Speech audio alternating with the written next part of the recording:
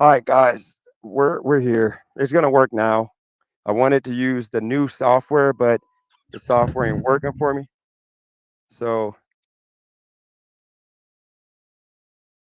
we're gonna have to stick to Streamlabs. I mean the StreamYard for now. As much as I want to use Streamlabs, but it just ain't work. But we're good. We're in here. Yeah, cause Streamlabs, I don't like this border for some reason. I'm gonna reach out to him on email. I don't know why I gotta have this stupid border if I'm doing like one cam. Shout out to Taz in the building. Yeah, I don't like this stupid border. I'd rather have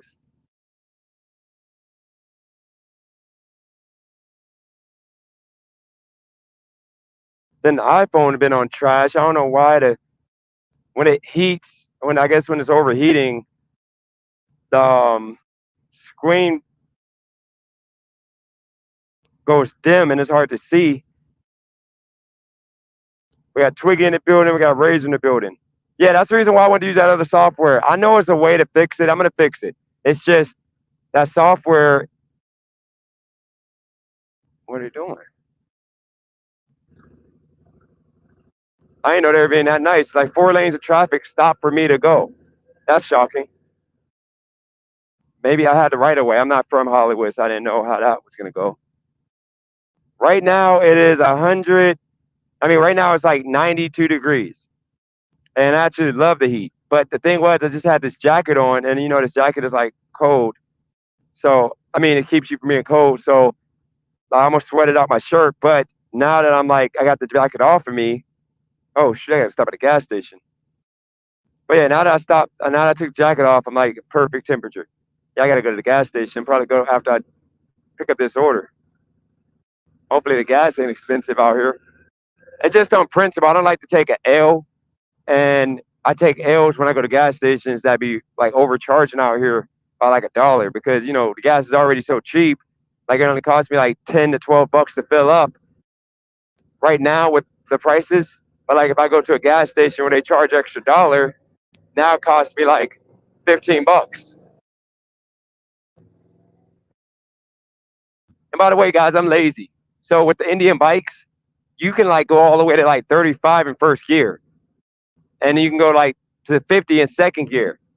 But it makes that noise, like that whining noise, because of the fact you can shift it and it takes away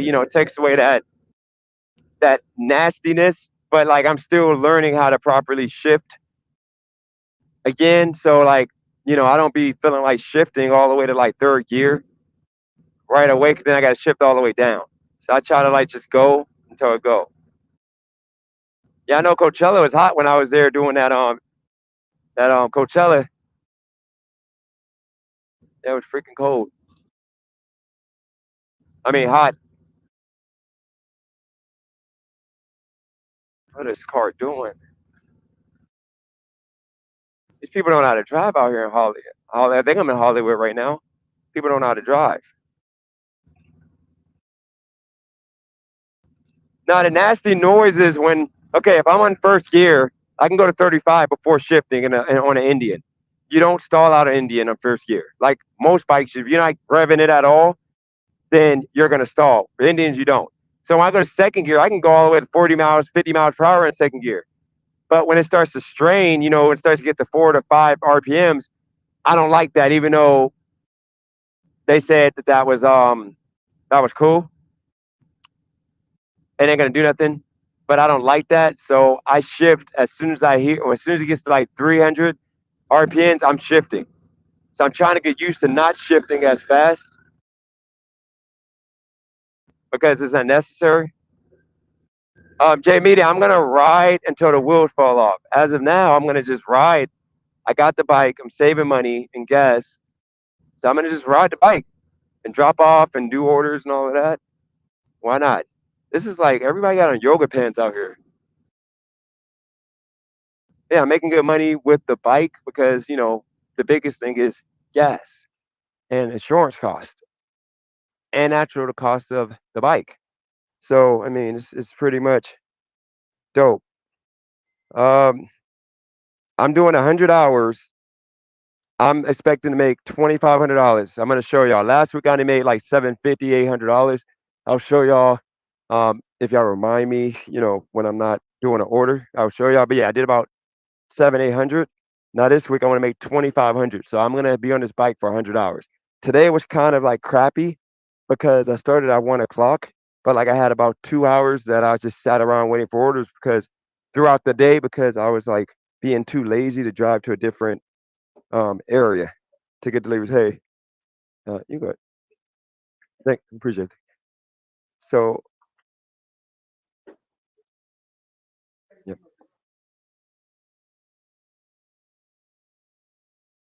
but yeah, so that's what yeah.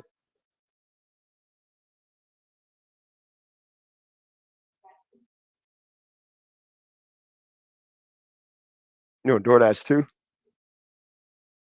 Oh yeah, I gotta grow up too on this. Is it busy? Like, is it pretty busy like nonstop? Is it still busy like nonstop out here, or has it been dead? Oh, okay. Uh, yeah. No, I got you. Can I do I just try to be top dasher with DoorDash so I can have nonstop because I was dealing with like coming out here and I'm stuck and I gotta drive all the way back to the region. Now I can dash anytime. So I've been having like slowdown. So I asked, dashers or whatever if it's like nonstop busy still in LA. I mean, for like I do both Grubhub and DoorDash. Oh yeah. Yep. Hopefully mine ready. Yeah, well good luck. Have a good day. Yeah, thanks. All right, guys. Um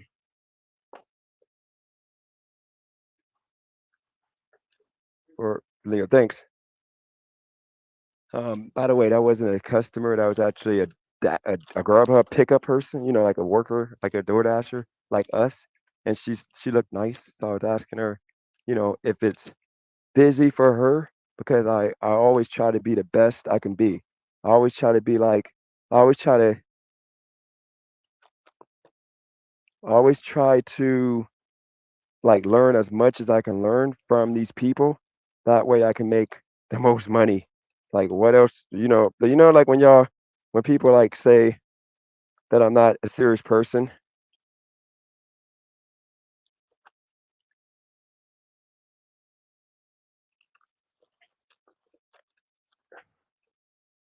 When people say I'm not a serious person when it comes to making money,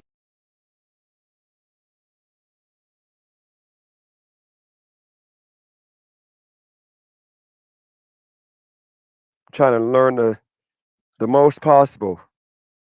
And for those that was trying to clown my bag, this is actually $100 catering bag that I got. This bag is like freaking I'm gonna take my time with this order so I get the most money. But yeah, this bag is a catering bag, okay? It's just I had a rack underneath here. So it sat on a rack and it would cause the bag to like actually sit up like that. But because I don't got that rack, because it was in my parking garage, somebody stole it, it's stuck to where I got to put these pads on the side and I got to go once I get downtime around like town, I'm gonna go to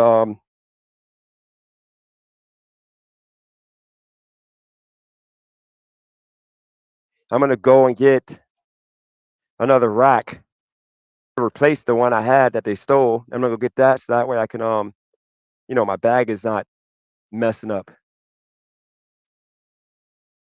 That's what we're gonna do.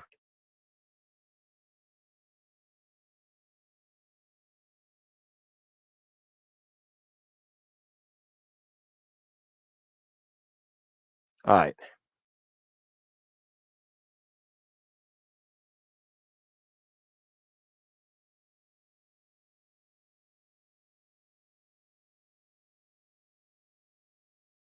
Driving a Wolf, there's levels to it. If you're on a bike, there's levels to it.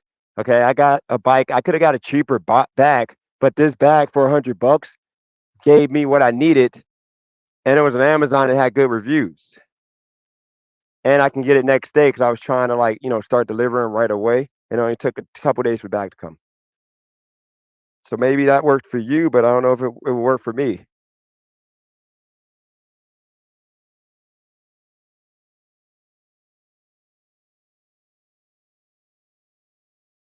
My bike has a warranty for 5 years.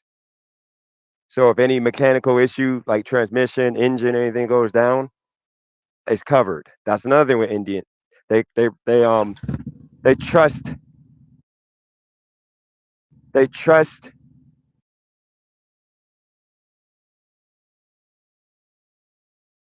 their bikes.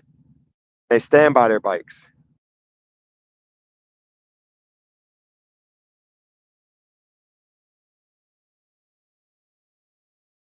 So Maddie will get on when she is ready. As I talked to her last, she said that she wants to. It sounds like okay. Here's the thing. I'm going to talk about this now. I was going to wait for a second and like kind of elaborate, but I'm going to talk to y'all about it now. This is what I'm going through right now with this channel. I did my research. I've been doing a lot of research, guys. Okay, so I've been doing my research. What I found out is that the reason why my channel isn't getting pushed and is always like my numbers are always staying low, whatever such, is because YouTube does not. Here's a Rolls Royce coming. Look at this Rolls Royce. Um, YouTube, they don't push channels that are age restricted. Now, with me doing videos that like has cussing and all of that in them, here come another Rolls Royce. There's a bunch of Rolls Royce out here in Hollywood. But yeah, since my videos for the most part are always age restricted, I think that I'm just in that box because when I stop cussing, I stop talking about like the topics, sensitive topics that would cause my videos to be red, which is YouTube Premium money only. When I was doing more green, like where like my videos weren't demonetized, I was being pushed. But now that all my videos are all demonetized, I'm not getting pushed. So I have to stop allowing people to come on and cuss and do all the craziness because I'm not going to get paid. It's not growing my channel. Nothing is coming out from that, okay? So there's literally no point of doing those videos, those lives. And that's what's happening. It ain't nothing but that. I got to stop saying, I mean, I am shadow banned though, but it ain't really a shadow ban. It's just more of like my videos aren't friendly to advertisers. So they're not going to push videos they're not making money on. So for me to fix that, I got to stop allowing people to come on my stream and wild out, act crazy. And I got to stop, cussing and allowing people to cuss. And it's just a lot of things I got to do. Now, in regards to Maddie and even Furby and everybody, I think with them, they want to come on the live stream and they don't want to engage in personal topics that kind of like, I think they want to do more of like trending topics, social topics, which it ain't nothing wrong with that. I get it. So at this point, I think with the fact that I continue bringing or doing the age restricted videos that are not allowing me to get that push, and the fact when I try to do a topical video or live, most of the current subscriber base don't really rock with those. You guys don't really watch those because I tried them. They just don't get pushed. Even the videos I've done talking about random topics. So I think the best thing for me to do when Maddie and Furby talk and they figure out, among themselves what they want to do here, I think it's best for me to do just lives with a base topic that I bring people up on and we talk, but it ain't going to be a chaotic mess of a bunch of people talking. And when I think with Maddie and Furby, I think the best thing for them two to do would be to do a live 3 times a week together to where they talk about. I got to stop at this gas station before I run out of gas. But yeah, they do a live together to where they talk about topics, and I just come on as a guest. I think that's what we should do. Shout out to Yin and Yang in the building. Appreciate you. I just got your message, by the way. I didn't read it yet because I'm on my live, but yeah. They're definitely coming on. Hopefully it's going to be this week. But yeah, we're going to be more of like bring people on and we do like question and answer to people that come on. And then we do topics based on what we already talked about that interest some of you guys. and then trending topics. But y'all gotta remember, I don't want to hear like when I was doing that interview with Furby, or what are you gonna call it? You know, because it was Furby Day. I was literally talking to her about things that ultimately she wanted to discuss. Like she wanted to discuss, you know, like mental health and things like that, and I didn't mind that. You know, if that's important to her, and I thought it was a bunch of fun questions I was asked too. So I want to do that over doing these long lives that I see y'all in the chat talking about. I don't want to do 8 hour lives no more. Like they're just exhausting. And it gets to the point that I just want to get off the live because like it ain't interesting enough for me to stay on for 8 hours. And I think yes, new people will be. I'm not no shots to anybody. No shots to anybody that been on, but like a lot of times it gets old.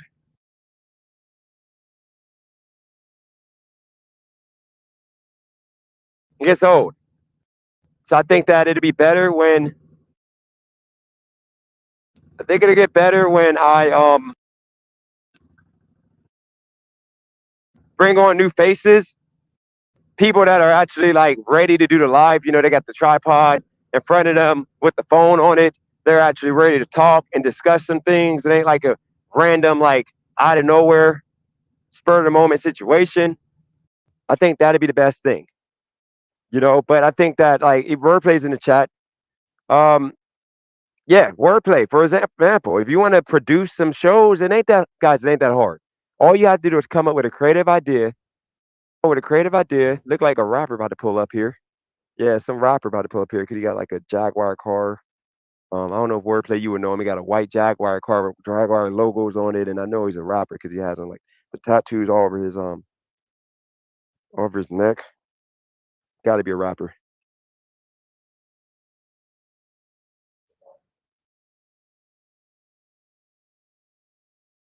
Like the car is too much car for him. He's like revving, like he's like about to run into somebody here.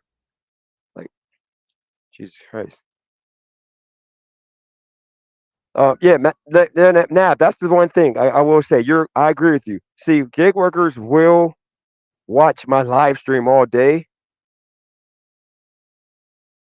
but the problem is I don't want to talk about gig work all day because that's gonna put me in a box. But yeah, if I start talking about gig work on this channel again, because I'm looking here and all these weak ass gig work channels, they're not doing no numbers. What is going on with this pump?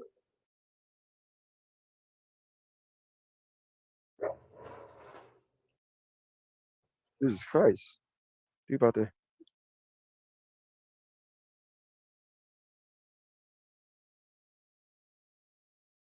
what is going on here? Pump is like broke.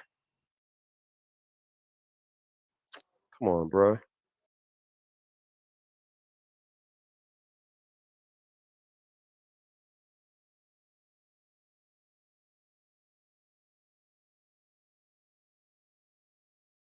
He getting cussed out right now.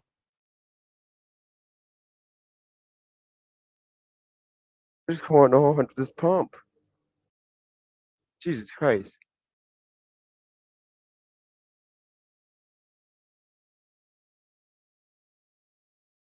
There we go. Now it's working. Jesus Christ. What's going on here?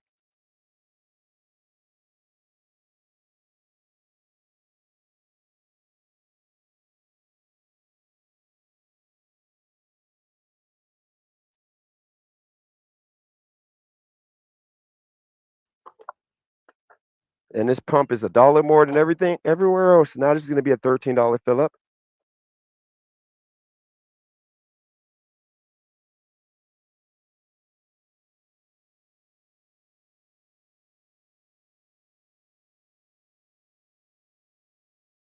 $5.67 for gas. So now it's gonna make me that's just put me at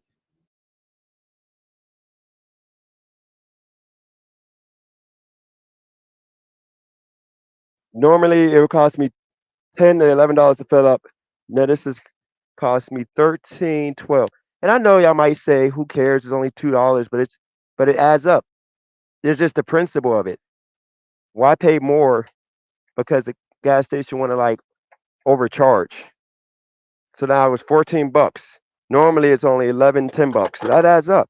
You figure if I pump every day, that's 120 bucks almost a month that I'm paying extra to freaking gas up. You know, back in the day, back like 2 months ago, I wouldn't have cared, which is why I had that charger that was a gas guzzler for no reason. But as I mature here,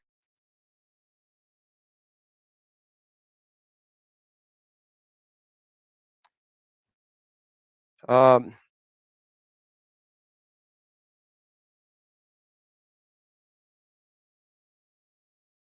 I'm not that guy. I don't do that. I'm not like groupie, so I'm not gonna do that. I'm not a groupie. I'm not gonna ask him because I could tell you he got to be some rapper. Sorry, but yeah, he's some rapper. You can just tell. I'm gonna have to freaking go around and do a U-turn because he has, of course, he has stereotypical chain. He got the tattoos on his face.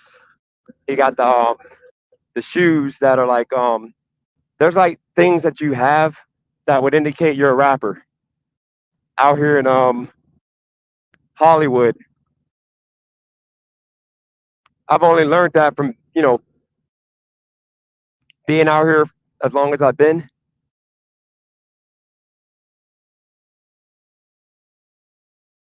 No, I'm not too cool to talk to rappers, but I'm not gonna do that. I'm not a groupie. Yeah, I'm not a groupie. Uh, the shoes look like they're from like Balenciaga or like one of those higher end brands. Yeah, I'm not. I don't do that. I don't stop and pull up on rappers. I just don't do that. That's diabolical work. My ego won't allow me to do that because they're. Yeah, I remember when I first came to Las Vegas and I used to be around like famous people. At that point, I was like, I was that guy. Yeah, at that point, I was that guy. Maybe at that point, I would do that, but now, yeah, I'm not doing that crap. No, because I know they just want to be treated like a normal person. And I know sometimes their ego is kind of diminished if you don't know who they are. Like I could tell that dude was trying to like get me to like say, "Hey, what's going on? What's going on?" So, you know, I didn't want to be that guy because he literally revved his engine in the parking spot or in the gas spot to where the white guy behind him was like, "Bro, what are you doing?" And it was some nerdy white dude, and he actually said, "Hey, sorry, sorry." So I know he's got to be like a weak rapper, like one of those like like the new those white rappers that try to act like they're black. He got to be one of those. And plus, let's keep in mind, guys. Let's keep in mind. I'm not saying I used to be a celebrity or I was lit, but at one point I had that type of clout. Even in Vegas, I was like C-list, to where I was able to go to all the clubs and I was able to be in all the VIPs and all that because I hung around celebrity chicks because of who I ran into originally when I got to Vegas, and then as I continued doing what I was doing. Yeah, I'm doing 100 hours. I'm doing 100 hours. Um, Razor. I'm talking about pre me going to work in Vegas. I'm talking about in 2008 when I was going to Vegas and I met that celebrity chick when she was popping at that point, and I got to be in all those rooms for like a good year, and it humbled me and made me realize that they are just like us. They're just on TV. That's it. So yes, there's some people that I would like be like, oh shoot, like if I saw Kanye, I'd be like, oh shoot, Kanye. But I'm not jumping up and down over no. Like I saw Kim Kardashian, and I could have took a picture with her and everything, but I just let it be because it ain't that serious to me. But like Kanye, Lil Wayne, not Michael Jordan because I saw him a couple times. I never tried to take a picture because he's big, but he ain't really impactful. Like he's just a good basketball player. But like Kobe, when I saw Kobe, he came to I was in Vegas. He was on the USA team, and they were like in Vegas for practice. They had a game that they played against a couple international teams. I remember I saw Kobe walk in. I'm like, oh my god, like my heart dropped, like because Kobe's literally like he's tall, but like he's like he looks like a normal person. Like he pretty much got like the Jordan body from when Jordan was like um doing his thing. He didn't have a normal looking body. He had a body. Michael Jordan had a body for like a 2010 to 2020 player. You know, he had like he looked normal, but you know all the other players of that height, they look goofy. They were uncoordinated. They couldn't slide their feet. They couldn't really shoot properly because they're so big. Jordan was like literally a normal looking person. So Kobe is like that. No, Michael Jordan is impactful, Mondo, but you're not getting nothing out of like getting an autograph of Michael Jordan. I mean, he first off, he doesn't give autographs. First off, let's keep that in mind. He doesn't take pictures with you. The only thing I would have been able to do was be a groupie and have my phone out, and like I would have my phone. I would have been like, "Hey, I'm with Michael Jordan," because he was actually in I forgot which casino, but he was in one of the casinos, like Encore or Venetian, one of those two, just walking around. And you know, he don't want to be bothered. He would literally say, "Get out of my face!" Like he's an a-hole, and I know that for a fact. So that's the reason why certain people I would never. And Michael Jordan does not take pictures with people unless you're like unless he wants to. He doesn't take pictures with kids at his own camps. He doesn't even take pictures. See, one thing about Kobe, Kobe was the most respectful legend. Like Kobe would literally be having dinner and he would take a picture with you. But he was so respected that people just didn't bother him. But if he was out, he literally because he Kobe knows how it feels to be like that kid that you know see somebody and he oh god that go the wrong way. He knew how it felt to be that kid. So Kobe showed respect to that. Okay, it looks like I went the wrong way. Here we go. We're in Hollywood Hills. It's freaking it's freaking hard to get around in here. Oh no, I'm in the right place. Why does it say 1720? I'm so confused. It says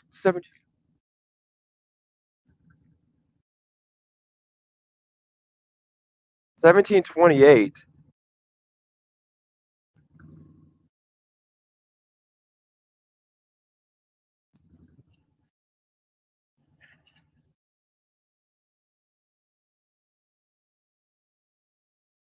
And these are when I used to do Uber and Lyft. This is like places to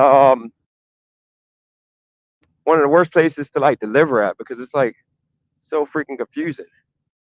This isn't even it. What are we doing here? Okay, let's see. 1720. I think I'm in the back of the building. Oh, Lord, Lord, Lord, Lord. What is going on here? These are some of the most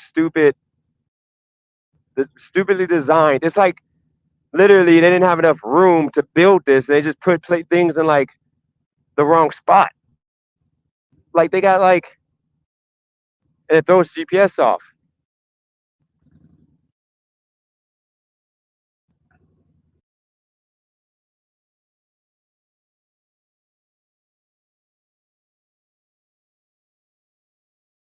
Yeah, y'all can give me some. Y'all can give me smoke in the chat. DeAndre, I'm door dashing because that's what I do in California. That's what I do in California for the time being. Lady walking like 8 dogs out here. All right, I think I gotta just park on the side in front of the stop sign and just walk it because I can't go back. That'd just take too long. So let me just take this walk out here.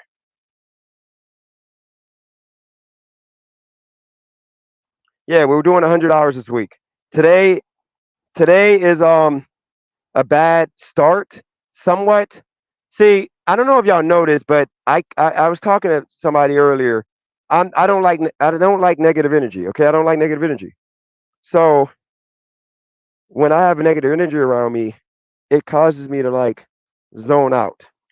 Okay, so that's the reason why I try to stay away from that as best as I can. I try to stay away from that. And then, guys, remember, I had a car.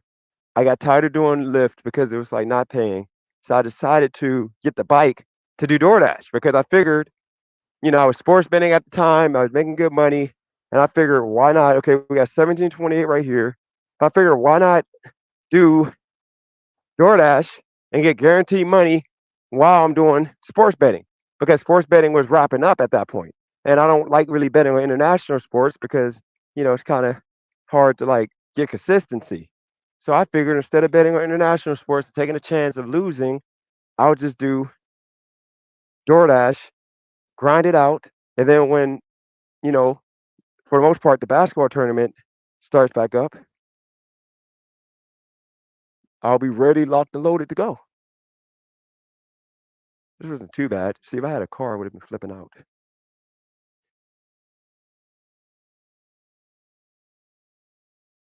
C, A. That's B. Where's A at? A right here. Okay.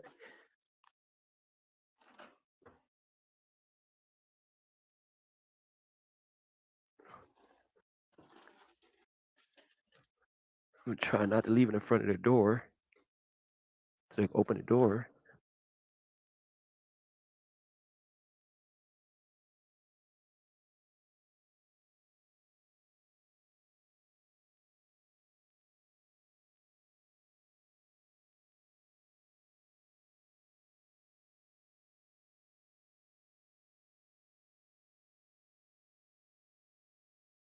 One thing I can never understand is how disgusting of a person do you have to be to freaking like how disgusting of a person you have to be to order DoorDash and not put a table or something in front of your door. Why would you want your food? There's like a big cobweb right next to where I had to leave the pizza at because like I learned my lesson knocking on people's doors because if they put contact lists only, leave in front, I don't call no more because I've called, I felt bad and like I've got cussed out like I'm not a freaking normal human being. Like they're gonna cuss me out, because I called their phone or I knocked on the door. So I just stopped doing it. I just leave it like they want it. But that's some freaking nasty work. Um, what we got? Jamal. See, Jamal, you should respect this more than anybody. You don't make any excuses in life. And right now, with the way I'm working this, if I do it the way I'm doing it, I'll make $6,000 by the time I gotta pick up my son. And then when I go to pick up my son, I'll have more than enough money when I get back to do this basketball tournament that last year um, put me in position to get the place that I got right now and everything I got right now for the most part. And then at that point, I'll have now 2 months or I'll have 2 weeks after that tournament's over to fully focus on him, enjoy, and then do my thing. And then when I move back, and it's actually going to be a road trip we may be taking here with the car and the bike and everything if I end up buying that car. But I'll have at least 20K to go back to Wilmington to, which will allow me to accomplish the things I need to accomplish. Top Dasher just allows me to drive or dash anytime, work anytime. And, I'm not afraid of hard work. If I got to do 16 hours, 16 hours, but I got to go every day that I'm trying to achieve.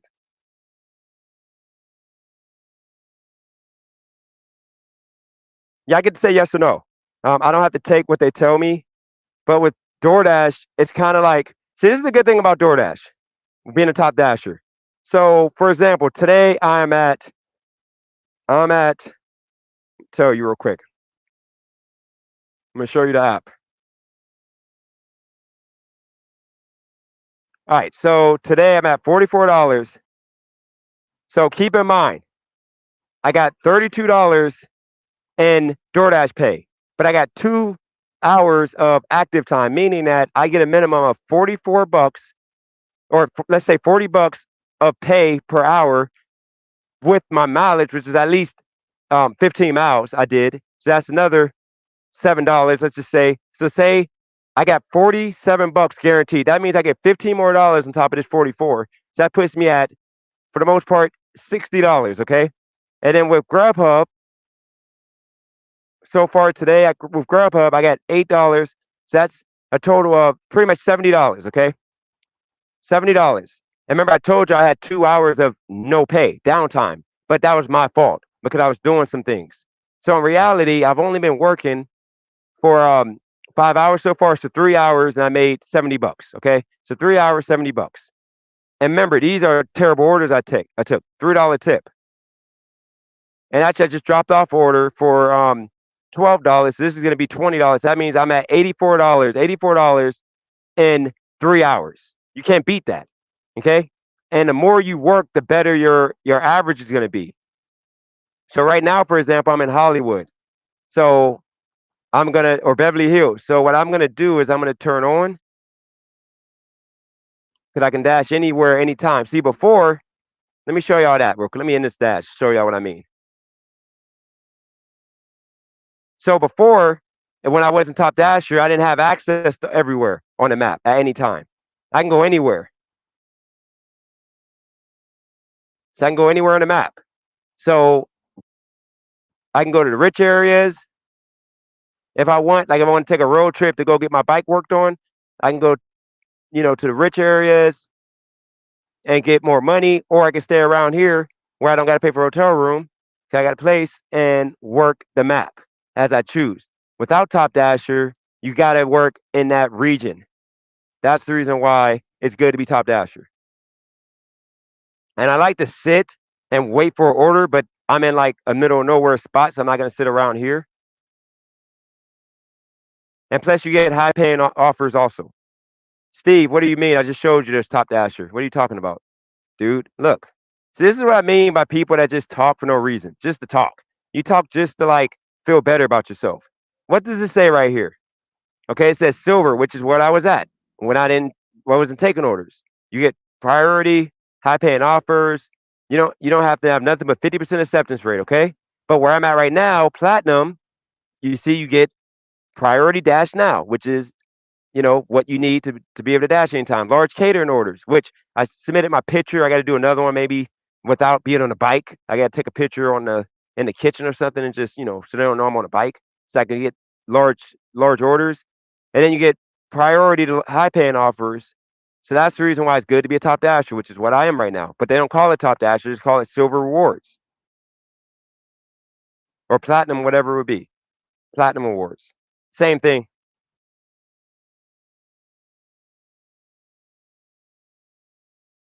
It allows you to work more. Brandon, if you want to go get a part-time job, you go get a part-time job. I'm good doing what I'm doing. Todd, I'm going to do sports betting on the 17th. 17th. How many hours in dash time though? You can't go off active hours. I just showed you. Um, it's 5 hours today. Or what did it say? Because I'm always on DoorDash if I'm doing Grubhub. I'm always on DoorDash. So I'm not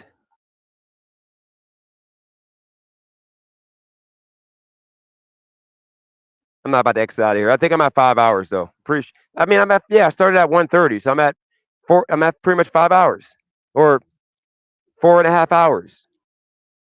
$80. And I didn't even include the Prop 22 money for Grubhub. Remember, I got Prop 22 for the 2 deliveries. I'm actually might be at $95. That's what I'm saying. You guys are gonna see on Monday the number that I'm at. It's gonna be $2,500 for 100 hours, and it's gonna be a minimum of that.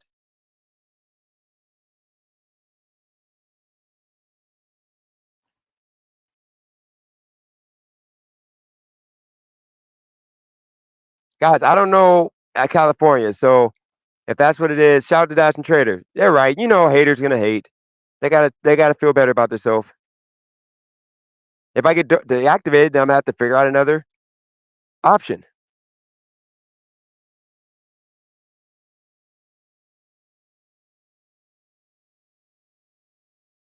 Brandon, look, bro. If I want to say I'm going to do 100 hours, I'm going to try to do 100 hours. I might not make it, but I'm not going to think I'm not going to make it. I'm going to try my hardest to do 100 hours, which is doable. That just means I need to sleep and work. That's it.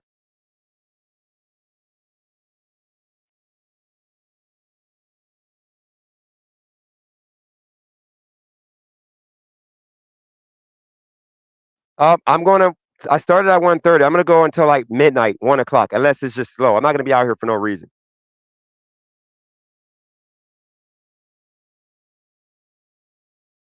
Okay, so Philip, how am I going to build other people's shows when I haven't established my own brand?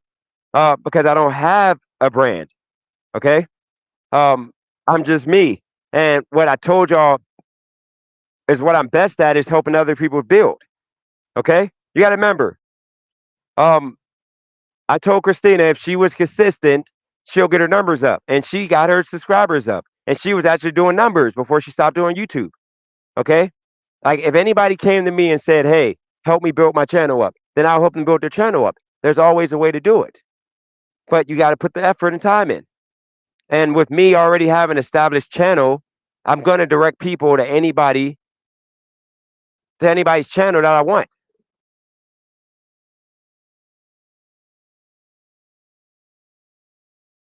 Todd, I'm not even think like real talk. Like, let me tell you, Todd. Um, this ain't more so nothing other than I'm going back to Wilmington in 2 months. Okay, I'm going back to Wilmington. I'm trying to make as much money as possible before I go. That's all I'm doing. I'm not doing nothing special. All I'm doing is trying to. It's like somebody who, um, it would be like Todd. It's like somebody who would be moving and they work at like Dairy Queen and they ask the manager for as many hours as possible. It would be like that. That's what I'm trying to do. I'm trying to get as many hours as possible, so that way I can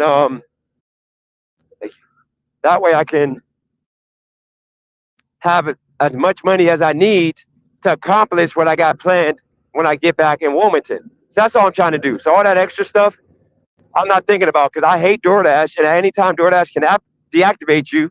So if you were to create something great, then you can get deactivated and you can be back to square one. So I would never, crap, I was turn there. I would never put all my marbles in one basket. And right now, if DoorDash was to deactivate me, I have options of things I can go do.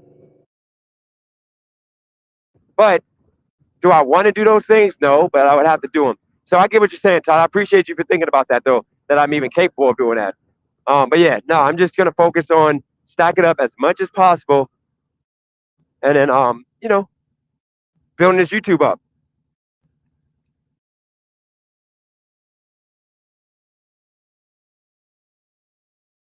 What else we got?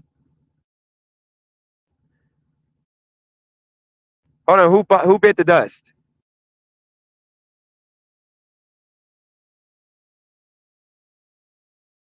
I don't know what you're talking about. Oh, you're talking about notary license? Yeah, I'm not doing.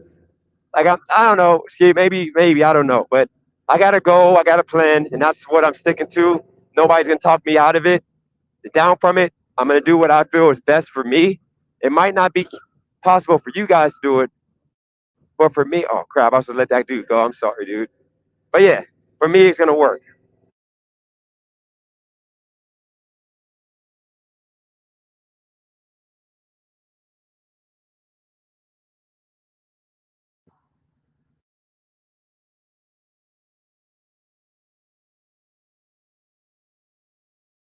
You know, people are so thirsty to try to like be like like people aren't even all the way good in their own life, and they're so quick to try to tell somebody what they need to do. Like, dude, who would want to go? Why would I want to go and work at a McDonald's and make after taxes $15 an hour when I can sit here on this bike, ride this bike until the wheel fall off, work when I want, as much as I want, continue doing this YouTube, knock out international basketball that's going to hit the beginning of July, and then you got the basketball league on the 19th. Why wouldn't I do that and stack up, then like do what you want to do? Now we just got a good one for Carney's for $12 for 1.8 miles. All right, so we're gonna cut that on, and we're gonna turn off DoorDash real quick. Put DoorDash on pause. Let me pull over to the side real quick. Yeah, because DoorDash, they be sending me offers. As soon as I get a Grubhub, DoorDash is quick to send me something, and then it causes me to like then I have to decline it, and it takes my acceptance rate down. So let me pause orders. Then I'm going to turn DoorDash on after I pick up this first order. And here's the thing.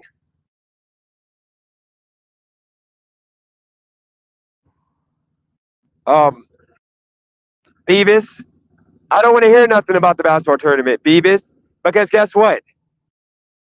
I was able to accomplish something that wasn't a fluke, it wasn't a luck, no luck. I'm literally on YouTube streaming what I was doing. And people like you were so thirsty to try to tell me how stupid this is while I'm racking up 3,000 a day. Literally, like while on live telling you guys about it, because when I started betting like freaking like making $3,000 a day, 4,000 in one day on live, I was telling y'all to jump on. I'm like telling y'all to jump on, and so many of y'all thirsty to be negative came on my live telling me how stupid it was, blah blah blah. But then I cashed out $25,000 in a matter of 10 days, and then y'all want to say something, dude. Just stop it. Y'all don't know. Y'all don't know and have a clue about anything. Like nothing straightforward for most people. A lot of people got to take different arcs in their life. A lot of people go to school for something that they don't even achieve, or they don't go and get a career in and achieve anything out of. Some people get a trade or skill that they get tired of and they don't like it. Like I'm literally sitting here. I made 25,000. If I would have stopped doing 25,000, but it ended up being 18,000 in a matter of 10 days. And then the following month, I made damn near 16, 17,000 in 2 different weeks combined, betting college basketball. So I don't get what the difference is. I'm going to be in a city to where the cost of living is going to be lower, to where it's going to be less stress to actually earn as much as I was trying to earn when I made that money. And mind you, I started the basketball tournament. I only had $88. I started with $88 and turned it into freaking $25,000. All right, Brandon, you want to go there? You know good and damn well I'm not no child support. Brandon, you want to go there? Loser, abuser of women. You know, I thought you had enough the last time I called you out the fact that like I brought you on a live that I felt so bad that I allowed you to be even around women of age. I mean, forget about underage, but around women after your behavior, dude. Though, Brandon, after this, because you don't know how to stop talking, you can stay in the chat. You're not coming on my panel no more. You're an absolute idiot. I've given you so many lives out here. And you're the creep that knows good and dang well. You know what's crazy? I had an emergency call about the creepy people, and your name popped up as one of the creepy people on my channel. How I can't have you around women because you're going to scare them away. And the same day, your creepy ass came on my YouTube channel talking about freaking, like, I want you to go into detail on how you like a man to please you sexually and this, that, bro. Like, you're not allowed to do that, Brandon. You are a creep. You are in a creep bag. I thought you were going to be the last person to try to talk about sexual anything with a woman on my channel after your freaking background. You, buddy, you might be a predator low key. You might have been on the predator list. I bet you any money, Brandon might be on the predator list low key. Because with the behavior with the one individual that you literally admitted to, now you got freaking another new person that comes in and you made yourself the creepy guy. Just because a creepy guy asked that in the comment section does not mean your creepy ass is allowed to freaking say that. Anything. So Beavis, you need to take the time, because the two ladies that's going to come on this week from Youngstown, you're definitely not coming nowhere near my channel, dude, because that was absolutely disgusting, despicable. And if you don't stop, I'll clip that moment and repost it and say, this is how you don't act, because it's right there in 4K. How would your girl think? What would your girl think about that? That you're asking a woman and then you try to blame it on the chat. You sounded so creepy asking. Like, I felt so bad for those women. And what was bad was I said that I was not going to have you nowhere near women. I literally said that earlier that day, but I didn't think you would have the audacity to come up on my live. And I let you, because I'm like testing out the theory. Like, can a man who messed up not mess up again in the same way? But nope, not Brandon. He's that creep. He's that creepy dude. It never fails. You're like the dude that, like, lives at right next to the school. The 80-year-old dude lives right next to the school, who has no fence, and he yells at the kids for freaking stepping on the grass because he just gets turned on by being able to interact with kids. So when school is over, instead of putting a fence up so he doesn't have to yell at the kids, he doesn't do it. He just like yells at the kids all day, like, get off my grass. And then a kid would be like, hey, Mr. Wilson, or hey, Mr. Beavis. And then you're like, hey, sweetie, I got some candy right here if you want some. And he suckers her in. First, he hands the candy on the sidewalk, and then he puts the candy on the porch. And then he moves on up to like candy. If you come right in the entrance of the door, yeah, you're that guy, Brandon. That guy that we have right next to our little elementary school. Remember our elementary school? We used to have right there, Brandon.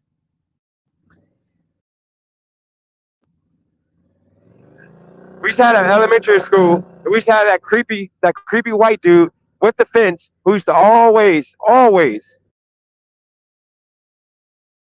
creep us out.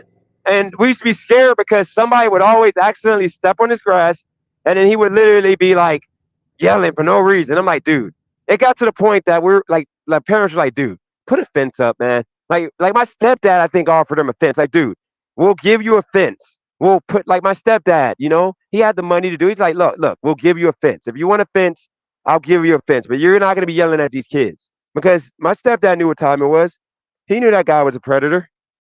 I gotta go to the house after this, guys. I gotta charge my phone up and I gotta eat so I don't waste money. Let's see. The battery pack is dead. This battery pack, I'm gonna throw it away. Actually, let me see if I brought my other one. I think I got my big boy pack. My Oh yeah, I got my big boy pack. So yeah, I don't gotta go back. I just gotta put this heavy ass battery pack on me. But yeah, Brandon, go to tell the people the truth though. Tell them about that dude, the dude that lived right next to Sheridan Elementary School, who used to always be the creep. We used to always tell him to go away. Like we used to be like, and we would accidentally step on the grass because if it's like three of us walking in the yard, we would accidentally like step on his yard. But we meant well. We weren't trying to do nothing. How the heck are you in a stupid place? This place is freaking stupid. You gotta like walk up steps to get up here.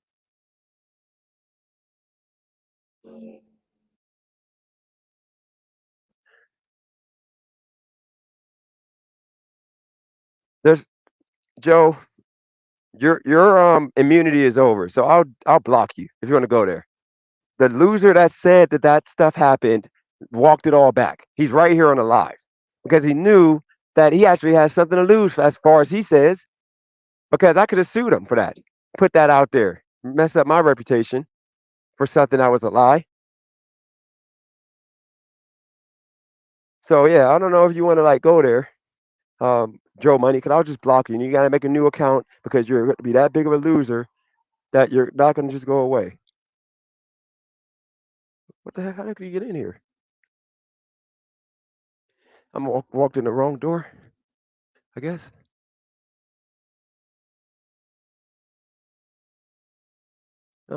Excuse me. Yeah, which way do you get in here? Okay, thanks. All right, so back to the point. No, I'm not. I'm not beefing. I'm only beefing with the same people, which is why I can't wait to bring these new women on the channel and start fresh because it's always going to be.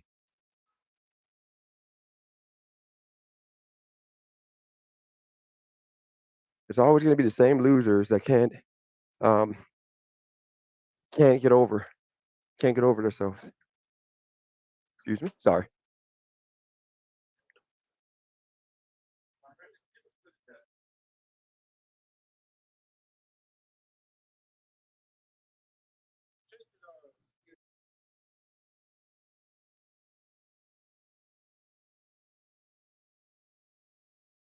No, I'm not going to go longer. 'Cause I'm in this restaurant.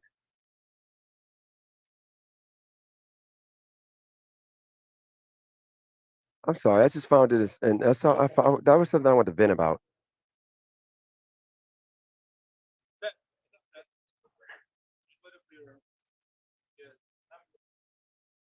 Yeah, that's something I wanted to rant about because he literally was he was on some freaking nasty work with what he did to those women. and he has the audacity to be telling somebody what to do. And you know what's crazy? I don't get why. It's always people that don't have no type of steam on their YouTube channels try to tell you how to do your YouTube channel. Like, bro, I got 47 people in here right now, okay? And like, you literally can't even get 4 views on a YouTube video that you put an hour of your life into doing. You can't even get 4 views, and you're trying to like tell me what I need to do to for my YouTube channel. If you got the answers, why wouldn't you? If you got the answers, why wouldn't you put the effort that you're trying to put on my channel? Why wouldn't you put that effort into making your channel better? No, it ain't constructive criticism if you say the same thing to try to like act like I don't. It's for Kelly M. Yeah, it ain't criticism if you say the same thing to try to like low blow me. And you know what you did, Brandon? You literally was. I couldn't respond to you. You were leaving all those comments while my audio was messing up because I was trying a new app. So you deserve to get all that smoke. Okay, Brandon. Let's see what happens on Monday when I show my numbers. Let's see if I'm at $1,000, Brandon. And y'all see how much gas I put in my bike every day. If I go to a cheap gas station, like like a regular one in like a city that ain't overcharging, then the gas is like $4.50. So I spend about $11. But if I go to a city that they be whacking, I pay about $13 a day. Okay. So we're gonna see where I'm at on Monday. Let's see how much money I made on Monday. Let's see if this is an A positive or if this is A negative. Because as a man, you do what you got to do. You don't care about, the effort needed. You don't care about the tiredness, the burning out, or any of that. You just do it as a man. You know, unlike you, to keep up with your predatory ways with women, you gotta like work hard. You gotta work hard to like, try to make as much as possible. That way, you can continue being a creep. Okay. So I say, I don't know why you don't just get it. Why don't you get like come on here and just be respectful and just fall in line and you won't get this smoke. But I'm telling you, dude, like your track record is nasty. You have no right to be asking women anything about what they like to do sexually. Dude, who are you? I don't get it. And I've been letting you go. I'll be letting you go. I'll be letting you go with it. But like it takes its toll. You've been talking this whole time I've been on YouTube or on this live today. On my other lives, you're talking. Dude, you don't have the answers. And I'm gonna leave it here and say that you only got 4 people watching your videos. You know what that means, Brandon? Nobody cares about you, Brandon. Your life does not matter. Okay? And here we go again about the child support, Brandon. You idiot. Um, I have a I have one child that would be potentially possible to go on child support, but I have his mom who is financially doing better than you in life, that she doesn't need my money. She's good. As long as I take care of what my son needs, that's all she cares about. Take care of what my son needs. Okay? The moment I don't do that, the moment that she's at my neck. Unlike you, Brandon. Okay? Like you just be whooping ass and taking numbers. I'm not even gonna go there, man. I'm not even gonna go there. And I hope you don't have kids. I hope you don't have kids. The way you be behaving with women, it ain't no way you have kids. Okay?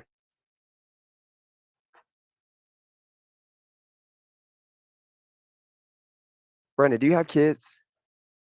That's a question for you, Brandon. That's a question for you. Do you have kids?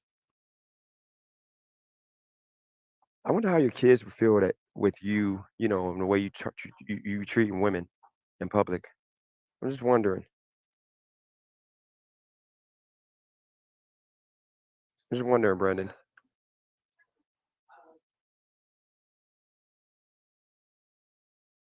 Christina, please don't tell me you're deleting comments. It ain't no way she is.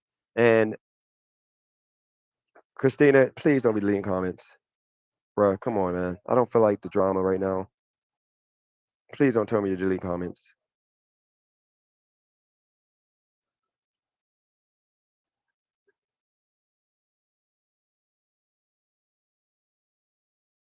I don't see. I can't even see my comments.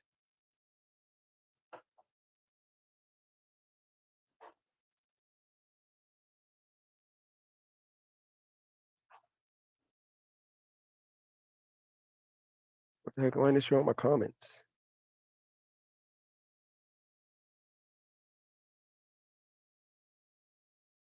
Oh, that's why. It was my old stream. Let's see. She's not deleting comments, y'all. From the Kelly. Forget. Yep. All right. God order. Yeah. Thanks. Perfect. Okay. Thank you.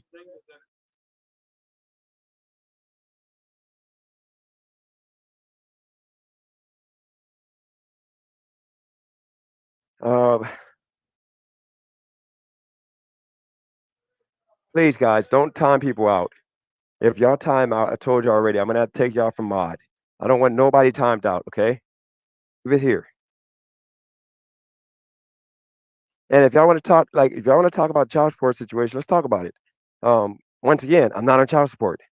Okay. I tried to put myself on child support with a child that wasn't even biologically mine, and that didn't work out for me because the mom at the time was living on a high horse and she didn't care about money because of the fact I was giving her money. When I had my money, I was giving her money, thousands of dollars, bought her a car, did all that. And then when the drug dealer dude, who is the biological dad, got out of jail, she figured she didn't care about my money no more, don't need anything, and she put him as dad. And when I went to try to put myself on child support with my daughter, they wouldn't allow me to do anything. So I had to sit there and fight, and they got to a point that it was nothing I can do. Nothing I can do because she's not biologically mine. The man got DNA tested, and he is a father. So the only thing I was able to do was walk away and keep it moving. So then my son, same situation. I tried to put myself on because I wanted to get some rights to see my kid, and that didn't happen because I wasn't able to take a DNA test that I begged for freaking 9 years for the most part, so I can get some custody. So that ain't happened. So then I get my son back after when he's about to turn 10. I get my son back, and then I finally get to see him and actually spend time with him when he's 10 and a half. And by that time, the mom, she wants to keep her control.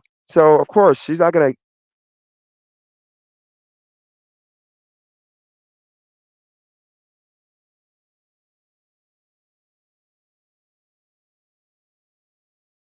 Of course she's not gonna give me any type of custody by doing the child support thing because she doesn't need the money.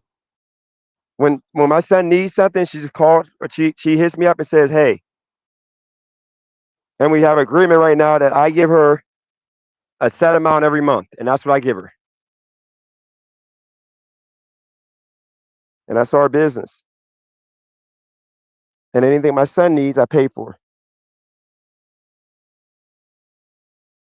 because she's not like you guys choose a broke chick. She got her own. She's not hurting for my money,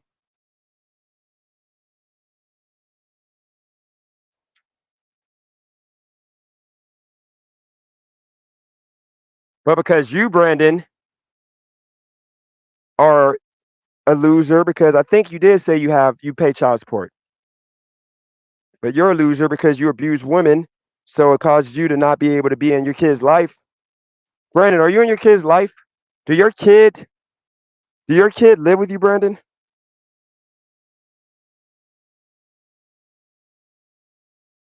If you want to go there, Brandon, do your kid live with you, or because you whoop their moms? You know what? You only get visitation because I'd rather, if you want to deem me as somebody not paying, if that's what you think, I'd rather be that than the guy that whooped ass and that denied me rights to see my kids while my dumb ass got to pay all my money up. Like I don't know if you think that makes you smart, Brandon. Do you not understand? You chose to be with a broke chick that needs your money because if the chick was making what you were making, then guess what? She would need your child support because guess what? She can just say, "Hey, um, I don't want you to see your kid because you whoop my ass, and I don't want you to hurt my kids with your mental health issues, your abusive tendencies."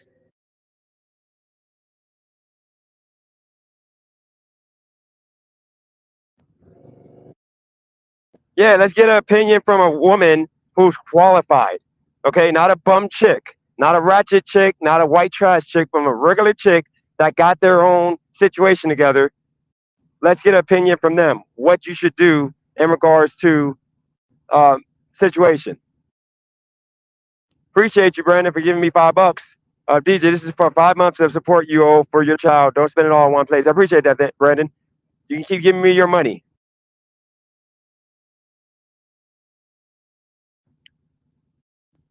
You know, um,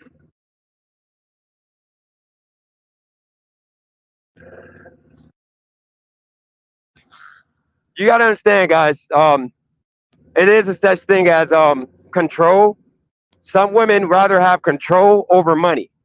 So they give up that control, once they give up that control for the money,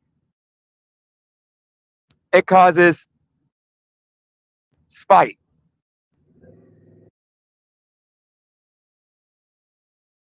And in reality, let's keep this in mind. Most of y'all talking can't even afford to pay child support. You know what's crazy? That the dudes that talk the most about child support and how morally this and that, if y'all got to pay child support, you guys are paying like $150 a month, $200 a month, $50 a month for most of you guys. Y'all can't even afford to pay child support. Why y'all talking the most? Y'all can't even afford to pay it. It's the same as y'all that be talking about, oh, I don't want to get married because she didn't take half my stuff. You don't have anything for her to take. You're on my channel, just talking, not learning nothing, not being better. You don't have nothing for that woman to take. Instead of you busting your butt working right now, you spend 8 hours on my channel talking, not accomplishing nothing, like you're that dude. You live through Future and rappers who got to pay child support, and people that get married, they got to pay spousal support and give away half their stuff. Y'all be crazy. No, Jamal, this is Jamal. This is entertainment. This is what you do on YouTube. The more I go in on losers like Brandon for content, the more views I get. Now, if when I have those ladies come on, I have other ladies come on, we're gonna talk about topics, and these losers who are all gonna be thirsty to be a part of that are not coming on, and it's gonna make them. That's gonna be their punishment. Instead of me ignoring them right now, I'm gonna just use them for content, just talk about them. It's funny. It earns me money while getting me views. So why not? That's what you gotta do, Jamal. If you do YouTube, ever decide to YouTube, that's why you would talk about the haters. Okay?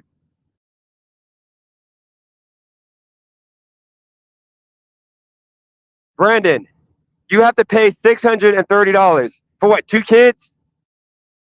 Brandon, you are required. Hold on, is that 635 for 2 kids, Brandon?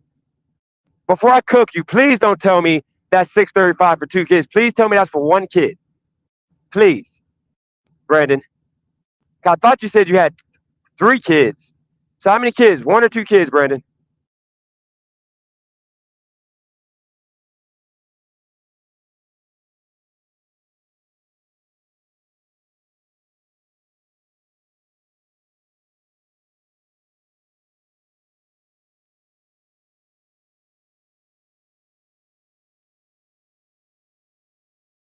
You know, I wouldn't. Here's the thing. Um, Hold on, Brandon. How many kids you got? How many kids you got? How much is support you pay for all your kids, Brandon? If you want to go there, and you do realize that, Brandon, you have to pay more because you whooped ass of your kid mom. They penalized you for that because you went to jail for whooping ass. Okay?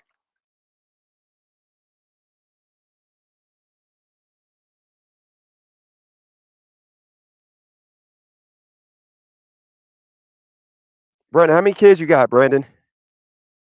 Because you're trying to clean this up now. We're not doing that, Brandon.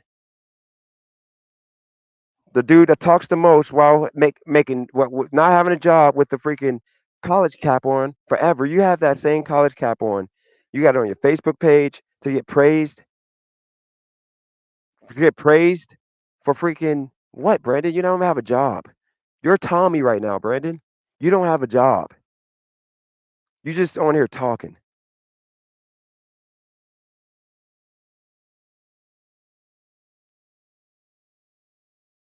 I'm confused, Brandon. Brandon, tell me how many kids you got. I'm pretty sure you got 3 kids. Yeah, Brandon whooped ass. He can't take that back. And we're gonna go there. Since he wants to go there personal with me, I'm gonna go there personal with him because I don't respect woman beaters. I just don't. I don't like them. I hate them. They're the worst human beings. I don't play around with people hitting women.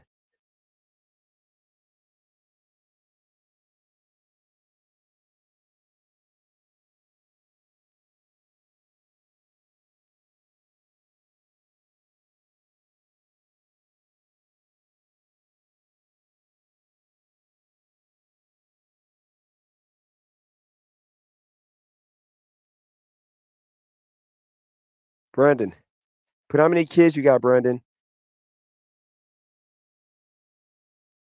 Brandon, put how many kids you got. So you're not paying child support for the other kids?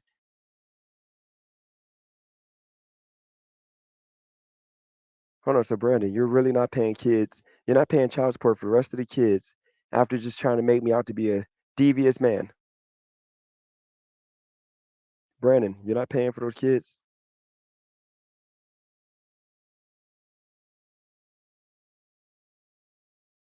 This is some devious work, Brandon. Nah, Brandon ain't coming up. I'm gonna cook them on the live. This is the benefit I get of it being my channel. Hey, I don't see your name on the dial pad. Oh, actually, I just did. I'm sorry. I see it back.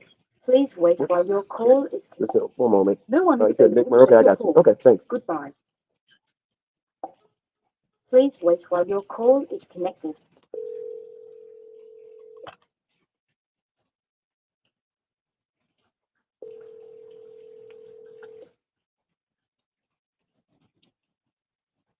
No, Brandon didn't hit where it hurts. It's just like if I can use him for content that he earned, he earned this punishment.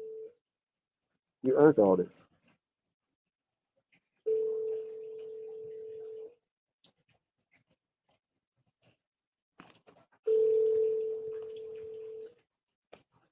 So Brandon, you got 3 kids.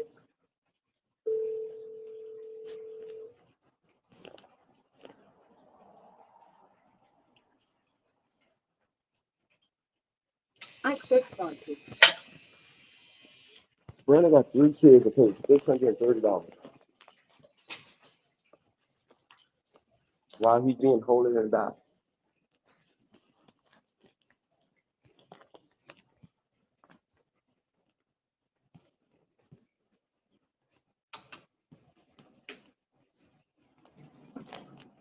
What you got, sir, is a let me talk like you, Brandon. What you got, sir, is a victim complex. You whooped a woman's ass. She took your kids away and took your money away, and she put you in a freaking crappy apartment.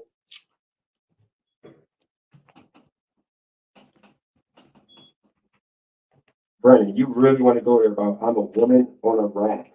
Okay, now I'm gonna do a whole topic on the rag topic, Brandon. You just went there. I don't believe you. That was devious, Brandon. You actually want to go there right now with your history. You're going there with your history. I guess what I'm going there right now. Unless you're gonna say sorry, Brandon. Yes. All right, Brandon. Let's go there.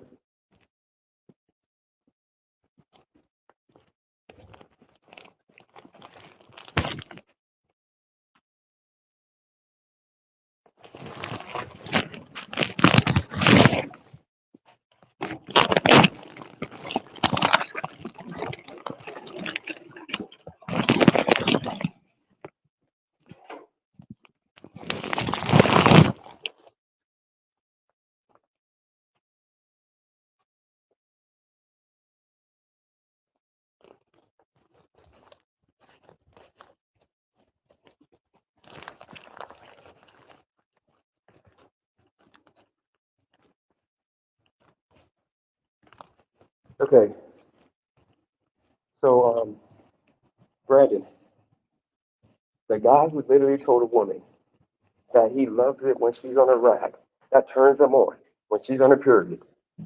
You have the audacity to use that analogy about freaking. You have the audacity to use that analogy about I'm on that time of the month, Brandon. You're freaking crazy, Brandon. Brandon, you're a predator. You're an ass whooper of women, not men, because I offered to box you. But you keep saying bare knuckles. No, nobody's bare knuckle fighting you with your freaking boulder head. Freaking fight. Like nobody's freaking. You're a predator, dude.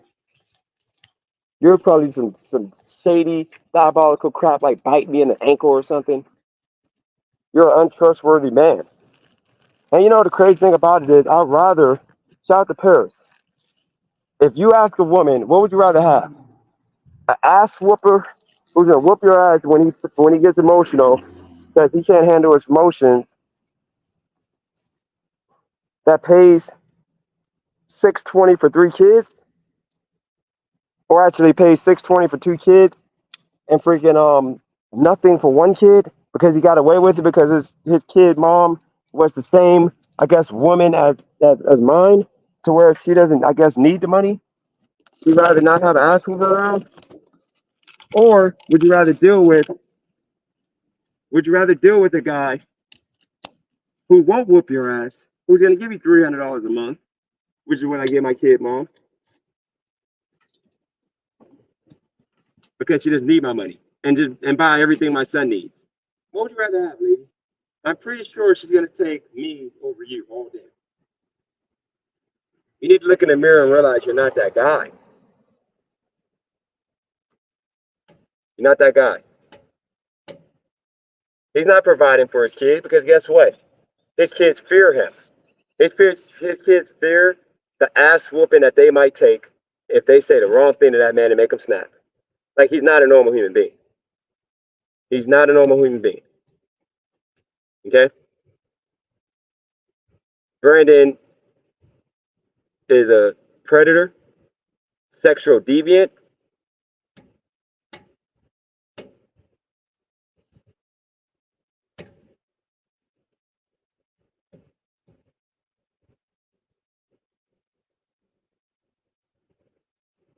That's crazy, Nap.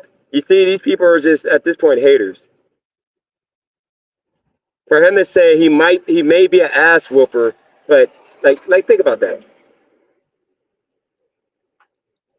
No, Bevaz, everything I'm saying is factual because he admitted on here and actually looked up his record.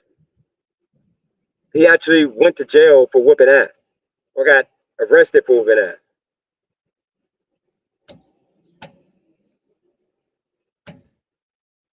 You do realize, Brandon, like, like, who to brag?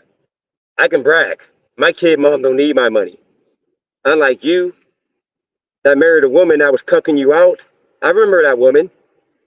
If y'all want to go see how Brandon was getting cucked out, go look at the Lauren Hour podcast when it first started. She came on a couple times and literally cucked him out. He was literally, I had to talk to him. That's why I was calling him a beta, because she literally would make this man say some of the most craziest of things. Like this dude would literally be talking about, you have no right to be standing against women, like wow, the whole time he's whooping her ass.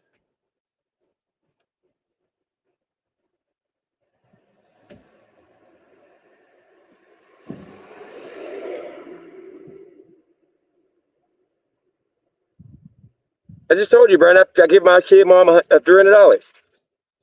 And if there's a month I don't pay it, she doesn't care because I pay for all my son's stuff. My son's birthday and Christmas, he gets $500 from me. Like she doesn't care because she doesn't need the money. It's just on principle now. She just would like the money, but it is what it is.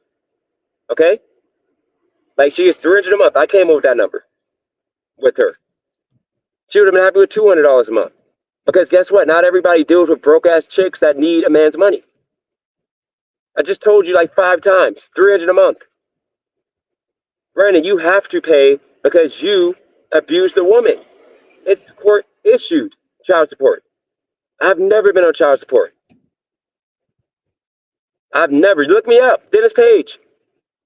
Like when my son was born in Mount Vernon, Illinois, go look up Dennis Page. Look up Mount Vernon, Illinois. See if I got a child support issue on me. I lived in Ohio. See if I got a child support issue on me. That's where my daughter was born.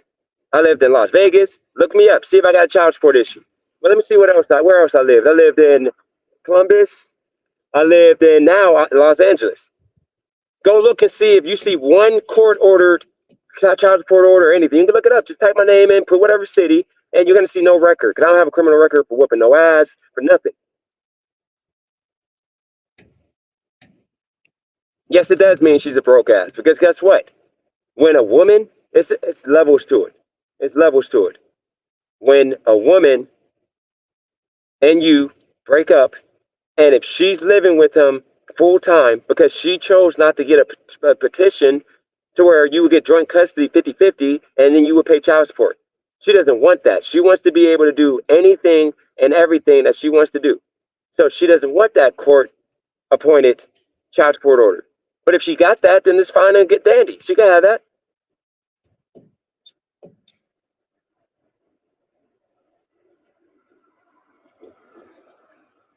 Jared, that's kind of racist. Come on, man. A lot of black men don't have it. I appreciate that comment, though. No, that's kind of racist. Brandon, I don't have to pay nothing based on income because my chick, once again, is not a chick that is going to hunt me down for child support. She doesn't care.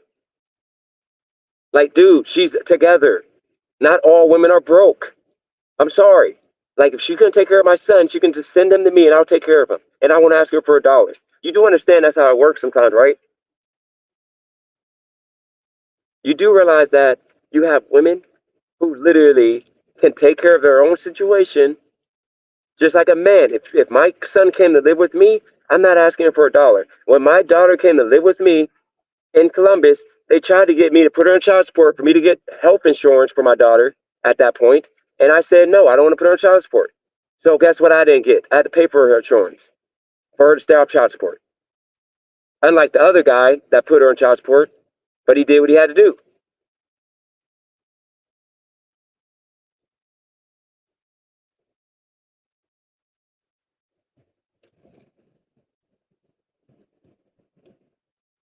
Brandon, my kid mom makes more than you. Times 2. Okay? She doesn't need my money. It's just principle for me to give it to her. Okay? Yes, my son has a stepdad. He's the man of the house. That's how it works in functional families. Okay? With kids that aren't living with their biological dad. They have a stepdad normally in a solid home. I'm happy that a man is in that home. I don't want a single mom raising my kid. Any other questions y'all got? The panel is open. Let me get to this restaurant so I can get some orders over real quick. Let me make sure I'm on. Okay, I'm active on both apps. No, she's not just a nurse. She literally runs a whole hospital, or not hospital, but I'm not even gonna put her out there. But she's more than just a nurse. Holly Girl told y'all. She's way more than that.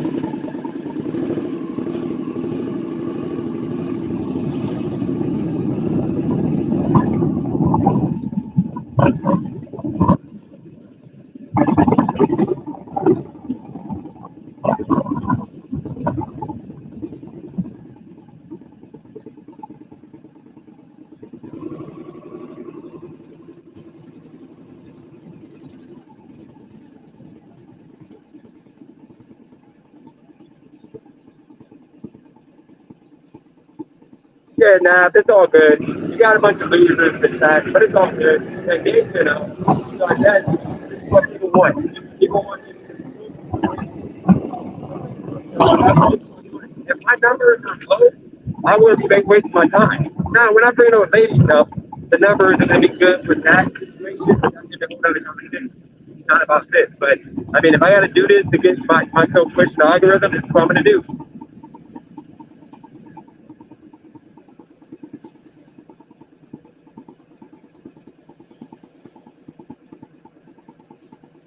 You do realize that, giving a kid anything that he wants will ruin that kid. So just because she's able and she can afford to get him anything he wants, which she does, Like that boy, she wouldn't let me give him $500 for his birthday. I didn't tell her after I gave it. She wouldn't let me give him that. But she went and bought a pair of seats for no reason. You know, she wanted to give him lights. My son, now he yesterday. He wakes up in the morning and says, you know what? I think I want this. I think I want this now. I want that now. Like I bought him that PlayStation and he got that computer and this boy was about to sell both to just buy something like a laptop, I think. That's how he is.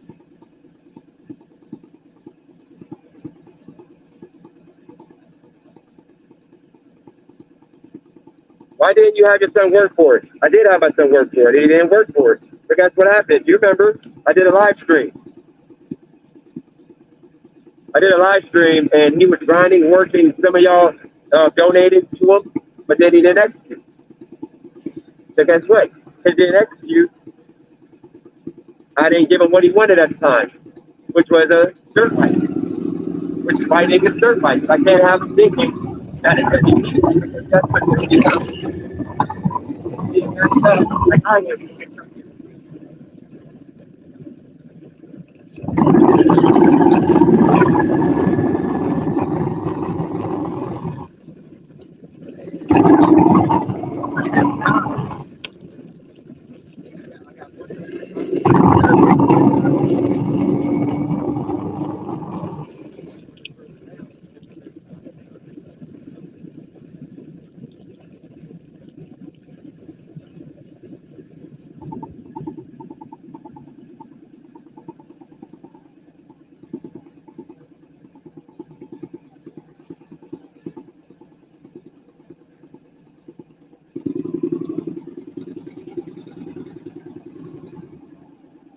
Nah, I'm not putting nobody's meat in the back of me.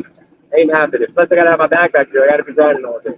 I'm not grinding until I get to my. I'm not stopping the grind until I think of my set. Yeah, you don't have on the back of my bike.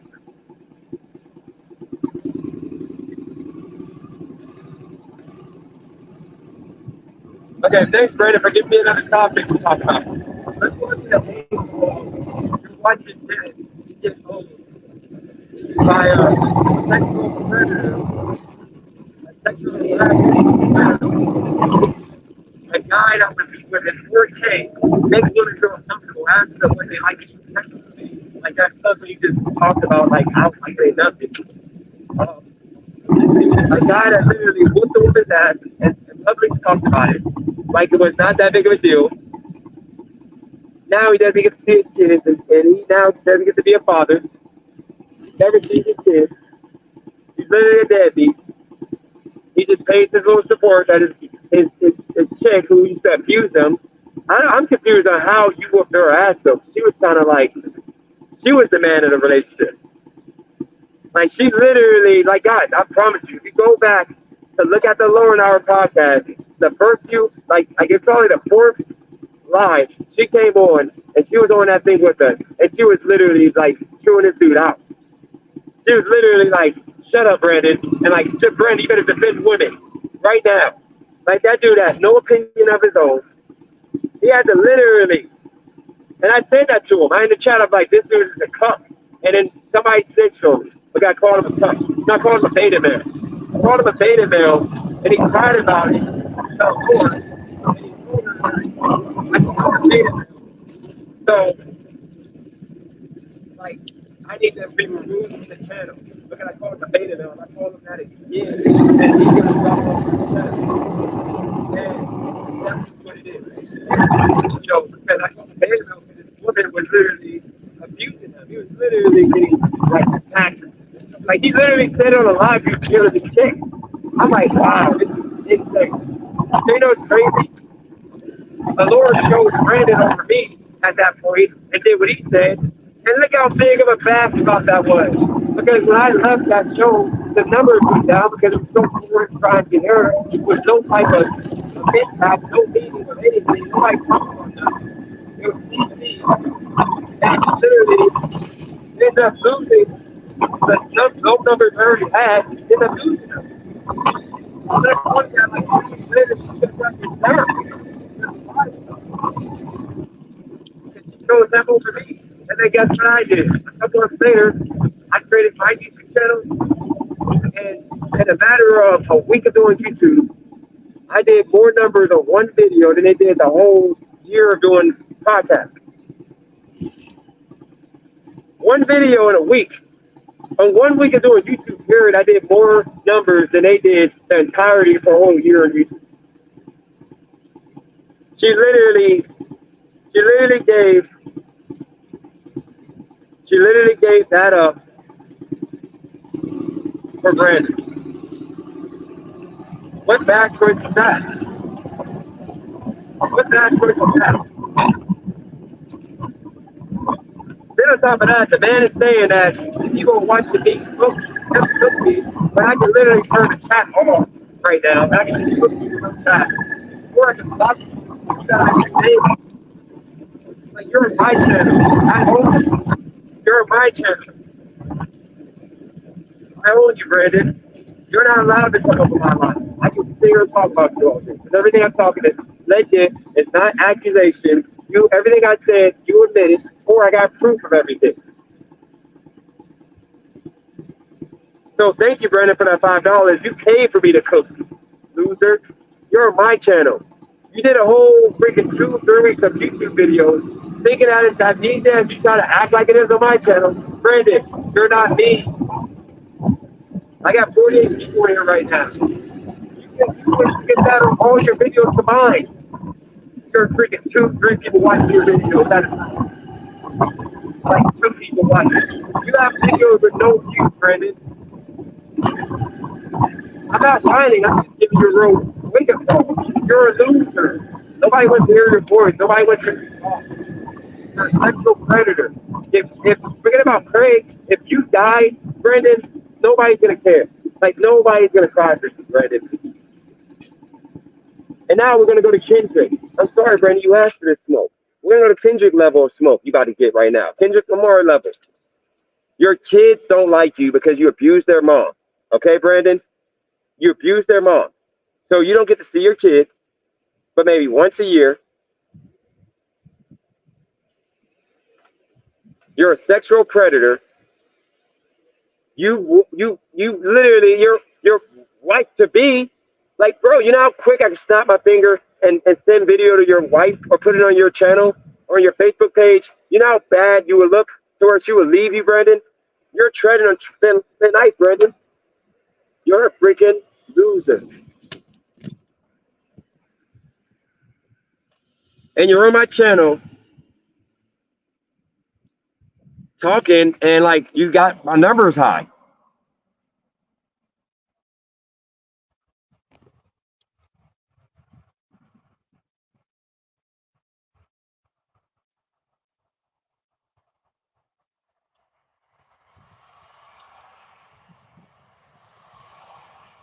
Not what it's like, because I won't do that. I could admit dox them, but did I do that? No, I didn't dox them. I let them be a creep. I let them be a creep. What is life?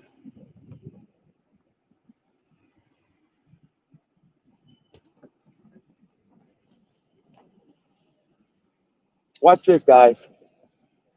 I'm about to literally time out Brandon, and for 5 minutes, he got to listen. He got to just watch this, unless he go make a new channel name or use a different account. I'm gonna put Brandon in timeout for 5 minutes. Brandon, now you got to just listen, loser. You see how it works, Brandon? I own you. I own you. I can do anything I want to do to you right now, Brandon. I own you. You are a loser. Because I time him out because he needs to know his place. He does not matter in this world. He's not important, Brandon. You helping me with my numbers right now because people don't like you. And this is entertaining to see a man go down bad. To see a man to go down bad. Like, this is entertaining, Brandon. Some people like this. Some giving people what they want. We got 49 people here rocking out, listening to you. But Brandon, you just called yourself my daddy. Would a daddy or would a son time out his dad to where I can talk about you all I want and you can't do nothing, Brandon, because you can't get off my channel and you can't get enough people to listen to you. So Brandon, why don't you do this, Brandon? Go to your channel right now and go live. Or go on any platform, go live. I'll tell everybody to go over to your channel. I bet you nobody's gonna stay because you're boring, Brandon. Nobody cares. You're a loser. So come back like a good boy, because I'm gonna allow you on my chat, Brandon. I'm gonna allow you on my chat. While you're sitting there with your fist pounding, like, ooh, I wish I could fight him, but I'm too pussy to box him. So now guess what, Brandon? You're going to continue saying that you're not going to fight me with gloves because you know no man is going to waste the time bare knuckle fighting. They're going to box. But once again, if I go get a woman to fight you, you're going to say, oh, I'll box you with pillows that's gloves, or I'll put gloves on, because you know you can abuse women. But you wouldn't do that to a man. And I got somebody near Philadelphia that said they'll pull up on you. And what did you do, Brandon? Oh no, I don't want those. No, I don't. No, sir. I'm only gonna fight bare knuckle, loser. You can't fight a man, but you can hit women. That's the reason why I don't like you. The moment that you told me you hit women, I knew there was no way I was gonna have you on my channel as a co-host. I can't have abusers on my channel. Like, I gotta rock with you. I can't back you over beating up women. He is scared, EJ, to fight because I offered. He got the money to fly out here. I told him straight up. He flew out here. I can go book the ring, and I'll put it on YouTube so everybody know I booked it, and we could do it. And what did he say? Oh no, we got a bare knuckle fist fight, dude. Why would I bare knuckle fight you?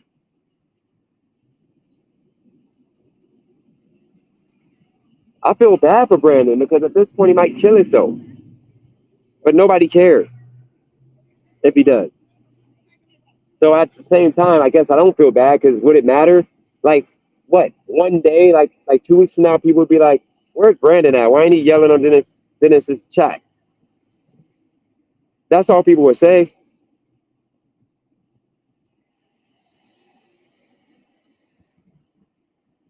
That Bagman, that was a bad move. I let Brandon on with Maddie, and he literally became a sexual deviant. Brandon's never co-hosting. He's not coming on my channel. Now I'm gonna put the link up. If anybody wants to come up, not Brandon. This is the power you get, Brandon, when you're entertaining enough to keep people tuned in. I've been talking about you for an hour, Brandon. For an hour. And the numbers went up. You can't even get 2 people on your channel. Beavis.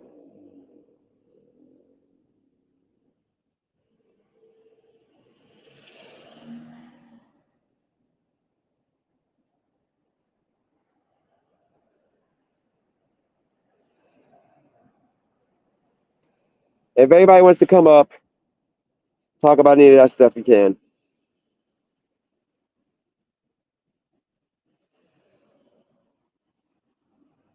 See, what happened with Brandon, the reason why, I'm not really going off, what happens is Brandon has ego, okay? He thinks he knows it all, okay? So I'm over here on my bike testing out this other app, Streamlabs. And instead of him allowing me to just do me, Beavis decides to start like trying to tell me how to do something so basic. Like, dude, like I didn't know that app would not allow me to freaking like connect my audio on a $600 headset that cancels out sound. I've been using it for freaking 2 months, 3 months now with no issue. But this Beavis dude decides to come up talking about how I can't afford to go get a GoPro and I'm stupid to where my audio is trash when I'm literally using a headset that literally cancels the noise, but I got to use StreamYard. I don't want to use StreamYard. I want to use Streamlabs. And I don't want to do a freaking GoPro because I got to edit the video. I don't want to do that. I want to be live. And he knows all this, but instead of just letting me live, he decides to stay and talk and do all that just to freaking try to make a point and try to act like he's good or he's better than somebody or whatever. Like he knows it all. While this dude got 2 freaking views on the videos. Let me show y'all real quick. Let me show you. Let's go to Brandon's channel. Let's see if it got any better. He has 45 subs. On his last video he did 3 weeks ago before he gave up and said, this ain't it. He got 1 view. Before he said, this is it. He got 1 view. And that was me seeing how stupid he sounds. That 1 view was me going on there just to see how stupid he sounds. And then 7 views, 3 views, 6 views, 9 views. Mister, I'm going to tell you how to do. And then before that, no views on videos. How do you have no views on videos, dude?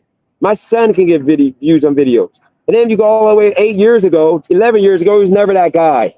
11 years ago, 10 views, 5 views. You never had a you never had a video that did over 11 views, dude. Okay, 13 views. You never had a video that did over 13 views.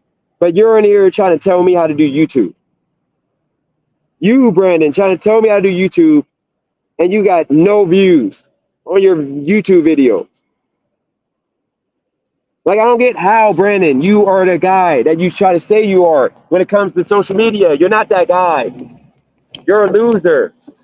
You're an absolute loser, Brandon. Nobody wants to watch you, listen to you, talk about nothing. You're a loser in real life. You're a loser. And you know what's crazy? The reason why I didn't feel as bad as blowing you guys off on that trip to freaking because when I saw you, Brandon, Maddie, this is what happens, Maddie. This is what happens when somebody disrespects you, Maddie. You gotta take it there. And this is entertainment. These people on my channel. Maddie. This is what happens. Now back to the point, Brandon, when you guys decided to put that allegation out on me, because y'all was mad that I didn't want to podcast with y'all no more because you guys were not entertaining. You guys were not entertaining, and you guys had the audacity to make it seem like you're my boss, like I gotta check in and out, like you guys are paying me something before I quit. When you guys did that, Brandon, okay, I left that podcast. You guys did no numbers, okay.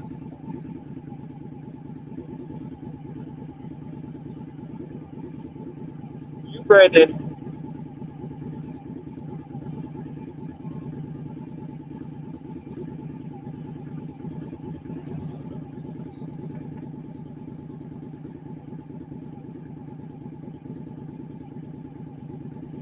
Brandon, last month I got a YouTube check for damn near $500, and that doesn't include the money I got in super chat. So that narrative of views don't matter and all that, bro, that's just stuff you say when you don't got views. When you can't get numbers, when you can't get to the point of like actually making money on YouTube, then yeah, that's what you're gonna say. But anybody that does YouTube will tell you. You know what? Think of Patty. I respect Patty. For the sake of Patty, because she's white. Let's think about this. Let me go another name right now. You know what name means? I'm thinking $1,000 every week off of this. Was because I followed sets of rules, okay? So here's the situation.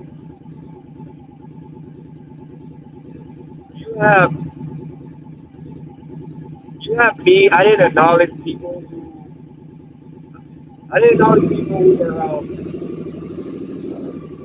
miserable, who were ignorant, who were not supposed. So when these individuals, after they tried to like put me on the back, to make me look crazy, when I saw that picture of this man wearing in at 250 pounds with the shirt that didn't cover his whole belly, with dad's boat shoes, looking like a sexual predator. You know, predators usually got a bald head with like the gold mustache, like the mustache goes around their mouth.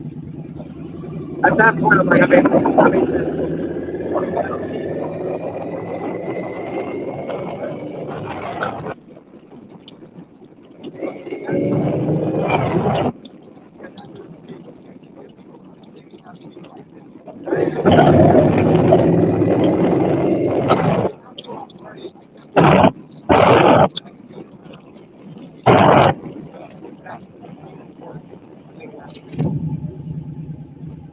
But that's pretty much the basically what I've done. But when I came with YouTube, I became more of a humble guy. I didn't care about the money as much. I just let anybody be a part of me.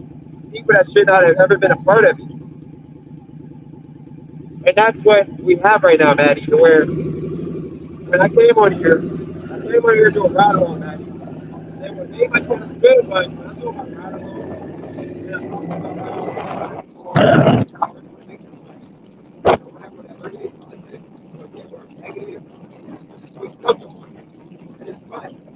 all the YouTube channels do. When you have a platform, you do. So you gotta understand that's you're gonna get people that are gonna disrespect you.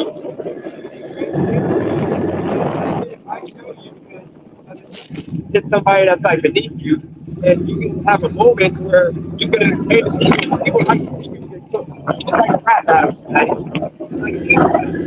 So people like to see that. So if I can talk about that, why not? And I'm not taking that away from my channel.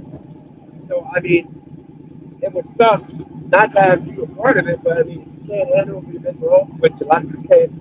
I respect that, appreciate that.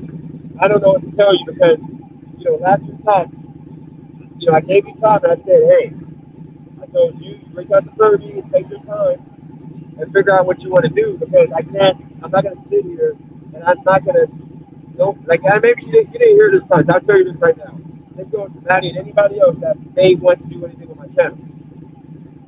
I've sat around waiting for people to make decisions on what they want to do as a joint collaboration. And what happens with that is most of the people, they don't come with any ideas or anything they want to do in an amount of time that would be efficient enough for me to continue with my channel not stalling out. Like you can't stall my channel out by waiting around for the next move. So that's the reason why right now, um, you know, what I'm doing right now is what's bringing in the viewers. People want to see somebody get cooked, and they want to see a ride along for the most part because my numbers are better. Because when I put DoorDash in the title and I'm doing anything regarding gig work, it brings the people because that's my channel algorithm. So by us not coming up with a plan or anything as I wanted to last week, but you take your time. I gotta move forward with what I'm gonna do because my channel gotta continue. I can't stop, and I'm not gonna stop for anybody. So that's all I can really say about that because you publicly put that on the chat. So I gotta publicly say that because I can't have people thinking that I'm succumbing to the will of one person because this what I'm doing at YouTube is bigger than one person because of the fact I've been working on this YouTube for almost 2 years now, and I would like for you to be a part, of course, but I already got the two homies from Youngstown I'm working on to come on here. They're coming on here, and if they come on here and they like the smoke, which I think they'll like the smoke, and they'll probably cook some people too, they'll be on here, and I'll just have them do YouTube because I don't actually need anybody. What I need is okay. So I don't. Okay, so what I mean by I don't need anybody is that when I'm doing the YouTube, I can do myself. But what me bringing somebody on will make it better. Like me bringing on a woman that it seems like everybody likes, it will make my channel better overall. Um, that's the reason why I want you to be a part of it. And if you were a part of it, this would be happening because of the fact we would actually sit down and have a set schedule and we'll have set topics that we would talk about. But seeing that we haven't got to that point um, of conversation because I'm giving you as much time as you need to figure out what you want to do because it might not be the right thing for you. But with that said, I have 14,000. I'm working on 14,000 subs. If I talk about rideshare and gig work, my numbers are going to go up high, back to thousands of people watching my videos. But I don't want to talk about gig work, which is why I'm trying to bring on women to talk about topics, and then bring on guys, and we do debate. So today, what I'm doing with the whole Beavis situation, Maddie, this is entertaining to people because instead of me just doing what the Pedros and all the other people that do ride-alongs do, I'm cooking somebody that deserves it. A lot of people don't like Brandon on his channel, Maddie, because he's an egotistical, guy that thinks that all women want him, and if a woman don't want him, he's gonna like force them to force them to like him. which is diabolical. So that's the reason why people are tuned in right now, listening to this, because the more and more I go in on them, the better, you know, overall the live's going to be for some people. So yeah, so that's it. Just keep that in mind, Maddie. I think you would be a big part of this channel, but I'm not. One thing, and also let me tell you this, but I don't know if you know this or not. I didn't tell you this, but I don't. I know guys say that I'm like thirsty. I just want somebody to be on here. It ain't that. I don't beg people to come on my channel. I tell people I had you come on. You can come on. That's just a regular like panel person. But the whole me trying to get you to be like a co-host, you will never get a phone call or text message from me telling, like, begging you, saying, "Oh my God, please, I beg of you, blah blah blah." That would never happen because I don't do that to nobody. All the people that I asked to do YouTube with me, I've asked them, but after I just wait it out and just wait for them to tell me what they want to do because I think you're valuable, and it might not be valuable for me, Maddie. You might be valuable for a few other people on YouTube. So I think you got a good opinion. You're opinionated. You're smart. You're a lot of good things. But like I said, what I offer on my channel, I offer people who have no voice at all to come on here on my channel and speak their mind. And if they build a following, then you can move on over to your own channel and do you.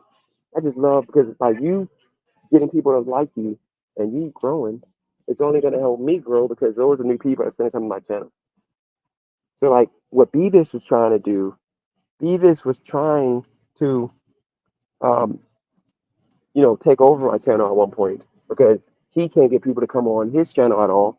So he figured I'll jump on Dennis's bandwagon and kiss his butt, and then when I get in good, I can like disrespect him and treat him like whatever. And that's what happened. But he failed because he didn't last long enough. He didn't give it long enough. You know. Hold on, guys. Let me monetize this video. I forgot to monetize the video.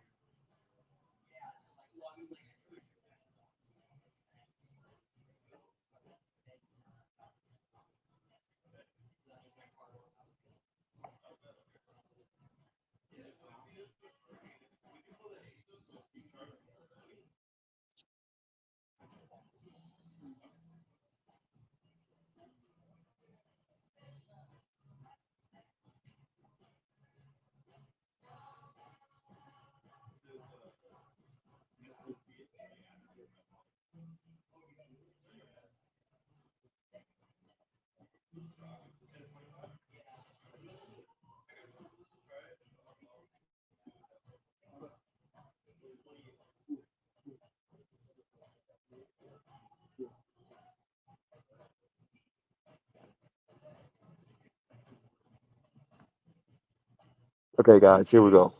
All right. So another thing I'm gonna say is I don't I think I'm about to go over the limit. Let's see. Do you know what aisle this is in? Oh, those are the middle section where the food is. Okay. On the right freezer. Perfect. Thank you. Okay. Thanks. I think so. All right. So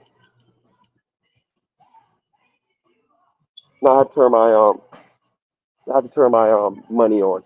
So back to the point, guys. Um,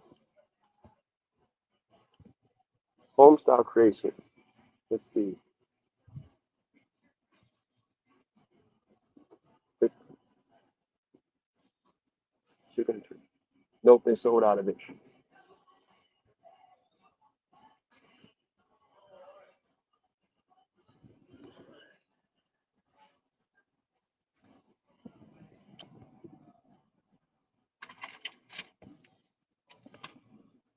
But yeah, guys. That's how YouTube works. And then you guys gotta remember this, okay? If I am to be on here for 2 hours, it can't get dry. So I can't be talking about stuff that people don't want to hear. Like I said, it's just all right. Fresh grain, Vital small breed. This woman is fancy.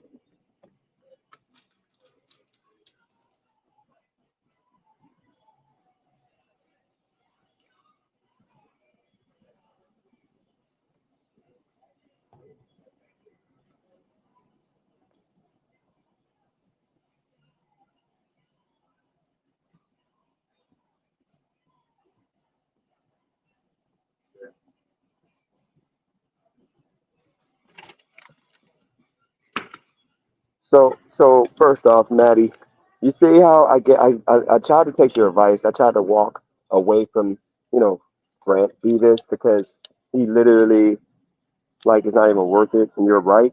But you see how you gotta like just keep it going. He doesn't get enough.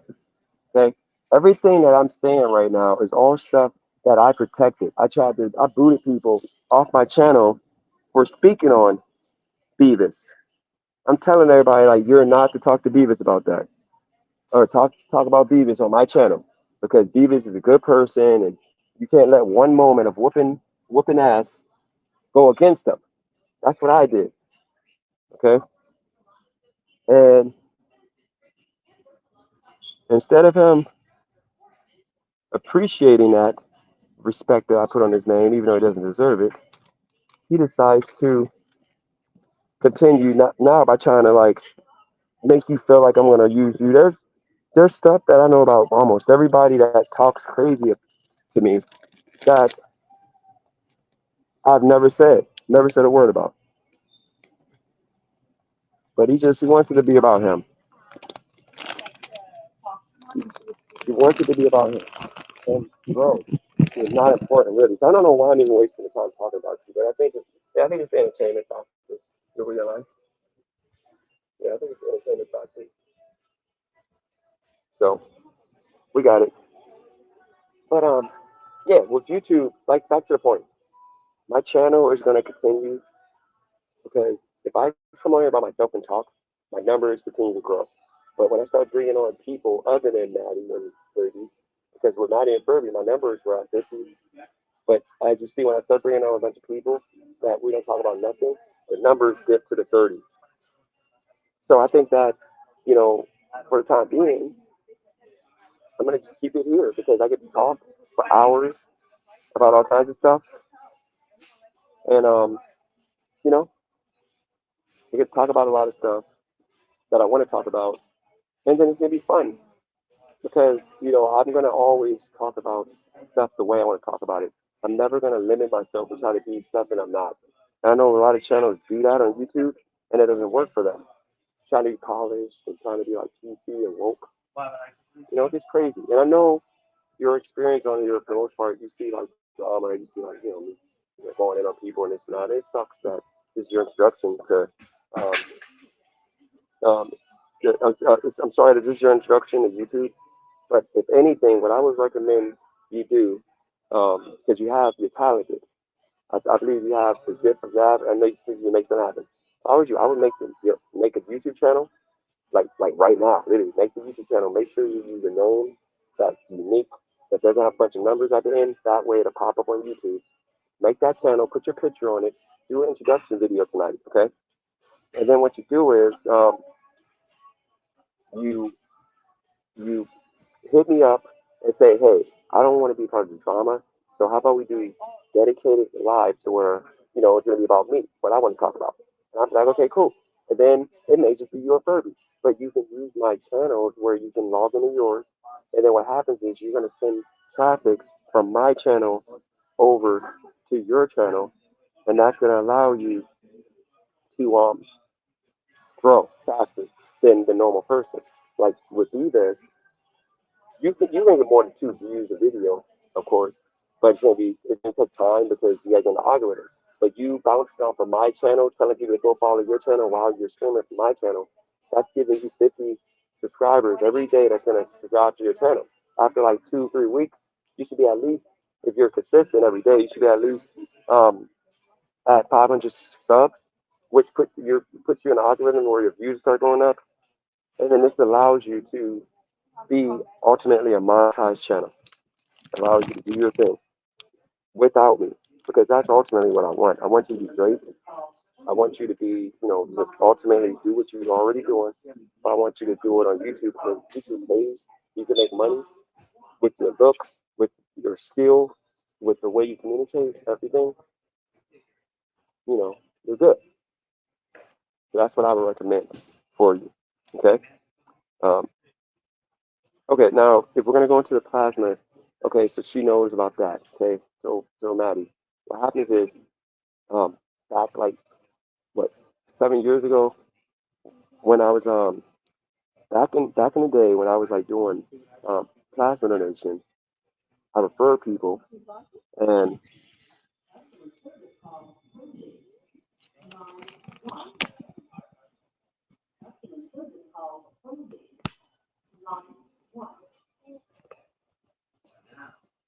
all right, so that means um,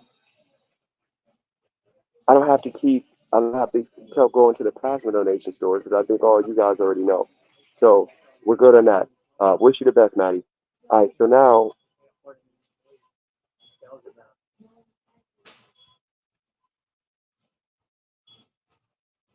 Brandon, at this point, Brandon, um, what you're saying doesn't matter, man. Like it's over for you, dude. You're never gonna recover. Look, guys. Look, I don't know if you guys noticed. I don't know if like I know that men like clean things will notice, okay? Because these guys are looking at this the wrong way. You do realize that, and Maddie knows this. There's millions of women on YouTube, online on social media that can come on a person's channel. She knows this. She has millions of options of channels that she can go on. She doesn't have to come on. She doesn't have to just come on my channel. So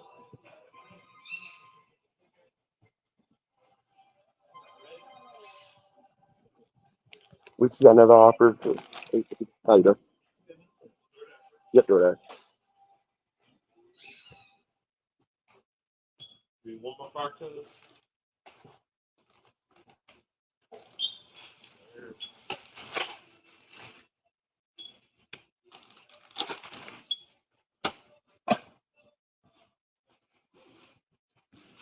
45.98.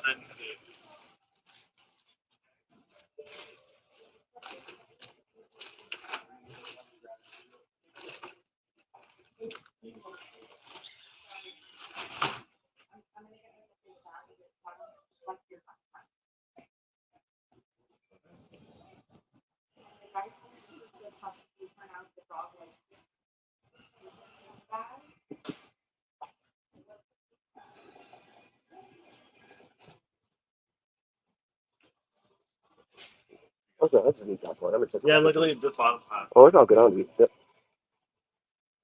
Perfect. Somebody throw another way. Thank you. Have a good one. You too, thanks. Okay, guys. Look. First off,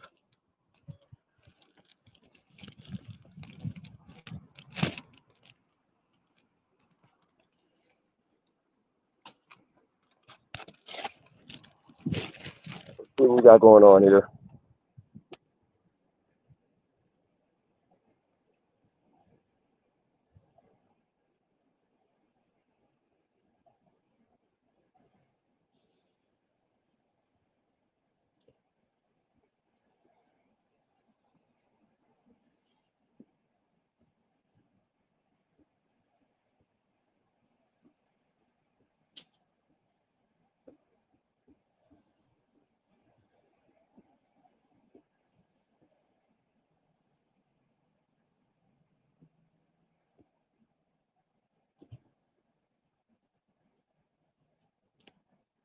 Um, Look, I'm not gonna speak on that because I'm confused on the words because I don't get what I don't know what you actually mean. Take the channel. I never said I'm gonna give you my channel. I said that if you're not trying to grow a channel, then there's no point in being on my channel because ultimately, um, you're not gonna make money all like that other than super chats that don't come as often because a lot of dudes just don't do that. But with that said, Maddie, um, you know, all respect to you, best of luck to you. I mean, I have two more chicks that's coming on in a few days, guys. It ain't the end of the world. I have other women coming on who potentially may be a co-host. I told y'all before. I like what Maddie has to offer. She can always welcome back to if she wants to be a part of the drama. She can come be a co-host. I mean, a panel member. But like, I don't know if y'all think I'm about to make. I don't know what you guys are saying in the chat is that like you got to remember. First off, it's chemistry. That's the only part of drama. It's always going to be drama in channel. So I would recommend her not to want to be a part of it too. And when I wrote her, I told her that she got to make sure this is right for her. This is a good choice for her. And it's a good choice. So why would she make the choice that's best for her? And also, as I told before, take as much time as she needs to make a decision. Because of the fact, I'm going to continue with it. So nothing you guys are saying is going to be anything that like.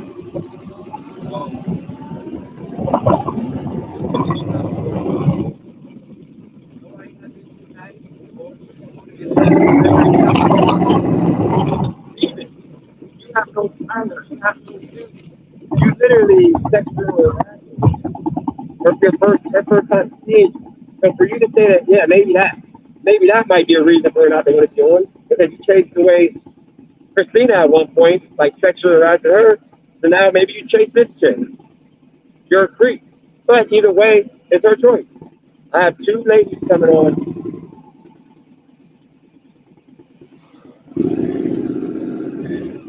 What do I got?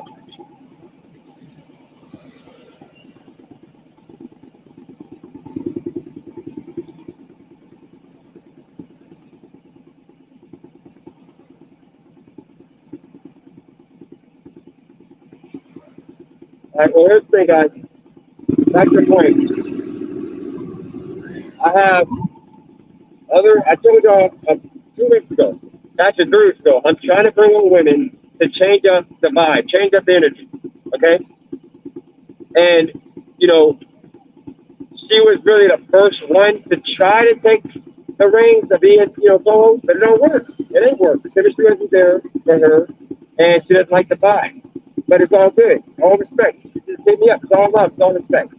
But I have two other chicks coming also that I've been working on trying to get them on my channel too. Okay? So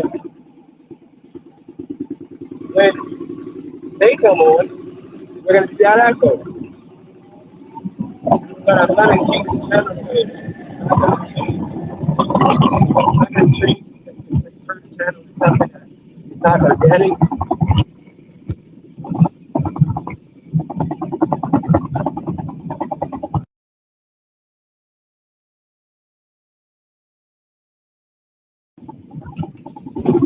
I went to channel of three guys, but I'm not going to keep the channel.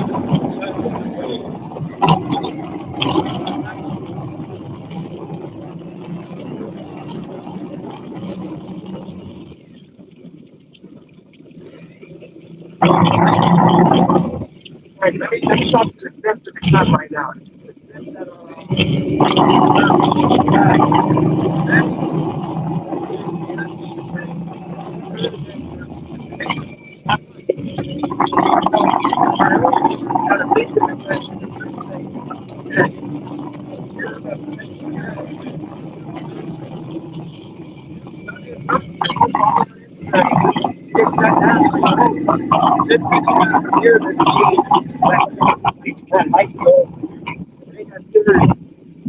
she understands that. Okay? Go follow her channel. I mean, her on Instagram. Okay? But ultimately, I'm not a big buddy. I'm trying to have consistency. And I'm trying to have people who want to do something that's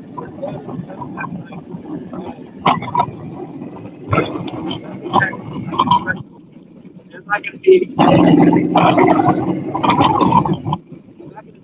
putting myself in a position that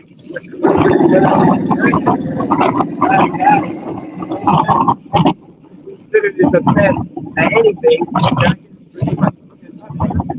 without upsetting my channel. There you go. Now, with that said, we're going to reconvene with the two other ladies, which will probably be on Wednesday or Thursday, that they'll be on, and we'll see how to find it.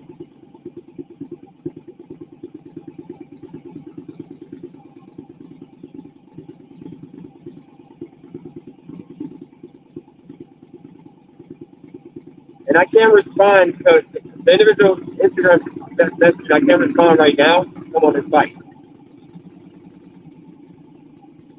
You saying the mic doesn't work? Okay, hold on. Actually, I can't fix it right now.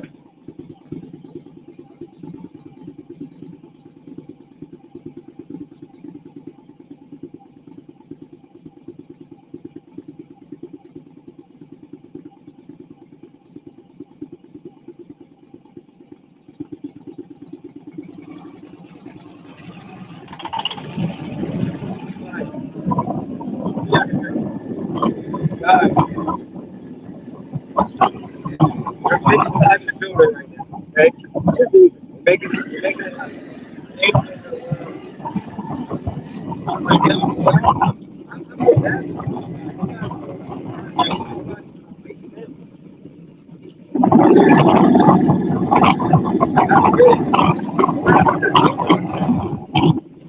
That's what I'm saying. It's just remember, Maddie's a good person. I don't want this for her, which is why I told her. She knows that. That's all I love. You know, no issue. I'm pretty sure one day or another she's going to be back on the panel.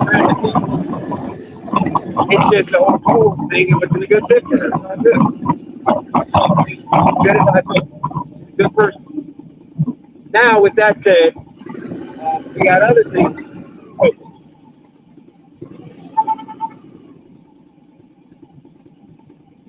And it starts with putting the Brandon to bed. Guys, I'm done with Brandon for at least today. And if it gets worse, I'm going to do him. But I think I said all I can say about that. They know it's crazy. He knows everything I'm saying is true, but he thinks he got disgusting and we got because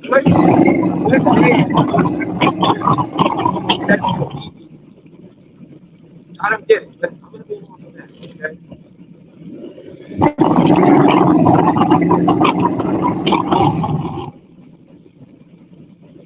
So, let me tell you guys what next for this center. I was holding on, waiting for to hear from Maddie, and we got the answer. So now what's going to happen is I'm going to reach out to the two ladies, maybe up on Facebook, but I didn't get the reply. She came in here. Now I am going to have them on the board, and I'm going to do a live stream. I'm going to like figure out a topic that they would enjoy talking about, and then it, and then I would do topics that they would actually and bring them on.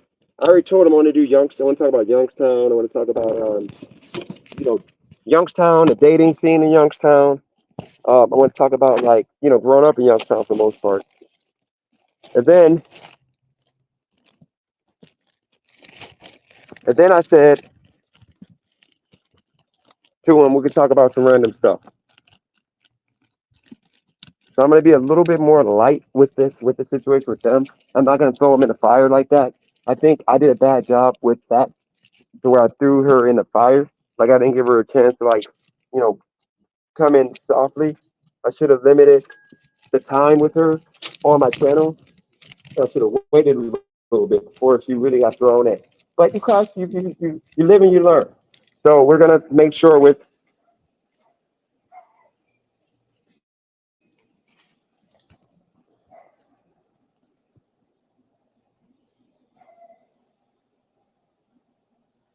the next individuals that we don't come in as hard.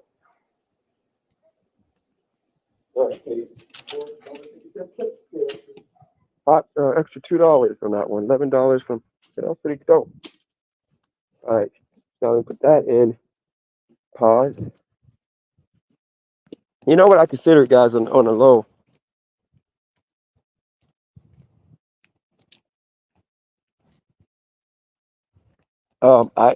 I actually thought about doing a week-long live, and I might do it. I consider doing a week-long live, like unlike the one I did before. The one that I did before, that was like a 24-hour live. I consider doing a week-long live to where I would Oh, let's see, 7:44. What time is it? Oh crap! I gotta cut. I gotta stop. I gotta. Let's see. Nah, I'm not gonna get there in time. I gotta cancel this one.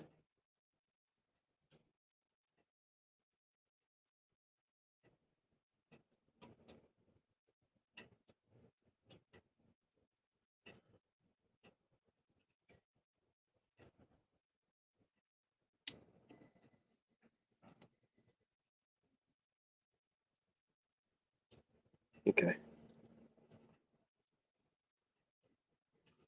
What we got going on?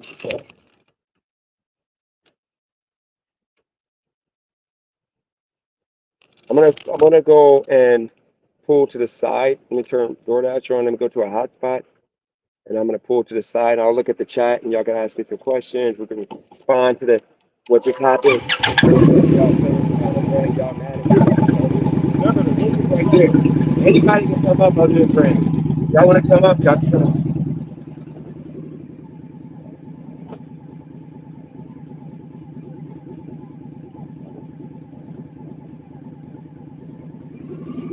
Craig, I got to give you that. You're absolutely on point with that. I got to give you props for that.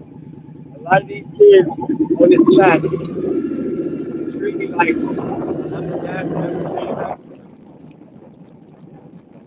Literally. Like, I need this. These little men are here got daddy issues. And they literally think I'm like,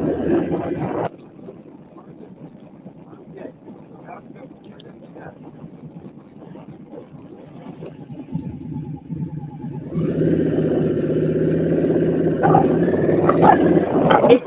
I should, like a friend keeps out. I don't have this baby mama.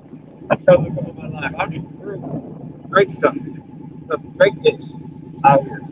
I'll tell her to come up because she has no respect for Brandon. And she would literally come on my YouTube channel.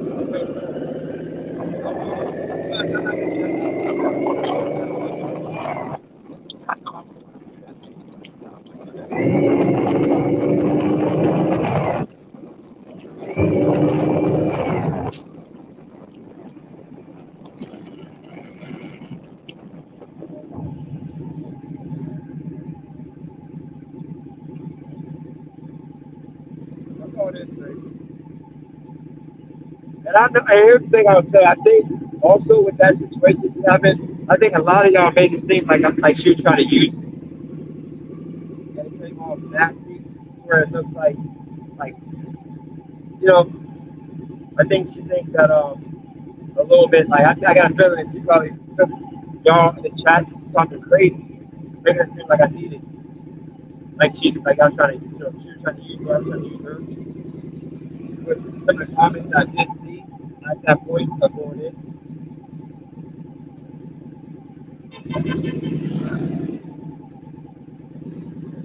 You can fly around these cars and get knocked off your bike.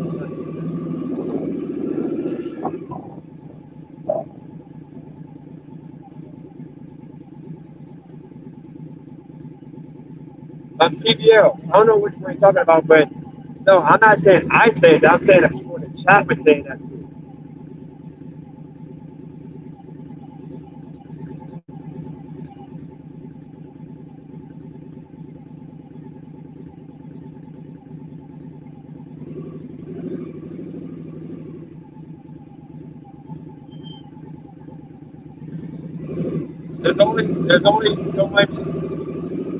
There's only so much I can do.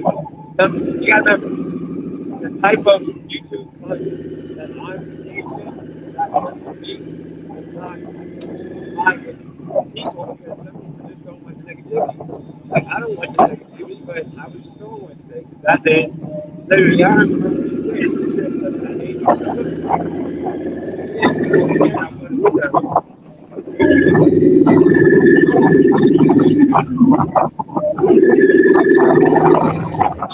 not fighting but no, I ain't that type of situation. I got respect for her all day.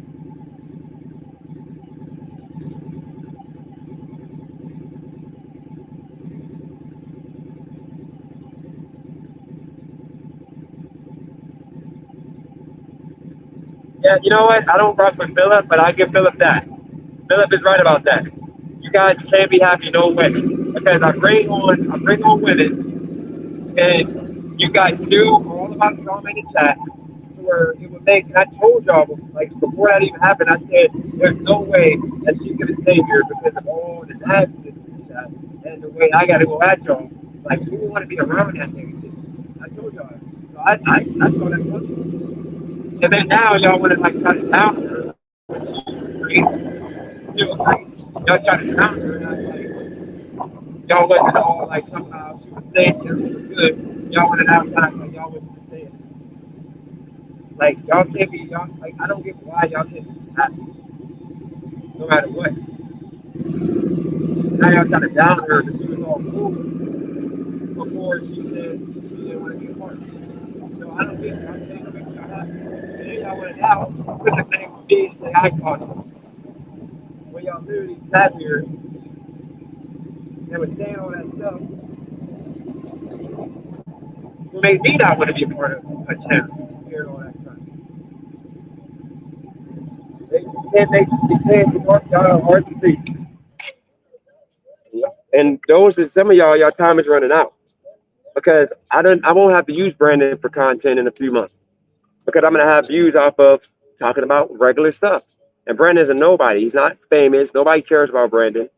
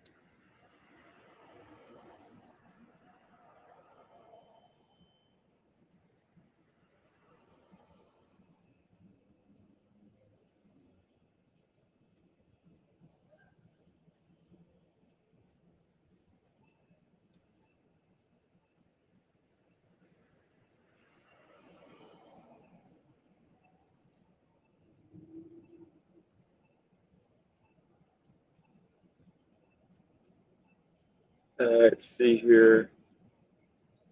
I have to go to a different area.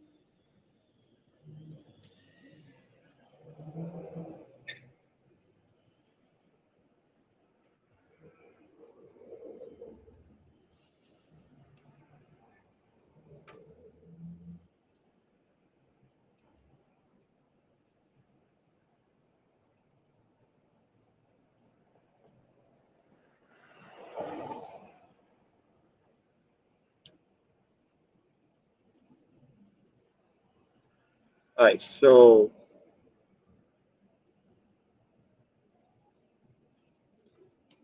Death Row got Death Row. That's on Death Row. That's not on me now. That's on Death Row. That's straight Death Row.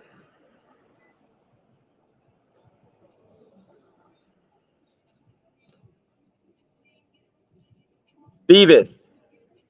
Beavis. How about this, Beavis?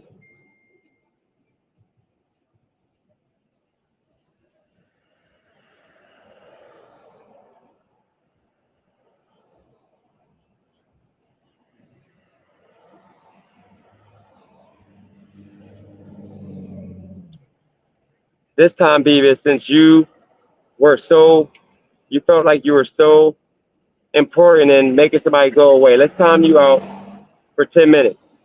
And if you come back on heat, I'm going to time you out for a day. Actually, I'll do 30 minutes.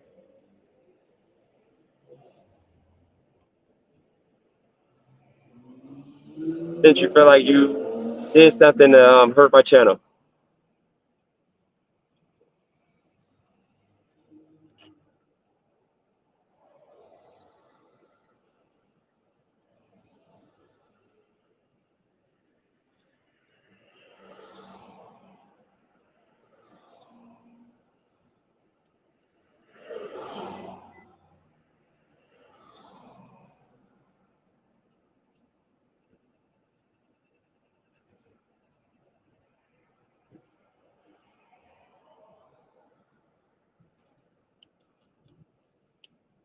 TVL, you be going in. I don't know why you be going in on women, TVL.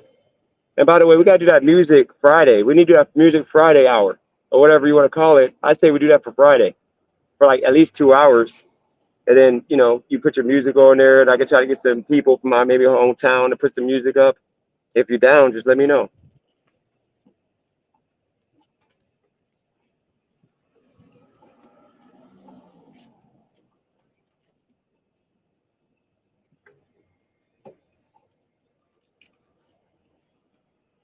Yeah, TVL, you can come up. Just we're gonna keep people's names out of my mouth still. But you come up though.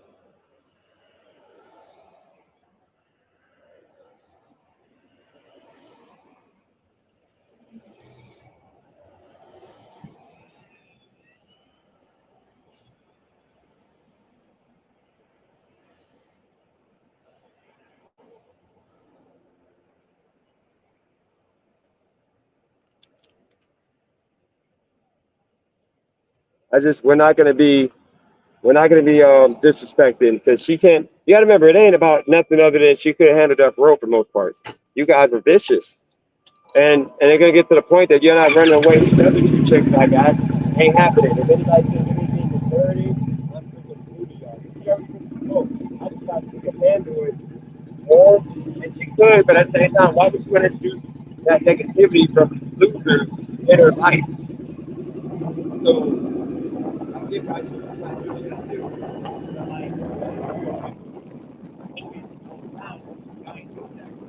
If I would have known that was going to get to that point, I would have like just allowed people to sleep. I would have gave her the win. But you got to make the black. But if the two homies in the hometown, I'm not really going to take that level. It happens. If you guys are more, you're getting the move.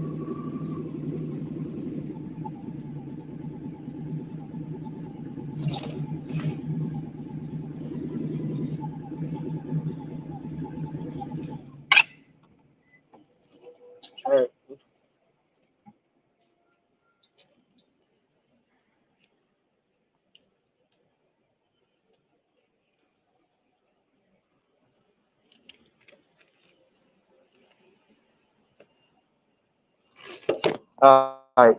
My signal was dying. Hold on, guys. All right, what's going What on, up, man? bro? Hey, how are you? You there? Yeah, can you hear me? Oh, my audio. I'm gonna reset real quick. All right. Oh, I know why. I didn't have it turned up. I agree. What's up, bro? How are you? Could you hear me? Okay, you there? Yeah, could you hear me? Okay, now I can hear you. Yeah, my audio. The How reason you why my doing? audio was bad because I think. How you doing? Good, man.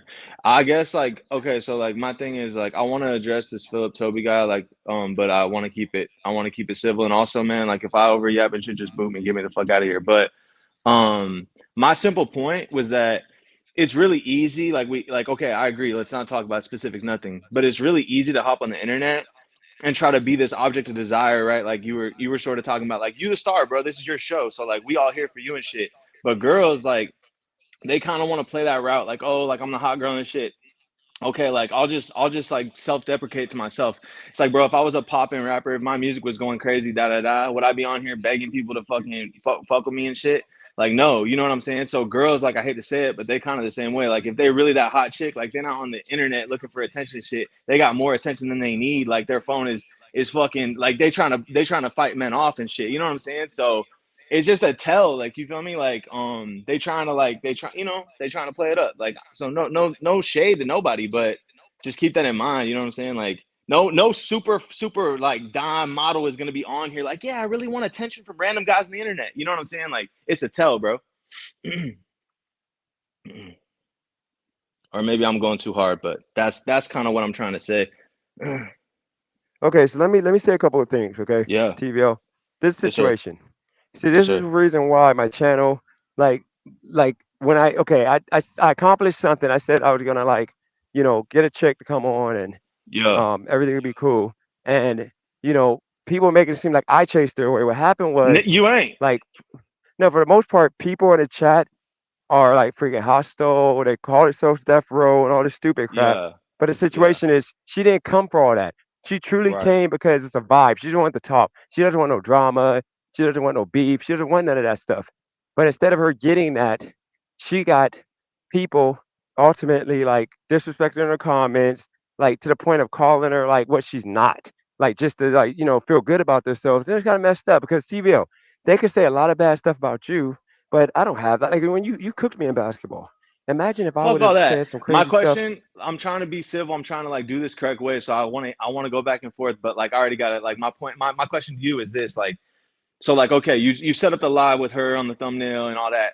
I'm telling my girl, I'm like, yo, I'm gonna be real with you. Yo, this ain't Yep. gonna work. I'm like, it's not content. Like putting a girl in front of us, like, and this is a men's locker room. You know, if you put a girl in a men's locker room and guys is going at each other, like, oh, like talking the way men talk, like this is your like. Unfortunately, this is a men's channel. Like I get what you. So if you kind of try to go the girl, like ultimately putting a girl in front of us is like cool, but if you trying to go with the girls and the talking and shit, you're gonna Thank you. end up having to go with the girl demographic. Girls are gonna want to hear what girls talk about type shit. Like we not here to look at Matt like a girl and hear what she got to say and all that shit. You know what I'm, bro? It's just you feel. Do you hear me or not? I'm not tripping.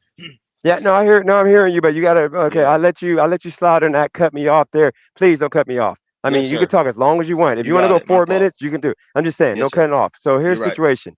Okay, you're speaking for you personally. And once again, and when I didn't have chicks on here, which is what you guys sounds like you want, it was not my channel wasn't growing. Nobody cared. I did a live with Furby alone, and that was a vibe. I wasn't asking no questions other than questions she and me came up with beforehand that she wanted to, address. And it was about her, Furby Day. And it did good, pretty decent numbers. And, we have fun. And people actually enjoyed the conversation. So you gotta understand, with Maddie, she didn't even get a chance to get into her bag. She's never done YouTube before. So you gotta understand, like all she needed was a few, weeks. Like she was just like me when I started doing YouTube. I was like freaking quiet and I was like kind of bland and I wasn't all, whatever until I got into my comfort bag to where I felt comfortable talking to people and I started being able to gauge the room. She would have been good because of the fact she doesn't take herself serious. She's conservative like I am, so she's gonna have points. But what happens is she thought that she wanted she thought, really truly thought that she didn't want to insult y'all, she didn't want to say anything harsh or whatever. Because I think that she just didn't want the smoke, but she didn't realize that that's kind of this channel. It's kind of the smoke show. But now that she's gone, what I'm not gonna have is, and it goes for you too.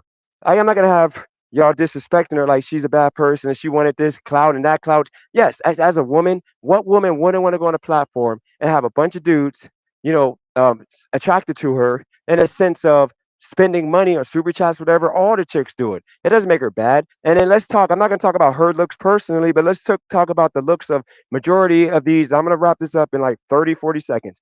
Let's look at the looks of majority of these YouTube women. They don't look good at all, and they get hella money because they're being feminine and they're being themselves, and that's just it. Most guys don't care. It's just about the vibe. She's a vibe. She's chill. She's cool. And I think she could have talked on her own for an hour about stuff, and she would have became something like me.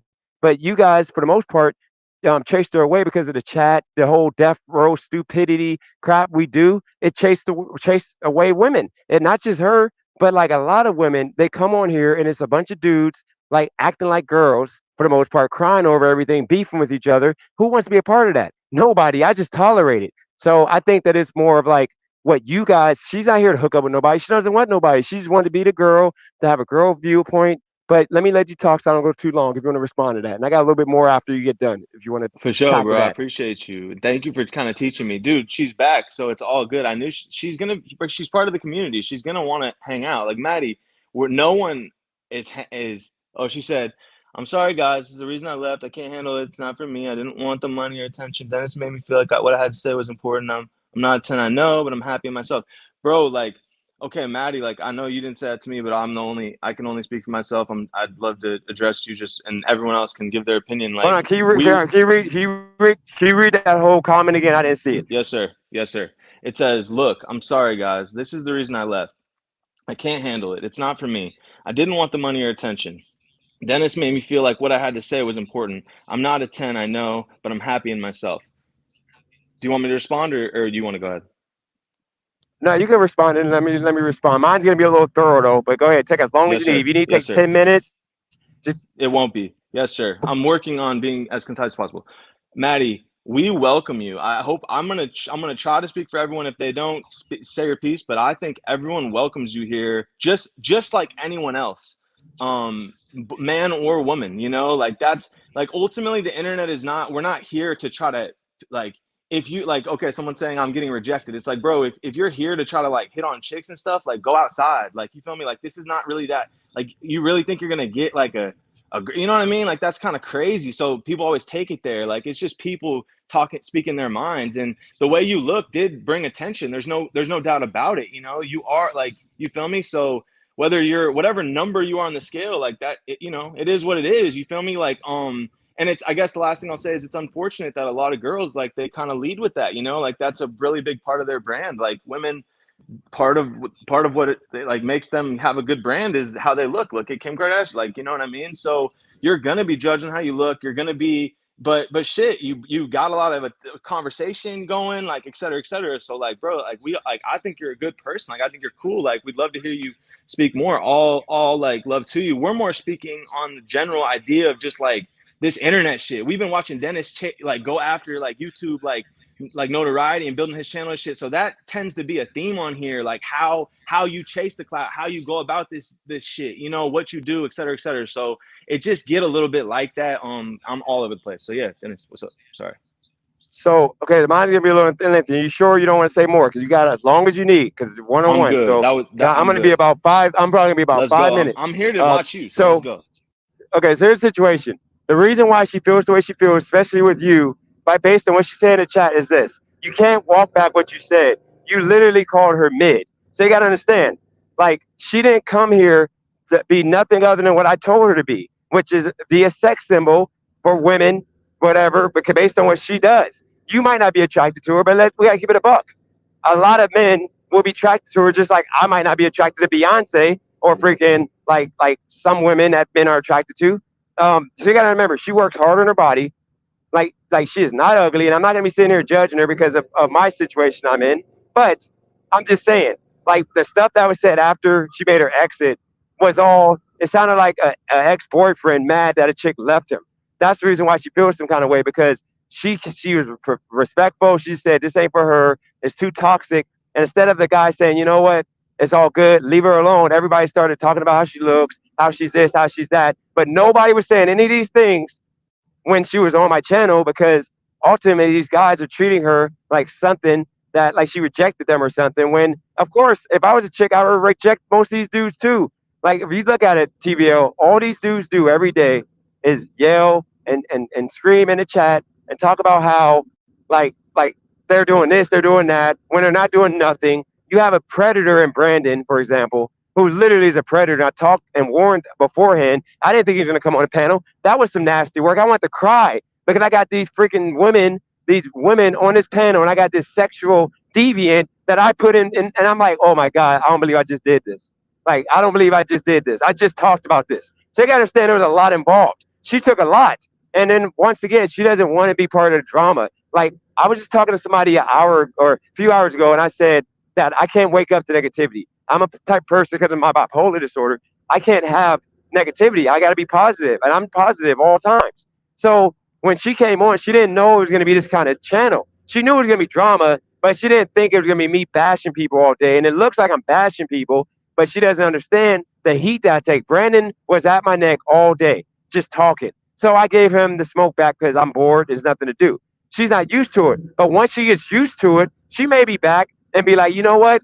Like, instead of me feeling this kind of way, I'm going to, like, get a little thicker skin, because she's new to this. Remember, she's still new, like I used to be. I ran away from YouTube 2 months in because of the heat that I was taking. So I don't blame her for leaving like this soon. But she would literally come on here and ish on all the dudes that talk mess, because no matter what, like, there's not too much bad about her that nobody can say. The only thing people are saying is just things to just berate a woman because the woman didn't go your way. And that's the reason why I rock with what she's saying. I'm a supporter of her, because, like, I wouldn't want to be nowhere where men are going to 1 minute be praising me and want me to, like, be feminine, but then the next minute when I'm going away, they're bashing me in the chat because of the fact I'm going away. But you can go ahead and take it. Somebody's trying to come on. Let's see who this is. Let's see who it is. But I guess Wordplay. okay, like the narrative. Okay, yeah, wordplay. What's up, bro? What's going on, Wordplay? I just want to know, is there any death row slander? Oh yeah, you can. I'll let you go out the TVL. Go ahead, TVL, as long as you need. No time limit. If you want to go 10 minutes, go 10 minutes. I'm going to continue Yes, to sir. say that, and then you got next, Wordplay. Bro, I'm trying to learn from you the way you're able to. I was just showing you my family your fucking your channel, and we were all admitting or acknowledging you got the gift of gab. Your ability to continue to talk is like incredible. Like, we don't like it's what Yeah. it's what they're like. How often do you listen to this guy? I'm like, every fucking day. Like, you feel me? So, anyways, I like, appreciate okay, that. so like, of course, brother. So my thing is this, like, all respect to her. That's the reason none of this was ever said to while I do believe she's still here listening, and I hope she comes up so she's part of the content. She's the content today. Like, she became the content, you know? So No, hopefully she's she comes not. up. No, she's not. But we can talk about it now. But she's not. Okay. Just make that clear. Brandon was the content. It was more of a ride along. I'm just talking about whatever's going on in my life. But go ahead. You got it. I got you. Sorry about that. So, like, I guess what I'm trying to say, bro, is that, like, if people think we're that thirsty to where a girl can come on, and not you, but anyone, like, in the chat, oh, you got rejected or this or that, or you feel a type of way or this or that. If you think we're that thirsty that, you know, a girl can come on and now we're all like somehow, like, the content just got so much better and everything she says is gold and all this shit, like, you know what I mean? It's like, bro, like, you gotta be like, bro, even the hottest girls in the entire world get boring. Like, the hottest girls in the entire world end up getting a little bit, like, you know what I'm saying? Like, that's just the reality. This is, like, you know, it's borderline. It's like, it's gonna sound like sexist, like, you know what I'm saying? Like, I'm not trying to go there, you know, but that's what I'm saying is, like, it's almost insulting. Like, we got to have as high a standards as possible as men, basically. You feel me? And lowering the standards is lowering, like, yourself, you know? Like I heard this guy say something. It was interesting. He said his friend told him, like, all right, make a list of what you want in a woman and don't date anyone until it reaches all those things, type shit. You know what I'm saying? So it's like we gotta, like, have, like, really, like, high standards in order to have, like, the you know, I don't know, bro. I'm not really.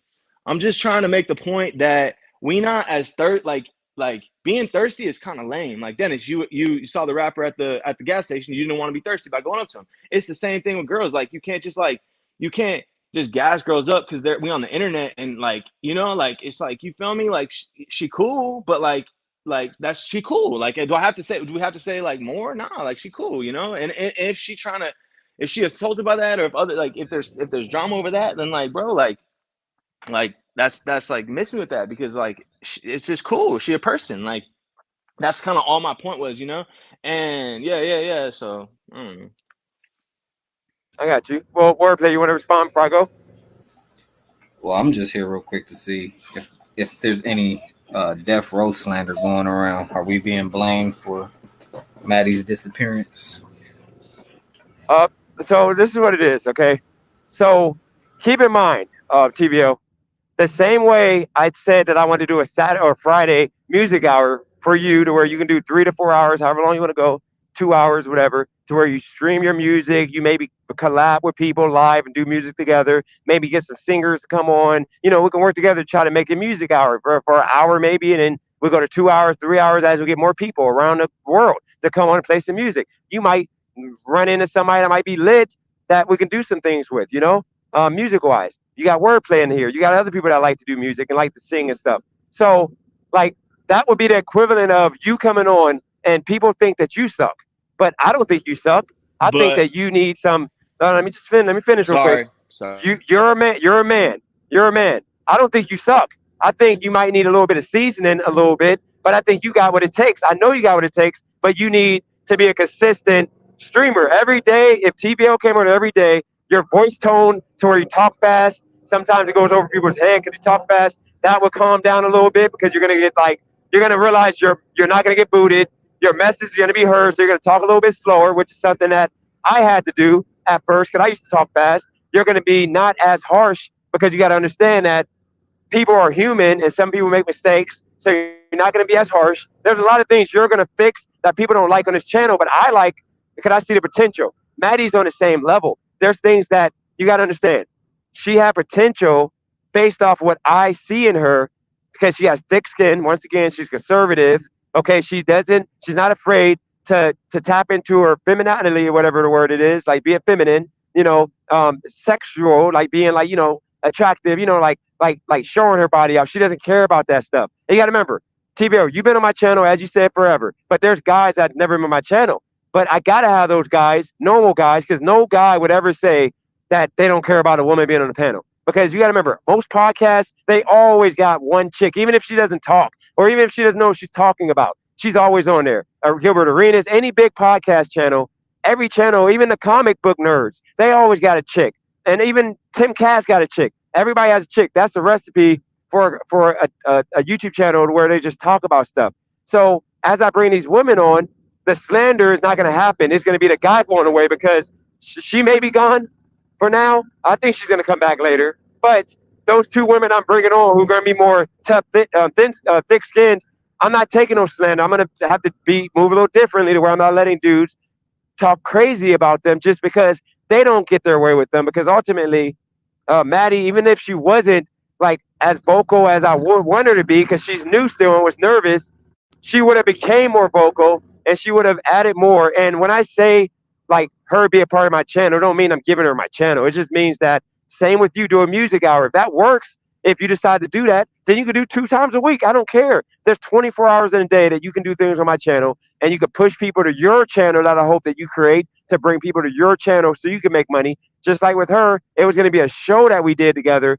Hopefully, I mean, not hopefully, but it was going to be 3 days a week. I was going to try to do 2 hours, 3 days a week. It was going to be a show talking about topics, and I thought she was more together enough to where she could have like controlled the vibe, to where she would have booted people, added people, did all that, to where I could have just been the talent, to where I could have just been the talker. But that wouldn't have took away from my lives. It wouldn't have took away from my videos that I do, you know, my personal videos about gig work and stuff, or whatever I do. It would have just been a whole separate thing. Just like Wordplay is working on a show, that when he puts his show together on paper, and I say, okay, let's do it, then guess what? Y'all might not like that show, but I'm going to give it a chance, because it ain't going to hurt nothing. So with that said, I need you to take what happened and understand if if I'm to like agree with what you just said, then that means I shouldn't give you a chance because you will be the male equivalent of Maddie based on the way people treat you on this channel.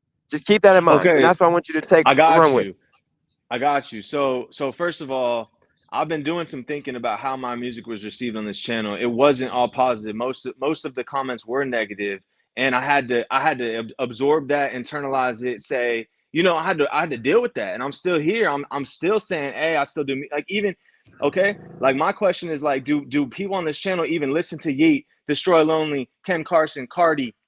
Most of the new school rappers people say are trash. They say all these guys like I guarantee you, bro. Most of these people do not listen to Yeet, and he's my favorite artist right now. He's to me, he's like the newest, hottest dude. Like he's doing the most styles, the most like.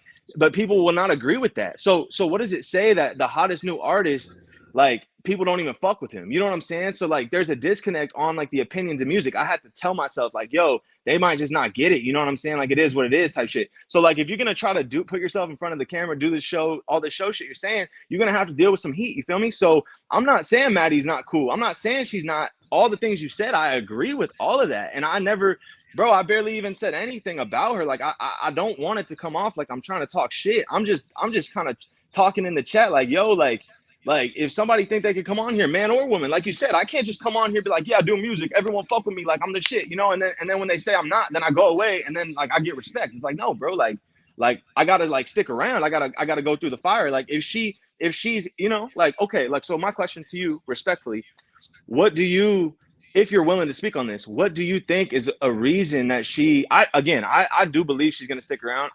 I've tried to leave this channel before. It's very difficult. It's addicting. Whatever this is that you're doing. Oh, and one last thing. I appreciate you letting me Yeah, speak. go for it. And oh yeah, two things. One thing about the speaking fast shit. I do that because I'm trying not to get like exactly what you said. I'm trying not to get booted.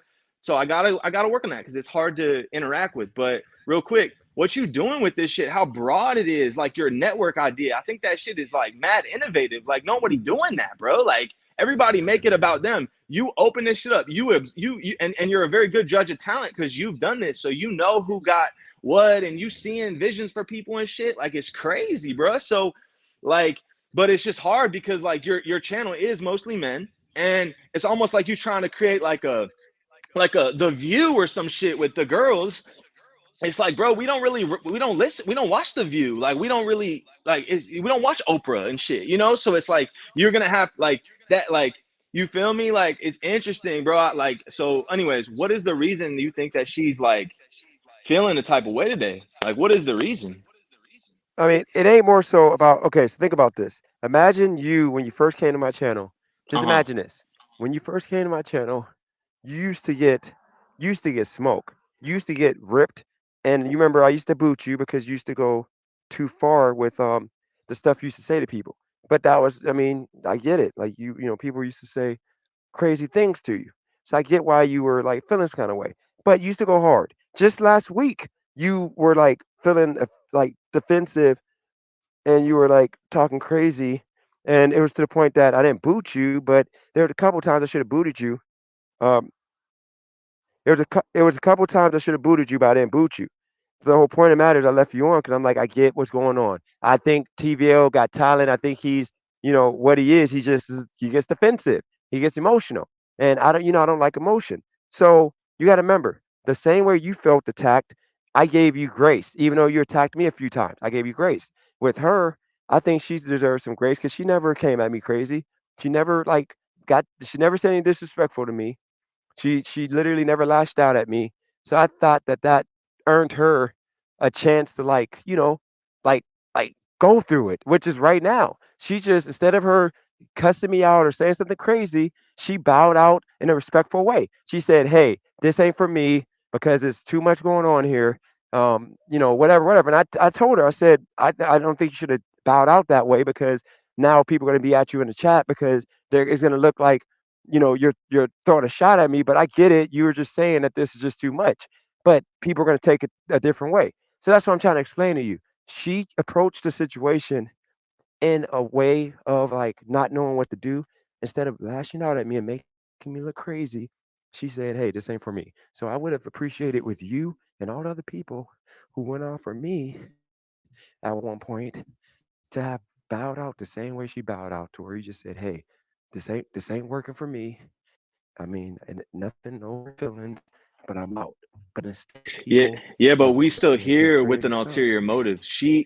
It almost your argument almost suggests that she was not achieving the motive, which that's kind of what I'm also kind of trying to ask you. What do you believe her motive was on being a part of? You know what I mean? Like I've been pretty clear about my motive, and y'all can shoot it down, y'all can ban me. You know what I mean? But I'm being upfront. You know, with her motive, what do you think her motive was? Because maybe what I was sort of saying was, if a girl coming on here for attention, male attention, trying to be the hot girl, and she's not validated in that way enough, she's just trying to just be, you want her to be a talk show host and you know what I mean? Like maybe, why'd she leave then? If she, like, I get it, but like, she just wasn't getting what she wanted then, like, right? Or what do you like, she got attacked or what? Like, I don't understand. Is it my fault? Is it our fault? Whose fault? Like, kind of is it? You know what I'm saying? Like,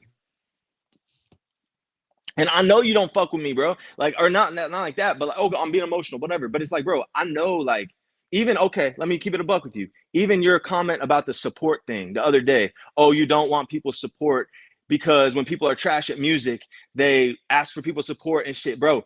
Whether that was towards me or not, I took a subliminal from that. Okay, like straight up. You could say it wasn't about me. That's fine, but I still, as a viewer, I took it as a subliminal. And what I was thinking in my mind is that, yo, I'm not telling people support my music because I want you to or I need you to. I'm begging you. Nah, no one. If you go listen to my album through, I'm the one that listens to my music more than anybody. I used to not be able to hear my shit. Now I can listen to my own songs. Like that's how I know I've improved. You know what I'm saying? So it's like if somebody actually listened to my music, like even Future, like you had to let Future grow on you. You know what I'm saying? So that's what music is. You got to let it, allow it to grow on you, whether it will or won't. That's cool, but you would have to allow it to grow on you. And oh shit. Well, I hope he's still listening. I feel uncomfortable. I hope I didn't cause that.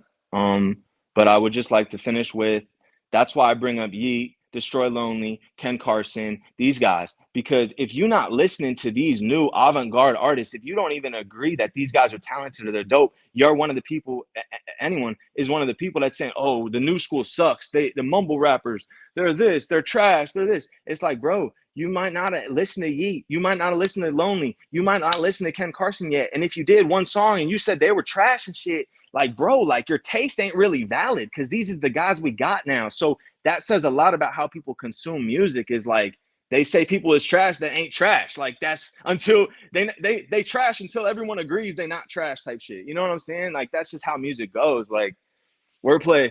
Don't speak on me specifically, but how you feel about some of the things I'm saying about music. Do you agree that music has to grow on people? Not me. I'm not talking about me, but just in general. Like, do you have any comment, insight on how people consume music, etc.? Like, anything that might have sparked you in your mind. Oh, my bad, bro. I'm up in here responding to these comments. You good.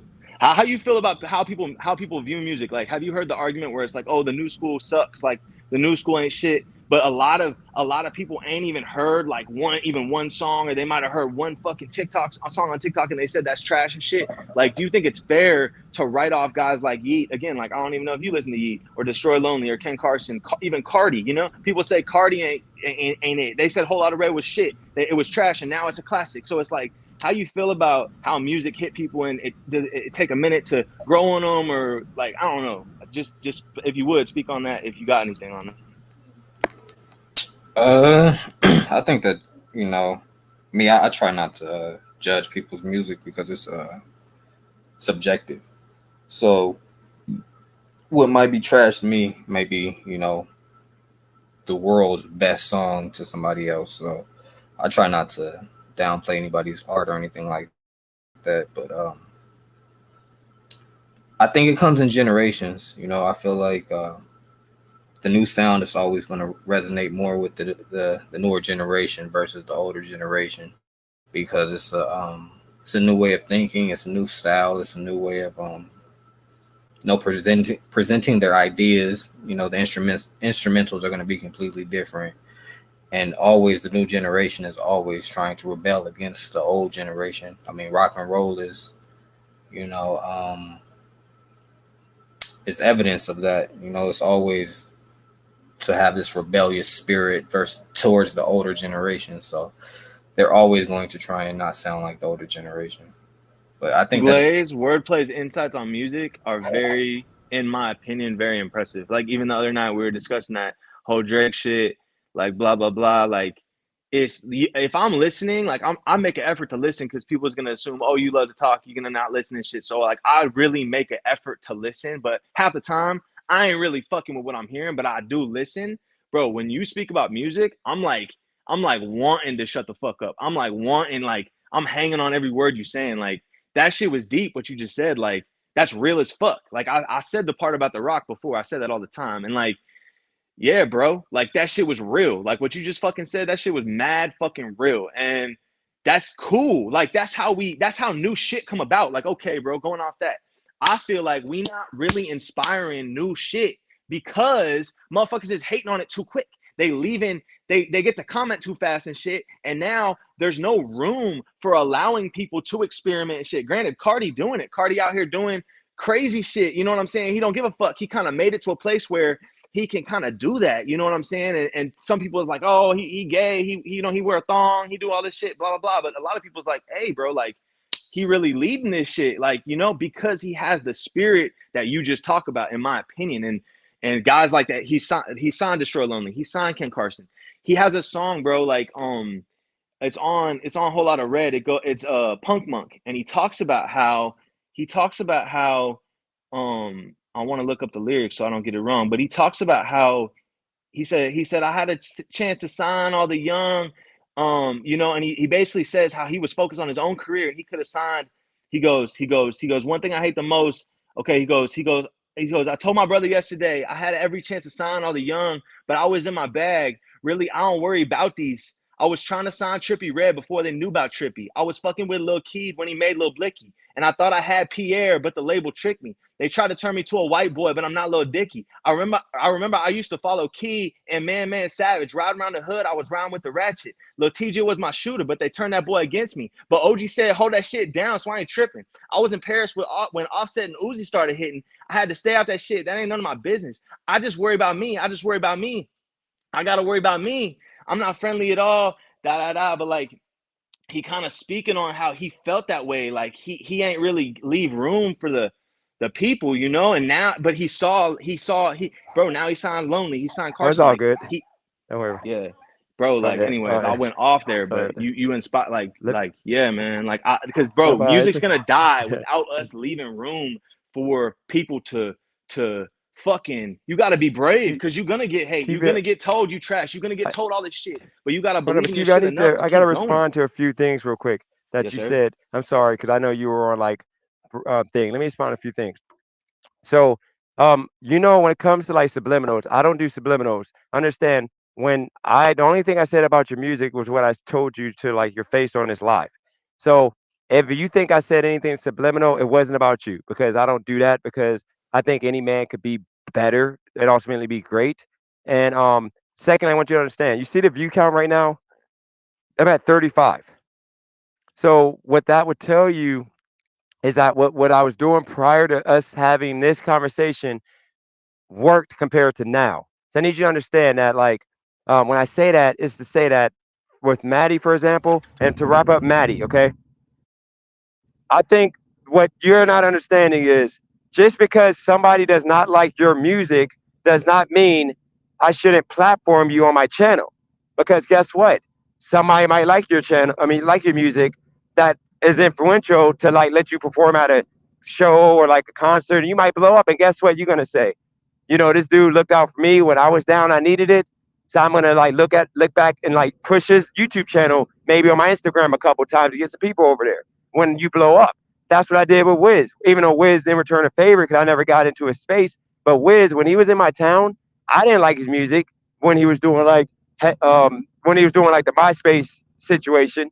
I didn't like the music really. But then I caught on to the music like a few years after, and then it was already too late. But when he performed, he only wanted $1,000 to perform.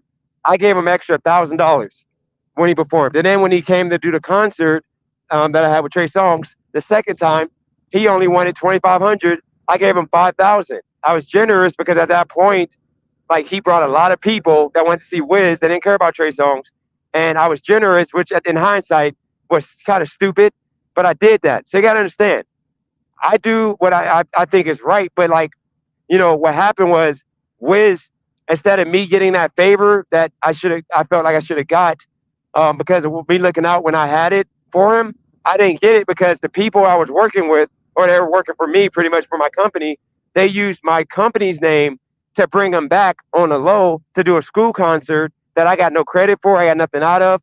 And that favor that I felt like I should have got, they used it. So the whole point of me telling you that story is to say that when I give people chances, I don't care if you could be the worst person ever. But like if you got heart and you really believe in what you're doing, I'm gonna give it a chance. You're gonna have at least 30, 40 people watching you do whatever you do on my live. You're gonna have that, but it's on you to capitalize on that. And a lot For of sure. people are not going to capitalize on that. They're gonna make excuses up and If you say don't that they're mind, yeah, go for it. if you don't mind, like the song. So Planet Mondo said that Cardi's terrible. Those lyrics sucked. But honestly, the theme of those lyrics was exactly what Dennis just said. Cardi was explaining how he was around many different people, and he never got to monetize it correctly because he was there first, and he ain't get to do it. He ain't get to get what he wanted out of it and shit. And that's just the nature of show business. So, bro, I won't go long winded. I'll just be real, Go bro. for it. At the end of the day, like if you truly believe, like it's the numbers don't lie. I'm a numbers guy. Like if the numbers are saying that I'm not good for the show, bro, I'm out. It's all good. Like I'm still gonna watch you, bro. I don't even. I just want to interact with you. Like it ain't like that. Like the chat ain't liking it. To this, to that, bro. It's good. Like I appreciate you letting me on for this long. It ain't nothing. Like it's cool, bro. I'm still your viewer, bro. Like the fact you even let me on is cool. Like don't trip, bro. Like you let me know, like, okay, you let me know straight up if you want me to go. And I swear to God, it's no love lost. I'm still here for you. But I want to know if instead of me asking you that, if I take the chat, what they saying, if I take the number of the viewers and I just press leave, am I going to get the same smoke Maddie basically getting for bowing out and not being able to take the smoke and not, right? It's like, it's hard to win. That's why I agree. TV. Let me be Yes, sir. very Nah, I simple think with you. we should talk about You that whole ass nigga Craig. How you be no, hiding hold on. his hand. How you be wait? Hold on. You can go on. Let me say How this he be that way. I hiding don't his lose hand. track. How you be hiding what?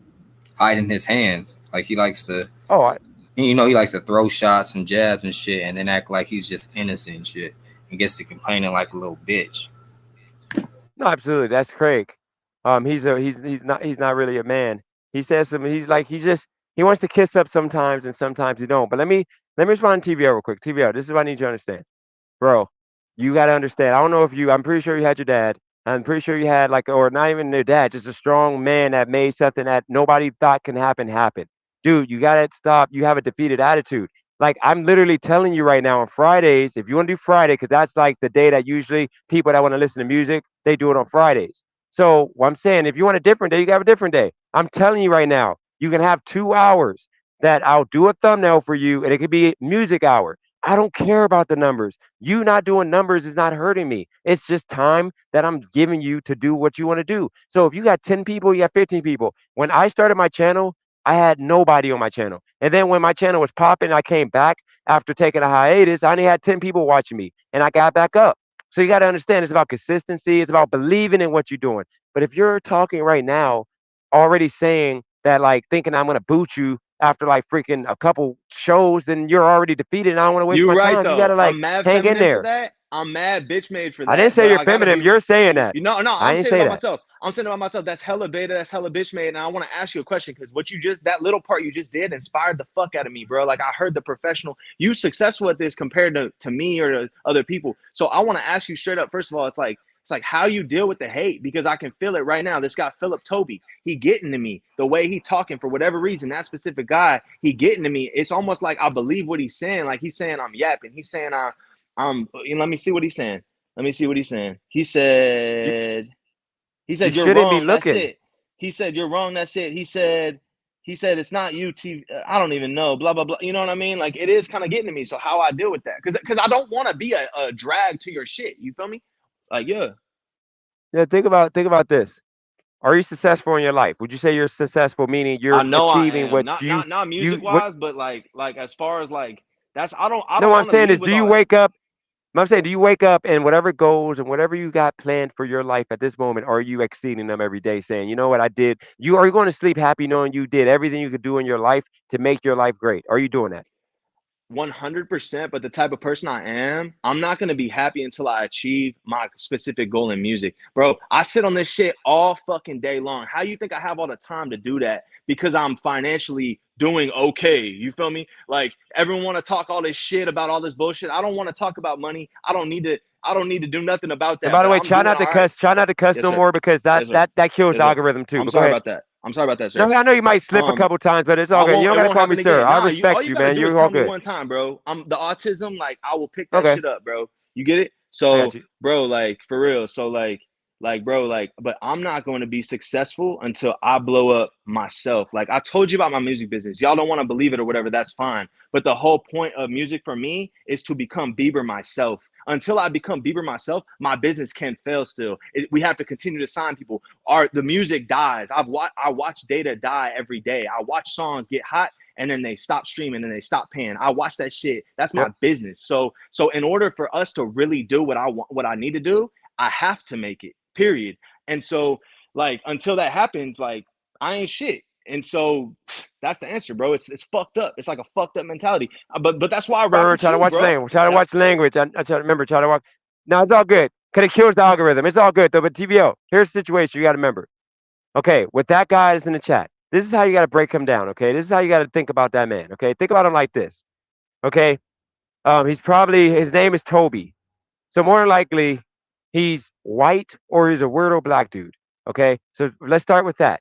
And then you gotta look at his last name. It's probably fake, and he probably doesn't have a profile picture.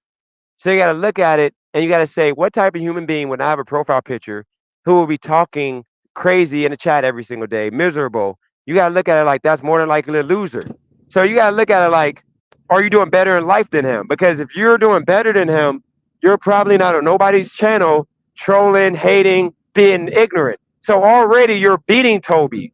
You're already better than Toby. So you should be laughing, understanding that every single chat that he leaves is bringing more people to your channel because every time he chats, it tells YouTube you're doing a good job and that you should be pushed to more people because you're getting engagement. So that's the way to look at Toby. Look at him as somebody that cares enough to leave comments. He might be a hater, but you got to stop attaching yourself. Why? The reason why I went in on Brandon is because I think I'm an entertainer. I'm an entertainer, just in my mind. I know that I got a whole hour worth of content that I can make off of Brandon. Like I can literally cut an hour of my life and repost it, and people will enjoy it and want to listen to it again because I cooked that man. So I did that, but I'm not gonna waste time with Toby. You never see me talking about Toby. Like listen to his name. For a man to think of a fake name as Toby, he's absolutely a loser. So at this point in life, you should never let somebody that would think a name Toby is cool enough to use for YouTube get to you. So with that said, what I would do is focus on, a name for your show. Get a picture that you want. Be sending that to me. You can send it to me Instagram or email or iMessage, and then I can freaking do a thumbnail and just do a show. Who cares? You're gonna have haters. You're gonna have All right. people saying your music sucks. Who I cares what appreciate they you. think? Because in Can we reality, call it? like Can we call it two my very channel, lit? whatever you want to call it, you text it to me and you text me whatever picture you want to use, and I'll do your thumbnail and I'll post the two. I'm gonna post 2 lives for 2 hours. It got to be either if it's on a Friday, you can do anytime you want. But if it's during a weekday, it can be between 5 and 7 Pacific time because I got to be on that during that time. But it could be after and it could be before. And you got 2 hours, and I'll set you up for 2 weeks. That way, the first week you're gonna crash and burn, but the second week's gonna be better. And like I said, if you sit there and you're boring because you don't know what to talk about, you're gonna see how Maddie felt. Because guess what? It's hard to do YouTube. I can sit here and talk for 8 hours straight by myself, but it took me time to develop this. Maddie, she's in the same boat. She doesn't have a half an hour to just talk because guess what? It takes time. This is a skill that I learned to do YouTube. People think YouTube, they take it for granted and they think this is easy, this is whatever. To keep that attention span of 40 people even is hard. But I do it because I learned how to do it. You'll learn. Your first time, you're going to be quiet for 5 minutes at a time. You're going to try to play music. You got nothing to talk about.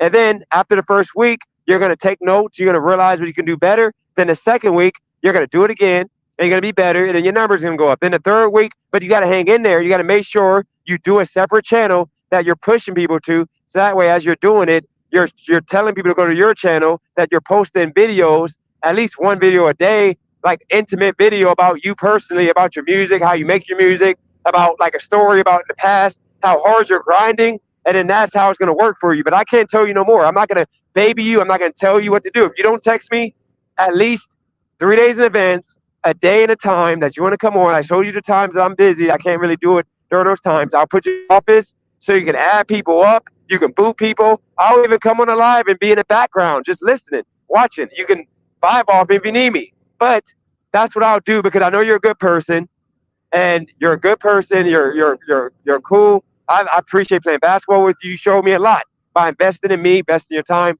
So that's what I'll do. So it's all up to you. But like I said in the past, I'm not babying you. So if you don't hit me up and text me, I don't want to hear 3 weeks from now. Oh, well, I just wanted a chance to give. No, I'm giving you a chance right now. You just text me the time, date, and it goes for wordplay too. I don't care what show he wants to do. All he has to do, because I trust in wordplay. I know he's creative. So whatever he says he wants to do, all he has to do is give me a time and a day around what I just told him and you, and I'll do the show however he wants to do it. So it ain't no excuses. That goes for anybody that rocks with me. So there y'all go.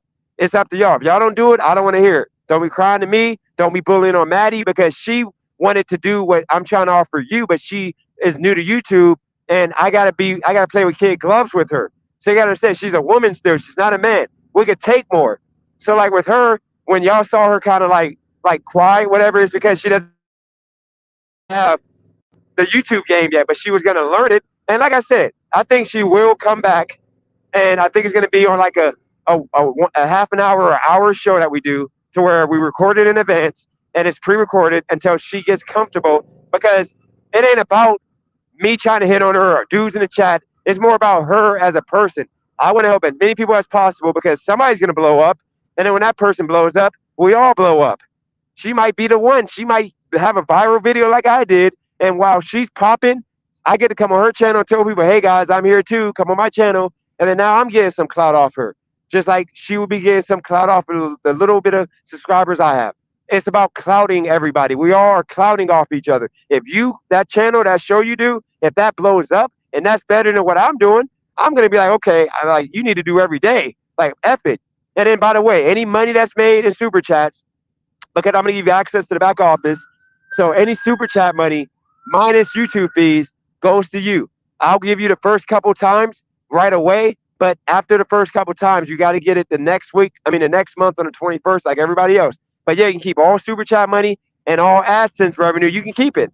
I don't want it because, I'm not going to say I don't want it, but I'm saying I'd rather you have it so you work harder to try to do better numbers, because the more numbers you do, the more money you make. And then when this show blows up, it might take you 4 months. I got lucky. You got to remember, I got lucky. My channel blew up after a month of doing or 2 weeks of doing videos. But for most people, it takes years. You might blow up after 6 months, and you could take your show and do it on your own channel, and it's yours. I don't care. I'm not gonna make you sign a contract or nothing. It's your show. If you decide in a 4 months because you got like 2,000 views of the show, and you tell the people, hey guys, I'm gonna do it on my own channel. That way it's my thing. Shout out to Dennis. I appreciate what he gave me. I'll be like, salute to you, bro. Thank you. And then you do your own show, your name and everything. The same name you got. You do it on your own channel. So there you go. You got it. So if any of y'all want to do that, I'm giving y'all a channel that, believe it or not, they got 14,000 subs, and you're going to get at least 500 views on a live. If you do 2 hours, you're going to get 500 views. So that's 500 potential eyes, leads that are going to see your live and be like, you know what? I rock with this. For anything other than you might have to do some comedy on it. You might have to have some people come up with trash music, and you might have to be harsh like, dude, that's trash. But guess what? That's drama, and people are going to watch. And then you might have some good people come up that people are like, man, I rock with that. You might do a giveaway contest to get people to, whatever you want to do. I'm here to give you ideas, but I think you got the talent. You don't need none of my ideas. I think you can do it on your own. So that's all I can say. Hopefully I inspired you to send me the name, your picture, whatever you want, and I will do a thumbnail, and then I'll set the schedule live up for you in advance for a week or two. Bro, I do that 2 weeks. was crazy.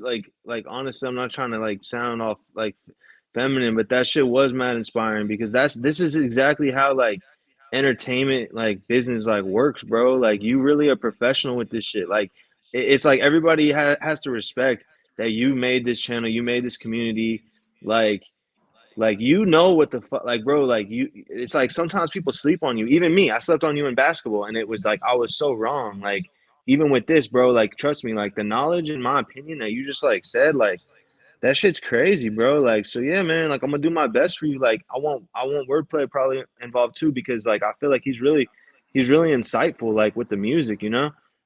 So, anyways, I'll text you for sure, man. I appreciate you. Like I'm here if you want. Like you know, let's just what you Yeah, got you going? got Like my, what you got? For you sure. got my number. Just reach out. I And by got the you. way, Mhm. Christina made over 400. Actually, she made over $500 on my channel. The past like literally the past like 3 months, she made like $400 at least on my channel. Y'all saw what she made, so Look, look, don't let the look, people look. be Sorry to cut you haters. off. Maddie's back though. She says, I couldn't take the heat, but looks like you're having a hard time as a man taking it. Not too easy, huh, TVL? So, how do I take that, Dennis? Because in my opinion, Okay, like, let me can I break it. Let me respond to break that it down. respectfully? Can I Let respond me to that break or it down. no? Okay, Hold on. okay, Let me break down what she's saying, but she's gonna please. say it in a emotional way because she's a woman.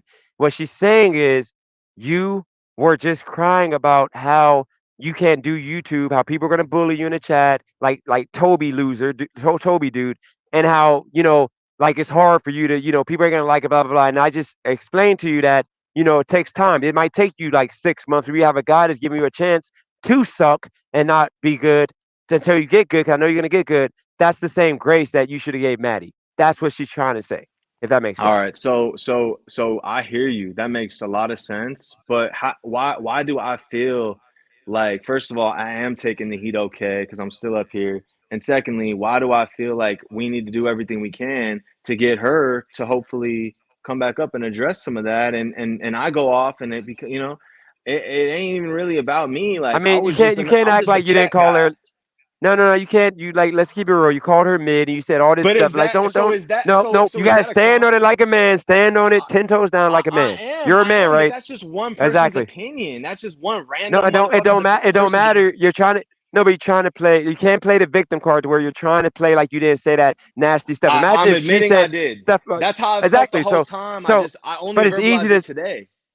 But it's easy to just say sorry. You shouldn't have said that because Okay. imagine if Okay.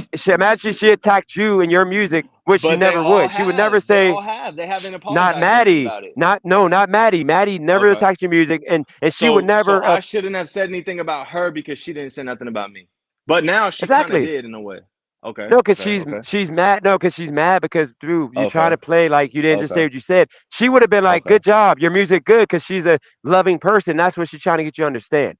Like you didn't have to come at her Okay. because she wants to go away. Just be respectful, like Okay. she'll be respectful to I you. That's got all you. I she's got saying. you. Well, how do I apologize? Like, what's the best way of Just say like? sorry. Just Because say sorry. I was I'm wrong. sorry. Hopefully, Maddie, you're here. I really do apologize. That wasn't correct to me. It is probably projection. It is probably bullshit. Like, it ain't right. Like, so sorry. You're being a bigger man. And That's what men do. Men I will appreciate you, apologize. That's bro. it. Like, this is kind of crazy how you treated me, bro. Like, I'm not used to this shit. Like, I'm used to fighting, you know, and like you keeping it a buck with me. So let me just one last, and then you You tell got me it. where we're going. I'll leave, whatever. But people have been asking, music stream, what platform do you have music at? Like, yes, I have music. I have a channel. You can go to my channel. I have 84 vlogs that I've made. Every vlog has one of my songs in it. You could hear my songs in my vlogs. I started making these little videos where I kind of performed a song, or I did one where I just like listen to my song. Like, so yeah, my music is on my channel. If you want to go listen to it, if you want to hate on it, if you want to feel type, like whatever. Like, I'm not claiming. I know. I No, don't no, say wait, that, wait, wait. right? Okay, I got you. No, I but got wait. you. Yep. Don't say hate because that's loser mentality. We're going to get you rid of that. My apologies to anyone I disrespected. I'm a chat person. I'm just from the chat. I'm a troll in the chat, and I'm learning from Dennis, the great, the amazing hustler, on how to do this. Hopefully, we can do something cool. No, you good. You're good. I just need you to have winner mentality. So from this point on, don't don't think negative before it happens. You never hear me say, I'm gonna come on YouTube and my numbers are gonna be probably lower. Blah. No, I never say that. I say I'm gonna get up there. My numbers gonna grow. You gotta speak positivity in the air. That's the reason why. See these people, for example, when I put I'm gonna do 100 hours. I'm going to be online for at least 80, 90 hours. I'm going to try to get 100 hours because I have a goal in mind to make. And I know people are going to be talking down on it, not wanting it to happen, but it's going to happen. So that's what I tell you. I'm going to encourage you as a man to man to be um positive. Never let nobody down you. Never let nobody make you feel like less than. So let's see. We got that comment. And Dennis was nothing but respectful to me. I'm just not cut out for this side of YouTube. I wanted a peaceful conversation. It's escalated at times, but this is entertainment. Just tough being on the other side of YouTube. Um, yeah, you gotta, Maddie. You gotta remember, Maddie. Um, what Furby did with me and Furby, that was no drama. Okay, because of the fact it was just me and her. It was fun. We already have what we're going to talk about. If you want to do that type of YouTube, Maddie, all you got to do is hit me up like you were supposed to and say, hey, I can do 1 day a week and I want it to be about topics. And then guess what we do? We come on here and we talk about topics, no drama. And then people in the chat they don't matter in regards to that conversation. It could be the Maddie hour, but you got to understand, you got to make it yours. You can't make it me because people know that that ain't me. So you could have had the Maddie hour or the Maddie or whatever. It could have been the Maddie hour to where you talk about topics and you go on for an hour and you get in and out and you don't have no panel, you don't do nothing. That's what you would do, Maddie, if you don't want the drama. It's just for me and what works for me, I have to buy into this drama because this is entertaining people. Even if it ain't entertaining to me, it's entertaining to people. So just keep that in mind, Maddie. You got time to think about what you want to do, but I'll be here as I told you on Instagram, whenever you're ready. But more than likely, because you're gonna go into the other realms of YouTube and realize that this space that I created, most men, for you to go on their channel, and I'm not a big channel, I only got 45 people, 40 people, maybe 50 sometimes. For a guy of this level, they're gonna try to make you what I'm pretty sure you don't want to be, a piece of meat, to where they're gonna sexually exploit you and want you to like act like you're like rocking with them, like you're, like they're yours and all that. And then a lot of other channels, they're not gonna have you on regularly. They're not gonna let you be a focal point. Because like I said, this is more me trying to make a network to where I have a solid 4 or 5 shows a week that people look forward to because that's the new wave. That's what everybody's doing. But I don't have the following right now to make a bunch of different channels. So I gotta like just have all the shows on one channel for now. And then once I get the traction to where I'm doing 200-300 people on lives, now I can have different channels to where I can tell people, okay, go to TVL Music Hour on this channel, and then we go live on this channel. We have Maddie Hour, we have this, we have that, and that's the point. It's about building. So just keep that in mind. That's the recipe. And by the way, Roy, if you want to come up here, YouTube is not that easy. If you think about it, Roy, it's easy if you want to talk to nobody every day, but if you want to get up to actually making money, which is like 500 people live at a time, it is not easy. Um, I don't know. TVO, do you think YouTube easy? Because people make it seem easy, but I'm trying to do big numbers. I ain't trying to be stuck at freaking 40 people watching me. I don't think it's easy. My opinion on that is that a couple years ago, like a few years ago, the opportunity was different. Like I think when you went viral and shit, like it was a Yeah, different time than what it is now. And like even like how you went viral with the videos.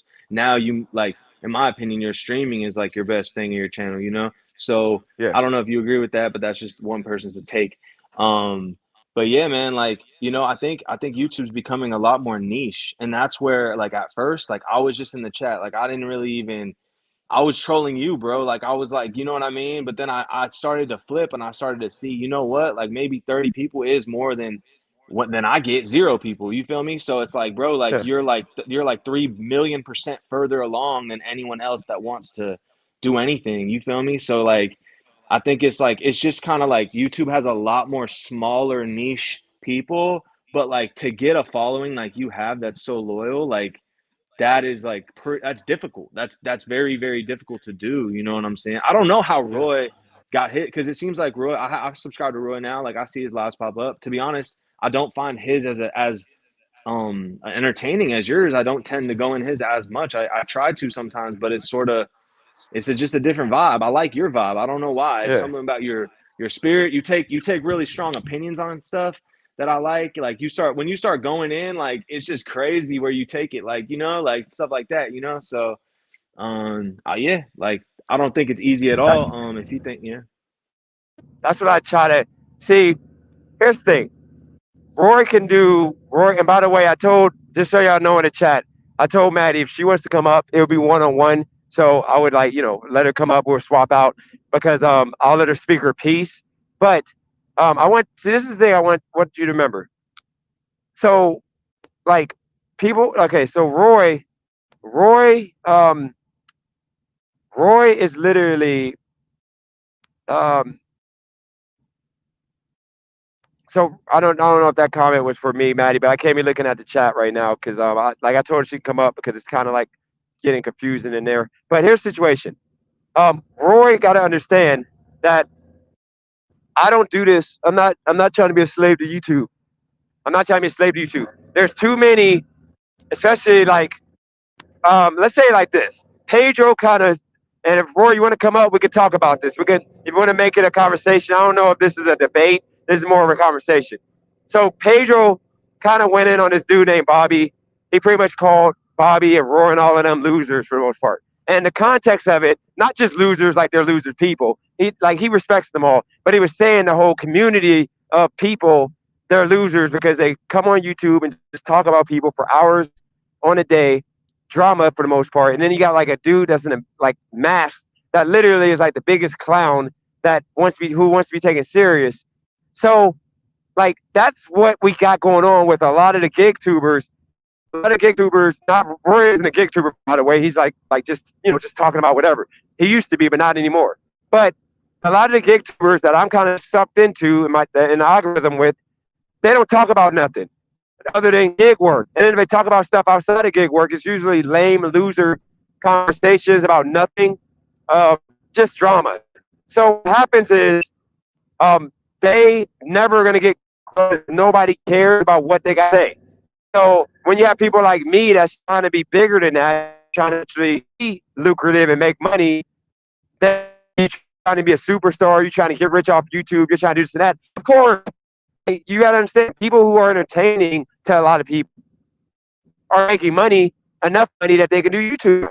So if I want to put myself in position to potentially do that while making money in lieu of trying to do that, of course I'm going to do that. I'm not going to be afraid to say I'm trying to do that because unlike a lot of these people, I've achieved that level of success at one point to where I was making $150 a day in AdSense revenue because I was getting almost 40,000 views a day on average at one point for like a week period. But back to the point, like if I want to do that and if I want to try to be better every day to get to that point, that's what I'm going to do. So if that makes me think that I'm a superstar, call me a superstar because I refuse to have a loser mentality. Just like I call myself the best DoorDasher alive. Because if I'm doing something, I'm the best. And every day I'm gonna do what the best DoorDasher would do, which is work all day, take all the orders, make the most money. That's what I'm gonna do. Because I'm sorry. I don't take second place. So if anybody has an issue with that, that's on y'all. But I refuse to act like to put myself in loser mentality. So if it's embarrassing to some of y'all, if y'all think I should be embarrassed to want to be the best DoorDasher, so be it. If y'all are embarrassed that I want to be the best YouTuber, which ain't gonna happen at this point, Mr. Beast is the best. But right now, I'm like, if you got 1 out of 100, I'm probably like top 55 because like only 1% of YouTubers have been monetized from the first month they started doing YouTube. Only under 1%, and only 1% of under 10% of YouTubers make over $100 on YouTube a month. So I'm sorry, that puts me in the top. So people can hate all they want, but I'm still top 10% of YouTubers out of freaking millions. I mean, think about it, TBO. I'm literally 1% of YouTubers ever that have been monetized from the first day of doing videos on this channel, and I'm top 10 in YouTubers to make over $100 every single month, period. And people want to talk crap when there's people with more subscribers than me that don't make as much as me. But you gotta let people hate. I can speak for myself, bro. You flipped me. I came in this fucking channel. You'd come in your streams. I'd come in your I'd come in your streams. I'd see the way you speak like that, and I would be the one that's I know you probably remember, you know, I'd be the one that's like, yeah, bro, but like, you know, you ain't this, you ain't that, you Yep. overestimate, right? But bro, over Yep. time, your consistency, though, and just gradually, some of the stuff you say, like I don't agree with everything you say. Like for example, like when you speak on like celebrities and stuff like that, like bro, like I literally like went to school with like Will Smith's kid. You know what I'm saying? Like I rode in Will Smith's blue Bentley before. So like when you talk about Will Smith, like I've been around him. Like I was at his birthday. Yeah. I was at my friend's birthday party where Will Smith was wasted performing the Fresh Prince song in front of us. That was like one of the coolest experiences of my life. Guys lit drunk performing to like a bunch of kids the Fresh Prince song, bro. It was legendary. Like so, That's like dope. some of the stuff, like you know what I mean. Like it's hard to say stuff like that because people's gonna be like, oh, you capping, you this, you that. So like some of the celebrity stuff, like I got a little bit of a perspective on just because I grew up around here, type thing, whatever, blah blah blah. Everybody got a story, so that's so. But like so, some of that I'll be like, okay, maybe da da da. But like with the hustle stuff, with the YouTube stuff, with the how to go viral, with the marketing, with the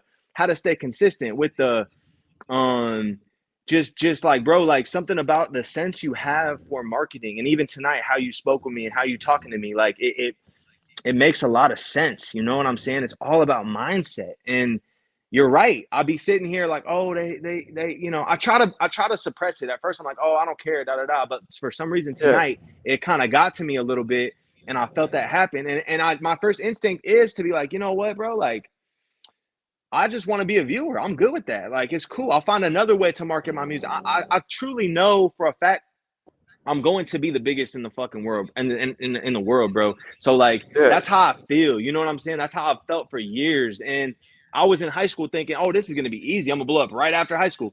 No, you know, so it's not an easy journey, but I never, okay. So, man, Mr. Wordplay in the building.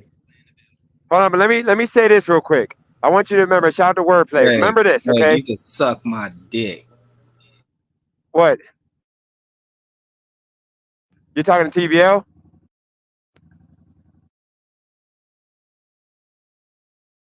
I think you're talking to Craig.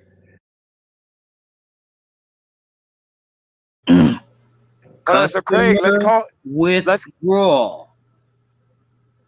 call Craig up to the floor. Come on, Craig. Suck my dick, broke boy. Come on, Craig. Come on up, Craig. Be a man, Craig. Fight him like a man. I think, Craig, you got to come up now and show your bank account or your transaction history. He ain't gonna do it. Yeah, you can suck my dick. I'm gonna let that cussing go because you earned that after you showed the facts. My bad. You showed the facts. Nah, you good. I'll let that go because you deserve that because you came up, showed your numbers. That's just 1 month, Craig. Oh, you don't do panels no more. Okay, yeah, we put that boy on a milk box. Are you? My bad. You guys can continue. My bad for No, you good. If you don't mind me asking, what data was? Oh, he was that closed sales or something? What But anyways, you tell me later, bro. No, it was sales. Either way, I mean, he's at least getting a 30%, even if it was just sales. I see it. I'm just curious what he's selling. Like that's dope. Like I just didn't know what Wordplay do. You know, I'm just curious. But he can tell me later. I forgot what it was. But yeah, no. Whole point though, what I'm saying is, like these people, like they're going. You see how like with the loser Toby, he's going in, and you see the loser Brandon talking about how and what you got to do is you got to take that energy they're putting out and you got to give it back to them and just say something like this. Brandon tried to do YouTube. He failed. He tried to have friends. He failed. He's literally a nobody. And he wants to be somebody, which is why he tried to do YouTube. He said that he was going to make his own channel, and he told everybody to go follow his channel. That, you know, he told me that he was going to make something happen. I got more views on my worst video than he got in the entire history of doing YouTube. For 11 years. He's been doing YouTube for 11 years. And I got more views on my lowest watched video than he has. So you got to understand, there's levels to it. So when he's in a chat talking about, like, you're failed and you're this, you can look it up right now, guys. Not even 10% of YouTubers have received a $100 check every single month the entirety of doing YouTube. Not even 10%. It might be close to the 1%. So right there, when you got millions of people that have tried and only a few have succeeded, only 1,000 people, no more than freaking 2,000 or 3,000 people have had a AdSense check from the day one. I showed the numbers already, but I'll show them again when I get off this bike. When I get to downtown, I'll show you all my numbers. From day one of me doing my first video, okay, I was monetized in July. I did my first video on YouTube like July 4th or 5th. And July 17th, they sent me the email, or actually July 20th, they sent me the email about monetizing my channel, which I did. I filled the application out, and it was approved, and I was monetized by the 25th of July, and I got paid from the 25th of July all the way until the end of the month. I made 400 and some change that I got in September, in August. And then August, I got like 3,600, and then it went from there. And I got paid. What's going on, man? We got Roy in the building. What's going on, Roy? You got the floor, Roy. I'm gonna let you lead. What's going on? What do you disagree with? I think your audio is muted. Oh, Roy, you're frozen. Oh no, I ain't frozen. What do you want to? You just hit a glance at me, Roy. What the heck going on? This kind of creepy.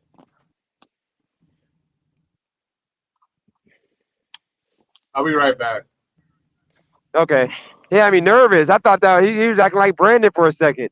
He just came in. He ain't got his light game on yet. He got like those lights that he's gonna put on. Neons. He's gonna have his whole He got setup. a lot of neons. Yeah. You gotta come out. You gotta come in like you always come in. I was waiting for it because when he comes in, this is the thing. When he comes in, and he knows I like this. It's like Stone Cold Steve Austin.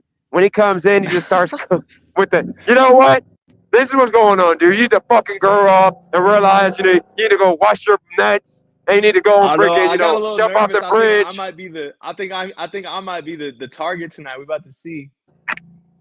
I don't know. All I'm saying is when Roy starts, that's the reason why I have him on, because when he starts, he's gonna go off. So when he wasn't talking, I was so confused. I'm like, what the heck is going on here? And he does it. It's like his stick. Like he comes in and he gives you that look, and then he just starts going off. Like, yeah, you know what? I'm like, Jesus Christ. But bro, like before he come, like this is an example. I always like this is an example. The way you talk, like you see entertainment, in my opinion, the correct way. Like you see it. You see, like even when there's a panel going on, there's a bunch of people and 6 people and shit and stuff. You'll do something to kind of like produce the show. Like you're always viewing it. Like, bro, the work you do, in my opinion, is honestly like studio, like executive level. Like you have like a broader kind of vision for how this is all supposed to go, dude. And like, we're just jumping up here talking, like I'm talking all fast, blah, blah, blah. Okay, here we go. Oh yeah, no, absolutely. I mean, you gotta, here's the thing, like with Roy, like I love it when he cooks. So I make myself the butt of the joke to make it entertaining, which is why I'm gonna say, I hope Roy can hear this. But when me and him went back and forth with Pedro, I didn't have to say what I was saying to Roy. I knew it was going to trigger him to go off, but I knew it was going to be entertainment. And then when it comes down to it, we're here to entertain. And that's what I did. But go ahead, Roy. I'm assuming the smoke is about the whole me trying to be a superstar on YouTube.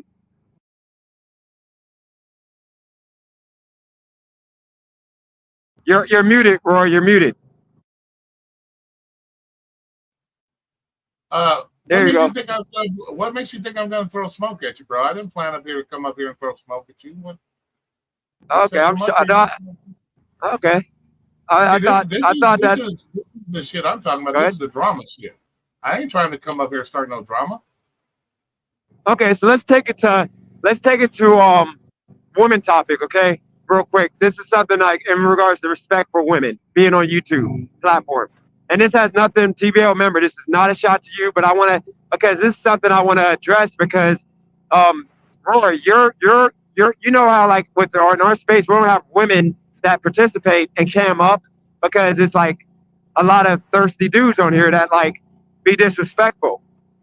Would you say that that's the true fact that dudes need to relax and treat women like, like normal human beings? So we can have more women that are willing to engage? Or do you think that the women need to get thick skin? Like, what do you think with the way that women approach a lot of our channels and stuff that people be saying that scares them away half the time in the chat. What do you think that needs to happen Well, if we want women involved? bro, any woman, yeah, right. J Media, what's up? Anybody, any female with tits and ass, bro, is gonna get some kind of, is gonna get it on YouTube, bro. That's just how it is. You got tits and ass, guys are gonna be thirsty as fuck, you know, because really they don't want to come up here and see some fucking sausage fest like every day, you know. So they see a pretty girl, of course they're all gonna shoot their riz at her because that's, you know, most of these motherfuckers are in the basement playing with themselves, watching shit. So that's how it is. Any female needs to understand that. She's good looking, got tits and ass. She's gonna have to deal with fucking dudes on here getting thirsty and trying to throw the riz at her. That's just common sense, man. Okay. And by the way, Is it TVO, the cussing goes, TVO. But Roy, let me address one thing with that. So they could do that, but when she says she doesn't want the drama and all that, so she's bowing out respectfully, which is what she did. A lot of guys in the chat were throwing shots at her and now trying to belittle her. So that's more so what I mean by, like, I would expect the woman to not want to be a part of it when, you know, they can't win no way. So do you think, like, you know, I mean, actually, is there any women that like cam up that show their face that are attractive, that are part of any YouTube community that we're a part of, like a you know, rideshare or anything like associated to any of us? Yeah, there's a few out there. There's a few of them out there. But Like, see, I name don't come one, on- 'cause I haven't seen one. I don't come on YouTube to look for Pornhub material in my basement. I don't do that. That's not my deal. So when a female cams up, when a female's on here, it is what it is. She falls into the realm of, if you're going to have a conversation, be prepared to deal with the conversation. Now, if you got a bunch of little dick guys in the chat getting upset because she ain't falling for their riz, then that's on them. That's not on her, and that's just one of those things she's got to learn to deal with. Is that, hey, yeah, you're going to have a lot of haters in there because you didn't take their advances seriously. Like, I don't know what you plan to do, like boner through the fucking TV screen, but I don't know what some of these dudes are about, like their life like that. So I don't know, to be honest with you.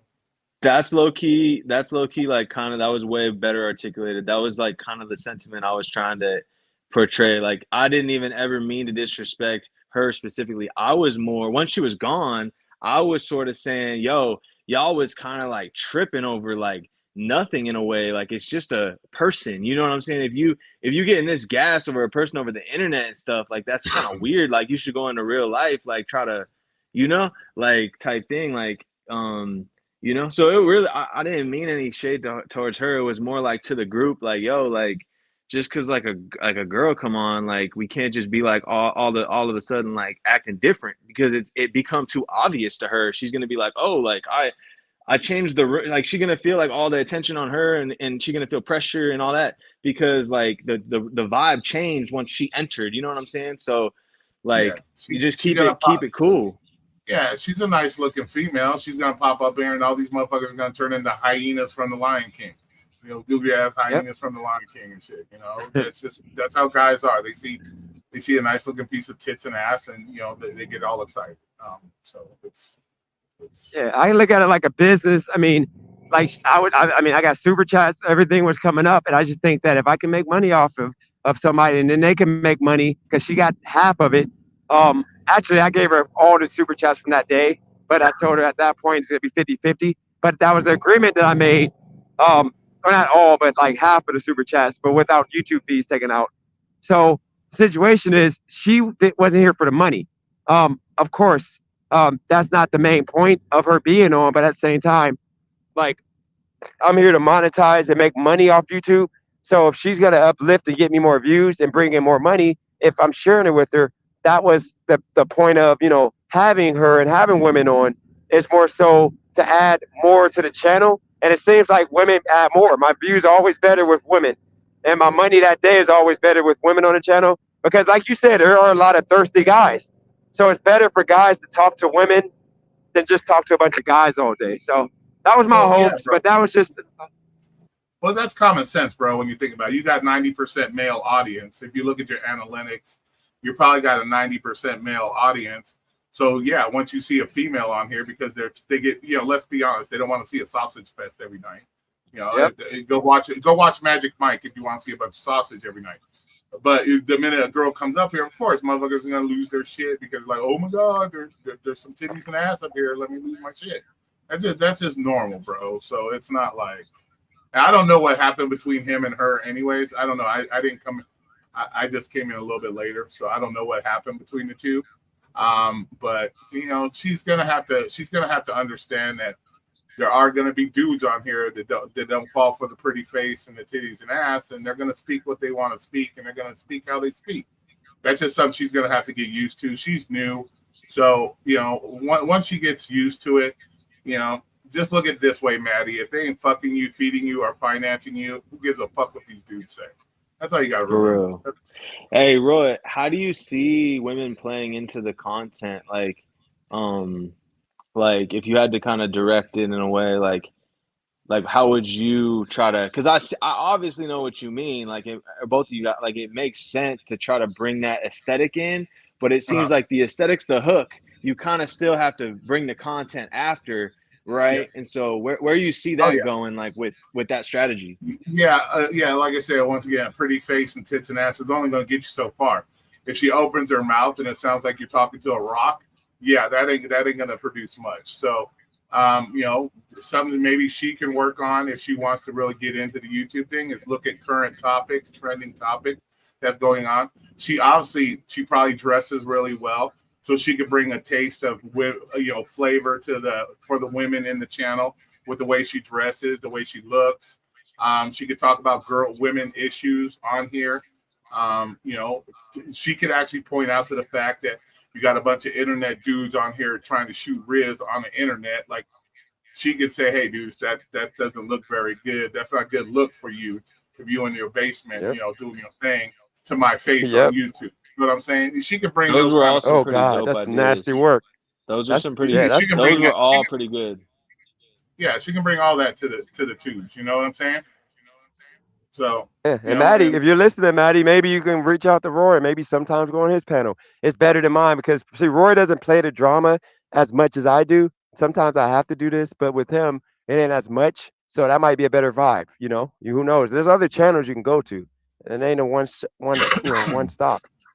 yeah, and definitely doing the cam thing, that's definitely important. Yeah, you want people to see, you know, they want to know they're talking to a real person, not like the last female that was fucking up here. That was,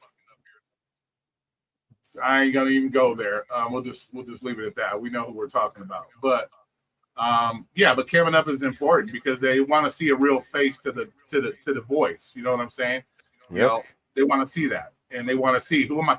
How is this girl talking to? How is this girl trying to talk to me about relationships when she's getting a divorce or she's got a hard on for a dude on the internet instead of taking care of her husband and shit?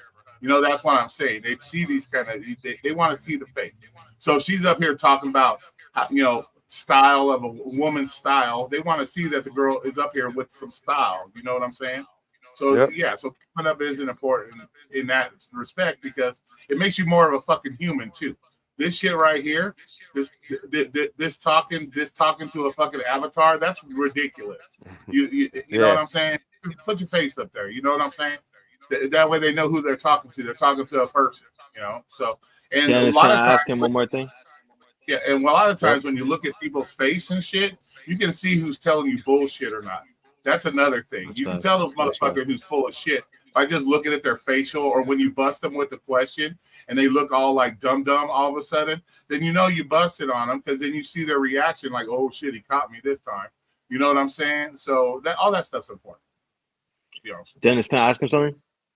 And you tell me if this is a bad question. This is like so random. Like I don't got the production chops like you, but I'm seeing in the chat some things and it's sparking this question. Roy, what do you think about Elon Musk and how he like said he has like, I'm not even exactly sure what he said he had, but like some kind of form of the spectrum or however the respectful way of saying that. What do you think about that? And I don't know. I know that's random, but do you have any thoughts on that? What was it again? One more time, something spectrum? Like Elon Musk, did you hear how he went on Saturday Night Live? And I think he said he had like Asperger's, or he said it's kind of some form, right? Do you have what was your perspective on that? You know what? That's weird because there has been history where people that do have some type of mental illness or some of the smartest motherfuckers in the world. Let's take Stephen Hawking, for example. That guy but he was one of the smartest people in the world. So, and by looking at his body shape, Elon Musk's body shape, he looks funky, bro. He looks like his Cybertruck. You ever seen that man without a shirt on? He looks like the Cybertruck. So it could be something to it. And a lot of times those are some of the smartest people because they don't have the look or they don't have the intelligence to maybe be picking up on the females in the younger years. So they hit those books. They learn shit. And so when they learn shit, then they apply that, get hella smart, build the businesses like he does, and now he's popping coochies all over the world. You know what I'm saying? That's actually so funny, bro. Like his story, like is actually like he said that he was like, because usually people that have those kind of spectrum things are kind of antisocial or whatever. So I guess he had kind of an antisocial thing, maybe even kind of whatever. But he ended up in the library just reading like nonstop as a kid, and so that was kind of part of his story. Yeah, exactly, and that's.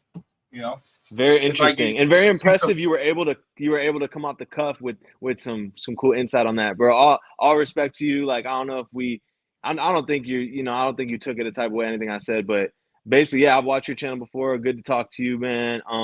Cool perspective. You're another pro out here with this stuff. Like I think doing these lives like does hone something. Like y'all are sort of polished with this. Like and we like to watch. We all watch. We all tune in. So. Well, as far as like, do I take what you say personal as far as coming to my channel and shit and this, that? No, I don't. Like I said, bro, I don't let that shit affect me. My channel's been up for 5 years. I get really good, loyal subscribers. I can still pull the 40 or 50 in my room very easily. I just think about the bullshit, bro. I don't like the bullshit. That is my biggest issue is I don't play the games. Like, I'm not about this childish he said, she said drama shit. Like, yeah, I'll get my battles back and forth with like Dennis, everything. That's just part of YouTube. Does it really? Is it at the end of the day? Is it going to affect my money or is it going to affect my life? Like, do I put my shoes on differently because I got an argument with Dennis? Hell to the no. This is just YouTube. So when I go to sleep at night, I don't lose sleep, bro. That's when you were asking about how do you deal with these haters. These motherfuckers don't affect your life any, man. They don't affect your life. So when I go to bed, lay my head down on the pillow, bro, this shit's the furthest thing from my mind. I don't wake up thinking, oh shit, I gotta come back at Dennis. I could care fucking less, bro. And that's how you just gotta look at it, bro. So pretty dope. Let me say this. I think that in reality, Roy, we gotta be real. We're characters. You might be more legit and real on how you are in real life, but as a character, people want certain things out of you on your channel. So people look forward to you. Like when I was saying what I was saying on Pedro's live that day, I knew you were gonna go off. But at first I was trying to like defend you, but then like I'm like, you know what? I want Roy to flip out because he's going down bad. So I started saying the troll stuff, knowing I was gonna take that heat and I was gonna make it entertaining. So I just say I think a lot of people like you because you turn into Stone Cold and you start going off and you don't hold and you do it in you do it in a way that is hard to come back from. Like you gotta really think out. Otherwise, you're gonna be like crying and looking like you're whining. So that's the reason why I think with your channel, I think it's best when you got some type of drama going on. Because when it's like you just talking about whatever, not saying you're bad, but I'm just saying me as a viewer, I only watch. I'm literally watching like 5 hours. Like the one live you're on there for like 4 hours. I literally watched like 3 hours of it to where you were talking about the Pedro and the drama or whatever Pedro was talking about. I enjoyed that, but like the lives where you're just talking about topics, not so much. But it once again doesn't make your channel bad or anything. It's just what I like, and that's why I try to explain people. If you only like certain things somebody do, then just check out that portion. You don't have to watch every single video, which would turn you into a hater because I can't make you happy at all times. Just like Roy ain't gonna be yelling at people to make me happy every live. He might just want to be chill and. Yeah, exactly. I first and that's found how I you look at it too, bro. I like to give a mix of my channel. Like I'll do gig work stuff here. I'll go off on people here if I see some dumb shit. I'll talk about life shit because 52 years I've been through a lot of fucked up shit in my life, and I can talk about that. It just all depends on how I feel for the day. You know, if I feel like talking about fucking spaceships, maybe I'll talk about spaceships. I don't fucking care. I just come on here to talk with people, kill some time, have a good time, you know, and that's all I do. I don't go out of my way to try to please people. I'm not a people pleaser. For the most part, I hate fucking people for the most part. That's how You know, to be dead ass honest, I'm not a big, huge people person. It's like, just don't get in my way and we're fine, you know, like whatever. But I don't come on here because I'm trying to please an audience. I just come on here, speak my mind, tell my story. If people believe it, good for them. If they don't, I don't give a fuck. I know I live in reality, not make believe. So I found no reason. I found your stuff, Roy, when Dennis was in his kind of conservative that whole little phase, and then you came on and you were sort of a balancing voice. It was cool because y'all look different. One's African American, one's Caucasian, and there was some agreement. There was some unity. I liked seeing that. It shows that we can all agree. It doesn't have to be racially divided all the time. So that's where I first found you, when you was on that wave. And then I went over to your thing, and your vibe in your channel is very chill. Like, everyone's a mod. Like, the first time I went there and like I was a mod, I'm like, oh my gosh, like, dude, this is so cool, you know? And then I noticed everyone was a mod. I'm just like, dude, this guy's like a man of the people. Like, so then your story, like, as I've heard little tidbits, like, this is all stuff you said, right? Like, you were a security guard at an establishment, you know what I'm saying? Which, you know, Yeah, I got paid to beat people's ass for 7 years. yeah, like, those establishments teach us a lot about human nature. Let's just say that, in a lot of ways, like what you said. You talked about how you lived in a car and how you had, you know, these health issues from that, which is really interesting, because I've chosen sometimes to sleep in a car because I didn't want to pay. I'm like, bro, a hotel is a scam. Like, $500 to lay your head, like, that's a scam. Like, so just out of principle, sometimes I would be sleeping in my car if I'm on like a road trip or something. But like, I noticed my legs hurt. Like, when you wake up, your legs mad hurt. So I'm like, dang, that's crazy. So just I could say other things, but your story sort of, okay. And then like your aesthetic, and you talk about the biker stuff. So it's like, to me, you seem like you know, you cut from a different cloth. Like, you cut from like a certain cloth. Like, you got a story, you got substance behind you. So just seeing you vibe out with your people, and it's just kind of the way you do it is cool. Cause it's just like, you just like a real guy. Like, Craig in the chat said, you genuine. Like, that's mad true. Like, you know, so, but Dennis, he like on this, like, super, like you call it drama, but we call it content. Like, he on this, just like, he can make content out of anything, bro. He just started talking and saying all this stuff. And that's a sort of a different energy and stuff. So it's just interesting. Well, two things I want to, if Roy, you don't mind, I want two things I'm going to ask you. I just want to answer. First thing. I just want to answer one. Okay, go ahead. Go ahead. Yeah, go ahead, as far go as scars go, Maverick. Yeah, Maverick. I was stabbed in my stomach once. I got a cut across my lower pec where it got swung on with a knife, and then I got stabbed in my stomach. And of course, the knuckles have, you know, their scars. But so yeah, I got a few. Okay, go ahead, Dennis. What were you saying? Now I was going to ask you, so two things. The first thing is going to be, like, I got to push back on that whole you don't care about certain things. I think that live, after I said what I said on my channel, you know, people were anticipating that live that you did on me, and that numbers were good. People were rocking in the chat. I was watching, like, I had to watch because it was like some good cooking that happened on that live. You telling me you wasn't looking forward to getting off work and cooking like that? Because, I mean, that was like, you put your heart into that one. That's what I mean by, like, that's when you're at your best for at least me. No, dude. I like I said, I don't. I'm very good at coming back at shit like that. I don't, like I said, I don't take it personal, bro. Because yeah, you can talk all the fucking goofy shit like OG was talking all his shit, and I'll rip that ass. But really, at the end of the day, am I gonna like keep doing it? No, I'm gonna speak in the moment because yeah, I might be heated at the moment, and so I'm gonna let it rip. But after that, yeah, like I said, we had our really bad things, and guess what? I'm still on your channel, right? I don't take it personal. Yep. It is what it is. We're grown ass men. If we all agreed to the same shit every time, we'd have a boring ass world. So yeah, we'd have disagreement. We rip into each other. We make some goofy videos about each other. Guess what? I can still come up on here if there's a common topic, and we could talk about it and go about our way. I don't. Like I said, I'm not like childish like that, where I'm gonna be like, oh fuck, I'm gonna go hide in the closet because Dennis said something fucked up about me. I'm not that guy. Okay. Well, let's get the elephant in the room in regards to what everybody, like, that comes to your channel that people, more so disagree with, my switch up. Let me get into that. So I'll give you a short version. Like, a couple things happened in my life that caused me to realize that I was being ignorant and I was being racist to my own people.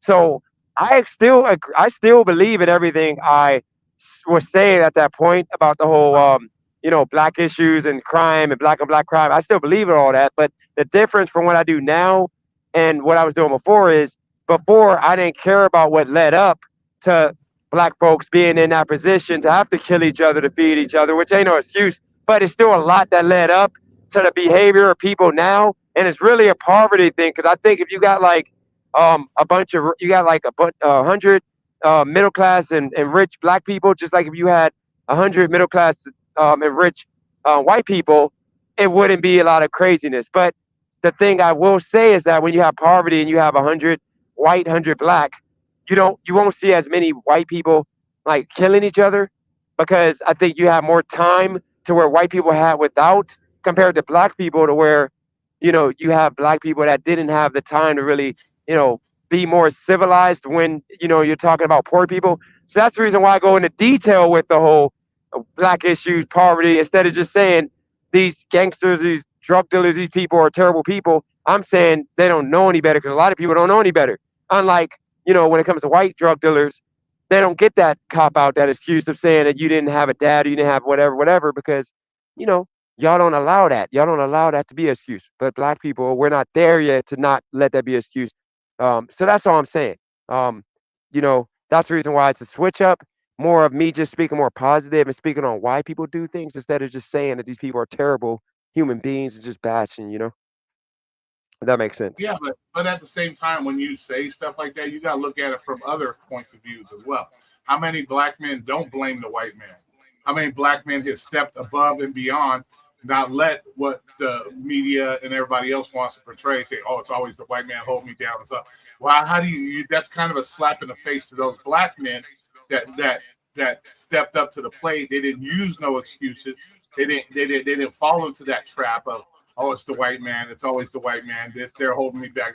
So it's almost like a slap in the face when you try to make those kind of excuses for other black men's behavior, when you have a lot of black men out there doing the right thing, doing the family thing, making the bank, and taking care of business. So it's a slippery slope you're on a lot of times. Yes. Are there probably some? I don't think there's any excuse, whether it be the white man's fault, the Hispanic man's fault, the black man's fault, that gives you any kind of reason to go out and shoot up your kind. I don't. There's nothing that justifies that. There's no excuse that gives you a reason to go shoot up your neighborhood, shoot up your brothers and sisters, hitting little kids on the street. There's no excuses for that. So, we may differ a little bit on some of that stuff, but it is what it is. But you can never give me a good enough excuse to say, oh, it gave me a reason to go shoot up my brothers and sisters and shoot up the house and kill little kids innocently because, my tennis shoes were newer than yours, or you stepped on a shoe or shit like that. No, that makes okay. So let me push back on that. Okay, so here's the thing. I'm not okay, so I'm not coming at people. I'm not making excuses saying that, black on black crime and all that is the white man's fault, anybody's fault. What I'm saying is this. You have like Black Wall Street, okay, for example. You go back to that. Okay, you had at one point black people were doing plumbing, being electricians, doing all these different things. Okay, that were middle class jobs. They were making money. But then you had a campaign by ultimately the government through music, through entertainment, to make black people or get black people to not cherish those things that would allow them to be more productive. And like I said before, I can't blame nobody other than what the government put in front of these individuals, like putting literally crack on the street, to where white people, if you guys had to deal with the same things that black people were put in front of, do you think you would have made it out? For example, music. If white people had music executive only pushing music depicting white kids and young adults selling drugs, killing each other, making it seem like it's cool to kill your op and all that stuff. If you have movies that were the only movies that got put out for black people were violent, where black people were either shooting another black person, just killing somebody, you have crack literally put on street corners. You have guns literally put on street corners. You have all these things that are all documented. You have every black leader that's pushing, positive culture that a lot of black people who are poor don't know about. But when it comes to white people, your leaders are being taken out. But do you think if white people had the same environment, such as those project communities, that when it comes to communities that are majority black, they call them projects and they're like unsafe. They're literally the worst. But then when it comes to like a community that's majority white, the low income housing is more like it's sanitized, like it's clean, it looks better. Ultimately, people feel more productive and they feel respected living in those things. Even though you shouldn't complain about living for free, but still, just big differences. So you tell me, if you, as a white man, had the same thing that black people had in 2024 put on your community, would you guys still be as good as you? I mean, statistically, as much better as black people when it comes to violence and everything, poverty and everything? Well, white people commit violence just like black people. And as far as movies and shit like that, there's been plenty of movies out there that depict white people as gangsters and all this shit. There's plenty of that shit. If you're gonna let but that once again goes back to how are you raised? You know what I'm saying? That goes back to how you raised. We got all kinds of. Just because somebody puts a line of cocaine in front of you because you see movies where a lot of black men are snorting cocaine, doesn't mean you got to snort that cocaine, does it? No. So like I said, it doesn't matter. There's plenty of movies of white people doing crazy dumb shit. We kill people too every day. White people do the same kind of crimes every day. But it's up to you as an individual, how you were raised, how your morals, all that shit. That's how it goes. Are you willing to face the consequences? All that shit. That's well, you can say it's not true, bad man. You can, like I said, you can use any excuse you want, but there's plenty of people out there that don't fall for that. Just because you got rap music saying go out and kill your homies because they got a better car than you, not every black man subscribes to that bullshit, bro. So not every white man subscribes to their they got to be part of the fucking mafia in order to be rich and shit. It's your morals and the way you were raised has a lot to do with it. Like I said, just because, okay, well, I sound crazy. That's okay. That's okay. You can say. If anybody wants to come up, y'all can come up. If Driving the Wolf, you want to come up, y'all can come up. Were all my friends dying? See, I don't have to worry about that. I don't worry about that. First of all, I don't put myself in positions to where I'm going to get shot up by anybody. I wouldn't put my friends in that position. And where you got to remember, I did the motorcycle club life, so I know all about the gang mentality and putting myself at risk and all that stuff. I've already lived that life, like 12, 13 years of it. So, but if you don't have to put your friends in that position. If you know that this neighborhood is bad, why are you hanging out in there with your friends? You ain't got plenty of other places to go with your friends. There's ways around it. You just can't do that shit, you know? I mean, think about this, Roy. And like I said, it's the white people in charge, because the Democrats, ran by white folks. Black folks have no power with the Democratic Party. But just think about every single leader that would be a positive influence, like Candace Owens, Ben Carson. They happen to be conservative, and if you look at this country, majority of people who are good for the community are conservatives when it comes to black folks, because that's what we used to be when we were winning. Look how Democrats destroy their character. You are literally afraid to come out as a conservative. It took me a while to be brave enough to actually tell people that I'm a conservative, because I knew that I was going to get bashed. I knew I was going to get canceled. And that's what I mean by, once again, white people in power are influencing us to be the worst. To not, pull ourselves about the bootstrap, to want welfare and social programs and all of that because of the fact, so that's what I'm saying. How can you not blame that when that's the reality of what's being pushed on these people that don't know any better? I didn't know any better until I moved to Vegas, and that was the first time I experienced black people that actually like making money doing big things. That's the first time. Before that, I never saw a successful black person that actually I was able to like talk to. So Yeah, you tell that, me. I mean, is that a blame? We can. Is that an excuse or is that a real thing? well, let me answer Bagman real quick. I understand what you're coming from, Bagman, that certain kids are raised in that environment. That's all they have. But you also have those number of kids that have been raised in that environment that have stepped up and beat the odds on that stuff. So, yes, you can say there's kids that grow up in it. That's how they're raised, blah, blah, blah. But there's also the same kids that rise above it and go above and beyond and do that. Yeah, the odds are low, but you can't sit there and say it's not possible. So it's possible. Anybody has the ability to do it. It's once again, it's up to you. It's up to you as an individual to do those things. And as far as the Democrats, yeah, black people vote 80%, 90% Democrat because they play to your guys's. And I'm not trying to sound racist, but they play to your guys' weaknesses. They want to give you free shit. Black people love free shit. Let's fucking be honest, bro. They want free shit. They play to your guys' I'm going to do this for you. Even though in the past, if you're an intelligent person, you can see they don't do the things they continue to promise you. So at what point are you going to wake up? At what point are you going to wake up and realize their promises are just promises? They're not doing what they're saying they're doing. And that's until the culture changes.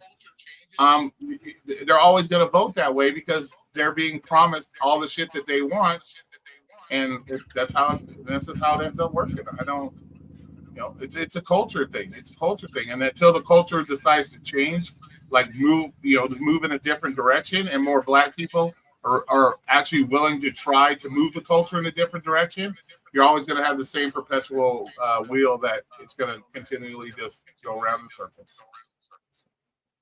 Yeah, no, I agree. We need to move on from that. Now, here's another one. I'm not asking all these questions I've been wanting to ask you. So people gave me smoke about this take. I said that DoorDash and Lyft and Uber and whatever made some of the hardest workers. Now, what I mean by hard workers, I'm not talking about the work is hard. I'm talking about actually working hard. So I think that DoorDash, I think it's, based on like McDonald's, whatever level of work, I think it's hard work when you're doing 60, 70 hours to pay your bills because that's like the standard that most drivers end up working. Before we used to do 40, 50-hour days in Ohio, whatever. Now, because of DoorDash, Grubhub and everything, it made everybody comfortable working 60, 70 hours, which has always been a thing in the West Coast. Like I learned the 60 hour work week. I learned that 60, 70 hours, I had a long week. Before that, in Ohio, 45 hours was, I had a long week because people just, want to earn more money, make more money. It costs more money to live out here. So my question to you is, I think that, people who are lazy, entitled, a lot of people living in their mom's basement, I think it got a lot of people to man up because this is such easy of works that people was willing to do 60, 70 hours because it's kind of like a gamble. You never know how much you're going to make. And yeah, just people I'd never seen work before coincidentally just start working. And it's because of these gig apps and they work long hours. So do you think that this made some hard workers gig apps? Do I think they made it hard workers? No, I don't think I think they're being forced to work. I think these apps have made it to where you're forced to work these 60, 70 hours because they've hooked you into it. And then it's kind of like that, if that old saying, if you put a frog on a stove in cold water and you slowly turn up the heat, you end up cooking them. That's what these apps, in my opinion, have done to drivers. Every app, if you've noticed, every app starts you off with these big payouts, right? And then over time, they just slowly decrease the pay. So where you were looking, let's say, doing 40 hours, now then 6 months down the road, you're having to do 50 hours. Then you're having to do 60 hours. So I don't think it's that they're hard workers. I think at this point, the apps have gave them no choice but to force them to go out and work. Nobody, I'm be honest, Dennis, nobody wants to work fucking 80 hours a week, bro. Come on. Nobody wants to do that. But these apps have put you where they have forced you to do that because they have slowly turned the heat up on you and cut your money to the point where now, because a lot of people get very comfortable doing gig work, I can wake up whenever I want. I can do it whenever I want. You know, that type of situation that they got too comfortable with that. And then now they don't want to go to work. They don't want a W-2. They don't want a boss. So they have pretty much locked these people into where they gave them that mindset. You're an independent owner. You're your own boss. You're this, you're that. Knowing that that's bullshit. You're not your own boss. And so these people have no choice now, but if they want to pay their bills, to work 60, 70, 80 hours, you know, and that's fucked up. You know? Yeah, no, I agree with most of that, but I'll say this. So I think that like you got to do something, and most gig workers make more than they would make at McDonald's. Because you got to remember, most places are still paying $11, $12 an hour, other than like bigger cities. So you're still going to make more than you would make at a restaurant. And I just think that like it's once again, it's not long term. I agree, it is not long term. We should not be looking to do it long term. But I think that it still is a plus. I think that it's still a benefit. I don't think that these apps should go away anytime soon. But you're right. I wouldn't recommend people doing it long term. But I'd rather have more people working than not. 'Cause I think a lot of these people just wouldn't work.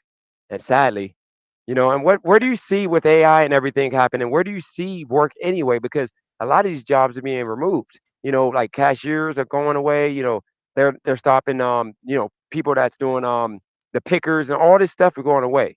So what do you think people are going to do for work in like 10 years with AI taking over everything?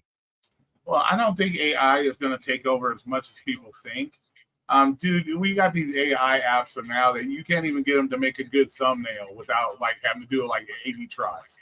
I don't think AI is going to be. It'll take over certain types of jobs, like maybe call center type jobs. You can get the phone to do whatever type of, but I don't think it's as crazy as you think that 10 years from now, it's like we're going to be a bunch of Terminators walking around, like doing all kinds of shit. So I don't. Oh yeah, no, I got you. And by the way, Ski trying to for Yeah, I see that, bro. I see. pick up for crap. I'm sorry here. It's Let's for see, Roy. I think Dennis can beat you in a fight. Dennis said you Ellie, can't stand D. the business, and you flip flop on rideshare. How do I flip flop on rideshare? I don't know what that's about. Now you're on a list of people that see. I'm a reasonable guy, and this is the thing. A lot of men don't like to be reasonable. You got to know when to hold them, know when to fold them. Like you have, like for example, a guy that's like 250 pounds, Brandon. He's in the chat. And by the way, you might want to delete that video that he's been confirmed a sexual deviant. So all the stuff he said about me, he already admitted was a lie. But he has been exposed as a predator. He tried to prey on a woman. I gave him like I told this woman that I can trust Brandon, just hit him up. He'll give you a game on how to do YouTube, blah, blah, blah. This is before I saw his YouTube channel that he got for like 11 years, got as many views now as one of my lowest video, like my lowest video ever. So he pretty much tried to prey on a woman. And long story short, I put you on a list, but I tried to box Brandon. And I'm like, look, Brandon, we could box. You got money. Just come fly to California. It ain't gonna be fair. But I said, for the sake of the fact that since you're quick to abuse women, you can abuse me in the boxing ring. But he wants to do bare knuckle. And I said, there's a few guys on here I would never bare knuckle fight, which is you. I said, Brandon, we got H-Way, we got a couple other people, because I'm a realist. Like, it wouldn't be fair. Like, you guys can probably, if you don't just knock me out, you can sit on me. No offense to you, but you can sit on me. Y'all bigger than me. I'm 140 pounds. So instead of him agreeing to that fight, he's in the chat just going crazy because he doesn't want to man up and just fight me like a man. What do you think about that? Do you like men that just won't, stand by what they're saying instead of like just talking? Let's just fight it out. He said he wanted to, and it wouldn't be fair. I'm 140 and he's like 250. Deadass. Sometimes you just need to throw fists and have a beer afterwards. It's not an uncommon thing, bro. Sometimes you just gotta knuckle it up and get it over with, and then grab yourselves a beer afterwards and move the fuck on. Sometimes it's possible to, sometimes that needs to happen. Yes. Yeah, and that's what I want to do. But this is the reason why I asked you this question.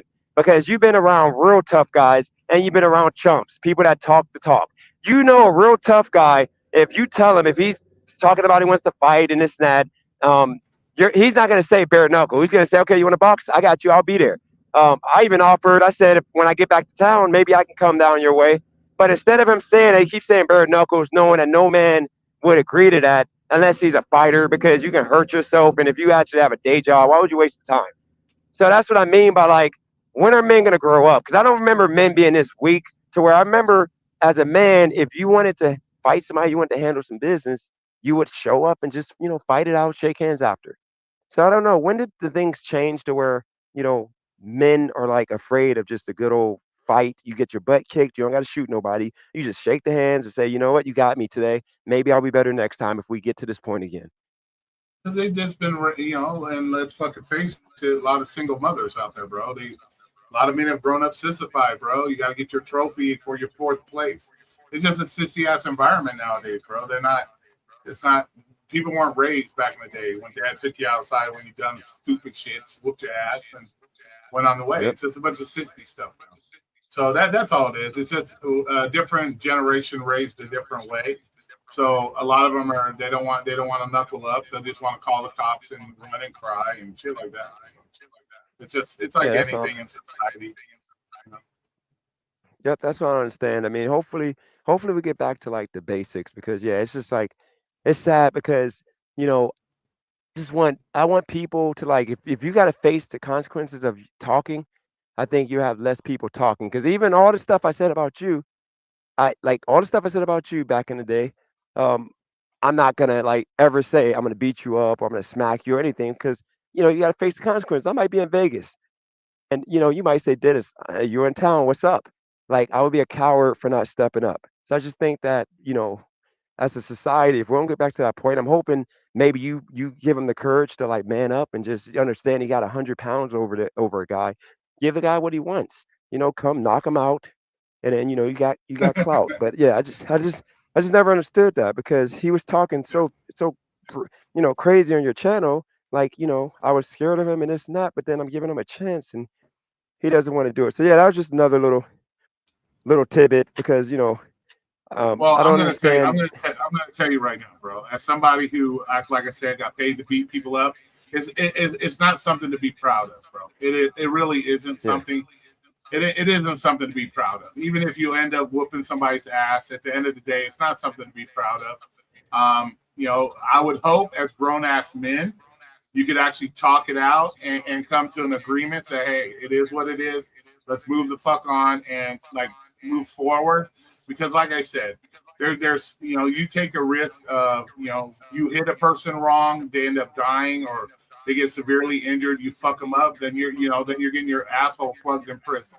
So you know what? It's not a pretty sight, and it's not something to be proud of.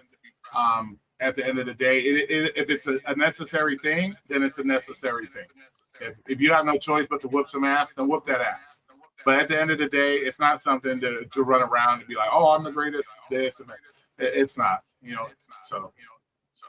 Yeah, no, I agree. Because I mean, when it comes down to it, the only reason why I said that is because, I'm pretty sure this question, you would just block the person, because, this whole drama between, me and him, I don't get it. Like, I've never been in nobody's chat just like spamming, just like acting like a female. And it's like, I hate to block them because I don't want to set a precedence to where people think that I'm like scared of comments. But what would you do? Would you just block the person and just say F them?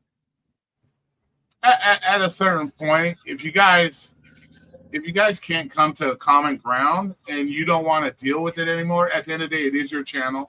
You have the ability to take the steps to end it if you really want to. So it's up to you. I can't tell you what to do. I can't say, well, does it make Dennis look like a pussy if BVAS gets kicked off the channel?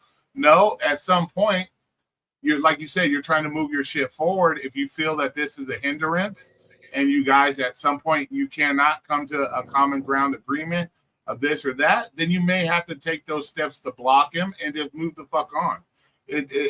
I can't tell you to do that.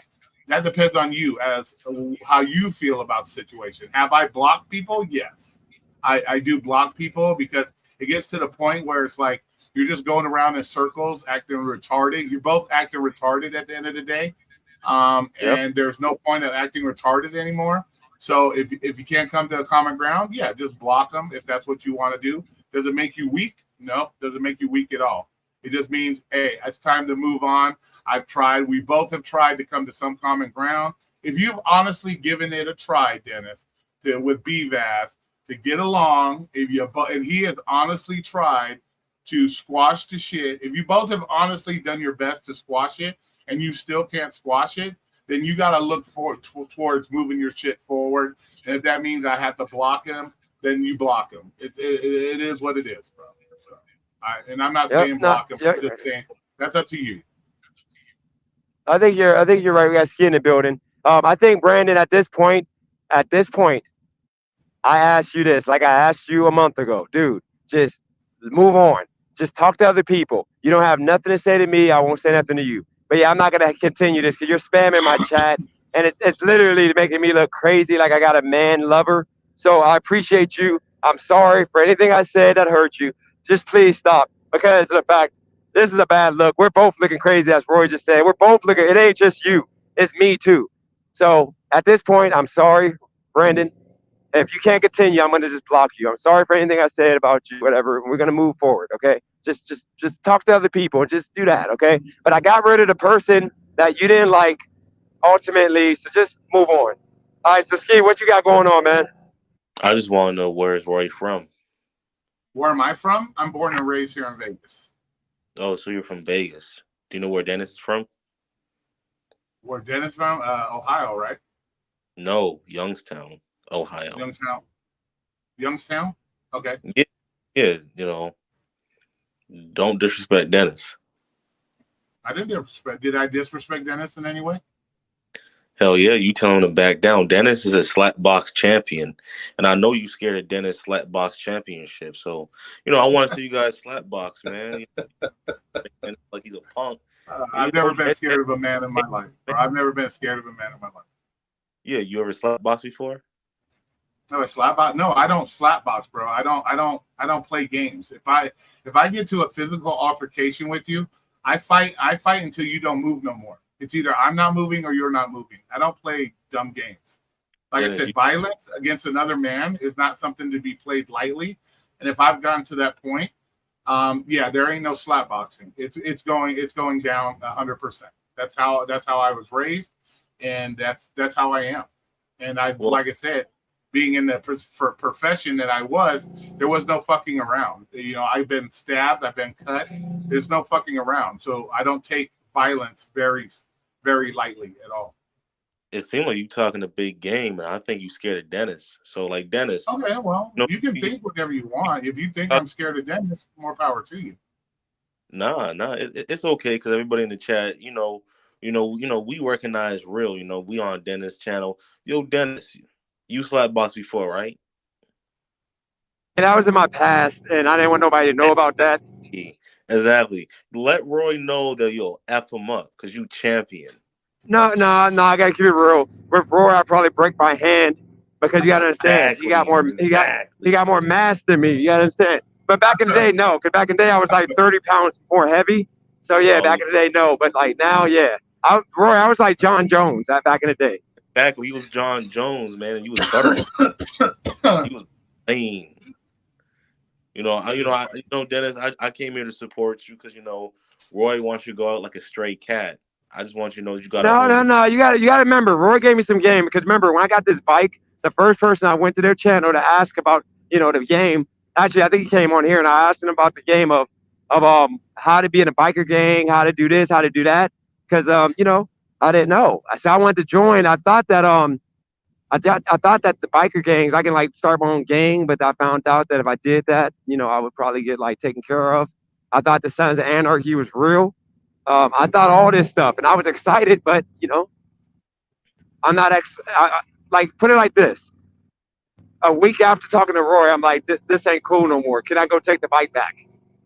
Like, and it was all Cali Girl's fault, because until she put that show on, it got me hooked on. She got me hooked onto that show, Sons of Anarchy, and I wanted to be like that. I wanted to be like tough, I wanted to be like the man, and I didn't know it was real. Like I gotta like fight people, and I might have to shoot somebody. I might have to, like somebody I don't care about. I might have to put my life on the line. I'm not doing that. I'm gonna run away. If somebody's shooting at me, I'm hiding behind the bike and I'm running away. I'm not about to, shoot back and do all that craziness. So at this point, I'm just gonna be me and my own man. Yeah, in riding a bike, man. Riding bike is so much fun that you don't need to add that extra drama. If you don't need to have that extra drama in your life, or you don't want that extra drama, man, just ride your bike, bro. It's fun enough just riding around, cruising around, doing your shit. You don't have to be, it's just something I chose to do, was to be part of a lifestyle, which was a motorcycle club lifestyle. That was just something I chose to do. But yeah, riding a bike, shit. If I had a bike right now, I wouldn't. If I had my bike right now, would I join another motorcycle club? The answer is no. I would just go out, enjoy riding my shit, and having a good time. I wouldn't even bother trying to rejoin the club life. Because like you said, you're always looking over your back. When I rode with my clubs, I always carried guns on me. I always had a big ass knife on me because you never know when something was going to pop off. And riding a bike is already dangerous enough without having to worry about somebody going to ride up on you and start popping caps at you, or you got to pop caps at them, or somebody going to run you over with their truck because they don't like your club, or shit like that. So yeah, man, just go out and have a good time. Ride that bitch, man. If I wish I'm working on getting me a new one. Hopefully here within the next 6 to 12 months, I'm going to have me another motorcycle. That's damn ass straight. Because there's nothing like it, man. The freedom of riding a bike. Yes, it's dangerous. I crashed mine 4 times. It's dangerous, but it's fun as fuck. And it's a lifestyle, and just it's nothing like being able to just say, fuck it. I'm tired of the world. Let me just go out somewhere and ride my shit. You know what I'm saying? Clear your mind and just have a good time with it, So. I mean, I like what level? I mean, what size are you gonna get? Are you gonna get like a 1500 or anything like big? Like, I got 1,000. I got the Indian.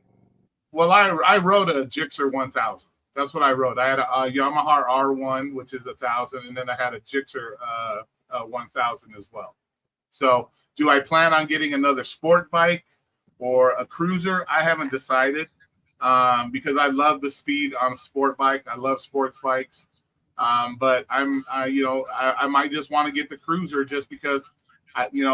Going 195 miles on the freeway, like dumb shit like that I used to do, it's not necessary anymore. I'm older, more mature with my shit. So, I might just get the cruiser just to be able to zoom around, and not have to worry about fucking going 100 miles an hour down a city street, popping wheelies and doing stupid shit. Yeah, I can't do that. And by the way, Ski, I didn't boot you. Come on, man, don't start drama. You left yourself. If you want to come back on, Ski, you can come back. Okay, you removed yourself. But no, I got like 1,000 cc. So if I come to Vegas for this basketball tournament, I don't know if that's considered gay in your book, but you can take the bike on a ride. You just got to meet me on the strip. I trust you because I know you can ride better than me. I got the Indian Scout. I don't know if it's I'm pretty sure it'd be big enough. I wanted the Chief, but I was scared because I haven't rode in like 12 years and I didn't want too much power.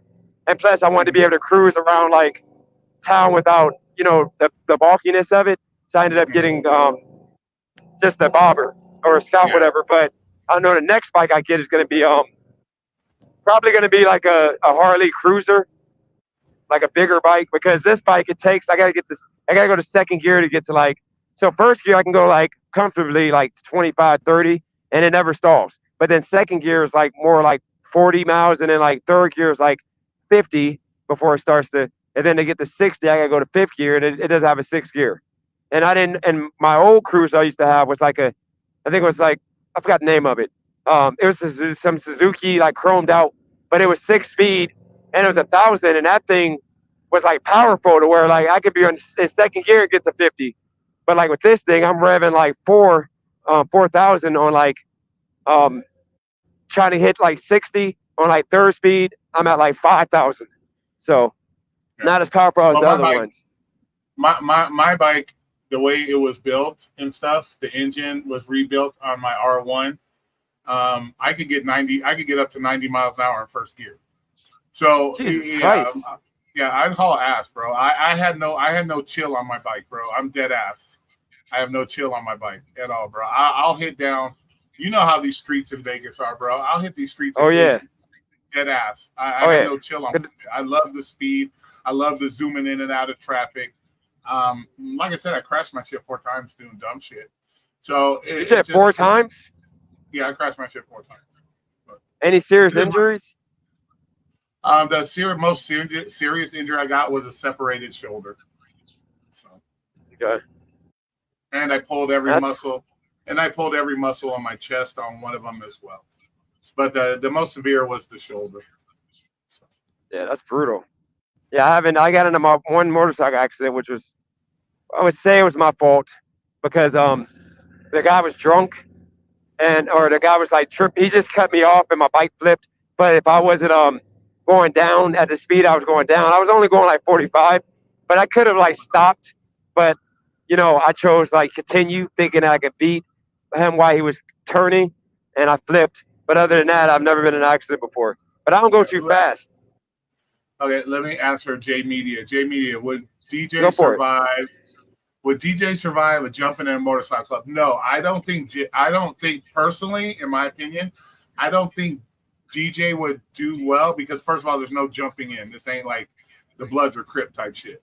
I don't think Dennis has the ability to do the things he would have to do to show loyalty enough to the club to become a member of the club. Like, I don't think Dennis is willing to go wash 8 bikes.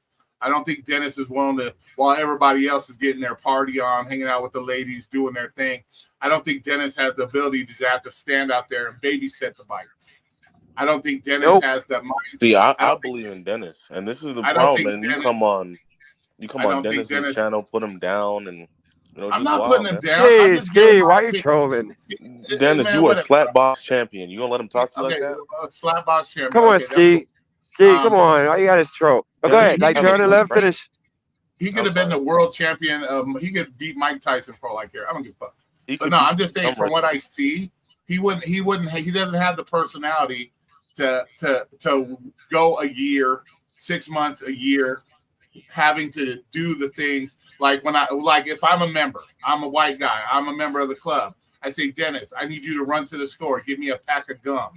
I don't think he's got that. I don't think he has that I wouldn't say mentality. I don't think he has that in him. Dennis doesn't give me the type that he wants to ride in the back of the pack. He wants to be in the front or in the middle. He wants to be in the mix. So that's my belief. He may be different, but that's just from what I see. And that's the kind of life. You got to be willing that if another club member comes up to you and say, hey, you babysit my bike while I'm in here having beer, drinking, talking to the ladies, that's your job. You stand there and you watch his bike. You wash his bike. If he says, hey, you need to take these 4 motorcycles, you need to clean them. You need to wash them. That's what you do. That shows respect for your brothers and your sisters in the club that you want to be part of something. And a lot of people just don't have that in them, to be honest with you. That ass. Is you finished? Is you done? No, you I go agree ahead, with bro. that. Okay then. Well, you don't know that Dennis outran a bullet. Dennis also parents children. That's not like his, but Dennis got heart, man. Dennis got heart, and hearing you say that just hurts my feelings because you don't know the real Dennis, man. Like slap his meat too. He does that a lot. Come on, Ski. Come on, Ski. You're Dennis, tripping you now, work man. Why do you 16 always got hours to a day. troll? You gonna let It's Roy goofy. talk down to you He's like cool, that? man. He's cool, man. It's all good. Nah, I got to remove Ski. You ain't about to say that on my live. Come on, Ski. You're tripping. It's okay. Okay. Man. He's fine. He just. Nah, it's all good. But that's what I mean by, when Pedro's going off talking about, like, it's hard to take yourself serious when you got people that just be playing like that. It can't be having that on. But here's the thing. Like the whole outran a bullet, that might be true because I did run away from people shooting me and I cut through the woods and I survived. But and the whole child thing, yes, I do that. Well, I don't think you outran the bullet. I just think they were some sorry ass shots and they just missed. Yeah, I don't think nobody's Yep. outrun the bullet. So I just think they sucked when they didn't know how to aim. That's all. No, they did shoot sideways. And guys, I'm not being racist. They did shoot sideways, literally. Because when I look back and before I cut into the woods, they were sideways. But here's the thing. No, I wouldn't be good for a motorcycle game because of the fact If they told me to do some crime that I know I'm going to jail for years, if I get caught, I'm not going to do it. I'm going to be the first one telling, which makes me a snitch, which is why I just stay out of doing crime with people, because it ain't snitching if you're not engaged in illegal activities. And then on top of that, I'm not about to fight anybody. And if I got to shoot somebody because it's my life or their life, it's going to hurt for me. That's the reason why I can't be a cop. Could you be a cop? Because I'll give you a perfect example, bro. We were having an annual party and it got raided by the police. Yeah. I ended up spending 3 days in jail because of it. So yeah, unless you're willing to deal with shit like that, yeah, I spent 3 days in jail over some dumb shit because the police thought we were doing something we weren't doing. And it is what it is. Then I had to pay the attorney to come fucking get me out of whatever they were charging us with and shit like that. So yeah, it cost me $1,200 for an attorney and 3 days in jail. So it is what it is. It's just part of the life. You got to sometimes you just got to deal with it. Yeah. So. Yep. Well, yeah, I mean, that's the thing. I don't take it now that I'm actually riding. I don't take it as a joke. And I've seen a couple of crews. I know the one crew that I went past, there's only been a couple since I had this bike, but the one crew was deep. And I remember me being a goof on the freeway, not splitting lanes properly. Like the dude literally put his hands like, get the fuck out of here.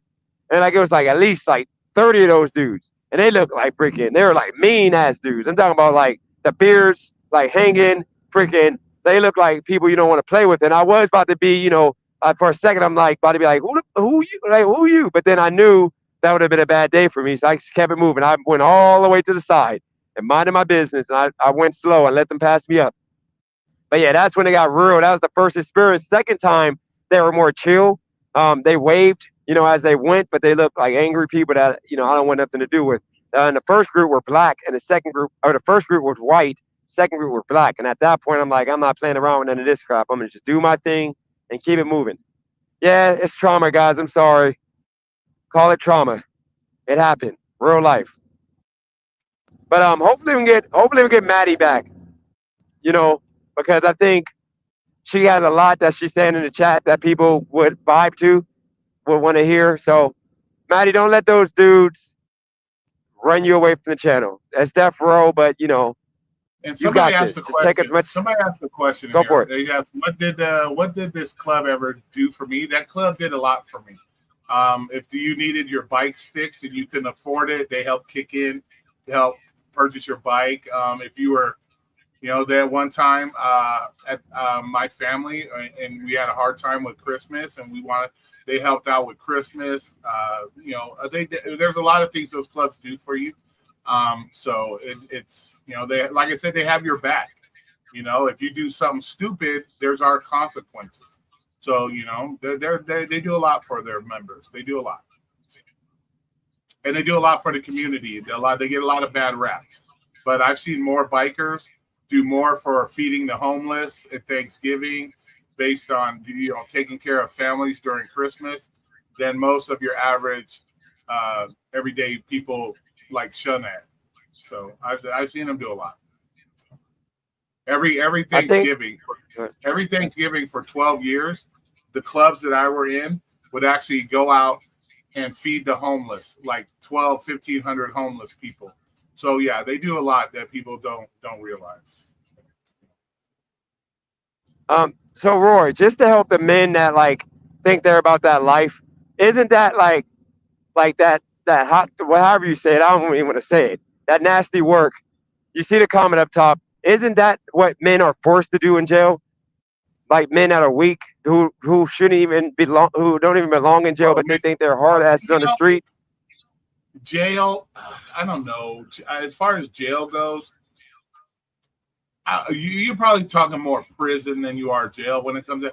But you're always gonna have those guys. And let's fucking face, you're always gonna have those weak guys that, they go in there, they're broke, they want some soups or they want some honey buns, and they get themselves in debt.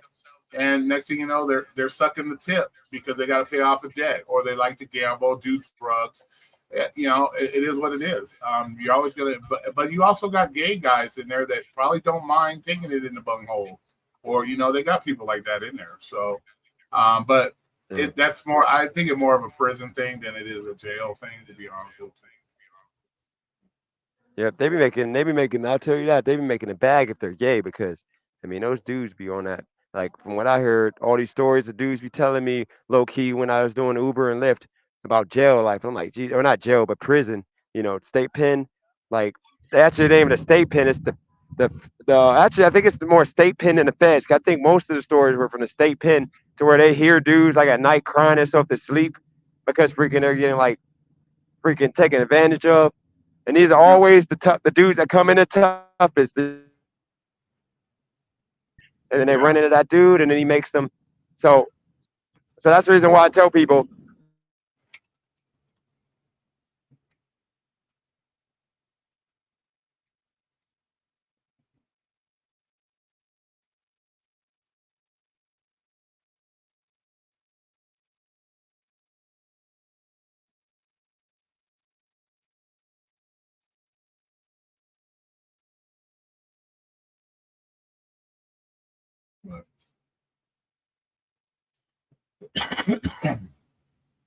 Dude, aren't y'all Yeah. friends?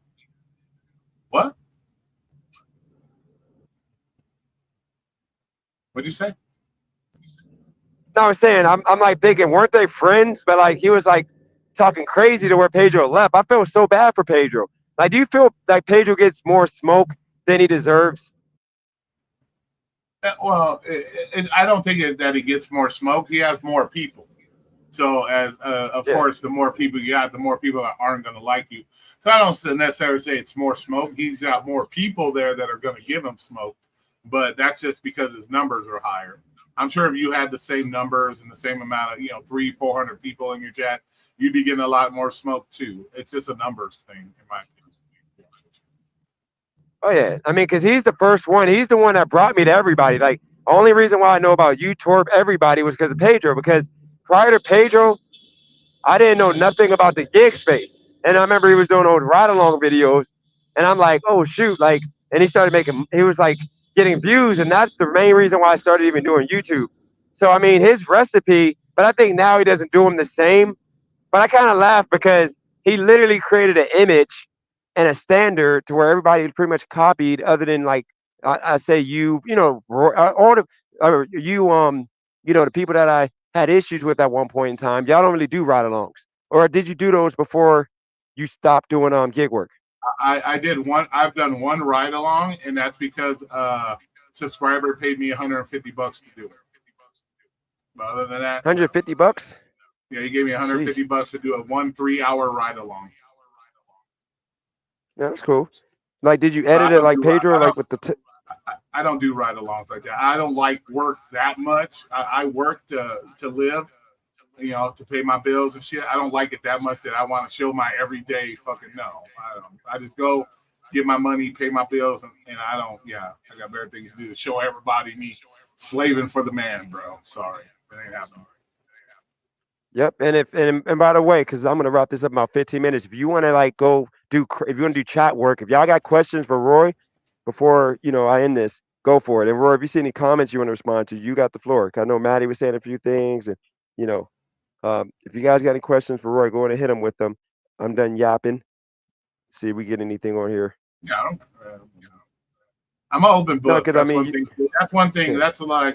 I get a lot of that smoke too because people think, oh, I'm telling fake shit, or it's like everything I've said is fucking legit. Like I don't have no reason to lie to people. Like, are you mad at the chats? No, I don't get mad at the chats. I already learned this a long time ago. At one point when I first started my YouTube, yeah, I would take some of that shit serious and blah blah blah. But when you've been on here long enough, you learn to just ignore that shit because, like you said, you can't please anybody. Hey Roy, real quick. Roy, real quick. I just got an order real quick. $18.50. Okay, it's going 8.5 miles, and I was about to call it. Now I got to go back out and do it. You see what I'm saying? That's a good deal. I got to do it. Yeah, I got it. Even if I got to come back dead miles. Yeah, fuck it. But yeah, no, I don't take that shit serious.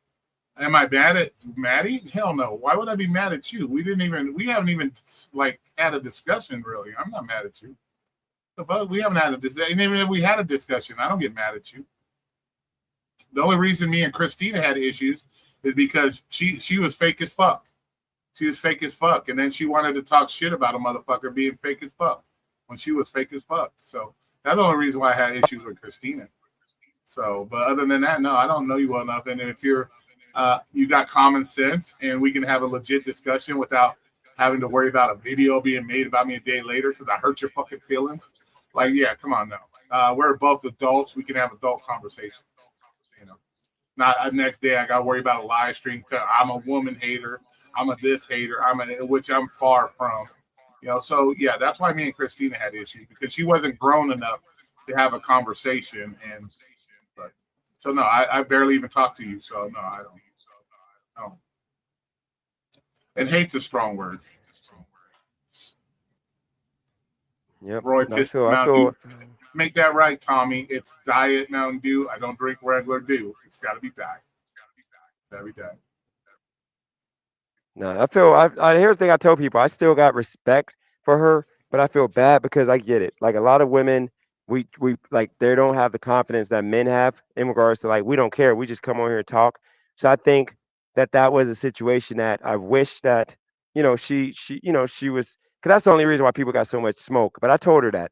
So at this point, and then on top of that, like the woman thing with the whole feminist, like the women talk, women speak.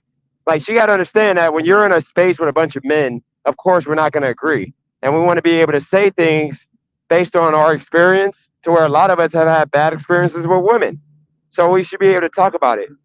Well, the thing that pisses me off the most about her, bro, is she came up here touting that she's this traditional woman. She believes in traditional life, but she does everything other than traditional wife shit. So yeah, bro, and when you do that you're being a fake fuck, in my opinion. And when I bring facts about what's happening in the divorce rates, all this other stuff, and she just wants to blow it off like, well, all because I haven't seen it doesn't mean just because you ain't seen something don't mean it's not legit. You know what I'm saying? And that's the biggest problem I have with it.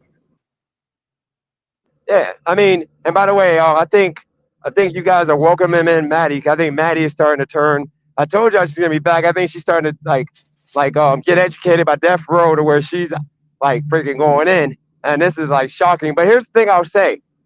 Like, for example, I debate women about this. See, when it comes to you, Roy, like you can say that women aren't equal. And they don't come at you because they look at you as an authority figure when it comes to a man. But when I say it, because I'm so nice and they look at me as weak, they feel like they can like tell me, shut up, you're not right, we're equal. But I tell them that the reason why I say it is because when it comes time to get shot, like if somebody's about to shoot us, I gotta step in that front of that bullet, because if you get shot and I run away, which I could probably run away faster than you, I'm gonna get shamed for the rest of my life. When it comes to like we gotta earn money and you can't work for some reason, or one of us gotta stay home with the kids, we can't afford.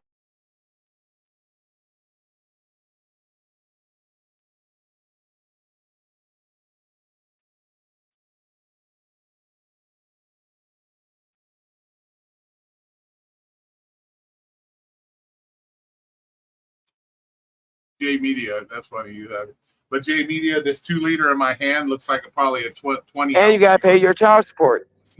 Look, What was that? Oh yeah, there you go. you know, But yeah, I mean, I think we're not equal, and that's the reason why I push that narrative. So I think that's the mistake that I think she and some women on the channel make, that they don't want to live in reality, and they try to make you live on this feminist culture, this California culture, that women are equal. Like what Marvel does with all the movies and shows now, which is why I don't even watch them anymore. They make women strong and smart, and all the men are dumb and incompetent and weak. We run away from fights now. So I just think that's what they're trying to push on us, and that's just going to make for a weak country.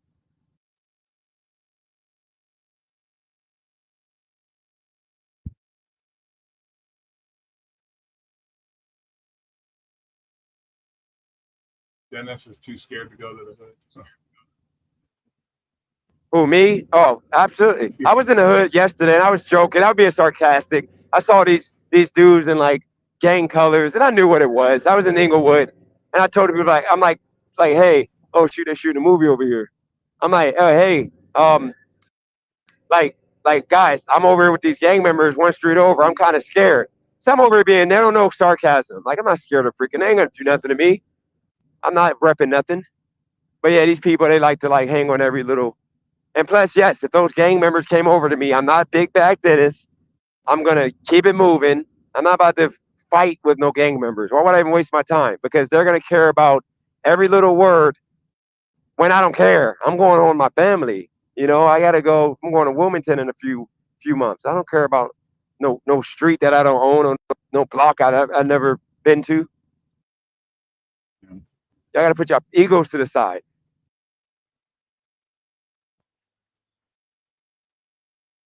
I don't know if you want to. I don't know if you got the energy for the OG, but it sounds like he's riling up to come up here. I ain't got time for him.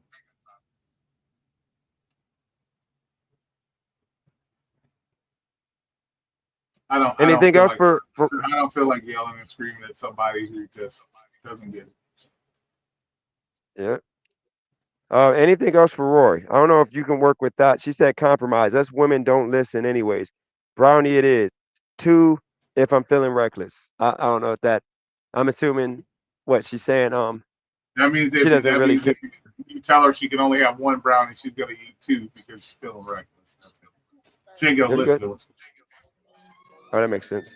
Why do I gotta yell and scream? OG, I'm gonna answer. I'm gonna say one thing to you. Why do I gotta yell and scream? Is because you don't. It doesn't click in your brain, bro.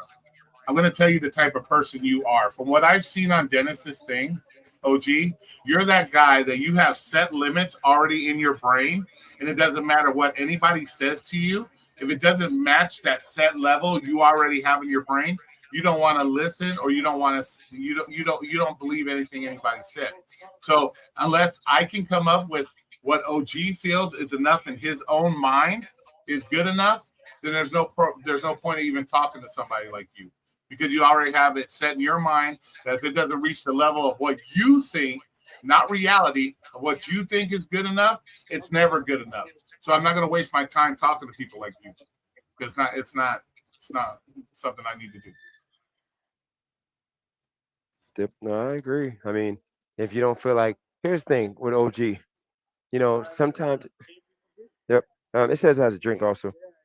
What do you mean you don't know what I'm talking about? See, that's what I'm talking about. You don't know what I'm talking about. You know what we were talking about. So don't sit there and act like you don't know what we're talking about. You can play dumb all you want. I don't know. Excuse me.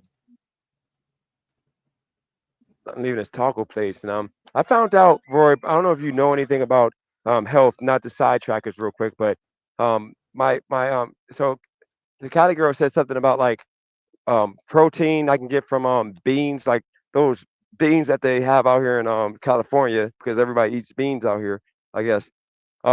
She said that could be a protein. I don't have to have a meat necessarily, because that's what vegetarians eat. Do you think I could put some meat on if I just, I'm eating like a bean and rice diet, like 3 or 4 days a week, and just stuff that down? Well, if you got to use something high in protein. Like lentils are extremely high in protein. So lentils, it's kind of like a bean. I guess you could use it. Like a lot of times they use lentils as a substitute for like hamburgers. So you'll like use it like a lentil hamburger or something.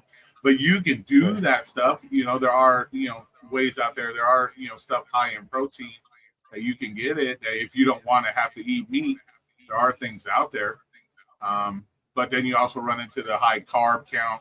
It just depends on your body, dude. It depends on your metabolism.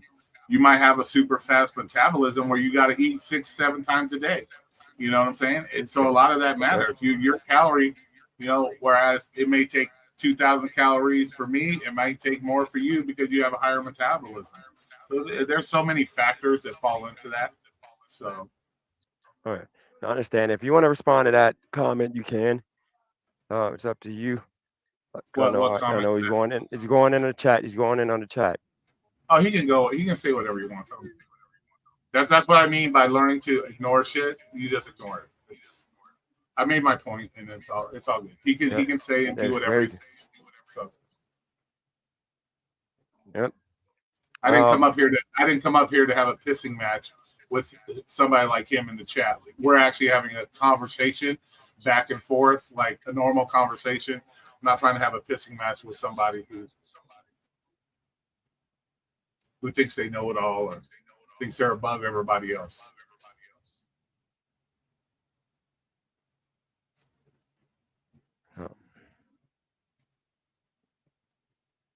Yeah, I think that with OG, like I tell him all the time, okay, avocado toasted bagel with sunny side up egg is what I make every morning. I'll eat 2 of those, some steak, protein shake. You know what I'm gonna do, Maddie? I'm gonna reach out about that diet. Even though, see, so here's the thing, Cali girl, like she tells me things that I can eat to put on the pounds, but the problem is, it's not really practical for me to like really cook because I don't know how to make it like to where it's gonna be fully cooked and all of that. I think, like I told Cali girl, if there's like I'm trying to find somebody that knows how to do meal prep who does like bodybuilding and all that. That way, or not bodybuilding, but just weight gaining. That way, I can get recipes that are easy for me to make, like just things to make. I'm terrible. It's like I'm weird, man. Like I had a whole kitchen that I did. Like I had a wings shop that I cooked everything in, but I can't, make basic things like eggs. And I burnt oatmeal the other day. I don't know how. And then I made the second batch and it was soggy. I just threw it out. I made my first bowl of oatmeal properly yesterday. So I'm bad when it comes to cooking. Yeah. I don't know what to say. I like I said, I have an Italian family, so I was taught how to cook a long time ago. So.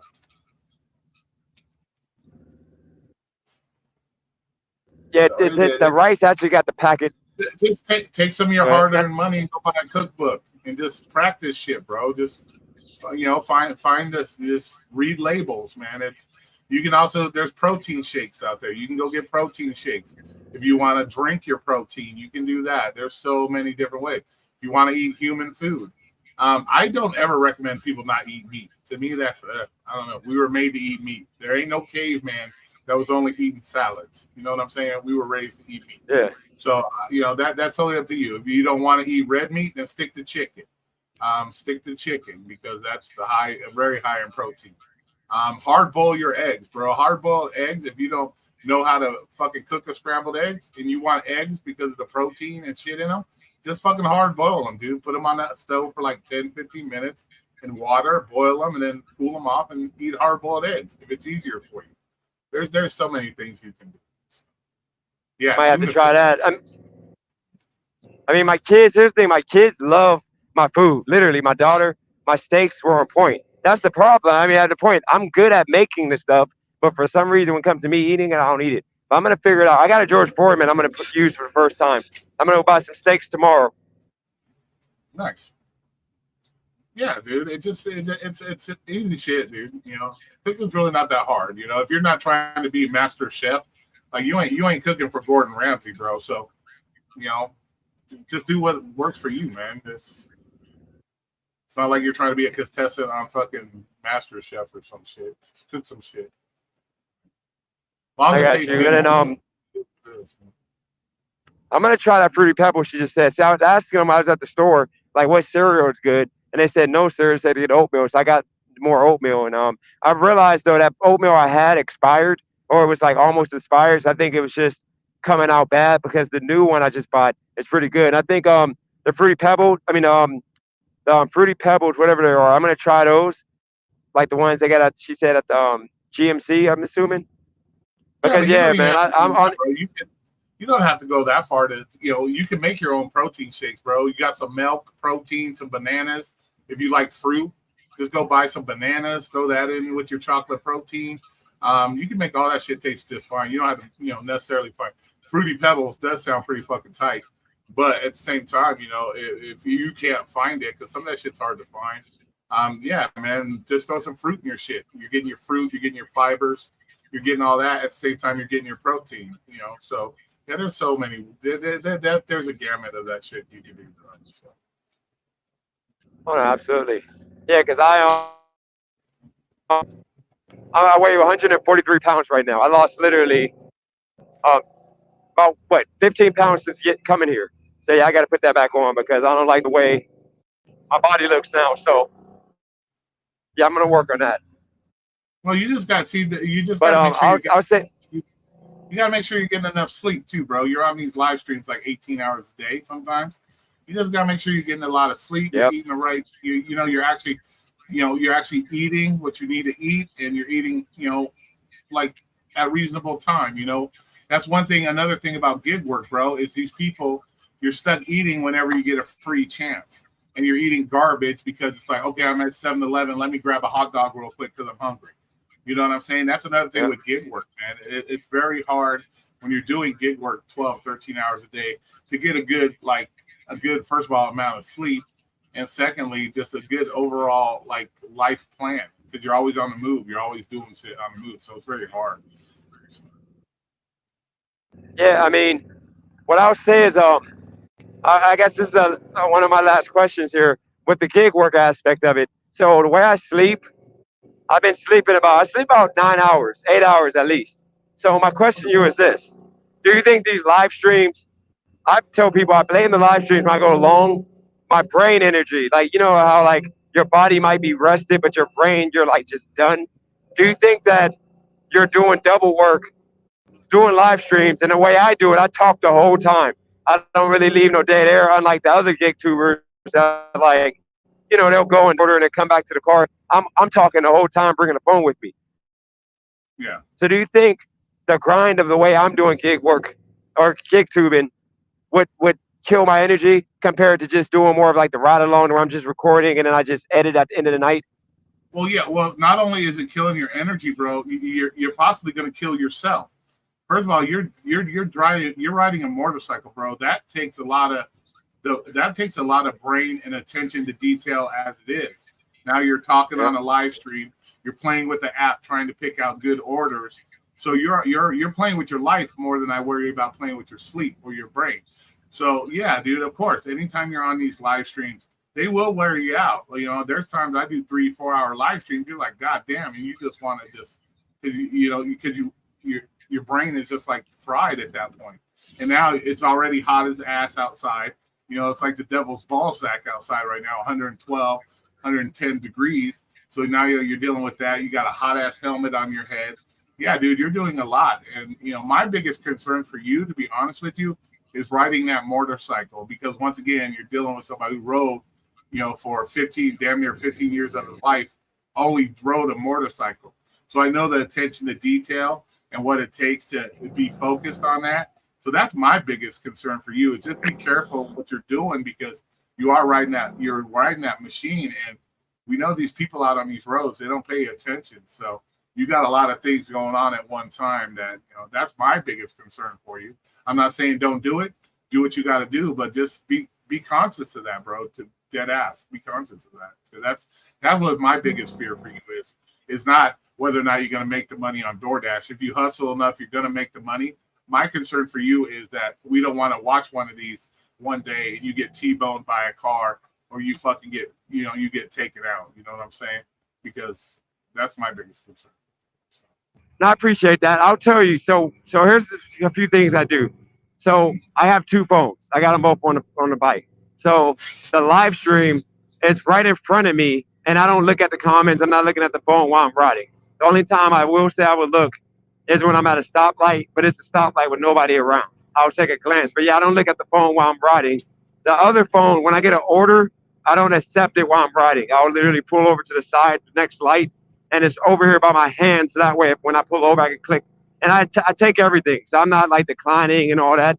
I take it. First order that comes, I just take it. But it's still dangerous. But yeah, I try not to accept orders while I'm especially on the freeway. I don't accept no orders. I'm doing that when I'm on the street and I'm about to stop at a stoplight. But you're right, it is dangerous. But at nighttime, especially, I do leave the bike on because it is dangerous out here, or the camera on, and I want to have protection in case somebody was to do that, hit me. Even though it's hard to see because it's dark, but I'll be able to grab my phone and record that person or try to get as much as possible. Plus at night, if somebody was to rob me and try to take my bike, their face is going to be on camera before they realize. So there's a few different reasons, but yeah, it's ultimately is dangerous. But it's kind of I take it like the car. I just got to pay attention, because in the car, I would say that's as much as dangerous. That we all do it. Yeah, that's why one of the things that's why I don't really like the ride-alongs all that much, is because motherfuckers, even just driving normal, they don't fucking pay attention, let alone playing with 3 phones, doing live streams, showing people shit. Yeah, that's why I wasn't a big fan of doing any kind of ride-alongs, is because I just find it hella dangerous, and so. I completely agree.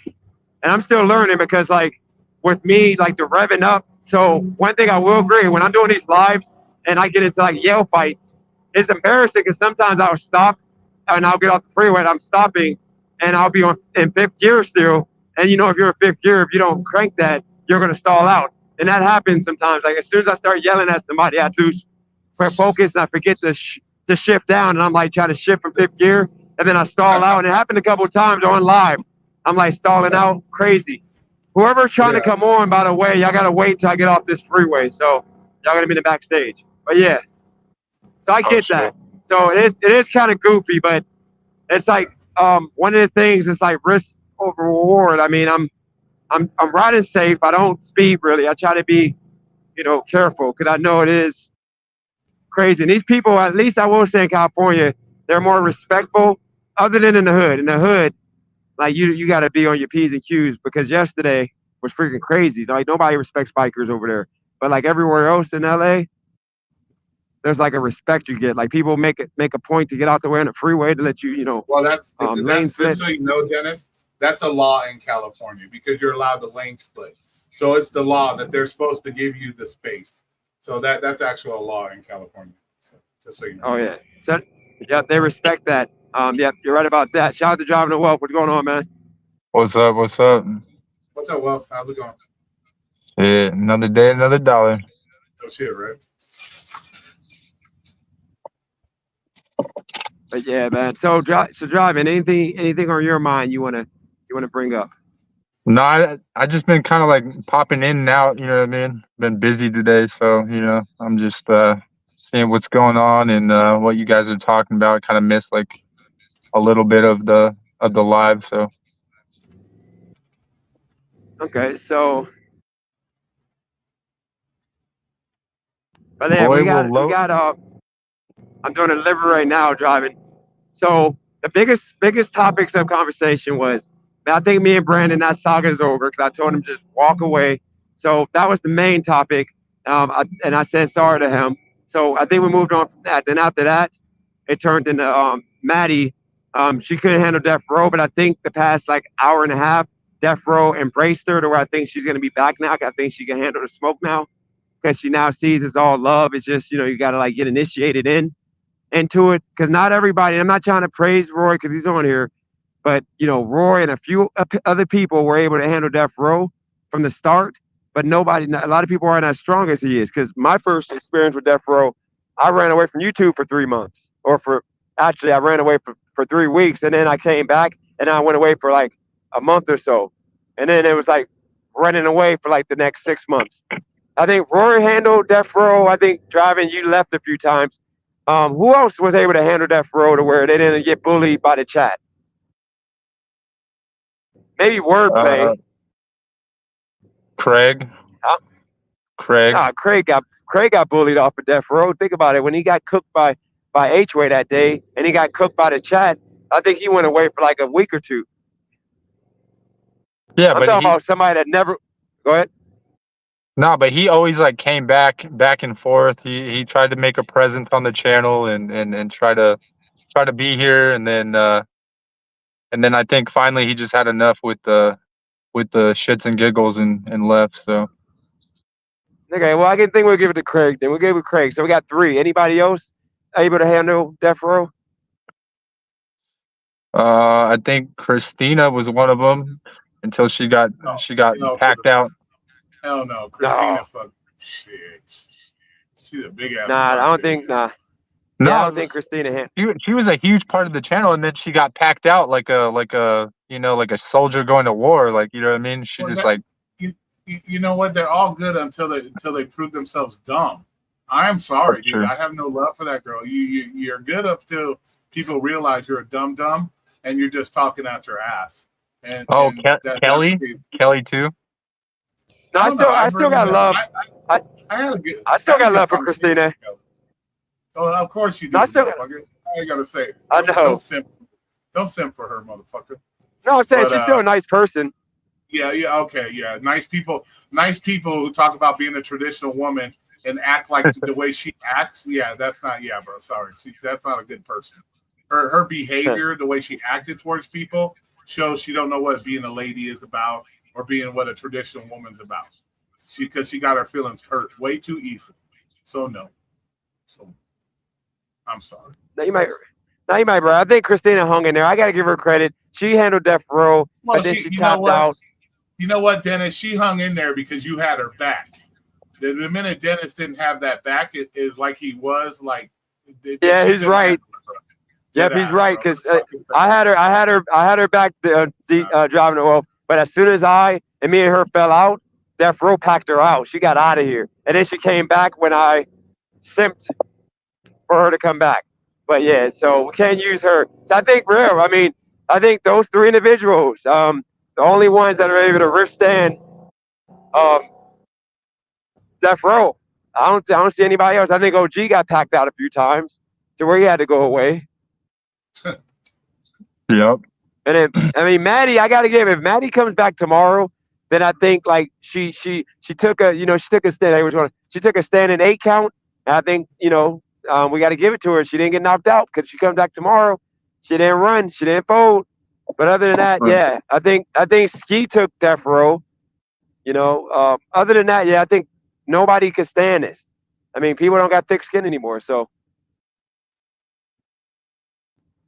Yeah. They said Maddie is more entertaining in the chat. Do you think Maddie isn't entertaining on the channel? Because I liked what y'all dynamic. I think it was fun when it was just y'all three, when everybody got to talk. Yeah, I mean, I think that was like one of the best lives was me, Maddie, and H-Way. You know what I mean? We were just like bullshitting, drinking, and having fun on the live and bullshitting about. From my observation, Dennis, when Maddie was up on this panel, from my observation, you made her feel uncomfortable because you're like, people are talking, people are having this conversation. You're like, no, let's stick to Maddie. Ask Maddie and Furby all the questions. You're putting them on the spot. Let them get used to it. That's the best way. You want people not to get used to the Death Row or whatever you're calling it. You got to let them get used to it. You're going to have beefs on YouTube. That's dead ass. That's dead ass. But when you keep putting them on the spot, no, stop. Put the attention towards them. You know what I'm saying? It kind of puts them on the spot. Whereas if they're watching the fucking Death Row and they're watching how people are reacting and they're going back and forth, it's easier for them that way because they can pick up on it. They can pick up on the vibe. And so they're not like being just slapped in the spotlight over and over again where, nope, you got to talk to them only, putting them on the spot. You know what I'm saying? So that's what, just from my observation, I'm not telling you how to run your shit, but I'm just saying from my observation, it was just you're putting them on the spot. You can only ask them questions. Well, there's only so many questions you can ask them. You know what I'm saying? That they're just going to be like, well, damn, I'm just being put on the spot the whole time. Yeah, you're right. I handled that wrong. What I should have did was I should have let her go on live by herself and just add people, because this is the thing.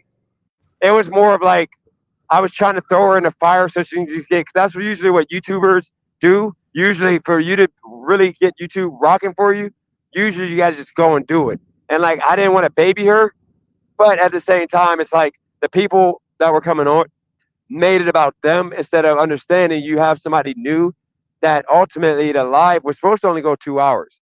And it kind of got watered down that 3rd hour. I kind of messed up on that. I will agree. I should have just ended the live because those 2 hours were great, but I stretched it. I stretched it to like that 3rd hour. And at that point, it was like nothing else to talk about. And I was trying to force feed Maddie and Furby into the conversation because I didn't want them to feel left out, because literally the live was really for them. So yeah, I messed up on that. I mean, you're right. That was a big mistake. So like I told her, maybe next time, whenever I know she's gonna come back and want to be on live. I think like having an experienced person, such as like you or like a person that has panels. I don't know. See, people don't really respect the panel because I haven't really forced respect on people.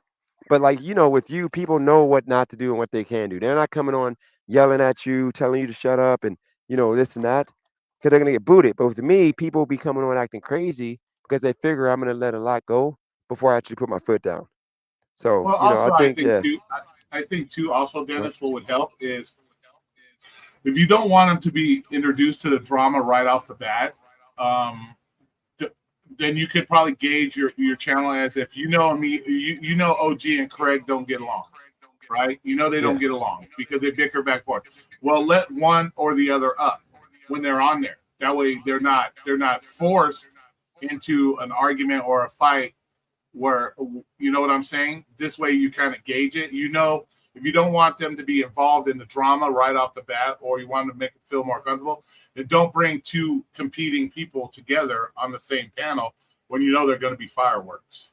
You know what I'm saying?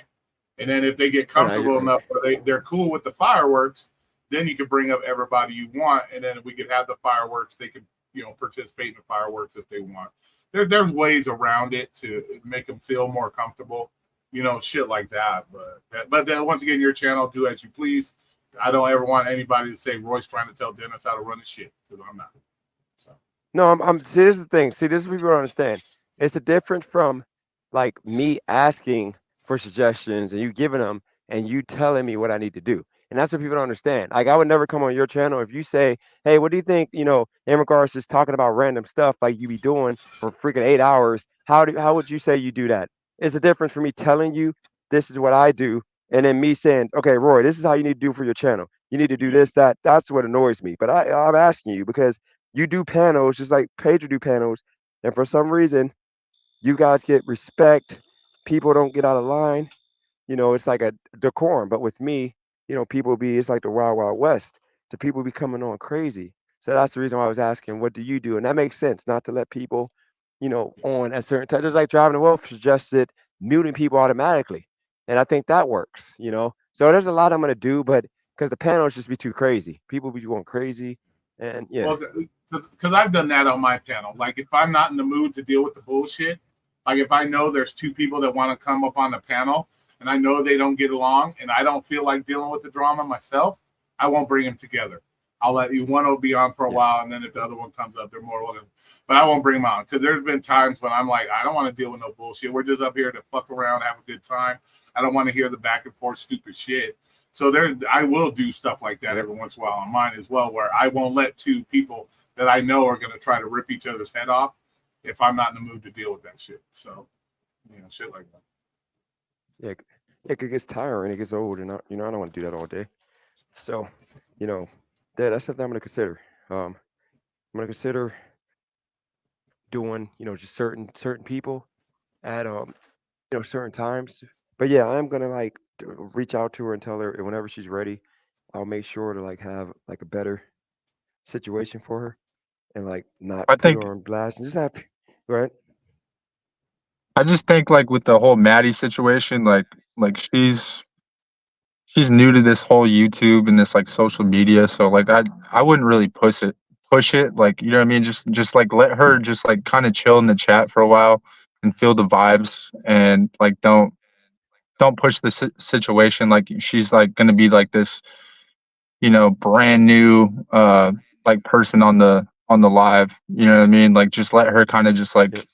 be in the chat, let her feel the vibes. If she wants to come up, I feel like that the pressure is kind of just like a little at the forefront of her mind right now, and so I think maybe just like lay it back, let her chill, and then decide whether she wants to be a part of the channel. Yep. No, I agree. That's what I told her earlier because everybody's making a big deal about it. I'm like, dude, y'all guys, you gotta understand. I told her that this is gonna take time. This is gonna take time for her to really feel comfortable. But I was telling the people, like I got other women that's also coming on the channel. I got two chicks that's coming on the channel this coming week, and I think that's gonna be fun. They're from my hometown, so I'm bringing on other people too. But like I did put too much like pressure because, and backstory real quick, guys.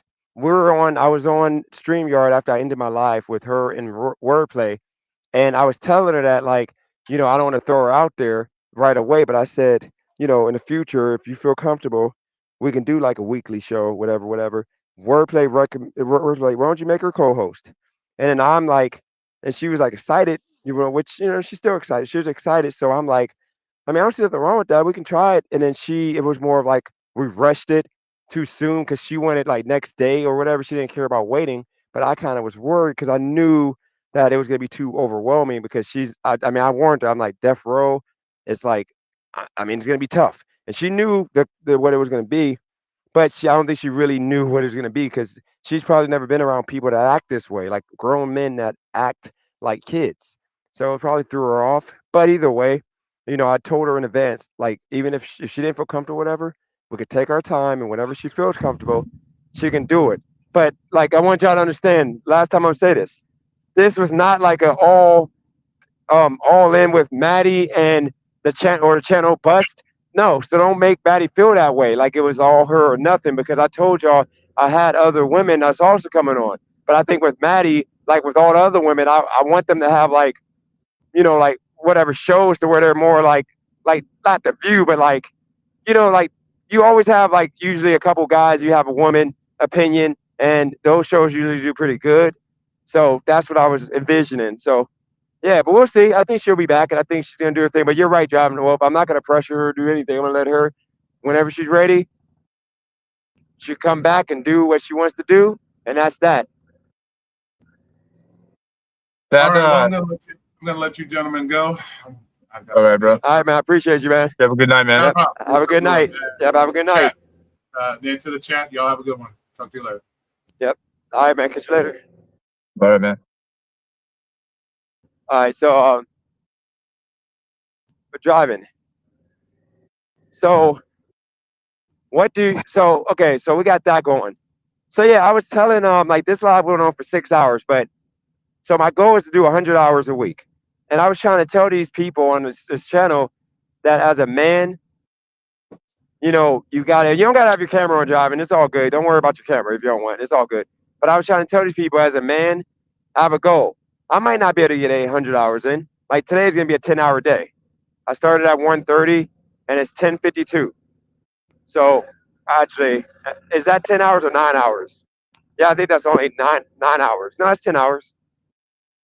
It's driving ugly. By the time I get back, it'll be a 10.5-hour day. Yeah, because 12 hours would be 12. No, I'm tripping. My math. Why is my math so bad? 12 to 12 would be 12 hours. So that means 1 to 11 would be 10 hours. Okay, so there we go. So yeah, I'll be back to the house at 11:30. So whatever it is, this is day one. I'm trying to do that. I'm trying to get 80 active hours in, and it wasn't too much downtime today. Yeah, but I mean, dude, like you're gonna have those really good days, and then you're gonna have those days where you're sitting in a parking lot and you're literally just like you're trying to get orders and you're not getting the orders that you want, and it's gonna be super frustrating. So it's it's a marathon, bro. Yep, that's why I'm just geared towards just doing hours, because I know it ain't gonna always be busy, and when it is busy, I'll go a little bit longer. Today I made, I think, maybe 170, but remember that doesn't include Prop 22. And this is what people don't understand is like when I say 170, like 90 or 100 of it might be DoorDash money. So that means if I got active time, let's say 7 hours of active time, then that means I'm getting a guaranteed $170 without tips. So that means if my tips are, say, $80, or say the tips are $70, that means I made $240 in 10 hours. That's how you factor it up. Are you counting? remember, my gas is Are you minimal. counting Prop 22 money, or are you counting just like the Yeah, Prop hours that 22 you're doing? included. No, Prop 22 so included. It'd be I would like a just 240. I would like to be transparent on the lives. Like I wouldn't count any of the Prop 22 because like honestly, like that could like differ. Like, you know what I mean? I've had some really good weeks with Prop 22 and like, you know, not so good weeks. And so like, you know, like it just, you know what I mean? Like at the end of the week, leave it up to like a surprise, bro. Like I wouldn't count it in because then people are going to be like, oh, you're capping. You know what I mean? So I would just like count it as like at the end of the week as a bonus. Okay, so that's what I'll take your advice, and that's what I'll do. So next, I got a question for you. This is gonna get a little deep. If you are a YouTuber, okay, you've been doing YouTube for 11 years. You're up. You're up. You got more views on his lowest watched video than you got in 11 years of all your videos combined. How would you feel? Would you just tap out of doing YouTube, or would you continue trying to tell your op how to do YouTube? This ain't to you, by the way. This is to, somebody in the chat. But I want your opinion on that beef that this man that I've literally just apologized to continues to engage in. How would you feel as a guy beefing with somebody with those kind of numbers in your not in your favor?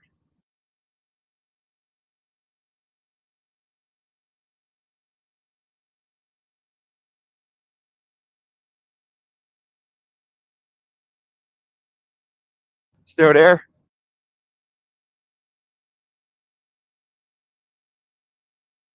Make sure I didn't lose the audio here.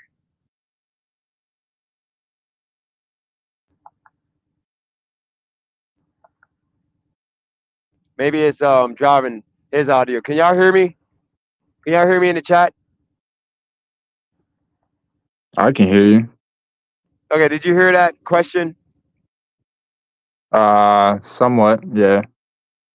Pretty much all I'm asking is because I apologize to this man and said sorry because I was trying to be the bigger man like Roy recommended, and he's still in the chat going off. So all I'm asking is, could you you spent all day, which started the beef, trying to tell me what I need to do on YouTube, talking about how my YouTube sucks because my audio isn't noise cancellation because I don't have a GoPro. While the idiot doesn't realize I have a freaking headset that I've been using, like I got on right now, that you can only hear my voice. So it's just throwing, just being, trying to be my dad for the most part for like a whole freaking half an hour while I'm trying to like deliver orders to get it together. Just doing too much, just being angry for no reason. So I'm just hitting him with like little jabs. But then I go to his channel. Once again, I realized that this dude literally trying to tell me how to do YouTube. He literally got like on all his history of YouTube, all his views. Like I got more views on my lowest watched video, a video I just like put together, like little crappy short. Then he got his whole history doing YouTube while he's trying to tell me how to do YouTube. Like, why would this man, I don't get, why would a man put himself through that embarrassment?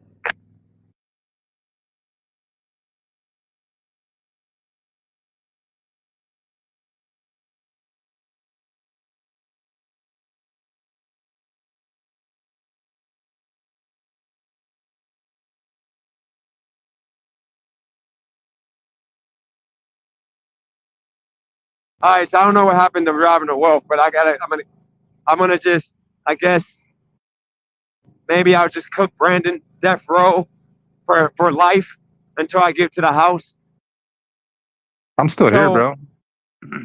Okay, okay, because I don't know if you don't have to respond. You don't have to. I don't know if you and Brandon got like a. I don't know if you don't want to. You don't got to respond to that. Just all I'm saying is this: Brandon is a loser that nobody wants to listen to talk. You come off creepy to women, Brandon. You literally, if you died tomorrow, if you didn't wake up from your sleep tonight, nobody's gonna care because you're not a good person. You're not a good human being. So I ask you, Brandon, to just be better, so that way your life will have meaning. Like if I die, people on YouTube are gonna care. People on Youngstown gonna care. My family gonna care. Be that person. Don't be a miserable, horrible human being. Like I don't wake up just trying to like ruin people's day. So that's all I recommend you do, Brandon, because this is not good. Because I could take you out of your misery and remove you from the chat, and then you got to continue making names up So your life will matter, because if you don't talk to nobody on my YouTube channel, your life does not matter to nobody. Your fiance probably left you because you're a cheater.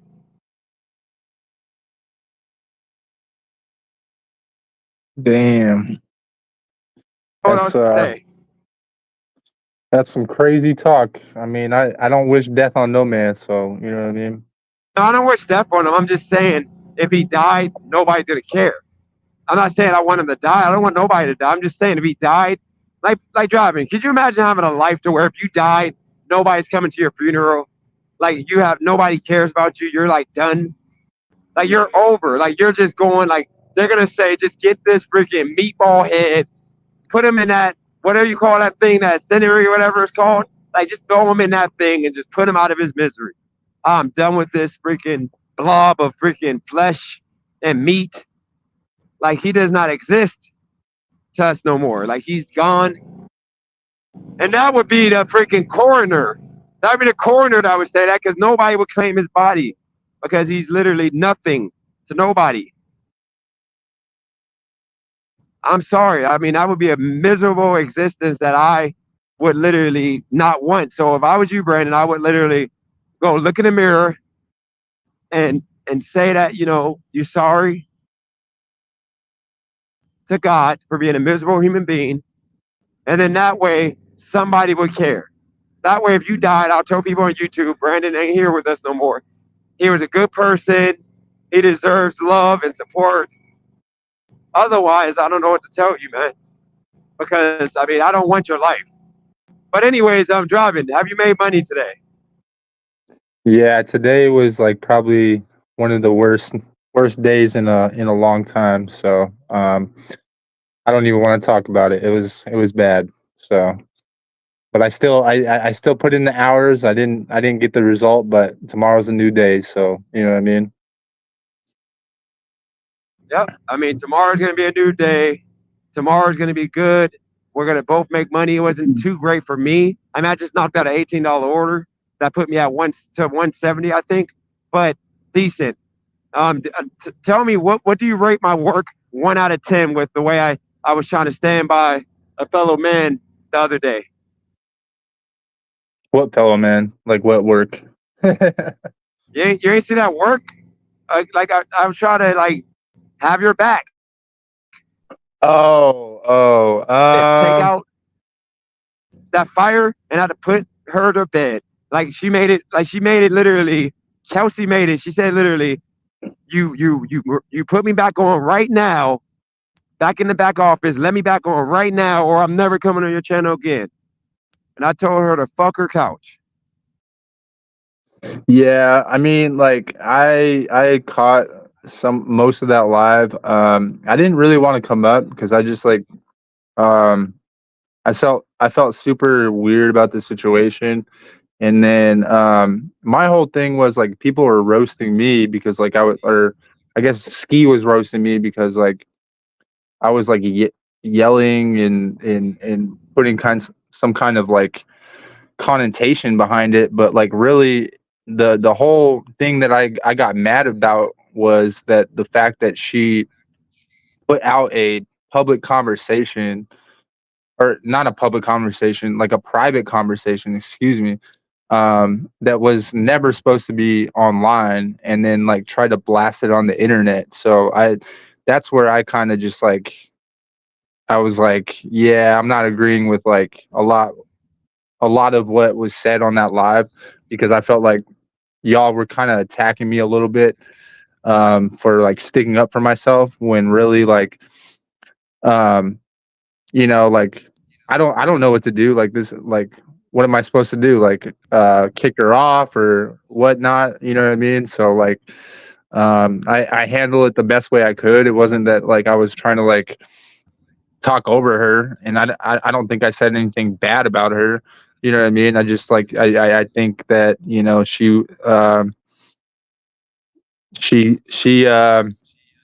brought a private conversation online, and you know what I mean, I tried to handle it the best I could, especially with all the panelists that we had on. So let me clean that up for you a little bit. Let me say this. Let me clean that up. Shout out to Winter. let me clean that up real quick, Winter, then you go. Shout out to Paris. So here's the situation. Sure. I want you to take. I think you took it the wrong way. Understand that live, you were in the right because I told you. I wrote you and said, don't exit the live with. I mean, don't lead a live going without. Um, um,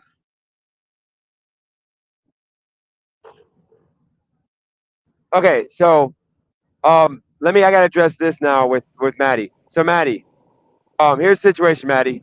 Don't play into that man. He's a literal manipulator. He's a weak man who abuses women. Here's the thing, Maddie. You gotta remember. That man on my channel tried to hold me hostage to where that man for freaking 2 weeks he put out an allegation that I did something with a kid that caused my relationship to end for a week. It caused everybody in this channel to pretty much doubt me and not rock with me. And he lied, and it all started with him and his partner in crime that made that lie up because they were trying to cancel me out because they were mad that I wouldn't let them jump on and take over my channel for the most part. Because I wouldn't let them, which, well, mind you, no views, no clout, no nothing, because I wouldn't allow them to tell me how to do my channel, and because I wouldn't allow them rush shot on what I'm doing, they decided to put that out. Okay, that's what started this whole situation, and he continued to go on a tour from channel to channel, making up that lie, and he admitted that it was a lie because he knew that I could sue him because it was a lie. So the reason why I say what I say and I have no respect for that man is because I've told that man in private DMs. I said that if he cannot move away from my channel, then I am literally going to tell his fiance that he sexually harassed a person who I told and trusted him to like teach how to do some YouTube. But then I got to look at the fact that his YouTube channel has no views. So he was really a predator playing the game like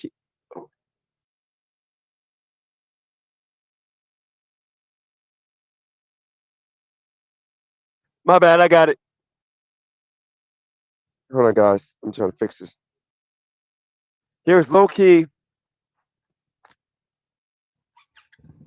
a predator preying on an innocent woman.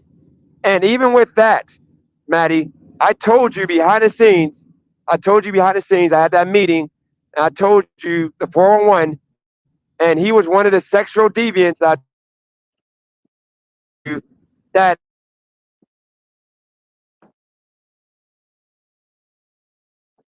I think DJ's breaking up. I think he's going through a tunnel or something. But IPA is nasty work. Bro, I love IPA. That's my shit. I think we lost a winner. You want to come back up? I think that was a little long-winded, so you might have to come back up, and I'll let you back on, I didn't bro. like that. And because I didn't like that, I told him, and then he started bullying up once again on Christina instead of just going away. And the whole point of the matter is, that's what happened. That's where we're at. That's what happened. And that's where we're at. So here's the thing, John Wolf. Back to you. Screw Brandon. I was about to time him out, but I can't get to my other phone yet right now because I'm driving. So look, what I did was this. I brought her to stand trial because you had control of that live because she went to sleep on my live, which was unprofessional. I got woke up in the middle of the night by like five phone calls and a bunch of texts because nobody could end the live because she decided to fall asleep. So I told you that you got the reins. Now y'all was having a conversation. She was hogging the mic because she was acting like a jealous woman because of the fact I'm trying to share the mic, or I wanted you to share the mic, and she disrespected you like she did the day before, telling you to shut the F up, belittle you as a man. So that's the reason why I let you do what you did because she deserved it. Because yeah, go for it. Wait, real quick, who are you talking about? Are you talking about Kelly or Maddie? Who are you talking about? No, no, I'm talking about bro. You cut me off for Matt. No, I'm talking about Kelsey, not Maddie. Maddie's I cool. got you, got you. I'm talking about yeah. I'm talking about Maddie. I'm talking about Kelsey. But with the first thing with the Brandon, I was talking to Maddie because Brandon got Maddie on here looking like Beavis got her literally out here feeling sorry for him. Like, you shouldn't be doxing people, putting people in info. She doesn't realize that that man, what he did to me for 3 weeks of my life, almost got me canceled from everybody, my family, over lies that he had to put out because I was about to freaking shot, like, out, not even sue him, but he had to because it got to a point of being legally, um, responsible for what he was doing Just because let he him was on the panel. lying. Let him on the panel. No, Let I'm him not making talk a. for I'm not themselves. making a. Nope, I'm not letting him have a spectacle. So you know what he's gonna say. He has nothing to say. He's not getting. He's not getting platformed. If he wants to talk, he can go to his channel with his 50 subs, with his 2 views a video average, and he can get y'all to go over there. I'll even tell y'all to go over there. But If I I don't get think it. I get it, but just you talking about him is kind of like if you're talking about him this much, you might as well let him on the panel, let him speak for himself, so y'all can hash it out like men. You see what I'm saying? no, because you don't platform boys. He's a boy. He's not a man. Because I've left him alone. I've not said nothing to him. He's been in this chat all day. I've done nothing to him. He's been in the chat the But by first speaking on hour I his wasn't even talking name, about him. but by Sorry, speaking It I, don't on his I matter. name, I had to you're platforming him. put Bvaz in timeout because he just doxed Christina. So Yeah, Like you I see what I'm said, saying? Christina isn't even on like Brent. I mean, Paris. I get it, bro. Christina isn't even on the channel right now. And he just doxed right? her. Like, that's a miserable human being. I Maddie, can see that. imagine Maddie if you had an issue with that man, and imagine if he just doxed your name for no reason. You see what I'm saying, Maddie?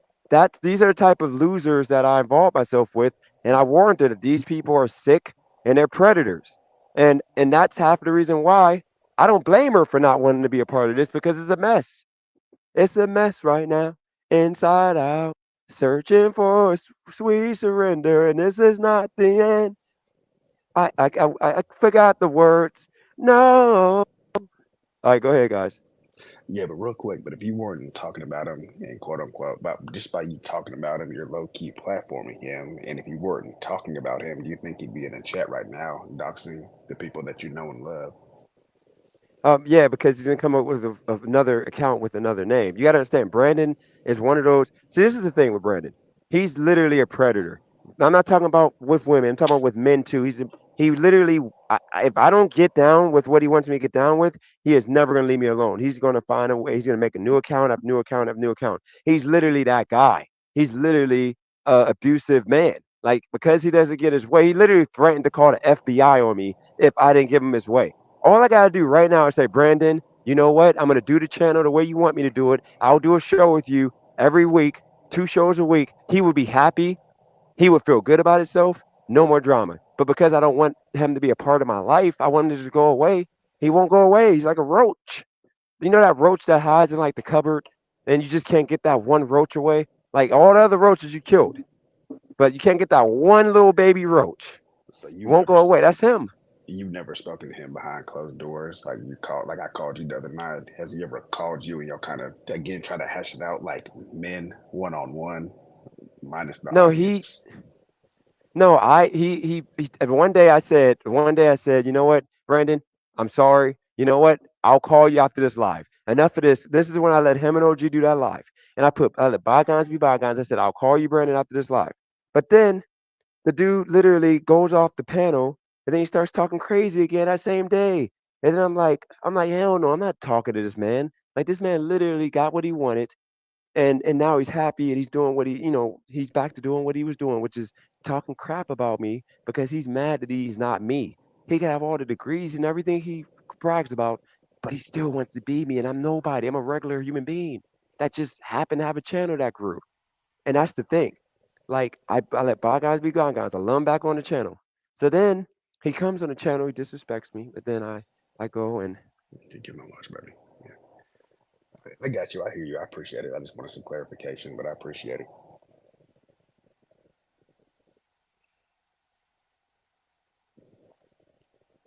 Driving the well. Can you hear me? Yeah, I can hear you. My bad. I was commenting on the live pan or the chats. Yeah, I think Dennis done froze up on us again. But what do you think about this driving the well? What the hell is going through your mind? I think your biggest hater is always going to be there, and they're always going to be talking some shit. And if you like kill them with kindness and just ignore them, or just just be like, yo, bro, have your best day, bro. Like, you know what I mean? I wish you the best. You know what I mean? There's nothing literally that they can do to you or at you that's going to destroy you as a person. So I think just being like the best you and just ignoring the haters, because like I've had some haters on this channel, and I sometimes at times I've lost my cool, but a lot of times I try not to, because it's just like at the end of the day, like none of these people are gonna ever meet me. They're never gonna interact with me, and two, they're never gonna be able to put on some gloves or fight me in a street fight. So it's just like it's not going to do anything productive in my life. So like, why even entertain the trolls? Yeah, that's Do you facts. Shout, do you shout out to Craig. But go ahead, Dennis. My now, bad. do you watch? No, you good, Per. Do you watch you know who Type Nasheed is Absolutely. I and love Tariq and Nasheed. Tommy Sotomayor? Yes, sir. Yeah. So that whole beef saga is entertaining. You got to understand. You're always gonna have. So this is the thing I'm driving. This is entertainment, no matter what. So stay on entertainment. This is entertainment. So you got to be fun. Nah, I get it. I definitely understand. 100%. Even though Brandon is like not like the level of somebody you want to beef with, because he literally has no following, so you're not really gaining anything. He's still somebody that's fun to beat up on because he's doing it to himself. Like all this stuff. Like, yeah, I remember I stopped talking about how he was a sexual deviant. I stopped talking about that. But then he comes on with Maddie and he does it again. That creepy ass question. And I could do a whole video on that. Like he literally, that was the most creepiest. I wanted to cry I was crying on the inside, like, oh my God, I didn't just do this to these ladies. And Furby knew the situation. She answered, she kept it professional, but she knew that was some diabolical work. And she looked so uncomfortable, and that's the point. Like, you got to have the bad guy. Brandon, for me, for my channel, he's the bad guy. He's entertainment. And I hate that he's so stupid that he doesn't understand that he's making himself out to be like a punching bag that gets me views, because the more I talk about him, the more content I come up with, or not content, but jokes. So I'm going to lay off him for the rest of the night. But if he comes back, maybe not tomorrow, but maybe, a few days from now, I'll just cook him for a few more, hours, because it's fun, because it's so, I didn't even touch like, I can go try to get his kid mom to come on here because she hates him, like literally. And I can be that ignorant, and I can be Kendrick, because this is the thing. I try to be the best at anything I do. So if I want to destroy that man, that's what I would do. And I'm sorry, he's asked for it, because he tried to ruin me. I would never forgive that man for freaking trying to make me out to be a pedo. I would never forgive that man. I had Paris questioning me at one point. Everybody questioned me. Like, that was from Nasty Work. Everybody knows who I am. Okay. So I can never forgive that man, because that was the worst time one of the worst times of my life, because I knew it wasn't true, and I knew people would realize it and then try to come back. But I had to eat that. I had to take that like a man for 2 weeks. Nobody wanted to talk to me.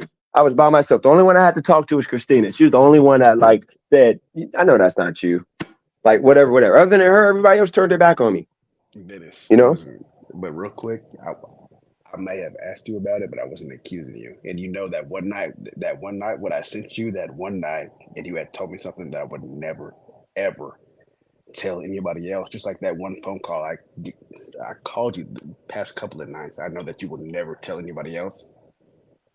I remember what you said, and I know you remember what I said, but I wasn't accusing you of it. I was just asking you about it. I don't want you to make it seem like I was accusing you and I was against you, because that was not the case. Because again, I had sent you something, and then you had said something to me, and then I had called you a couple of nights ago, so we quote unquote have something on each other. You see what I'm saying?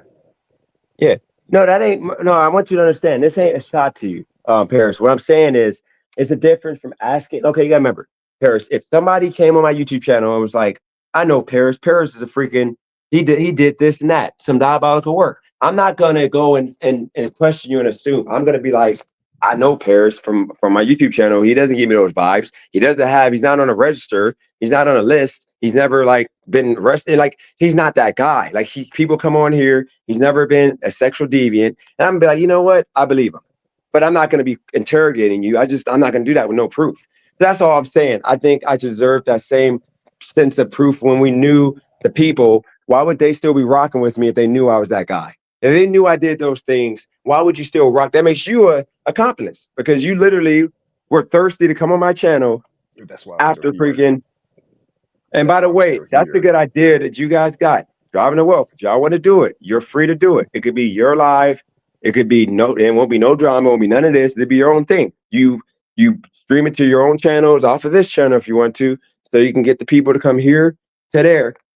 Y'all got it. So plan it. I can do y'all a thumbnail. See, I'm all about Paris. This is what I'm about. Working all day, working hard, and trying to accomplish things. And like this right here that I did that they just came up with, that's what I love. I'm a creative. I love to come up with ways to be better, or create something that would be better than And what's that makes two of right now. us. Right, that makes two of us, Dennis. Yeah. Again, I'm on your side. I'm not against you. That makes two of us. Yep. And there you go. So I mean, I say we keep it. And Paris, I'm taking your advice. And Driving the Wealth. Let's keep it there for now, for the rest of the night. Screw him. Just we're about the future. If y'all want to do that show, y'all think about it, and we're good. And here's the crazy thing. I'm gonna actually time him out for a day. I need to just block him, but I know he's gonna come up with a new account anyway, so there's no point. He's like literally an abusive person. So let me see. I'm gonna time him out for a whole day. So here's the situation. Because that other person, she's in the military. She's like literally ranked already, doing great things. Why would she? Because I haven't even talked to her since I told her what happened. Because she's pissed because why would people put her in that light? She's a good person. And why would she be messing with a freaking old dude? Like I'm freaking like the age to be her dad. Like that's the reason why people are the reason why like she's mad that he messed up a situation that for no reason. And I felt like out of respect, I should tell her what's going on in these YouTube streets. But she got military she's worried about. She got this drama making like mess up her name. That's the reason why. She's actually like ranked, and like Brandon, she's actually doing big things in the military. She's already there. She's not gonna mess up her freaking crap with this stupid crap coming on the YouTube channel to freaking talk about freaking stuff that don't matter. So that said, yeah, Driving. If you want to do that, you got it. Just work around the times I told you, because I don't want to be doing these long lives. I want to do 2 hours. But for me to get an algorithm, I got to keep it flowing, and I've been flowing for freaking 6 hours. I mean, I maintain 30, 50 people. So No, yeah, I mean, sorry, I Brandon. definitely think that me and Maddie definitely have like a good like topping like subject flow. Like, you know what I mean? It's not like we're talking about crazy shit. We're just talking about random shit. So you know what I mean? And then like not having Kelly on the live, like it's just like it kind of like, you know what I mean? And then like having maybe even like H-Way too, if he wants to join. Like I think H-Way is like a really good like person to like have on the live. You know what I mean? If he's like up to it. I mean, I don't know what his schedule is, but you know what I mean? Me and Maddie are kind of like degenerates at nighttime, so you know what I mean? Yeah, what you do is this. What you do is, if you want to do that, Driving, send me a photo, and I'll do. What do you prefer, late night or during the day? I mean late night because I'm a night owl, so you know what I mean? Oh, how about this? I don't know about Maddie, but Come up with the name then. But in the meantime, I'll do a thumbnail and I'll just call it Late Night with Driving the Wealth until you guys come up with a name. And then, I'll put the thumbnail into Streamlabs, or I'll text it to you on I'll send it on your Instagram. I'll shoot you my number just in case you don't got it. But I'll put it on Instagram. And then all you have to do is when you want to stream for now, you got my permission. You can do it on your own. You can just go in there, you can set up the screen. I gave you full access. So you can go in there and you just use that thumbnail and put it on there so that way people will know you're on live. And then when Maddie, if she agrees to be a regular with you, then I can add her to the thumbnail, or nights that you know she's going to be on, just let me know and I can just throw her image on there, and that way they'll know she's going to be a part of it. If H-Way comes on, if he wants his image on it, I can do that too. And then No, and I think she already came up with the name. Like, I mean, it's a good name. I think it's Popping Bottles with DTW and her screen name, whether she wants it to be Mad Hatter or Maddie, but you know what I mean.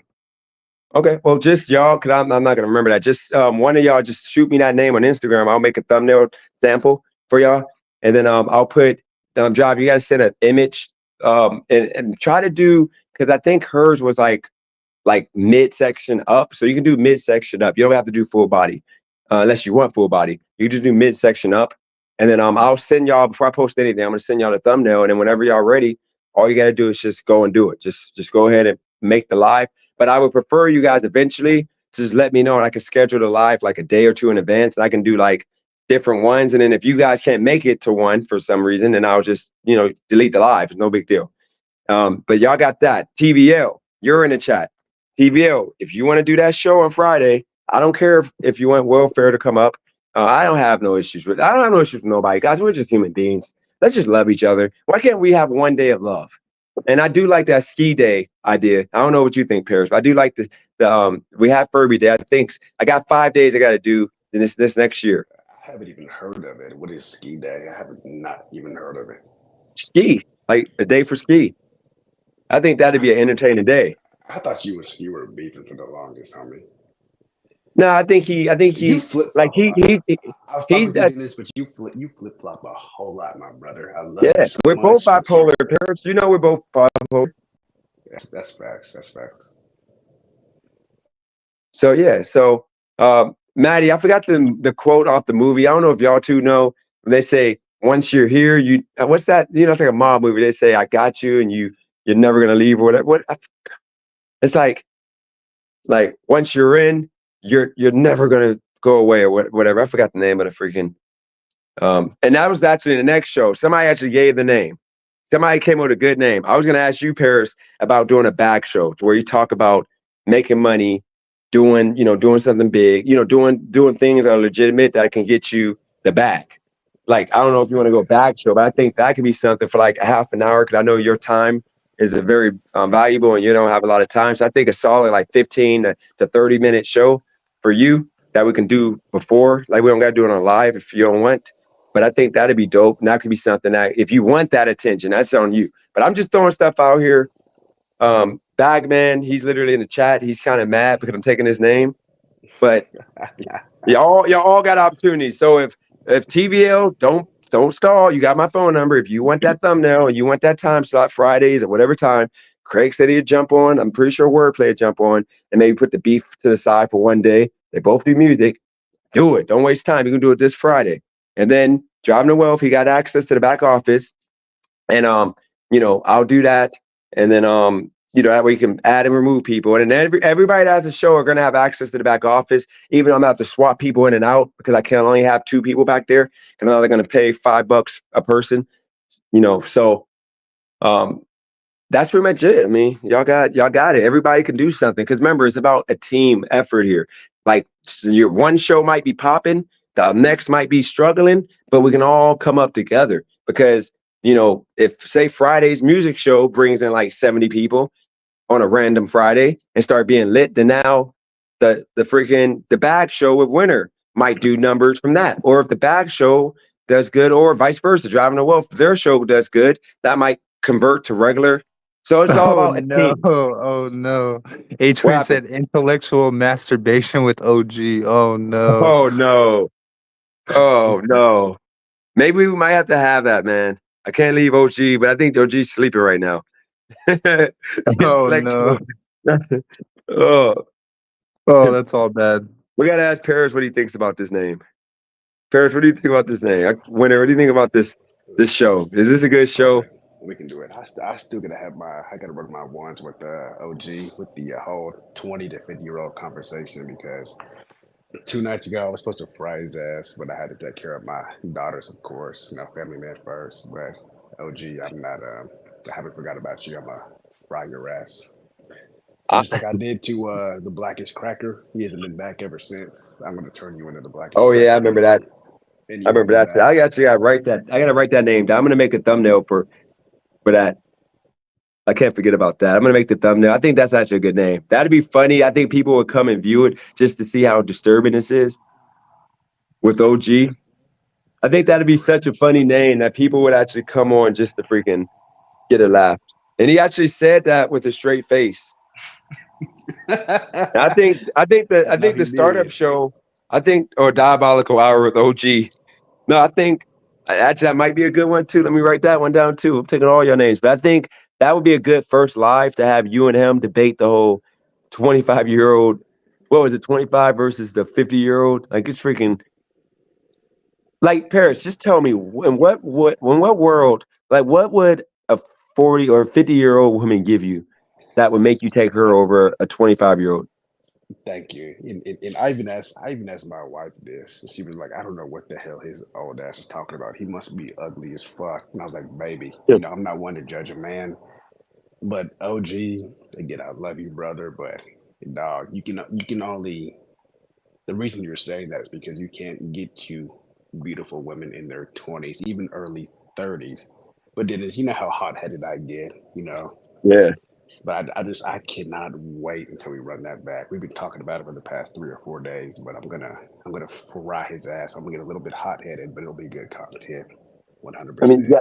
you got to do it because it's like it makes no sense. I'm sorry. Like, I mean, here's the thing. That's the same equivalent of a woman having a choice of a 21-year-old dude, a man, over a 36-year-old man. Like that 36-year-old man, more than likely, is gonna have his stuff together to where you got stability and all of that. So you're gonna That's right. take the 20, and it's the same thing that women think. I mean, the same way women think is the same way men think, but the opposite. That's it. But hey, it's almost 3 o'clock down here in Buckhead in Atlanta, so I'm gonna hop off. But the next time you jump on live, we'll definitely have a good discourse. Yep, and I'll reach out to OG about that name and about that debate. I think that'd be good. So appreciate you, man. For sure, we gotta get it together. Peace. Appreciate it, winner. Yes, sir. Have a good night driving well. Yep. You too. So Maddie, what I'm gonna do, so Maddie, I'm going to. This is not. So y'all got me motivated like crazy right now. What I'm gonna do is I'm going to, whoops, I gotta text a Cali girl here. Let's see. So here's the thing. I'm super motivated. I think got a lot of ideas here. Last one I'm gonna put out there, and I'm gonna try to motivate myself. Maddie ain't gonna be this week. It'll be next week because this week I'm working too much to even think about doing it. But I think next week I want to be like I want to be at least if I can get 10 pounds before I get back to Wilmington, so my son can see me like in the same health that I had when I left. I would be happy. So I think I might try to do a separate channel and be vulnerable and show my body the way it is now, like messy. It's a mess. I might do the UFC pose to where I got like a mess. I might just make a name for this whole social media situation where I'll do YouTube, I'll do like Instagram and everything, and I'll show my transformation from now to like the end, and then I'll be like I'll push and say died by Maddie, whatever. And that way she'll get shine if she can actually help me. But by me doing this, it would cause me to have to commit to it because if I give up after like a day or two, I'll look like a clown. So I think it'll hold me accountable. Bro, you got a whole personal trainer like as a friend right now in the chat, bro. Why don't you get advice from Maddie on how to like gain weight? Like that's exactly her situation that she was trying to do. With her situation was trying to gain weight and gain muscle. Why don't you take some like pointers from her and see if That's you what can like I was talking about. you know what I mean? Like that'd be awesome, bro. Like you know what I mean? Like she could help you. No, but driving, that's what I was just talking about.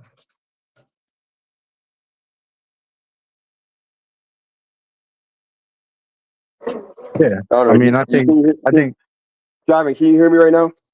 yeah. for sure. What I'm saying is that's what I was talking about when I said I'm gonna do like an Instagram, do a YouTube bit channel to where I'm gonna every day take her advice on lifting and everything, and then that way she'll get credit because I'm gonna say body by trained and diet by Maddie. So I'm talking about Maddie in the chat. Yeah, because that's what she did. She said she said trying to join a booty program. Yep. I'm trying to when I see these, this is gonna sound gay. No pause. I don't care because I'm comfortable with my sexuality. But when I see those athletes, like football stars that they be having like the bodies that are like perfect, sculpted. Like they're not looking like a freaking 70-year-old man. Like it's motivating. But then I get in the gym and I'm like, okay, I'm never gonna get this, and I leave. So I think I need to hold myself accountable by doing that daily, picture and video on YouTube documenting, the food that I'm eating and everything. And I think in a month I'll see a little bit of results. And then I just got to do it and just keep at it. And I think the encouragement that people are going to give me online and all of that, I think that'll be something. So yeah, that's what I might do. Yeah, man. I mean, like my thing is like I'm kind of like in your same situation. Um, like I'm like the same like ectomorph as you. Like I don't know if you know what an ectomorph is. Like you know what I Nope, I mean? never Like heard real. of that. So it's like there's certain body types, and so like in health and wellness, like there's certain body types that you're either an ectomorph and oh man, I can't even remember it's been so long since I've been studying health. But so there's a lot um of different types of bodies, and some people just are really naturally skinny and tall. And so like I'm the same way. Like I'm 6'3", 6'4", you know what I mean? But I'm oh, I think we lost Dennis. Um but you know what I mean? A lot of people like just can't keep on that weight, you know what I mean, for the tallness that we are. Like we're built like basketball players, right? And so like we have to eat like a different metabolism or a different diet for our metabolism so that we can maintain those gains. And like I'm really the same way. Like I'm probably, I think I'm like maybe, well, I haven't weighed myself in a while, so I might be like 150, 160 right now. But you know what I mean? I literally used to be like you, Dennis, like 140.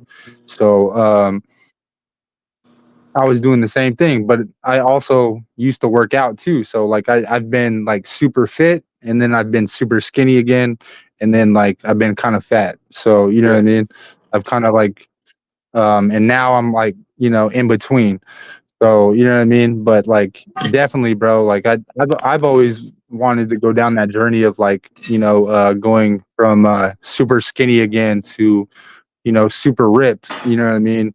Um but it definitely takes a lot of discipline. It takes time. It takes like, like a lot of energy to put calories on. And one thing about putting calories on as an ectomorph, as somebody who's super skinny, is that you have to like really be putting on calories, and not just like calories, but like good calories. Like you're eating a lot of like steak, you're eating a lot of eggs, you're eating a lot of like a lot of protein, and those are things. Cam, what? Margella, Cam, you drunk? I think you drunk, Margella. So you can't No, even spell that sentence. I get you. I mean, the thing is, I'll tell you, like I think I'm making everybody in sense the right now. chat, I don't eat. It ain't about all that. Here's the thing: I don't eat properly. So, like today or yesterday, I went to, or 2 days Oh, ago, I went to can the you grocery dunk? store. My bad. My bad. I went to the grocery store yesterday and bought real food to eat. And now I'm eating real food. Before I would go to McDonald's and all that. So it's just all about making myself, forcing myself to eat.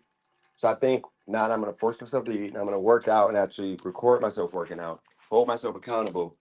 I think it'll work for me. I just got this because I forgot to buy protein, but I got like the beans, which I guess is a form of protein. I got the rice and the greens. Yeah. But look, before we talked about a lot today. You can stay on if you want, but I'm gonna get off here because I gotta go to bed because I gotta wake up early tomorrow for sure because I got commitments at 6 I gotta go do. So I don't know. Do you want to stay on or it's up to you? I'm about I to get mean, off. I'll stay on for like a little while, see what the chat feels, and then you know what I mean. If they not feeling it, then I'll you know what I mean. I'll definitely end the live. Yeah, I So trust you. You can do whatever, however you want to do it. And make sure you yeah, keep track of any super chats that you get. I know you don't care about getting the money, but just like I told Maddie, I don't operate that way. If you get super chats while you're on, and by the way, Maddie, I didn't forget about the other day with um, what you call it, clean bins. I think it's like going to be 650 and super chats after the fees. So yeah, and I'm not going to make you wait for that. Just remind me on tomorrow on Instagram. But with that said, I appreciate all y'all in the chat. Keep in mind, guys, we got a lot of stuff we're gonna do. Because remember, if I can get enough shows, I'll change the name of this from Rideshare Hustler or the Amazing Hustler to the Amazing Network again. So that way, people will be like, this is a network of a bunch of good shows. And if they rock with one show, they'll rock with another one. So everybody that I told to reach out, reach out. I know Maddie just sent the name of that show for y'all. I'm gonna work on that thumbnail tomorrow. And then, TVL, just text me the name when you come up with it. And if you can't come up with the name, I'll just give you a standard generic name for now. And then we keep going. And if Maddie wants to come up with you driving, just let her. I mean, the link is right there. Just don't let nobody else come up. But with that said, um, I'll see y'all tomorrow. Appreciate y'all for tuning in. Appreciate you driving off. Anytime you need to hit me up if it's an emergency, like somebody came and flashed for some reason or something, you can call me. But you got enough respect to know like an argument or something. Just don't call me until the morning. yeah, no. I think that situation was just blown out of hand. So like you know what I mean. No, I definitely know what to do now for sure. Appreciate you. And I'm gonna text you my phone number that way you have it so that way because Instagram I don't even see the messages half of the time right away. So appreciate y'all. Yeah. I'll see y'all tomorrow. Appreciate you, man. All right, man. Good job. All right, peace. Have a good night. All right, y'all. So what did y'all think about tonight's live? Like, did we learn anything? Was there beef? Like, what was going on tonight? You know what I mean? I want to see. Dang, am I logged in on? I can't see how many viewers we have tonight. Can you handle a panel alone? I don't know. I think it's the first time I ever handled a panel alone for sure. Yeah, tag me in, gang, if you need help. Uh, Baseman Dan. Have you been on a panel before? Let me know. I never learned anything useful. Yeah. I mean, it's I think everybody adds their own type of knowledge to the panel or to the panels, especially Dennis. You know what I mean? No, I've never been up first time live. I mean, then come up, bro. You know what I mean? We'll see how you do, bro. Come up. I mean, I think the link's in the chat. If not, let me know and I'll post it. So, but yeah, no, I definitely think there was like a little bit of drama tonight. It was spicy. You know what I mean? I think some people got at each other's necks, bro. Like, oh my god, it was wow, sheesh. Like, I could not believe that some people were saying the things that they were saying, and it is the internet, so we just have to like take it with a grain of salt, and men will be men, and yeah, we can't take it that serious. DTW, I thought you were 5'3". Nah, player, I'm literally 6'3", 6'4", 6'4" on a good day. You know what I'm saying? I think on my driver's license it says 6'4", so you know what I'm saying. When you and Matt getting married, will y'all live stream the what? No, no, no. Stop the cap. Stop the cap. Nah, nah.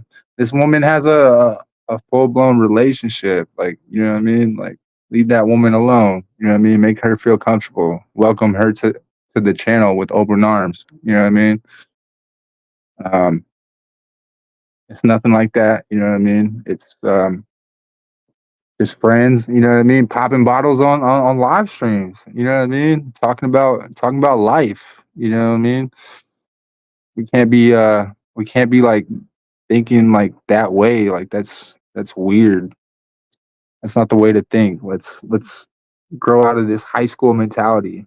Did Kelly face reveal? I don't know. I don't know if Kelly's face was ever revealed, and I think maybe there was some kind of like special thing on Discord where it might have leaked out.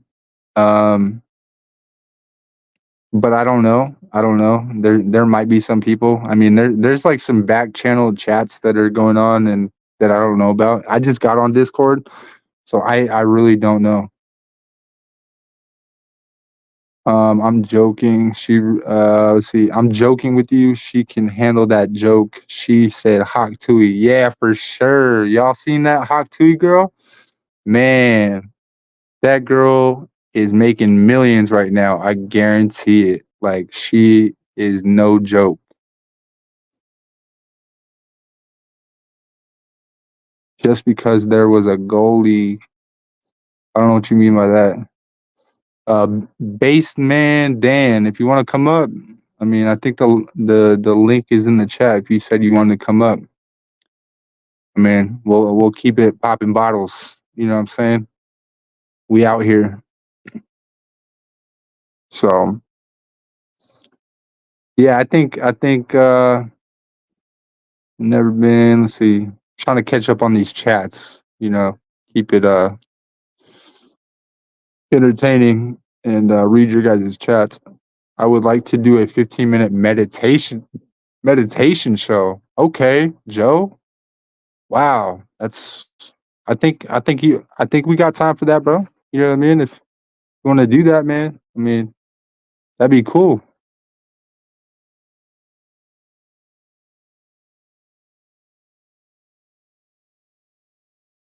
Let's see. Okay.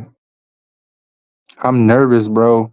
Ain't too many people here. Maybe another time.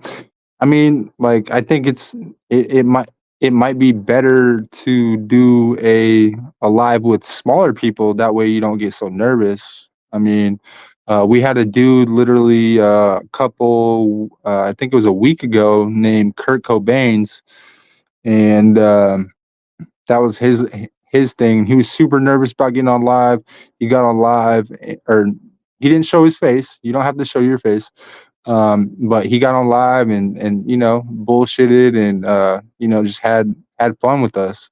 I think it was like 5, 6 o'clock in the morning here, and it was like 7, 8 his time. So you know what I mean. It's not that scary. You know what I mean. You just gotta like just be yourself, bro. You know, it's not that hard. Whose live is this? DTW, Driving to Wealth.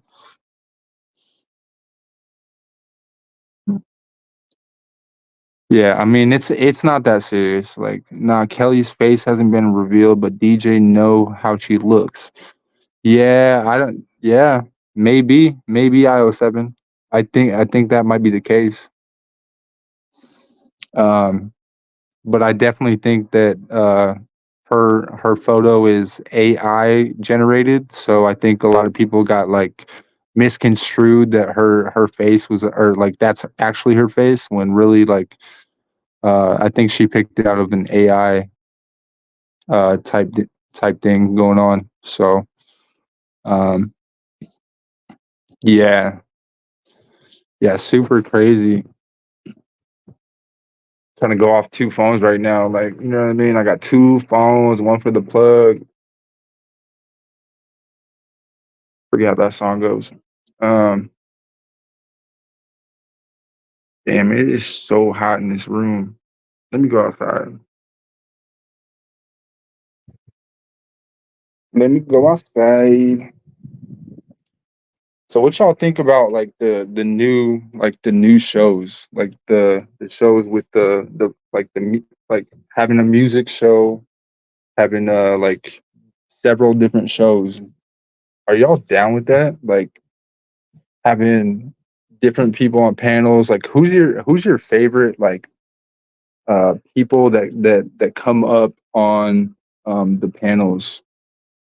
Name them like 1 to 10. Like who's a personality that you like versus like somebody that maybe is not so candid on the lives. Let me know in the chat like who. Let's figure out some like seniority. Who's like really good at talking? Who's really good at subjects? Who's impartial?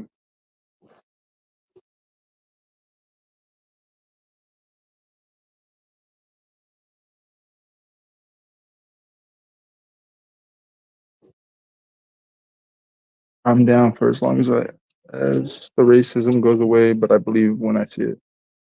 No, I definitely believe that. I think racism should be not on this chat or on the channel. Super wrong, super not good for the channel.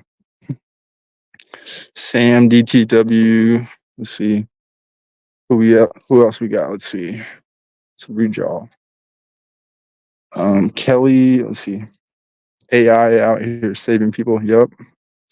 Whose life is it? Let's see. I'm down for as long as the racism. Sam, DTW now, DJ left, Facts, Craig, Ski are good and can do without Kelly and OG.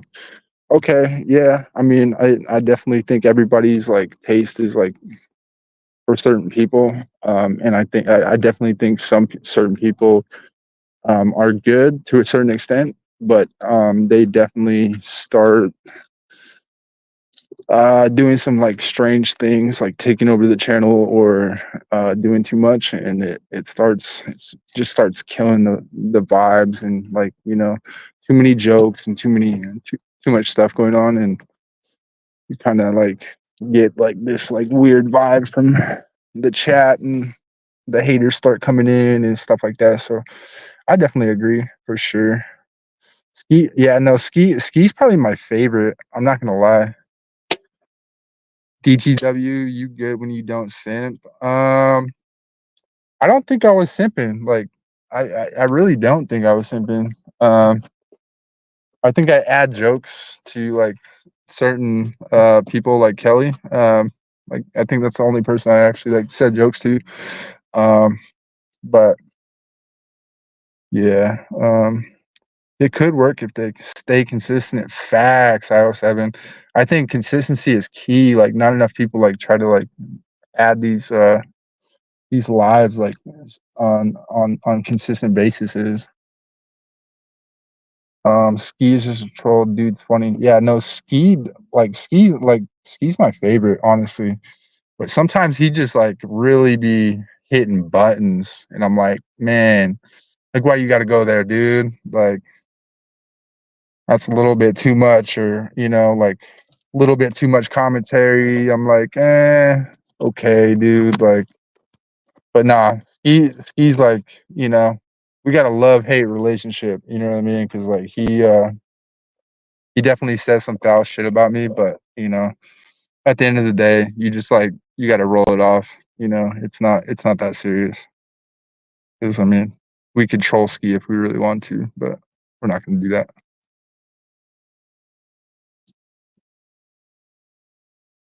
He be having me crying. Yeah, me too, man. He be calling me what is it, the Abraham Lincoln or something like that. I'm like, damn, bro. I don't know if I look like Abraham Lincoln. I don't know if that's a good thing or a bad thing. I don't want to get shot by John Wilkes Booth.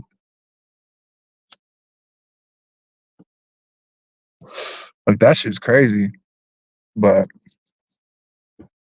I guess you're allowed to be whoever you are, bro. Like, you know what I mean? Especially with you're not trying to cam up.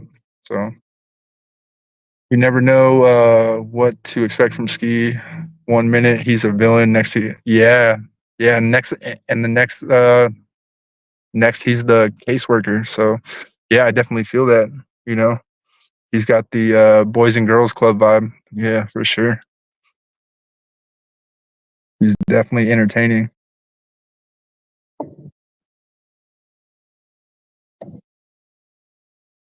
Yeah, for sure.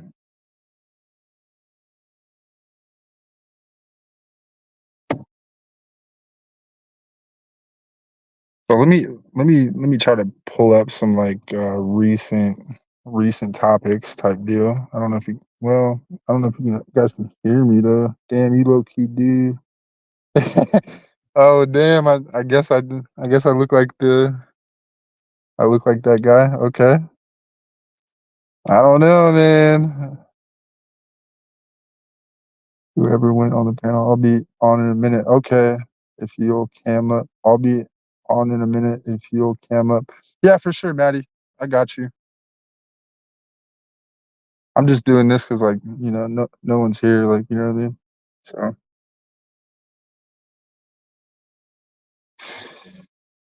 popping bottles with DTW and Maddie. Okay, new show. We'll see how this goes. So Fulio just got killed while celebrating his birthday. No, bro, I saw that. Bro, that was super sad. But the the the the thing was he was posting his location like everywhere. I guess he got super drunk that night, and I guess he's not really a drinker. And he super like was dropping the link according to oh, who was it? Oh, dude, I can't remember. Who is it? Oh my god. Let's see. And his op dropped a diss track on how do you feel about self-snitching nowadays. And his op dropped a diss track. How do you feel about self-snitching nowadays? Yeah, that's self-snitching, bro. Like, nah, bro. Bro, you're gonna get yourself killed. You know what I mean? I mean, I got shot. I got shot in the head, and so I definitely feel like, you know what I mean. If you're gonna do some gangster shit, don't be self-snitching. Like that shit's stupid. You know what I mean? Keep it gangster. Keep it a buck. Um, if you're gonna keep it real, keep it gangster. Keep it quiet, and keep it moving. Um, Otherwise, you're putting yourself in danger, and somebody is gonna put you out there, and they are going to put your life in danger. You're gonna let Kelly join if she absolutely not, absolutely not. No, Kelly she's an op to me. No, she's an op. She's gonna have to come with the apologies and put some respect on my name. You know what I mean? I mean, shout out to Birdman. Put some respect on my name. How you alive? Um, well, I'm alive because I was actually drinking alcohol while I got shot. So it actually realistically saved my life. So me getting shot in the head, it was over a girl and over some how do I put it? Some colors, and she invited this dude that I didn't know. Well, I knew him, but we weren't that tight, and he came over, and we were different colors. Long story short, and he was like, "You want a box?" type shit, and so we boxed, and I said, "Okay, don't no face shots or whatever." You know what I mean? And the first thing he does is he tries to hit me in the face. And so in New Mexico, it's customary to, if you're in a one-on-one, there's rules to that shit. If you're gonna hit somebody in the face, you put your hands behind your back, and you let the other person hit you in the face back. And so I did. I ended up breaking his nose. He didn't like that too much. And so he hit me in the face again, and it turned into full on squabble. And his gun was on the couch, and as soon as I started beating his ass, he ran for his gun, and it went off, bro. So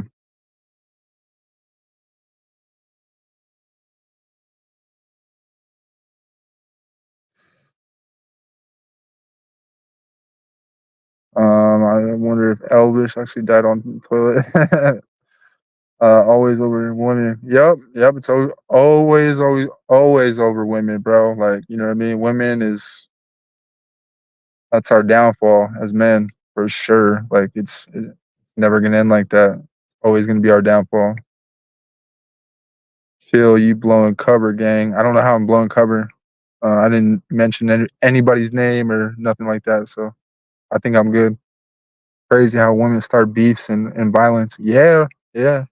It's all it's shit. Let me take a sip of water. Can't talk. Yeah, no, it's always over women, and it's always over. Hate to say it, if the women are looking or like watching, but it's over the pussy. You know what I mean? I mean, pussy will get you in trouble for sure. But I'm super lucky to be alive, bro.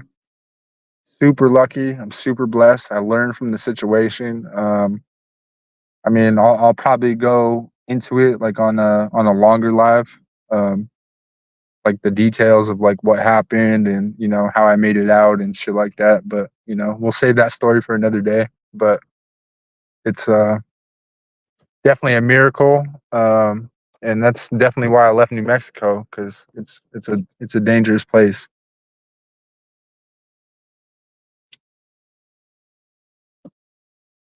Can I talk about my recovery process from what? How long was my recovery? So I don't know if I want to get on to that right now, because the recovery was crazy. It was kind of like an underdog story. So I mean, I feel like it's too long to get onto this live. Like, you know what I mean? Like, it's, we're not trying to make a movie out of it. This ain't Get Rich or Die Trying right now. So, but yeah, no, definitely, it took me a long time, and the recovery is still ongoing. I still have to, I'm still recovering from it. So I have PTSD, have nightmares from it. So, still things that I have to deal with every single day with that situation. So it's a part of my life for the rest of my life. We'll just say that. So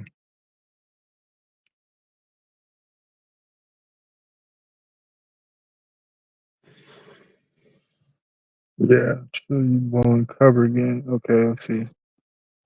My other phone ain't working. Switch it up.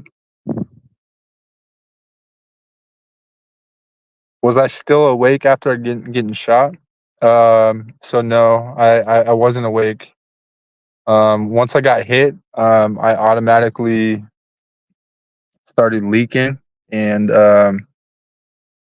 basically I passed out from like the loss of blood.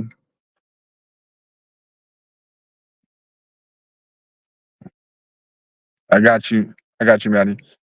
Yeah, so I passed out because of the loss of blood, and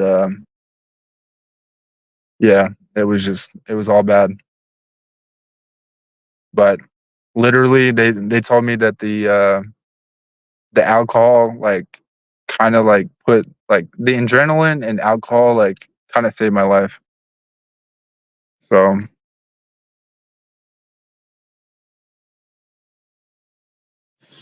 but I mean, lesson learned, like, don't never trust fully who you hang around. Like, never trust like friends who are supposedly friends and women who claim to be women.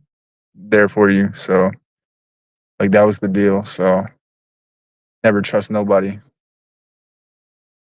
Might be if I ever trolled you, gang. No, you good, bro. I mean, like, I think I brought up that subject, like the just like you never know what really somebody's going through until like you really know their life story. So, I mean, it's you know, um, yeah. So treat everybody with kindness. You know, you never know what people fucking are going through, what their life is like, what they've been through. You always have to respect each person as like as a human being. Yeah, they'll backdoor you. Yep, I think you're talking about the women. Yeah, for sure. Yeah, women will definitely everybody be trolling. Yeah, dude. I mean, that's YouTube. Fucking trolls are trolls, man. People are gonna say whatever the fuck they want. You know what I mean? But like I said earlier, like nobody knows who you are, and nobody's ever gonna like talk that shit face to face. So you know what I mean? Nobody's ever gonna get gangster. You know what I mean? They're always gonna get gangster in the comments and say some shit. So it is what it is, Armando. But where are you from, Armando? Like, you know what I mean? I've seen you here for a while. It looks like you're maybe from like Arizona or Texas, something like that.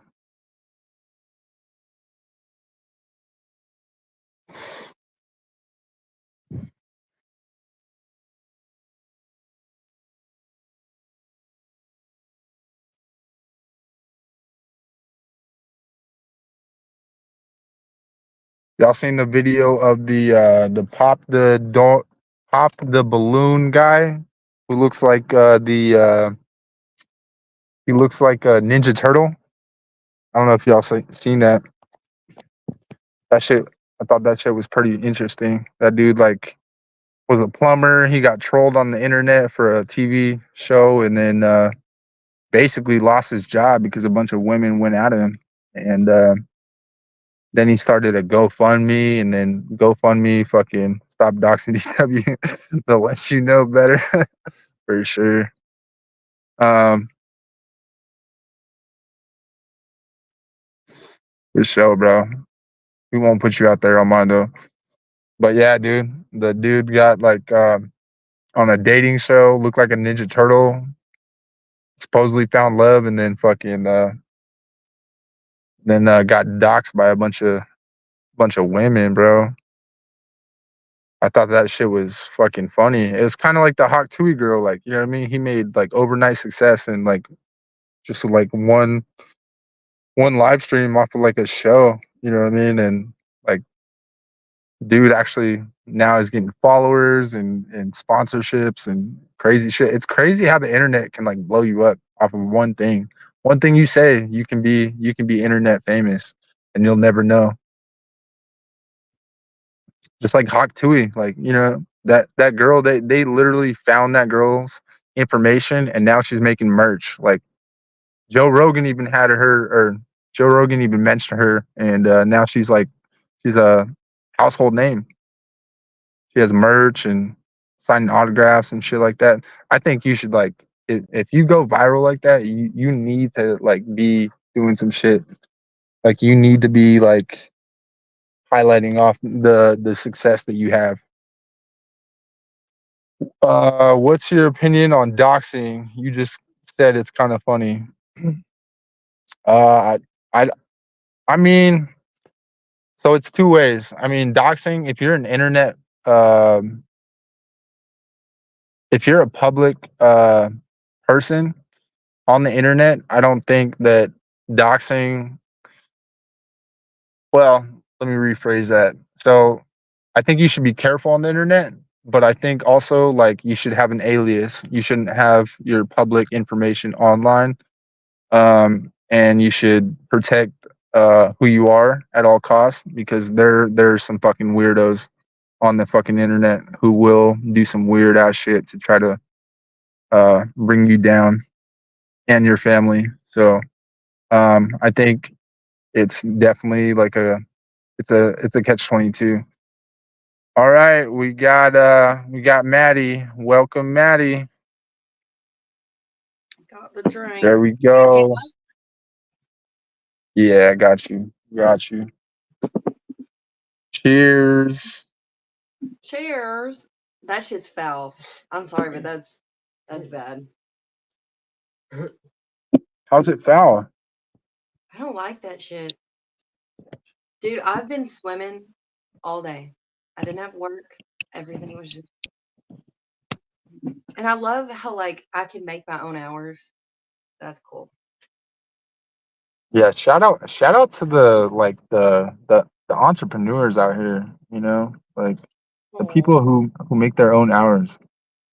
I just hope that it lasts long, No, I got this at a thrift store actually. I thought it was cute. So The Gators. yeah, I don't apparently it says Indiana. I live like an hour away from Indiana, like if you cross the bridge. And apparently this was a softball team name. I guess, Okay. I don't know. I don't know. Okay. Well, shout out to the Gators. Shout out to the Gators. How many have you drank already? I had like 2 shots earlier while I was watching everybody talk, and then I'm having a beer to settle it down. See, this is my second one. Hmm. So, but You drank them? it's like 3.2 fluid ounces, which it says it's 1 pint. So I don't know what that equates to, but A pint. I just finished It- off my pint actually. Dude, I think my hair looks kind of crusty, but ignore that. that is what it is. So are you in your truck, your car, or like a garage, or? No, I'm in my car. I try to do like my live streams in my car because like I have roommates, and so it's kind of hard to like I don't want to do them in my house because like I got like 7 other roommates. So That's respectful of you. yeah, but I mean So my roommate like he does like the what do you call it, the gaming stuff. So he's up like all night doing that shit. So I don't think it would matter, but you know what I mean. I don't think it'd bother him too bad. That's all my Yeah. brother did. He's staying with me for this summer. And I mean, this kid is like nocturnal. Alright. He's actually beside me. He was the What? one in the chat. He hopped on. He got on YouTube and he just, I don't know if this was on his live or he just like saw me or something and he clicked on it and he was like reading all the comments. And he was like, "Why is everybody dissing my sister?" I was like, "Dude, get off." Dude, at least I'm not like a fat ass up Wednesday. Yeah. I thought that was like I thought you had a sister. I thought that was like legitimately like your sister.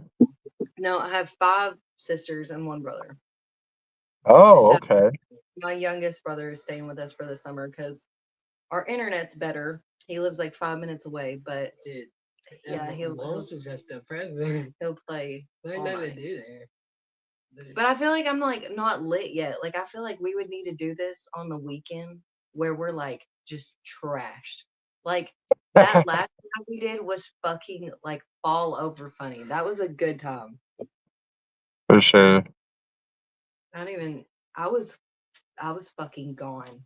I had drank so much and I don't do vodka. And all the girls were like, "Oh, take some shots." And I can't do jello shots either. But so I did. And But why yeah. vodka though? Vodka's like the worst. I just can't do it. Like it just gets me hungover so fucking bad. I have to do everything I drink has to be dark. But I definitely paid the price the next day. So Have you tried tequila? yep. I spent a summer last summer drinking nothing but tequila. And it like I don't know if I was allergic to it or maybe I just drank so much of it, but it got to the point where I started drinking it and my arms would go numb, and I was like, okay, maybe I shouldn't drink this. But I what mean, all do you drink? they say that tequila is the best for like any kind of fitness. Is because it like it doesn't give you a hangover and it doesn't add calories to your weight. I'd say You, everything clear, basically, like non-sugar, just like straight vodka and tequila is like you said, like the best for people that are in the gym, but still are human and want to get drunk and shit. right. But it's just not. My body can't keep up with it anymore. Like I may not drink responsibly, and that could be the problem. But I just feel like tequila and vodka just get me. I've noticed because like I've been drinking for a while, and I just turned. I'm about to be 22, but yeah, I started drinking when I was like a freshman maybe, and I think everybody dabbles in it a little bit, like the whole parties and stuff. Um, Right.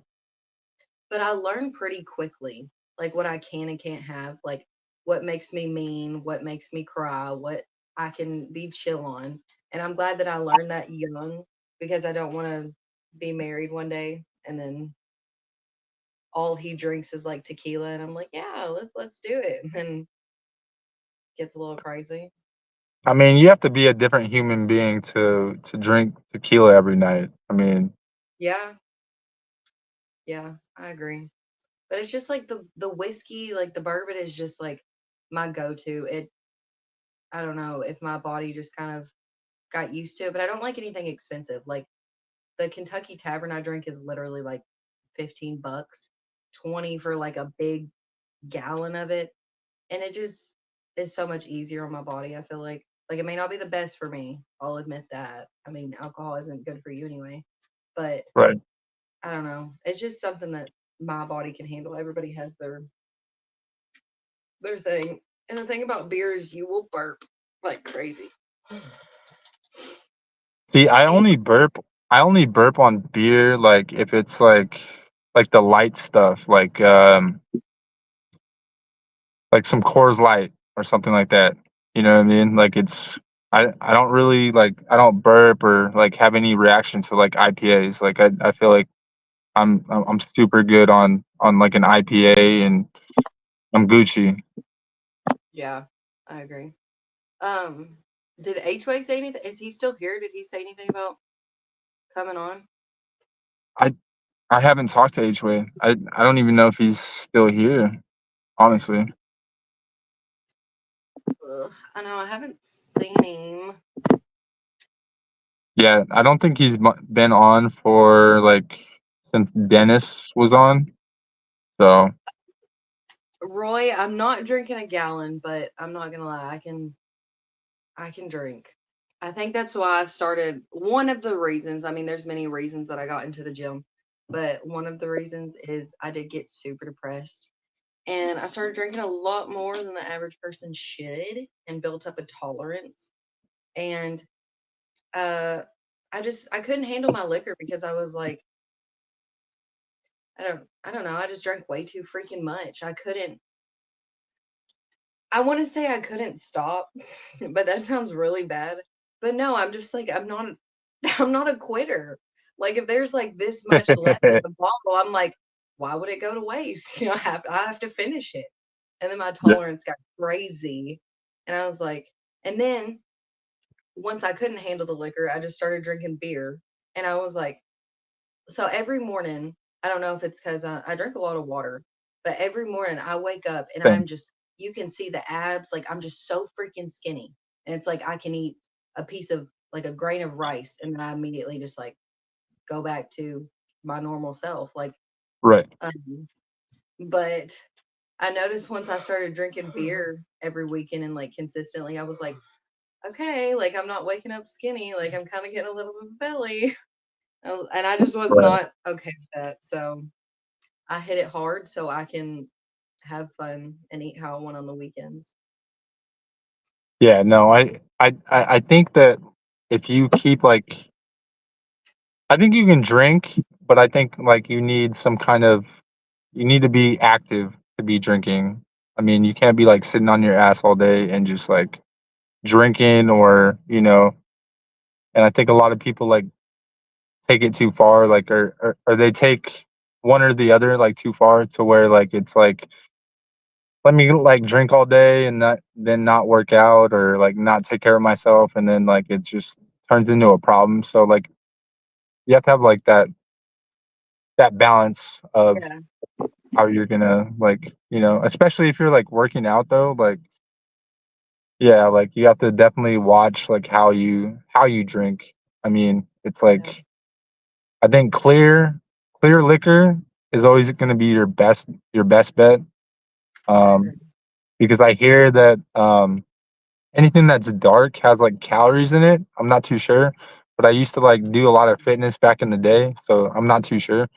But like I heard that like stuff with like cornstarch and like sugars and like the sugar in the whiskey like will like but I That's mean if what I you're not really trying to like get into like the whole like super fitness space, like I think you're good. Well, yeah. I mean, I've known that too. Like, beer and dark liquor is literally probably one of the worst things you can do to yourself. And that's why I haven't even tried to jumpstart like a fitness program or anything.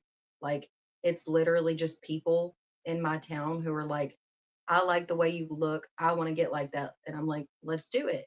And it started off like them telling me like, "Oh, I'll pay you," because I was going to the gym anyway. I was teaching my siblings anyway, so I was like, why would I have somebody pay for it if I'm already doing it?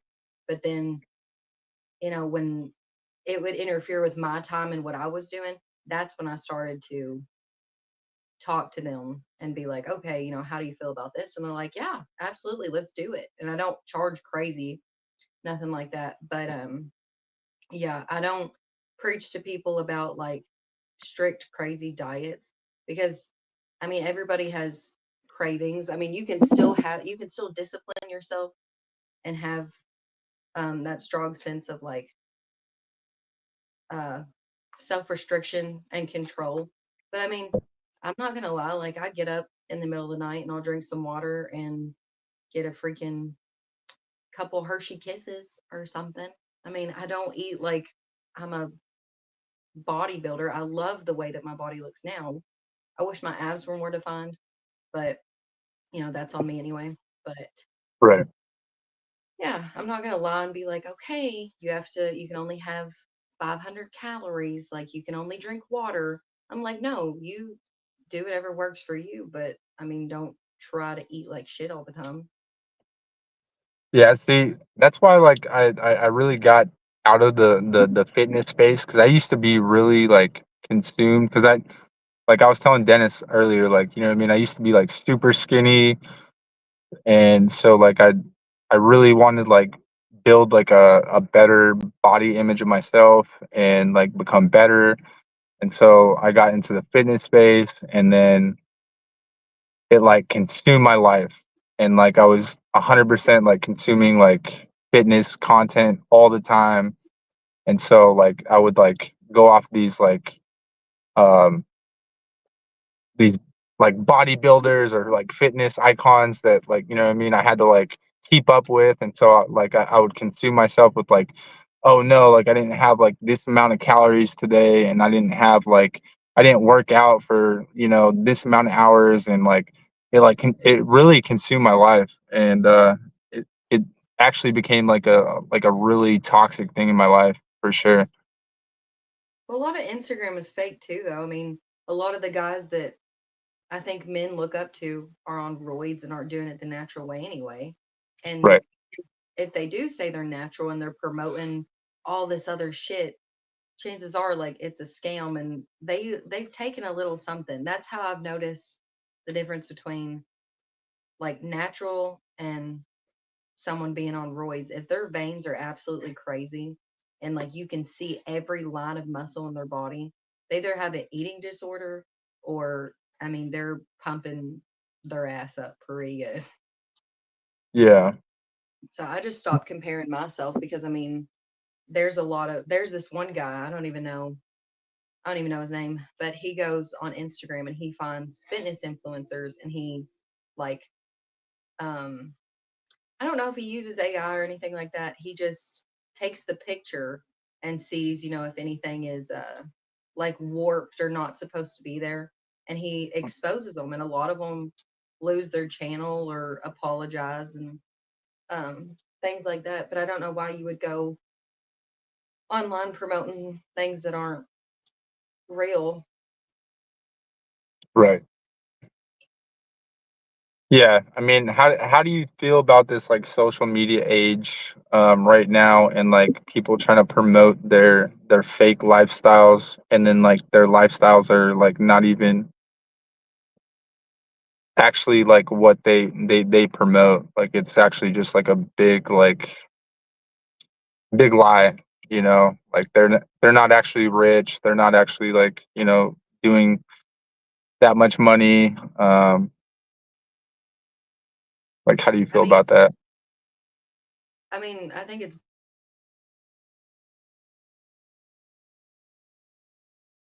Um, is that me or you? Sorry.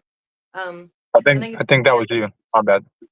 it's just a nasty way to do that. But there are people that are so gullible, like incredibly gullible. Like you would think they were like 5 years old the way that they think. And Right.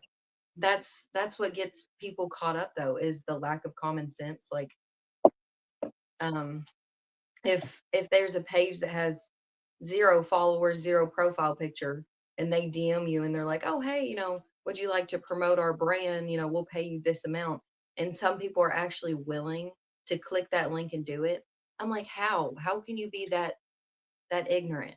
But everybody gets their money somehow, and I think that's the world we live in. Sometimes it's going to be dirty money, and sometimes you actually work hard for it. And I think the dirty money has and will always end up being on top, sadly. And Yeah. if that's, I think they'll get their payback, whether they're older or whatever it is. But if you can sleep well at night knowing that you are taking money from innocent people or potentially ruin someone's life, then that's on you, you know. Most people are NPCs, non-playable characters. I definitely agree with that. I think a lot of people are stuck in being so this social media um, lifestyle, with especially with the filters. Like the filters are super crazy now, and like have just like over saturated the internet to where like nobody actually looks what they look like. And especially in like the dating game, like what I mean, like you see a lot of like profiles on Tinder, and it's these like superficial like women with like like makeup, but not only that, they have filters on top of that. And so like you go on a date with these women, and they're like nothing what they are portrayed in these profiles. And especially like with like how you talk with people online, you look at the like the conversation, and like you're having these short conversations, but then like when you get to like a restaurant or something like that, they don't even know how to like have a conversation with you. And it's like super sad because it Yeah. feels like these people are like so stuck in the internet, and then when they go out in the public and actually have like a real conversation, it's like they have nothing to talk about, or like almost like everything about them. Once you've gotten offline with them, you're like, okay, well, what do we talk about at this like taco truck? You know what I mean? Like, so it's like it becomes super weird and superficial, and like it makes it super like weird to where like you can't even like interact with these people. Would you agree with that? Yeah, I think it's crazy that people would lie about their self image anyway. This is kind of like talking about the other lie. Like people are like, oh, you have to lie a little bit when you meet somebody. And I said, I think you should just be your genuine self, because if the date goes well and things go well, she's gonna know you were lying from the jump. You know, why would she want to be with a liar? And but if Right. you are like over filtering or over editing anything, and you are on a dating app or just anything in general, and people see you in real life, like they're gonna see you in real life eventually. Like, why Right. would you even try to attempt to hit someone up or start a relationship with somebody knowing that they're gonna see you in person and be like, this isn't the person I fell in love with, or this isn't, and I think that has, I don't want to say, like, if you love somebody, I guess you shouldn't care about their body. I think that's if you've been dating for a while, I think you should still care in a way. I don't know, I'm just trying to be nice. But if you lie about the way that your body looks too, and you're going on a date and things escalate and you guys end up sleeping together, you Yep. say you're petite, you're 110 pounds, and then you show up and he's like, I need a couple more shots. Or just gets up and leaves. Like, why do that to yourself? Why Right. humiliate yourself? Yeah. Yeah. So like, what do you would you say that women, like, not to be like disrespectful, because like this isn't to like all women, because like some women just like have natural beauty, but would you say that women potentially are the biggest catfish like in the dating pool, because they put on so much makeup beforehand? So like potentially the woman that you're talking to, and then may lay next to, in the morning, may take off that makeup and not potentially be the person that you saw online. Yeah, I think so. Because I mean, we do have more access to beauty products and things like that. Like, I used to be super insecure, and I mean, I would not leave the house without makeup.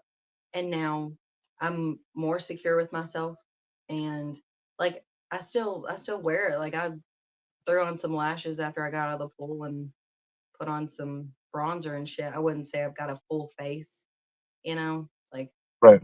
I can do a full face, I can throw that on, no problem.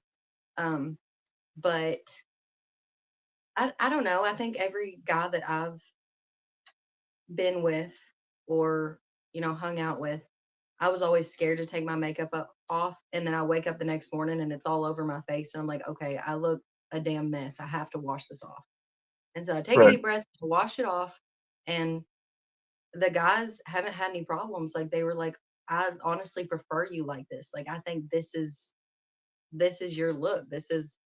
But everybody has their own personal preference. I don't think I would do it to catfish people. I just do it because I still have those insecurities that I'm working through. And um, I think when you spend the majority of your life being picked on about your looks, you kind of morph or change the way that you're presented to some people. But I mean, I came on here, I want to say it was the first live that I did, actually, and Right.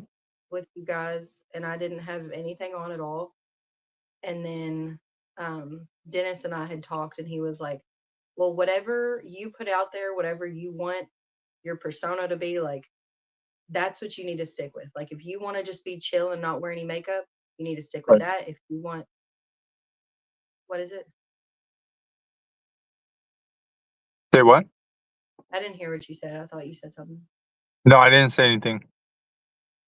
No, but he that's what he told me. He said everybody has their look, I guess you could say. Um and everybody's known for something on here. Like, like, one's known for trolling, one's known for yelling, one's known for cussing, and it's just things like that. And he was like, what do you want to be known for? And I was like, well, I don't want to be made fun of when I first get on here. I thought that the first live went fine because I Right. was like, what?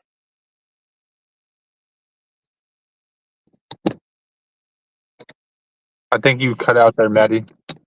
You said the first live went good, and then what? Yeah. I thought the first live went fine. I can't remember if it was the first or second or if I even, yeah, no, it deleted it because it went over 12 hours. But I came on Okay. and I had like no makeup on, no nothing.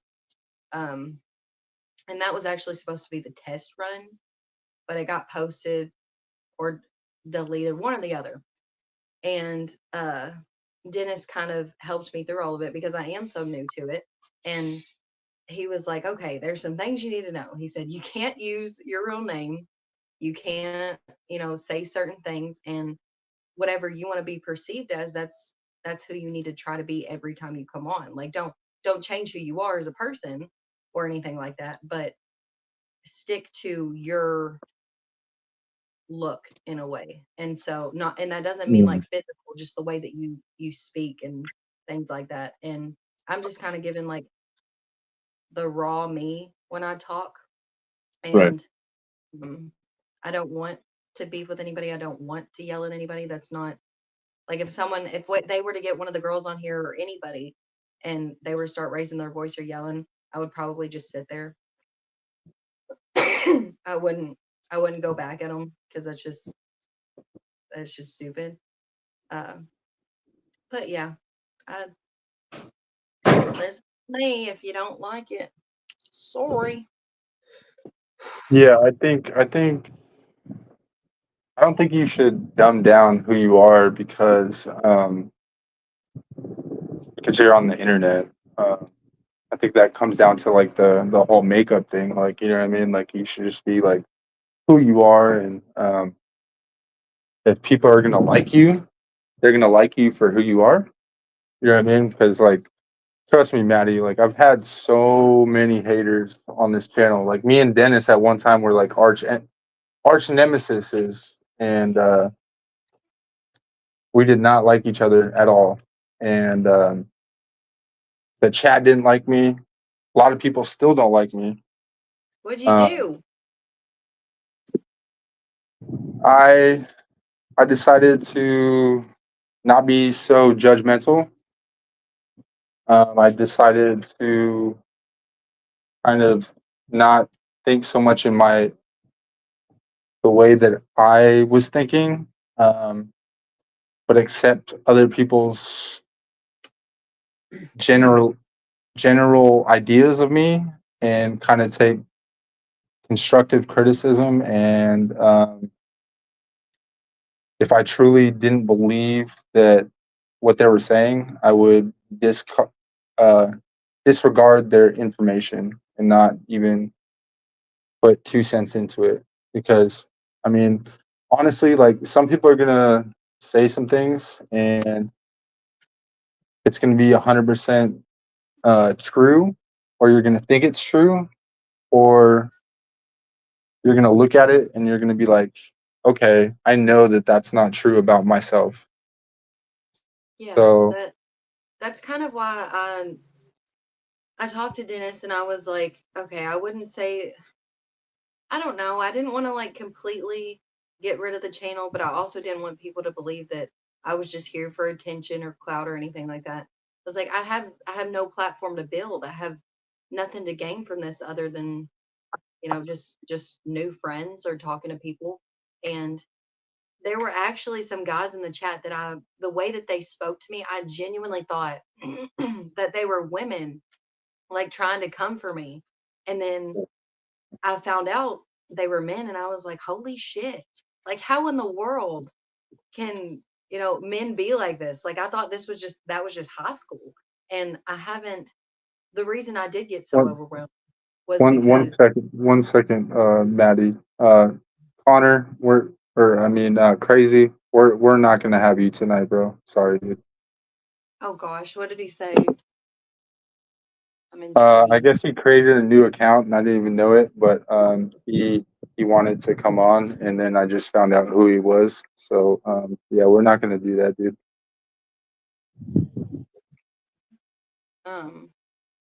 Yeah, but Sorry to cut you off.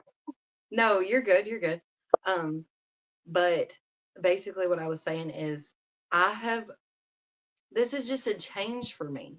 I don't get involved in things like this because I don't like drama. I don't like bullshit. I'm so over that point in my life that when I saw people screaming at each other and yelling, I would just sit back and I would try to de-escalate it, but it didn't do much. There were a lot of respectful people, and I think we use that word a lot, and it, like, for me to keep saying it, like, it kind of gets annoying, but it's also like the best word to describe people in a way. But um yeah, so this was just all new and I got overwhelmed because I had protected myself from so much that because high school was the worst thing, one of the worst things that had ever happened to me. And when I came back in here, I was like, holy shit, like people are hating on me like it was people back in school. And that was something that I never wanted to go back to or associate myself with. And back to what you were saying though, I think that if uh these people are never going to meet you, they're never going to see you in person, and that's kind of something to take pride in because if you everybody has skeletons in their closet, everybody's done bad things, but I don't ever think that that should be held over your head unless it's like federal, like, Right. but I mean, people trying to expose each other and going back and forth and all this stuff, it's just like you guys are really grown men and grown women. Like, I don't see my parents acting like this. I don't see a lot of people's parents, hopping on here and being like, just arguing back and forth with each other. You don't see that. And so it's like, Right. why do it? But Dennis did make it clear that this is like a like the whole content and the whole uh what is the word? He didn't say drama, entertainment, like channel. And I get that, but in a way it's like I kind of want to defend him and other people because I'm like in the moment I'm like holy shit, like these guys are being brutal to this person, and it's actually just how to keep the ball rolling. Maybe there's no hard feelings, maybe there is, but like you said, it gets people going and so Yeah, I I gotta mean, learn the basics. I don't think necessarily like you have to learn anything. I think that with everything that is on the channel, I think Dennis is learning a lot about his own channel, and I think that there's a learning curve with the channel right now. Can you hear me? Yeah, I was reading a little bit. You kind of Sorry, I was trying to switch it over to my AirPod. Can you hear me now? yeah, you're good. Hello? Okay. Yeah. Cool. Rudy, So I think Rudy there's said I think there's a earlier, lot of growth. Say what? I said, Roy said earlier, he said, you mean you go to bed with a princess and wake up next to a dragon? LOL. Yeah, not good. I'm not, sometimes if I'm hungover, I'll look like a dragon. It's like you go to bed with Fiona and wake up Shrek. I'm not even gonna lie to you. I'm not I'm not a 10 when I wake up, but there's some times where I'm content and I'm not wearing makeup and I feel really pretty. And I've never had anybody make fun of me without makeup. Uh, the reason I started wearing it is just because I used to have like super bad acne, but and then I just got good at it and I was always good at art, so it's therapeutic. But continue. I'm sorry. Oh my God, let's see. Okay, we got Roy. Okay, we'll have Roy on. We're not gonna have Crazy on. So sorry, Crazy. You can put yourself off this live, dude. So I'm sorry, dude. You're just too young for this conversation. What's up, y'all? What's up, Who's dude? that? Same What's shit up, today. brother? What are you up to? I Not thought sleep. you were going to bed, bro. Yeah, bro. I I can't was- sleep for shit right now. I can't either. Why the fuck awake, man? I don't know what it is. Well, I was like, Because this is the new podcast. This is Popping Bottles with DTW and Maddie. So where's your drink, bro? You can't come Oh. on without a drink. It's over. I don't know where. Oh, it's over there by the bed. he's gonna bust out a Pepsi right now, right? That's okay. At Diet least it's Pepsi, of course. popping out. No Yeah, I judgment. don't drink, No I don't judgment. drink alcohol. Yeah. No I judgment. don't have tolerance for alcohol. Oh shit! So what you guys doing up here? Just chatting away. I see. Yeah. It's a lot calmer up here, huh? No drama and shit. No, I couldn't sleep either, and then I came on the chat and I heard Dennis like dogging somebody, like he was upset, and I was like, wait, I need a drink, and so I had like 2 shots left of my whiskey, and I was like, fuck it, and then I was like, maybe that'll help me go to sleep, but it didn't, and then we already had our little idea kind of going, and so, and then I did some laundry, like the woman I am.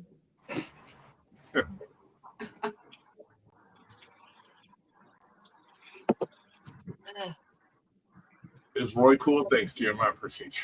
I try to be cool when I can. Okay, So what am I Roy don't talking get along about? with stupid people. fucking fucking I don't know. What do you guys want to talk about? My hair's still wet. Dude, this guy. This right here is So where are you from? What's your accent? me. Yeah. I'm from Kentucky. Oh, okay. It's a small town in Kentucky. Somebody actually said I was too country. They were like, "Get her the fuck off." I can't even understand what she's saying. What? Or like two country? Like what the fuck? That makes absolutely no fucking. Excuse my language. Well, No, fuck I've it. heard, That I've makes no heard sense. some. Two country. I've heard some country ass people that even people in Kentucky are like, "Holy fuck!" Like how Okay. I don't even understand you. Like So you're too country. Though.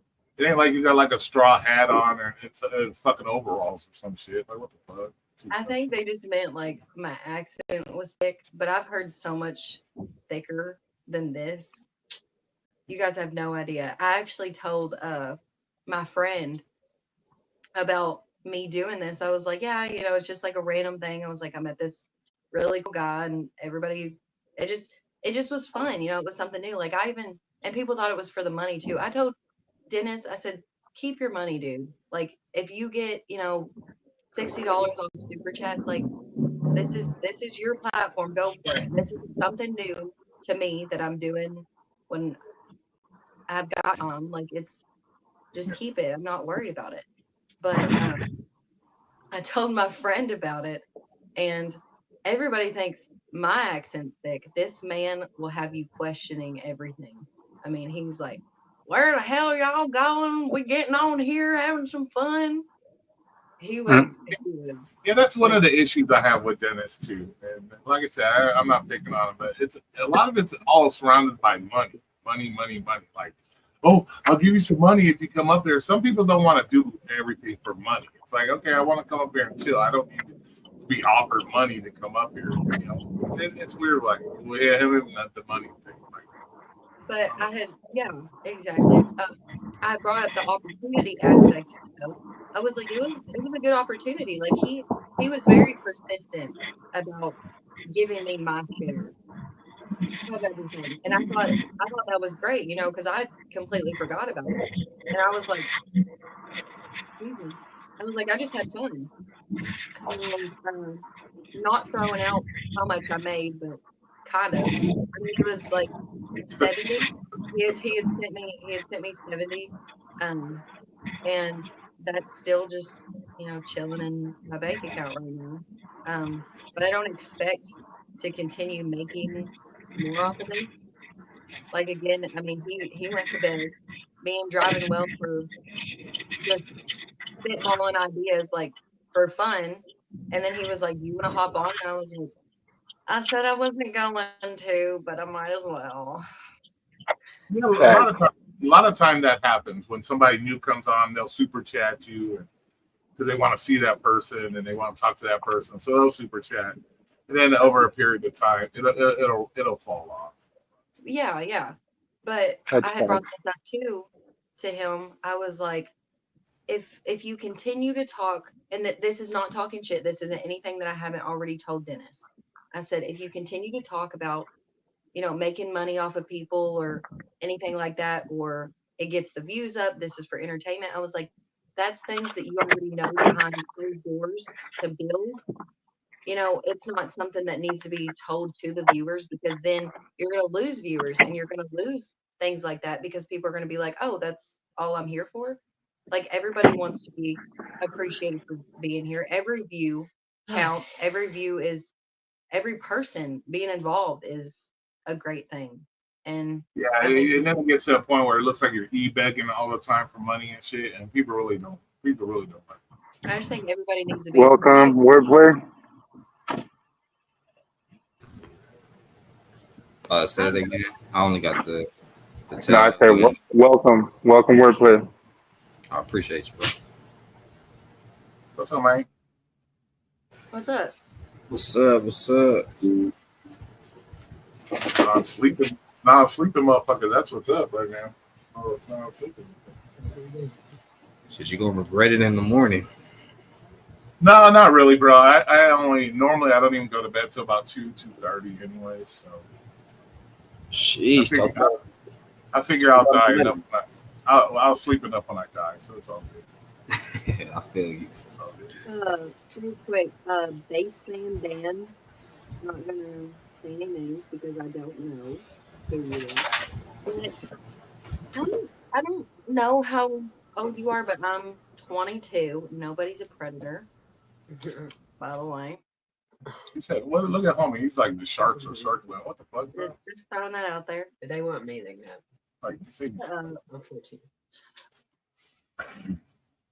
They like I'm young. Only you. So what do you do in your free time? Like, what do you do in your free time? Me? Well, yeah, I'm talking. Yeah. Oh, okay. Well, I go to work and I'm, like he had said, basically an entrepreneur. I took some classes. I'm still in the process of getting my actual license. And then I actually had a bunch of people like the opportunities just kind of came to me in a way and I ran with it. But I have a bunch of people from my town that are moms and older women and things like that. So I kind of built like this like women based platform here. And I basically just train women and give out meal plans based on like allergies and what they want, what their goal is. And I've helped a lot of people and that makes me feel really good. I wanted to work in a retirement home. That was something like I just love old people. Like I love my grandparents. I love taking care of my grandparents. I love that whole concept. But I just know that I would get attached too easily. And then I'd come into work and they'd be like, "Oh, Jerry died." And I would just Yeah. Yeah, that'd be kind of hard. Like, I always wonder, like, when nurses work at like hospice and shit, how they get used to some shit like that. You know what I'm saying? They're taking care of these people, and then the one day you walk in there and you find out, you fuck this so and so passed away. You're like, oh, that'd be rough as fuck.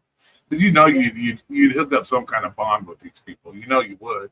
You're changing their diapers, you're taking care of them, feeding them, and then one day, they tell you all their fucking stories. There's nothing better than a bunch of old people telling you stories. That's how you learn a lot, because old people have a lot to teach younger people can learn from. And so, that would be rough as fuck, I think, to sit there and, I had everything, bro, and I fucking lost. I think personally, I have always had an old soul. I always made friends. Like even when I was like younger, like I would go to church and make friends with really older women and never had any like older men or anything.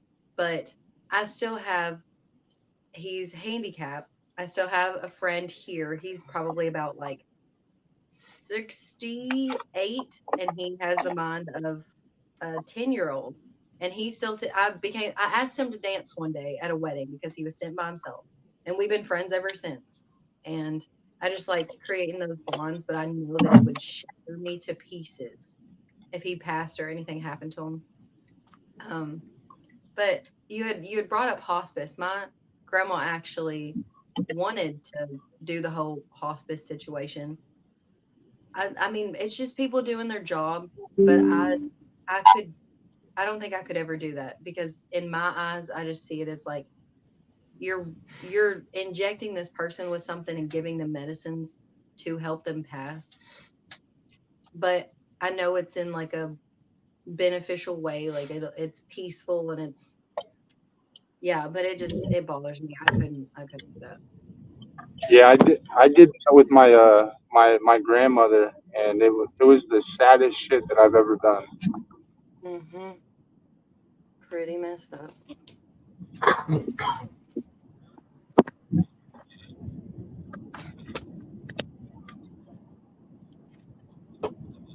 What happened to our boy Wordplay? You still on here, bro?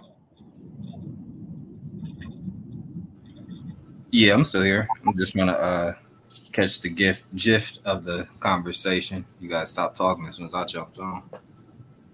Oh, okay. Just checking on you, bro. Oh no, I'm here. I just got up out of like a 2-hour nap or hour nap.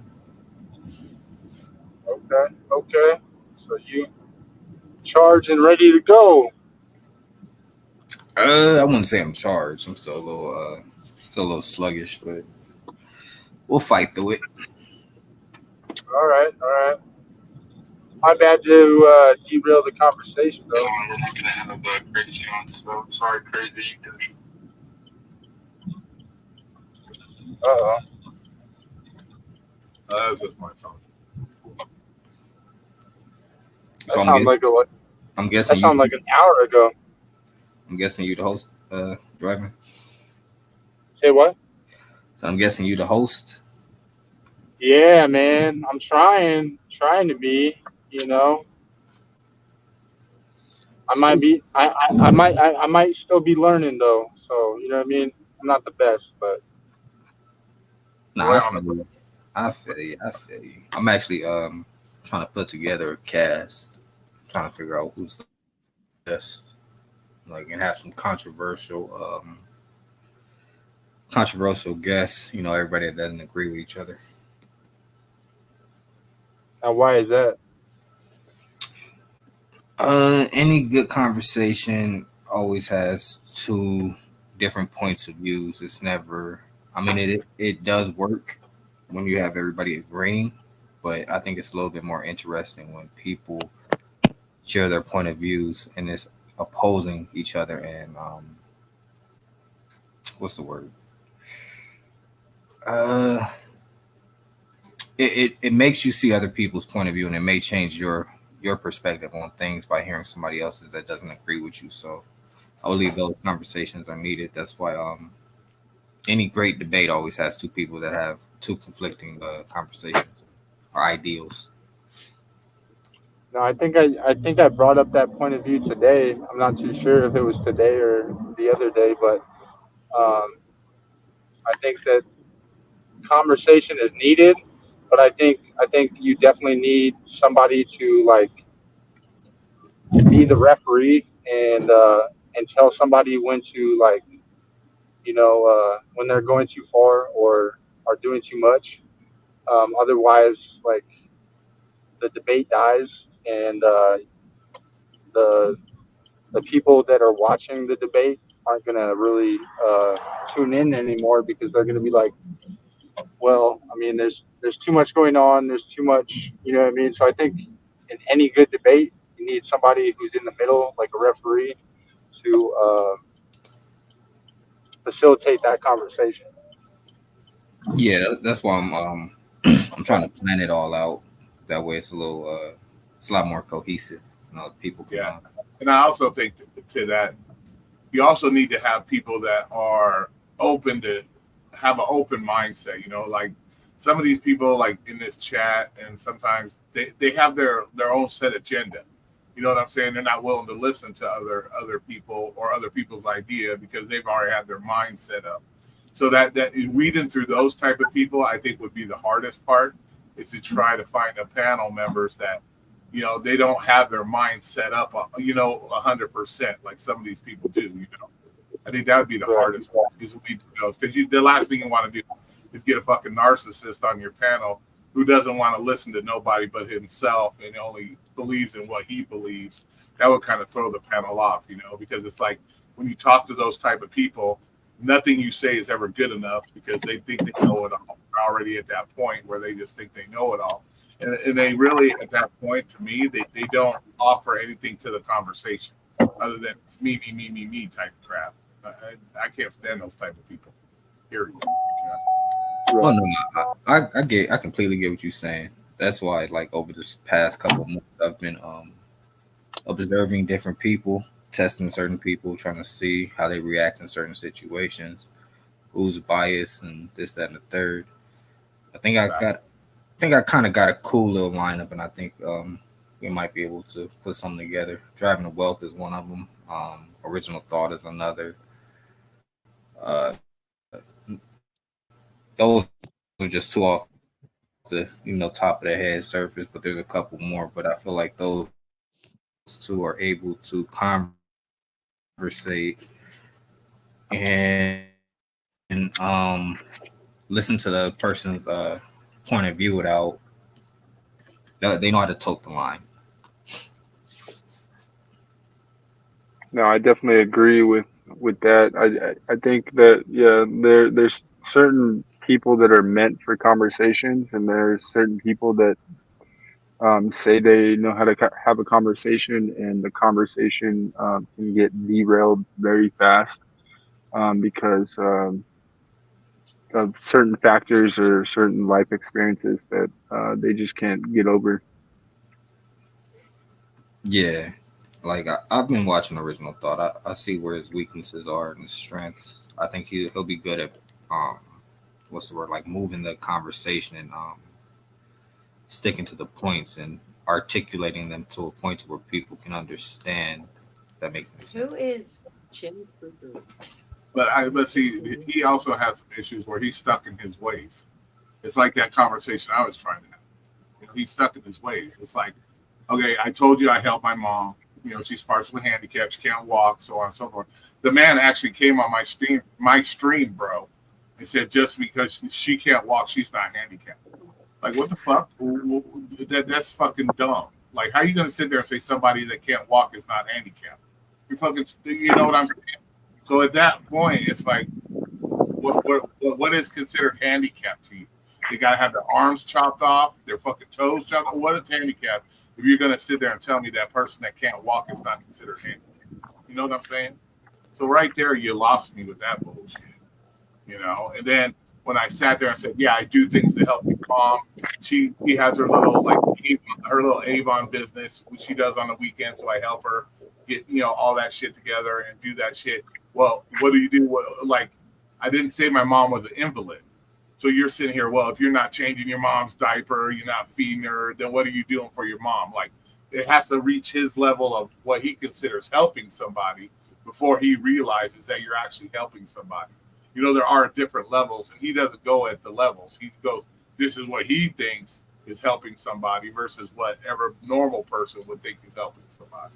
And so that's why I just won't do anything with him, because he doesn't listen. He just thinks it's his way. It has to be this amount or this level in order for him to believe that you're doing it. You know what I'm saying? And that just is dumb to me. I don't look at people like you're dogging me because I pay my mom rent. I take care of her. I pay rent. But yet you're gonna sit there when you're living at dad's house and doing pretty much the same fucking thing.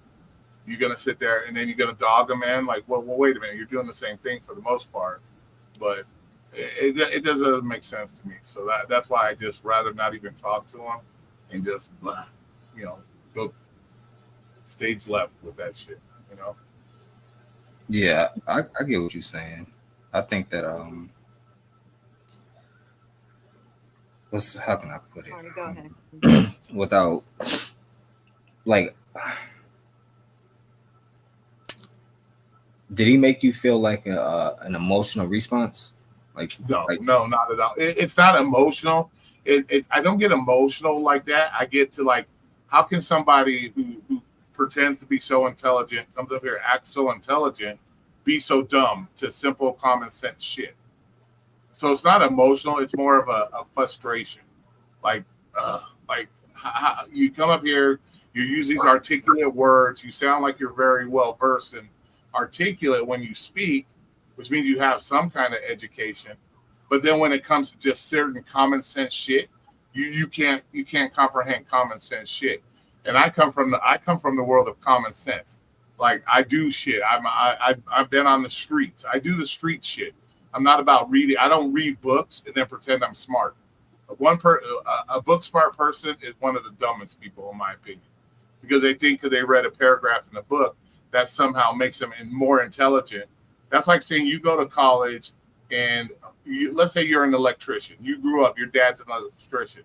He showed you how to do electrical shit. You've had on-the-job training for the last 15 years of doing electrical work. And then somebody like OG reads a paragraph on how to do electricity, and then he's trying to tell you how to do electricity. You know what I'm saying? I don't like those kind of people. I believe hands-on is the best way to do something, is have hands-on experience. And so people that read books, then want to come back and try to tell you when you've had all this life experience that you don't know what you're talking about. Yeah, you're dumb. That's just dumb to me, dude. I can't deal with that. Like, I think that it got like that because it was a personal conversation. I think that if it was something that was like more topical, it probably and that's the thing. And that's the thing. I don't take it personal, bro. I put my whole life. I've been on YouTube 5 years. Everybody knows my life story from almost dying twice, to everything in my life. They've known it. I've done live streams in my car when I lived in my car. I did live streams when it's 28 degrees outside in a car, freezing my ass off. So everybody knows my shit. So it's not like I try to hide shit or I feel that I need all these people's validation. I need nobody's validation. The only person I need to validate myself is me by doing my shit moving forward. And so what these people really say means nothing. I have no reason to lie. I don't lie. It's all on video from fucking 4 years ago, 5 years ago when I started my channel. So it's like it's crazy. Well, by personal, I mean like in terms of it being about, you know, your family instead of it actually being about something different. And in terms of like the emotional thing, one thing like with entertainment, the reason why I asked if he caused like some type of emotional response is because those are the things that 9 times out of 10 get remembered, whether you agree with it or not, whether you feel happy, sad, angry. As long as you feel something to that moment, you're going to remember it and it's going to make it entertaining. So that's what I meant by like, did he cause you some type of emotional response? Because I'm pretty sure out of everything that happened that night, that's probably the thing that stuck out to you the most. No, to be honest with you, bro, he said nothing to me that I haven't heard 125,000 times on YouTube. Nothing new. I've had my dead brother doxed on here. I had my son doxed on here. I've had my mom doxed on here. So nothing he says is going to that I haven't heard 125,000 times already. So I don't get emotional over that shit. I just get irritated with the lack of common sense and the lack of willing to listen to what somebody else is saying, other than just thinking what you want to think. So it's okay. For instance, so do you remember what the actual topic was for that night, or do you just remember? You know what? I can't remember exactly what started it. To be honest with you, bro, I really don't. I kind of no. It was like during the day, and it was a topic of I think like it was super random. I think like Dennis had brought up Roy, and it was about Roy's channel, and then OG just kind of like started going in on Roy and his his lifestyle choices, and it was like super cringe. So that's what I mean. Like the actual topic got drowned out by original thoughts. Whatever he did or said to give that emotional response, it caused that to be more memorable than the actual topic. So I I'm don't even. only saying all of that to say, like, that's where I feel like original thought is needed, as well as like his articulation. But to cause people to have an emotional response to the things that he says, whether it's right, wrong, or indifferent, he's causing people to want to say something or speak back or to say he's wrong about something, if that makes any sense. Yeah, but I also think that could backfire in some respects, because then he's making people that choose to share their life to other people. They take that shit serious. That's why they're up there sharing it with you in the first place. And then I think that could push a lot of people away, because then he tries to trivialize it because he thinks what he thinks, and he thinks he already has these preconceived notions of what he feels is enough, or whatever the case may be. So I think it could backfire in some respects, because then it looks like people are just trivializing that people have chosen to share their life and their experiences. And then it just looks like, oh, I'm just being trivialized. Why am I up here sharing a life experience with you guys if you guys don't just make light of it and make it trivial because it doesn't match what you think is good enough? Kind of see what I'm saying with that, on that, in that respect?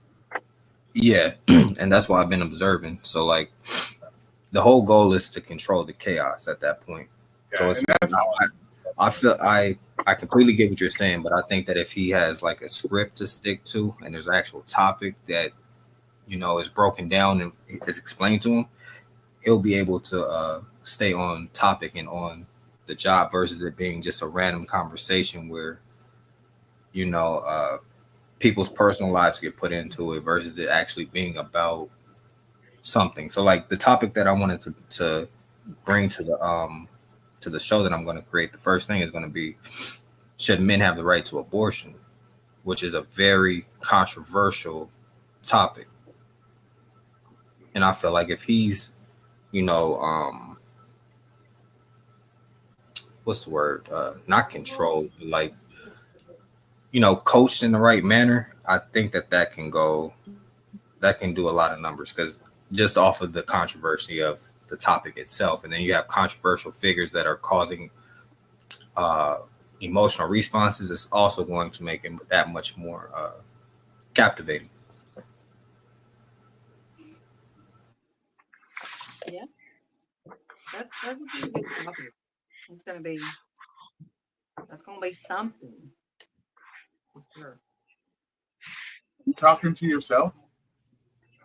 No, I mean, you know, Oh, okay. No, it sounded like you were saying something like you were talking to someone. no, I said that's a really good topic. I was like, it's gonna be something for sure. I mean, I think a lot of people have strong opinions about that anyway. I mean, me even as a woman commenting on it and saying that I'm pro-life, like women hate me for that.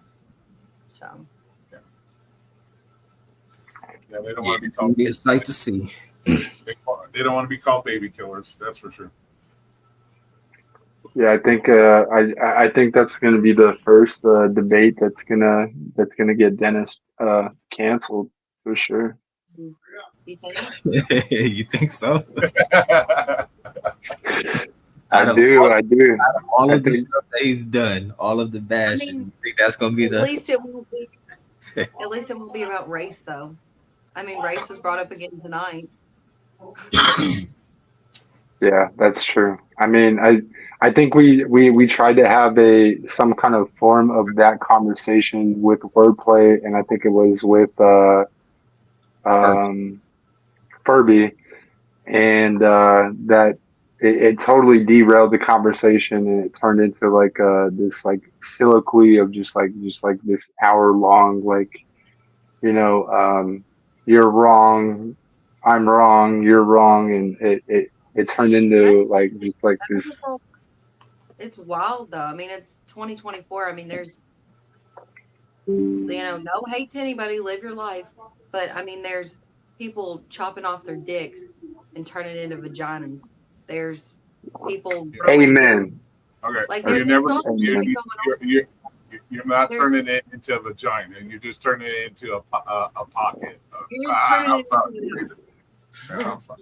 But I think just the fact that there's so many bigger issues, and the fact that people are still seeing color as if people aren't people is just, it's fucking stupid. Like everybody is a human. We've all got, I mean, most of us have arms and legs and a freaking mouth, and everybody's got a heart, everybody bleeds red. Like, just fucking quit. I mean, the statistics, I guess, shit like that, it doesn't lie.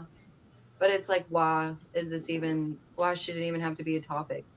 I mean, everybody does fucked up shit. Everybody, I mean, whether you're white, black, whatever, I mean, it doesn't matter. It's the same damn thing. Sorry. Trust me, I've done some fucking shit in my life. That's for sure. Yeah, but I threw it out there that morning driving to Wealth to see the type of response that it was going to get, and I was correct.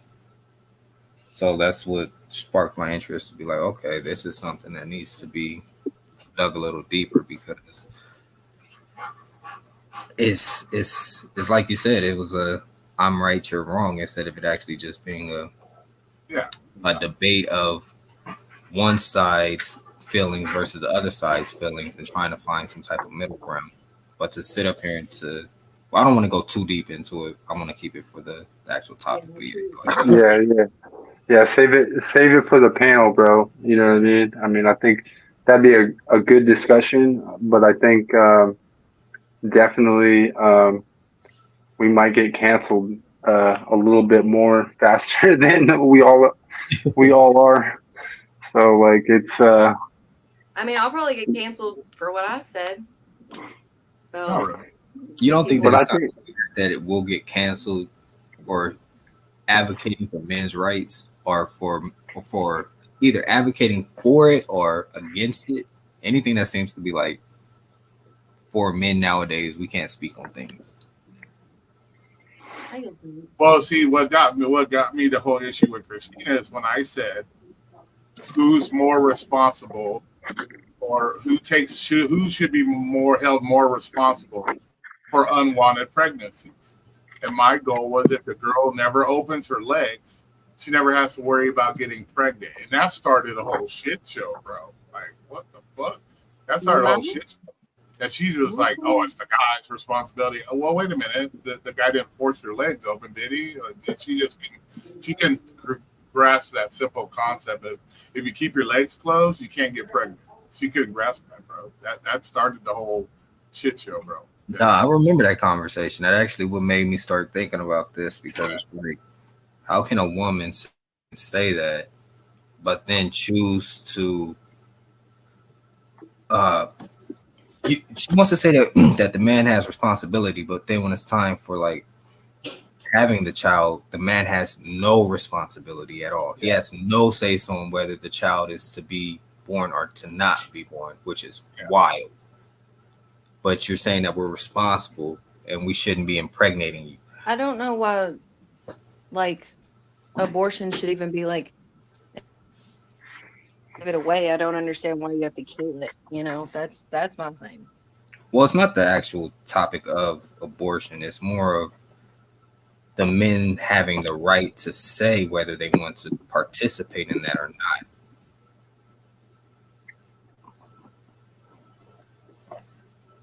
Because some women they force men to be fathers without them wanting to be fathers, and then there's some women that go and get an abortion, and then the father really wanted to be a father, and then that his right was without no say so, because this woman wanted to go and make a decision, and that man might have been pro-life and might have wanted the child.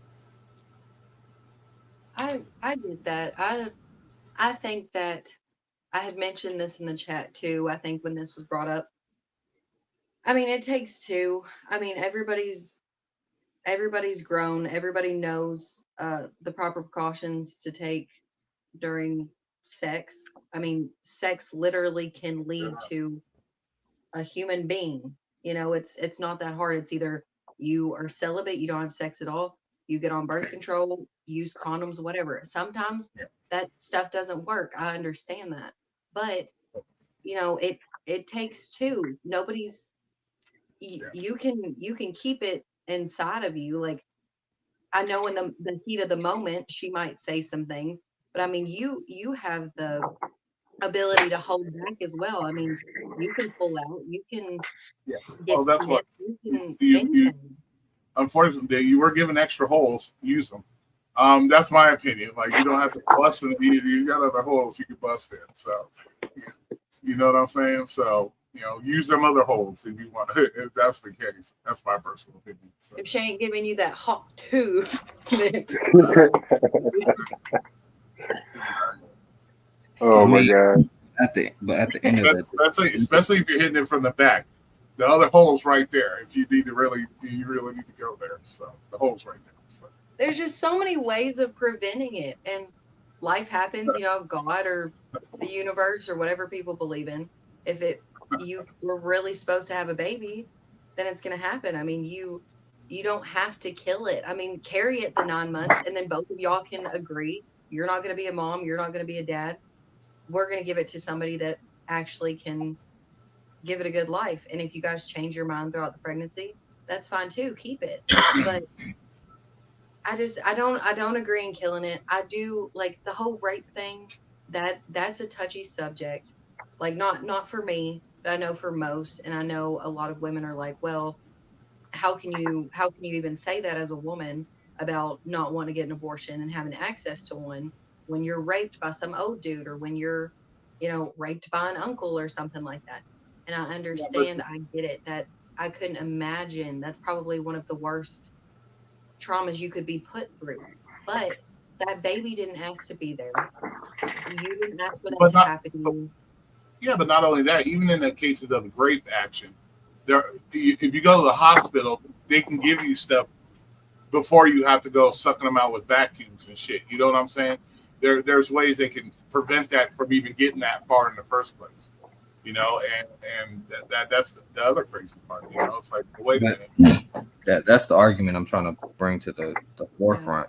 Rory, men don't have a say so in none of this. Yeah. At all. Like, we don't get to say, like, if we want her to keep it and she doesn't want to keep it, we don't get no say so. Yeah. It's great. And then if we don't want to keep it and she decides to keep it, you're forced to get paid for a child that you didn't want. It's so one-sided. It's crazy how things are set up still in 2024. Well, I'll fight you on that one part about if she decides to keep it, you got to pay for it. In that case, yeah, you should have either used one of the other holes or you should have wrapped your shit up, in my opinion. So as far as terminating it without having some say so in that, yeah, see that's where I think you got your argument there. You know, if you want it, she don't. You know, then that falls, I think, on her more, because she should have just kept her legs closed because she didn't want to get pregnant. She shouldn't let the dude bust the nut in her in the first place. Well, I mean, that's kind of, I don't know. I kind of disagree with it, because it's like driving a vehicle. When you get into your vehicle, you're not expecting to get into a car accident. So what you do to prevent that is to have seatbelt, airbags, and this and the third. But as we know, things happen. Yeah. I mean, I think that if it's like it was something that happened and she ended up being like, you know what, I want to keep this baby. I'm pro-life, or I've always wanted to be a mom, et cetera, et cetera. If you do not want it, then personally, I think that child's better off without you anyway. Just saying. And no, I don't think you should have to pay for it if it's something you don't want. But I don't think you should keep being repetitive and keep making the same mistakes. You can't have 18 baby mamas and be like, oh, I don't want any part in it. Like, and I was just gonna say that, yeah, you can't have like 5 or 6 baby mamas and say the condom broke every time. You know what I'm saying? You can be doing that. She shouldn't have to pay. But if you don't want to claim a child, then that child's better off without you anyway. You know, if you didn't to even think that my parents didn't want me, I'd be better off without them. You know? Yeah, and that's a good point though. Like, you know what I mean? Because me coming, like I was adopted, so and I came from a very struggling country, to where like there wasn't a lot of resources in that country, so to raise a child was almost impossible. And my mom had two children on top of me, and I was the I was the straw that broke the camel's back, right? So you know what I mean. I was the one that was like the black sheep. You know what I mean. I was the youngest one, and she literally tried to get rid of me, right? So, I mean, it's definitely hard. Like I see it both ways, but like you know what I mean. Yeah. It's I think yeah. It's too. Oh, sorry. Go ahead. no. I think it's like it's a catch-22. You know what I mean? But like you know what I mean. After like you had two children, like why have another and then like try to get rid of it? So you know what I mean. It's a catch-22 for sure. So shouldn't that apply to women as well? Because I mean, it seems like from what it sounds like what Roy and Matt is saying is that if a man is irresponsible with his body, he should still be held responsible for his actions. But if we look at the landscape of how things really are, it seems like if a woman is irresponsible with her body, she's not held to that same responsibility. She can go and get rid of it if she wants to. Yeah. But a man is forced to take care of it. Yeah, but can you also throw in the fact that look at all the deadbeat fucking dads out there?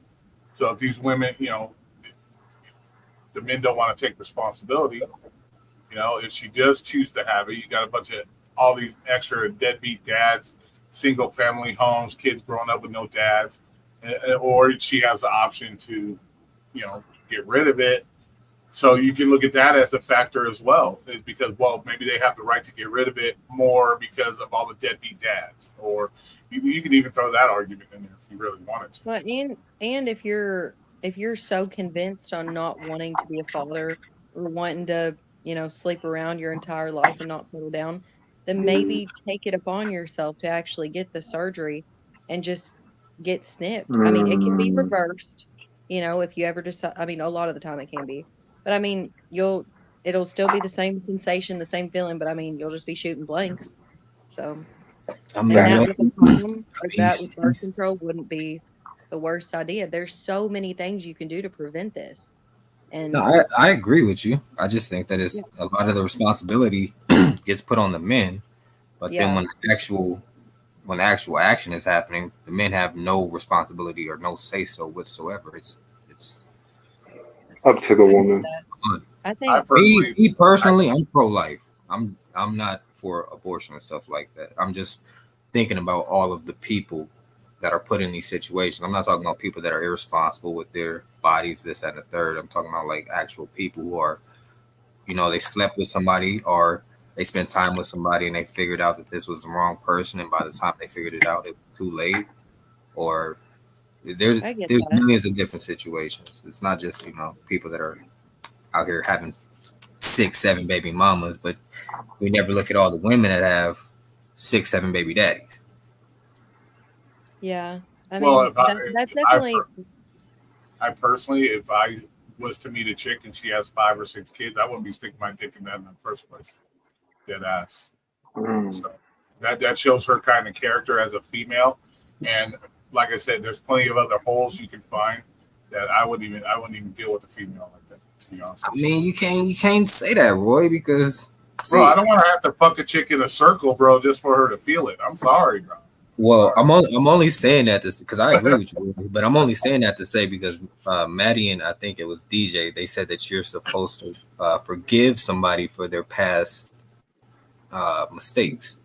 So if a woman has 4 children, or you know she used to be a stripper, or she used to do these things, as long as she's not doing it no more, why shouldn't you take it serious? But you can't forgive. But what? How far does it have to go before to keep forgiving? You know, That's what I asked. you would think after the Someone sixth looking for one, him, someone you that would you think just after the see sixth keep one, working or with. even the third or the fourth one, you already know she's irresponsible in the first fucking place. So, like, how many times do I gotta forgive her? What does it reach? 12 babies, 14 babies, two, like, I get no, that. That's you know what I'm valid. saying? That's crazy. I was gonna bring this up earlier too. I think that it is diabolical the Uh-oh. fact that there are actually women getting like 3+ abortions. I mean, there are women that are in the chat on Instagram that you can just like see that I have like just been kind of shocked at. And there was this video on Instagram, and this girl she made a TikTok of herself, and she was at the hospital, and she was like, me on my 4th abortion when he was begging me to keep it, and she was like throwing up middle fingers and all this other stuff. See, that's I foul. think men and women should both be selective of their partners. I get it, drunk nights happen, stupid things happen, but if you don't see yourself, like you have to be mindful of this stuff. The condom could break, or she could be extremely fertile. Anything could happen.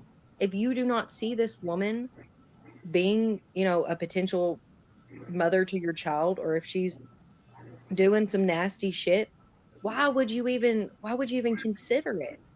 I mean, to be fair, Maddie, I think that the majority, well, I won't say the majority because I think everybody has sex, no matter the age, but I would assume that a lot of the bad decisions that get made through sex are from people that are like 25 and younger, because their brains are still developing and stuff like that. And, they're still trying to learn themselves and learn other people and learn the world. So they're out here exploring. So during that time, I feel like that's when the mistakes happen. No, it makes me laugh. I love it when they want to use the excuse like they got pregnant by accident, like they tripped and just fell on a dick or something. Like what? Like it was an accidental pregnancy. You never fell. You didn't fall on somebody's dick. It doesn't happen that way. There's no such thing as an accidental pregnancy. He stuck it in, busted jizz, and you allowed it. So there's no accident bullshit that these people come up with. But you hear that as a fucking excuse. Oh, I accidentally got pregnant. Like you just tripped and fell on the dick, is what you're telling us. Yeah. I would be so pissed off if my woman went out to go and, if it's my first child and she went to go and get an abortion, I would be so pissed off. Yeah. I don't know how I would handle it. Well, let's do it. Let's give you this scenario, wordplay. What if you meet a girl, she doesn't know she's pregnant at the time, and about 2 or 3 months after you've been dating her, you find out she's pregnant. Are you at that point willing to stick with her and throughout the pregnancy and help raise this child? Or how would you look at it from that point? Would you want her to get rid of it because you don't want to raise another man's child with this woman that you are starting to fall for, and so on and so forth? How would you do it in that situation? That's a really messed up situation. I think I would probably just remove myself from the situation because I know that I want to start a family. I don't want to go into a pre-made family. So, but it's not her fault because she didn't know. And I feel like that's where I would kind of feel messed up. It's like, I want to raise somebody else's kid. Yeah, because that comes with a whole set of drama, bro. How about like, from the man's perspective, like this is me in a situation that I was in. You know what I mean? We had sex. She didn't know she was pregnant for a long time. She found out she was pregnant, and then at the last moment, she got rid of the kid. What do y'all feel about that? Is this a scenario, or is this your personal? No, this is real life. Yeah, for sure. So it was your kid for a fact. It was your kid. Yeah, no, for sure. But I had no say in it. Like she just like went ahead and like didn't tell me, told me like last minute, and then said like like I'm getting rid of it. You know what I mean? I don't think that's right, bro. I think that you should have had a say so, and I think that that was completely messed up. Like, I mean, she might be carrying it. I get that. But also, I mean, you're basically going to be financially, they're probably going to be financially dependent on you anyway. So it's kind of like Mm. a lose lose. I think that was fucked up. I don't think that shouldn't have happened either way. Um, I don't even know why abortion clements clinics give Clinics. people even the opportunity, the privilege, or not even privilege, opportunity to get one plus. Like there are people out there that get at least 20. And I'm like, how the fuck are these people even alive? Right, like you should But have the father's say so in the situation to where like he can sign off on that situation. Like you know what I mean? Like I think she did it. what if the father just wants to be a father? You know what I mean? Who cares? Like regardless of the situation, like you know what I mean? Of the if the baby mama What if the doesn't want to woman be took a part of the situation, what if I want to raise the kid on my own? And that's fine with me. to, But yeah. see, that's the problem. Uh People don't want to raise them on their own. They want to hit them for child support. They want to do all these other things. So that's Right. maybe like maybe you say, okay, I'll raise the kid. If she has it, I'll raise the kid. So she has it 2 or 3 years down the road. You hit a rough spot in your life, and you could use money to help raise that kid. Then you go hitting her with child support. You know what I'm saying? So there's a slippery slope there when it comes to that kind of stuff. Also, you What? got to remember, pregnancies can lead to a woman's death. There's a lot of different things you have to take into factor. Let's say they're not given that right. You as the father, you have the right to say no, you can't, and she ends up dying, or something like that. You Mm. know what I'm saying? There is so many slippery slopes and shit out there that this conversation can go on for fucking years, bro, with all the Right. different scenarios and shit that happens. I Yeah. mean, I thought about that child support situation. I think that if one party wants it and the other party doesn't, the party that doesn't should sign off saying, you know, or not, the party that does want it should sign off on it saying that the other party signs off on any type of child support and I'm willing to raise this child by myself. I definitely agree. But then again, you also run into the problem. I'm just giving all these scenarios out of shit, but you also run into how many of these kids, let's say, they have to have it, and how many of these kids end up in the system? You know what I'm saying? Because they can't be they're sucking off the government now because we have all these kids that daddy can't provide or mama can't provide, and now you have all these kids in the system. We already have an overloaded school system. I'm just speaking. I'm trying to be the other I mean, side. I think it's like that, Roy, because women have so much power in that situation. mm, I think that if men had a lot more say so, there will probably be a lot more children with their fathers and not in the system. Okay. And do but you think how about this as a scenario? Do you think if men were given the option to have them, maybe women wouldn't be so promiscuous and be out there boning everything and not ending up with these pregnancies? Do you think that might change the way? Nah, because it's her body, her choice. So she gonna sleep with whoever she wants to sleep with at the end of the No, day. but I'm just saying if now knowing that they don't have the ability to just give it, just to have it terminated, that they make the decision, they end up pregnant by some guy they met at the club at 3 a.m. and now they have to have this man's baby. Do you think it would lead to less promiscuity from women, knowing that, hey, if I do get pregnant by this guy that I'm just boning, I just met at the club, so do you think that might have that would change? I think so if they knew that they couldn't get child support.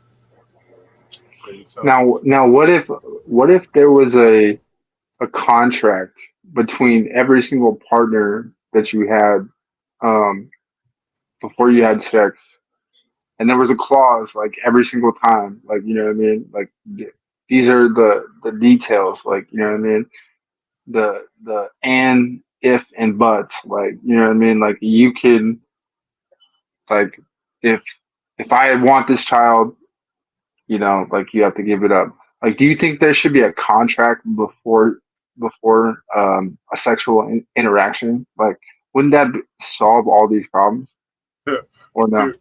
Dude, could you imagine going to the club, getting ready to get your freak on? You got to bust out a contract, bro. Could you imagine some shit like that? That'd be hilarious. I mean, how crazy would that be?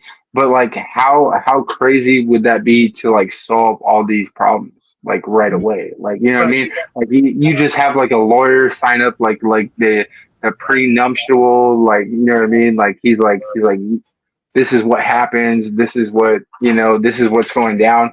And then like every woman that you sleep with, like, you know what I mean? Like you just gotta like sign that, like, you know, like you ready, you ready, baby? Like, you know what I mean? Like you gotta sign this. Yeah, you got, but the excuse in that point, bro, would be like, I forgot the pin. I don't have a pin. You know what I'm saying? It would be some corny shit, bro. Like, I don't have a pin. No, you know what I'm saying? but Like, I think this AI technology though, like, you know what I mean, in the future, like I think that might be like some type of shit that like might actually happen though. Like, you know what I mean? Like there might be some kind of virtual contract that yeah, well, dude, what kind of society would we end up living in where you gotta have a contract before you bang a chick? You know what I'm saying? What kind of society would you be living in? You just going out to have a good time at the club. You meet some chick, you guys want to get your freak on, and then you got like, oh, hold on, let me go get my contract out of my jacket so you can sign this shit. You know I mean, we have contracts before we sign houses, before we sign cars. You know what I mean? But we don't have contracts before we have sex and marriage. Like, you know, or we have contracts in marriage, but we don't have contracts before we have sex. Like, you know what I mean? And that's one of the biggest indicators, like, in life. Like, you know what I mean? That's the biggest obligation that you have in life. You know what I mean? Next to having a car, next to having a house, next to having a bank account, like, even, you know what I mean? So like I guess you could put the notary republic right next to the bouncer if you had to go that far. That's what I'm saying, bro. Like, you know what I mean? Like, be P. Diddy and just like have everybody sign an NDA. Like, you know what I mean? Like, bitch, if you like ready to get down, like, here's this like NDA. Like, you know what I mean? Like, this is it. This is like what's going down. Like, That's crazy.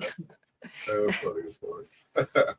You're like, oh, let's go hit the notary before we leave the club. exactly.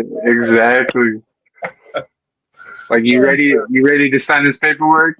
Right, exactly. How serious are you? I got the pen right here. You better sign it. Well, I mean, with technology, you ain't even got to sign. You could just either use face recognition, thumbprint. Yeah. You can just send it. It's real quick. You can just send it. You can just send it Adobe PDF. Here you go, PDF to the email, and you're good to go. Yeah, and it would take out like a lot of the mishaps of, like, you know what I mean, like the false marriages, the false like divorces, like you know what I mean, all these accusations, like all kinds of stuff, because then it would just take out like all these like these like false narratives, like, you know what I mean. You would have a contract on that you're ready to like either like have this sexual encounter. You would have like, yeah, like, I mean, like, it would cut down on a lot of like deviant behavior. I think it all boils down to your fucking morals. How you were raised as a fucking child and your family morals, like what you believe in and shit like that. I think we should go back to getting back to that shit first before we have to go to fucking signing contracts before we fuck. You know what I'm saying? No, I think we need to start. I agree. So, you know what I'm saying? I think we should start where it started. Morals, taking shit. Like when I got married, when I was 20 or 19, when I got married, I took that shit serious, bro. I took that dead ass serious because I was raised by an Italian family where family is the tightest thing, one of the tightest things in an Italian household. So I took my shit serious. I think when I said till death do we part, that's what I fucking meant. I didn't mean till I got fucking sick and then she decided to go fuck some meth head. That's what fucked me up. See, that's why to me marriage is pointless anymore, because I don't need a piece of paper to show my love to somebody. You know what I'm saying? That's like I don't believe in Valentine's Day, because I don't think I need one specific day to show my female that I love her. I should be doing that all throughout the year. So I don't believe in that Valentine's Day shit like that. I believe in if I'm a man, I'm gonna show you I love you all throughout the year. I shouldn't have to wait to buy you chocolates and fucking flowers. You know what I'm saying? That's where our society is so fucked up right now, man. It's like the stupidest, dumbest shit. You know what I'm saying? That's some real It's shit. like the girl gets mad because you didn't get her the big enough box of chocolate. Bitch, if that's what you mean, if I had to buy you chocolate to show you I love you, not that you have a beautiful house, I take care of the kids, I take care of the household, I protect you when we go out, you're bitching over some fucking chocolates, I'd be like, get the fuck out. That's how I would be. I'd be like, see ya, ghost. You know, that's Right. what's, you know, that's the corny shit. Like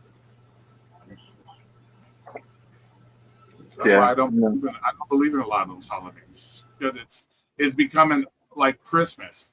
Christmas is a God day, and now it's turned into who can get the best gifts day. You know, it's not like what Christmas used to be. So I don't celebrate those holidays. I don't, because it's not what it's intended for. Now it's whoever gets the best shoes, whoever gets the best this or the best that. Like, fuck that. You know, that's not what Christmas is about. You should be lucky you get anything. You know, you got your parents in front of you. You got healthy kids in front of you. That's the most important thing on Christmas Day. When you wake up and you have that surrounding you, that's better than any pair of tennis shoes. It's better than any fucking bicycle. Just knowing that, hey, my mom and dad are still alive. Because a lot of people don't have that. You know, and that's the crazy fucked up part. A lot of people don't have it. They take that shit for granted. So I definitely agree. Weird question, Roy. Have you ever thought about being like a preacher or like a speaker or anything? I think that that'd be a good thing for you. yeah, I'm kind of preaching what it's like. I know. Really No, I'm strong. just saying. That's what I'm saying. We went from a good solid society into this just throw everything away society. And we need to get back to the old society where people took shit more serious instead of just looking at everything as a throwaway. You know what I'm saying? Like, It's sad. that's I all. mean, there was this video I saw of this World War veteran, and I mean, he was extremely old, and they had put the camera in front of him, and they were like, "So, like, what do you feel? Like, how do you feel about everything that's going on?" And he just broke down in tears, and it made me cry. And he was like, "This is not what my boys and what my family died for. Like, this Yeah, is exactly. what is happening now. They did not deserve this. We would have never known, you know, Yeah. everything that's going down now." He's like, "We didn't die for this. We didn't fight for this." Like, everybody's lost all sense of sanity. I mean, it's hell on earth anymore. It's not. Yeah, it is. It's gotten fucking ridiculous. We're really lost. And Yeah. there's a few good people in this world, and I think once you get a hold of that, everybody says don't lose sight of it, and it's fucking true, because you will realize how few genuine people there are in the world. And some people have been through shit. They've been through hell and back. And so when they come in contact with a good person, they're just like, oh, they're gonna hurt me, they're gonna fuck me over, they're gonna take my money. That's not everybody. And that's what I wish that, you know, people had learned about me when we came on here. Because Yeah. nobody knew who I was, and nobody will ever genuinely know who I am. But I'm also open about who I am. Yeah, well, you know, society is lost when you think a person with a dick is a girl. I'm sorry. You know your society's lost when you think some dude with a big old schlong with a wig on is a girl. I'm sorry. Your I society. think it needs. I'm I sorry. think people need a huge mental evaluation for years until they continue, like, unless they want to make that life altering decision. Like, I mean, we talked about this before. It's your life. Everybody's gonna end up dying. You shouldn't care about what anybody says, but you also shouldn't be mad or upset with anybody else. Who I think everybody should be respected, but we shouldn't have to play along with your delusion. You know, we have common sense. We know what the fuck's going on. Why should we be coerced into believing it when we know that that's not true? So I think that everybody needs to be put through a lot of psychiatric testing and whatever else. And then after that's completed and you still feel like you're a woman and you want to be a woman or you want to be a man, go ahead. You know, you can't save everybody's soul, and I'm not going to preach to people about a lot of things. But the thing with Amen. that, Maddie, is you'll never be a woman. You'll never be a man. That's the thing. You're even if you say, okay, if they really feel they're one, they go through it about, they really feel like a woman, they're still not a woman. They don't know what a woman goes through on a monthly basis. They don't know none of that shit. They have no clues on that of what a real woman really goes. They don't have no idea what a woman's body goes through during a pregnancy. They cannot say that they know that I'm a woman. You don't. That's ridiculous. You know, and to even to play into that fantasy, you're doing them a disservice. You know what I'm saying? And people just go along with it nowadays because they don't want to be those ones getting canceled. They don't want to be the guy. Oh, he looks like a bigot. No, you're a man. You have a dick. Stay out of the woman's bathroom. It's simple shit. Like, it's not. What the fuck? I don't want my daughter going in to go to the bathroom and some dude with a schlong out there taking a piss. I'm sorry. That's ridiculous, and it should never be allowed. It should never be allowed. Period. You know what I'm saying? They fucking, you whip your dick out and take a piss on the side of the road, they want to give you a fucking pervert charge, but yet they let these men in women's bathroom with their schlongs hanging out, walking around, dick all hanging out, but if that's perfectly okay? No, that's ridiculous. And I'm sorry. I'm sorry. I just don't believe that. You're a man, go in the man shit. Period. I don't care if you inverted your cock or not. Still doesn't make you a woman. It just means you got a fucking cum pocket. That's what I'll call it. It's a cum pocket. That's all it is. It's not a fucking pussy. I'm sorry. All right, let's we might have to like move on from this topic because I definitely don't want to get Dennis's channel canceled before like 2:00. You know what I'm saying? Like, because we're gonna get a video tomorrow. Every time I go to sleep, you guys come out here talking some crazy shit. I think we've done a really good job. I think that there's does not that really, every time. I can't see the view count or anything like. I don't know.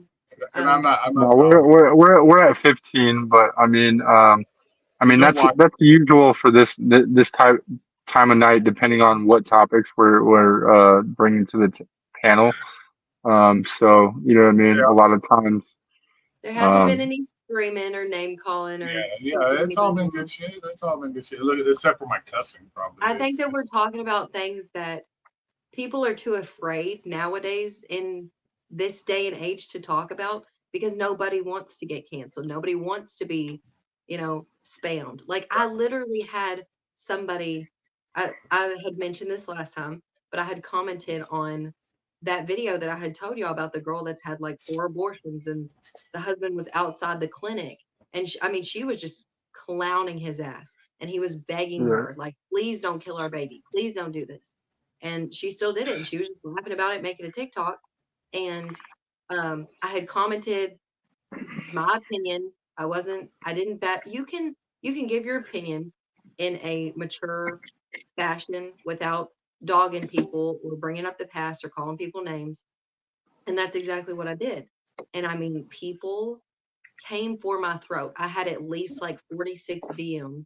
I had to turn off the comments on my public page because there were women who were saying that they wish that I had died. I should have been aborted, all this other stuff. And it was just, I don't know. You can have different points of views on things. It's social media, but you don't have to. But I don't think you can nowadays. Like, there's no like in between nowadays. Like, from like me growing up, a prophet. I believe in Jesus, and I think that if you speak of what Jesus did and what he wanted from the world, you're just going to get credit from him. You're getting that validation from him. He had, people that praised his name and got all kinds of help for it. Died preaching, all this stuff. But not all of us are prophets. Don't take this personal, Maddie, because you said you're a woman of God and stuff. The people of God can be some of the worst people, the most critical, the most horrible people I've seen are so-called Christian church people. They can be some of the fucking worst. So, and that's not a dig at you personally, but I'm sure you've seen it. you've probably seen the hypocrisy. For sure. You know what I'm saying? So It's hypocrites. It's a bunch of they'll dog Maddie, they'll dog Maddie for cheating on their husband while they're fucking boning the fucking preacher man or whatever else in the background. Right. So yeah, it's like I said, we just need to get back to the moral situations, back to the family households, two parents in the household, that type of shit. Back to the old. It's almost like we need like to devolve to evolve again. You know what I'm saying? I mean, it's like we really need a wake up to Jesus moment. The more we move into the future, it's like we're devolving as a society. It's like we need to stop, reset, and like go back and then start over again almost. That's what it seems like to me. We're good. The further technology gets going, the further into the future, it's like we're devolving as fucking humans. Like, I think from 30 years from now, we might not even be humans. We might be able to go back to being apes or whatever the fuck we came from, a worm or I don't fucking know. But it just seems that's what it seems like to me. Driving to Wealth, I had cut you off a couple times. You can go ahead. I'm sorry. No, I just think that we need to, like Roy was saying, like we need to digress like our whole system of the way of thinking and go back to like the family unit and become something that we became early in society and have this ideology of let's raise our kids in the home, let's have these values, let's do these things correctly, because right now the way that it's going, it literally seems like there's going to be some kind of implosion of people, just like it's going to destroy, like, if you want to get philosophical with it, like it's going to destroy our world and the way that we live. You know what I mean? And I believe in like science fiction and stuff like that. Like, you know what I mean? And the way that, religions and things like that work, like why is it that the way that people hundreds of years ago survived is because they were in some kind of family unit, they were in some kind of tribe, they were in some kind of tribalism, and the only way that they were able to survive is because they stuck together as a family unit or some kind of tribe, and there was some kind of hierarchy in that tribe, and that tribe hunted, they killed, they reproduced, they were able to come across their indifferences within the tribe and build some kind of hierarchy, and that's what saved those type of people. And if we're not doing that and relying on social media and these fictitious ideas that aren't really real, we're kind of doomed as a society. I mean, look at like the food that we consume and things like that. You know what I mean? Everything is just like fake. It's altered. Everything is like so manufactured. And when you look at like animals, we are animals at the end of the day. And so the way that animals work, they're gonna adapt to society. But at the same time, like what do animals do best? Like they stay in a family unit. They know how to hunt. They know how to kill. They know how to survive in society and adapt. So like, you know what I mean? And we're not adapting well to the society right now. And I've always said that's the reason why aliens throw people up their ass. Because I think that so many people have their heads up their ass. That's where they probably think our brains are. Dead ass. To be honest with you, that's probably why they throw people in the ass, because they think that's where their brains are, because they have their heads so far up it that they can't fucking see reality. You know what I'm saying? So, so what you were talking about, branching off of that, one thing that I've always thought of is, so I thought that people didn't accept gay people, just just gay, none of this transgender stuff. I mean, it took people a while to even accept that they were gay people tons of years ago, and everybody was too afraid to act on it. I have sympathy in a way because it's like, could you imagine putting on this mask and pretending that you weren't straight when in reality all you wanted to be with was a woman? And so I get that, and I couldn't imagine. I think that sucks. But people trying to get us to play along with the whole transgender thing, I think the mental illness is just getting worse and worse and worse. And I, again, with the mental evaluation, I mean, I've accepted gay people for as long as I know. I mean, my parents and family always tell me to love everybody. Jesus says love everybody. But when there's all of this going on and being pushed on us and kids and things like that, like now people want to be even more inclusive and put it in children's shows and things. And these kids are getting confused. And I think it's more so a trend than it is something that people would genuinely want to become for the rest of their life. And and that's my thing. I don't have an issue with gay people. My younger brother that passed away was gay. So I don't have a problem with gay people. If you want to dip in the chocolate factory, more power to you. If you want to lick the pie, more power to you. I'm cool with that. But don't sit there and say I want to go take a pee with your daughter in the woman's bathroom. No. right, yeah, you know what I'm saying? But I think it comes down to not having the father in the family unit and being able to show like the man has to show the son how to find that next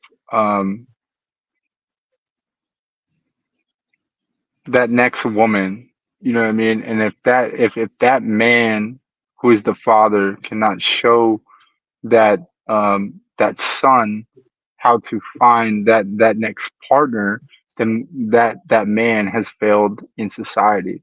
And so the real problem in society is that we have weak men that don't know how to create a better them and find a woman to create and procreate for themselves. And so this creates weak men that say, okay, well, I can't find a woman because I'm not good looking. And that's part of society that has stigmatized them to look like a weak man, when really they're not a weak man. They just haven't decided that they need to do better in society and find a better woman or better themselves and be a better man in order to create that mate in life and be that better man so that they can actually reproduce.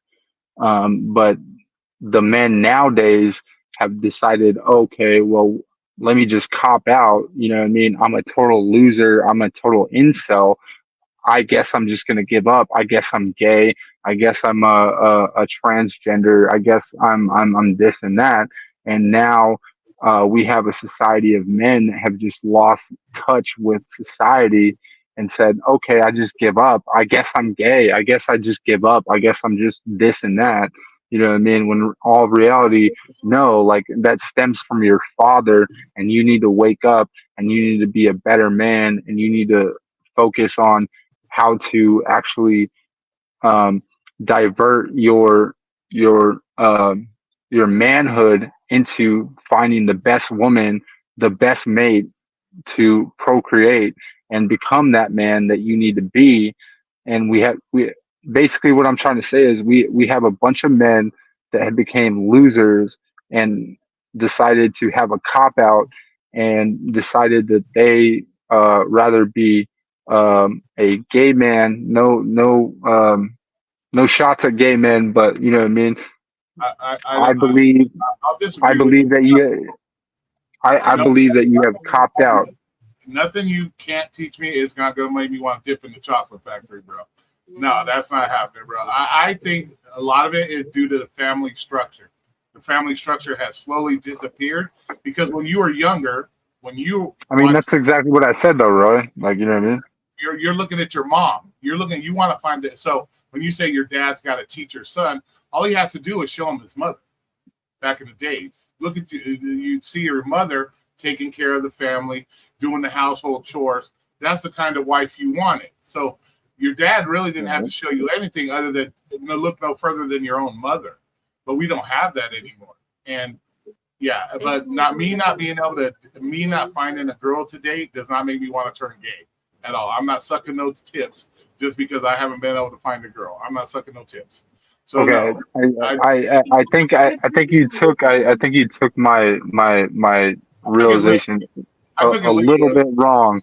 I mean, I think what I'm saying is though, like these men have found a cop out to like not find a woman, and they just like automatically think that they're a gay man. You know what I mean? When really they're not a gay man. They can do better and actually find a woman, but they're just like I give up on that situation. I Quick agree and I question: disagree because I does what feel happened in the gay community and whatever they advocate for, does that affect anybody's life on this panel? Like, does it affect your day to day life, or have you gone through any of these situations? Yeah, my younger brother died.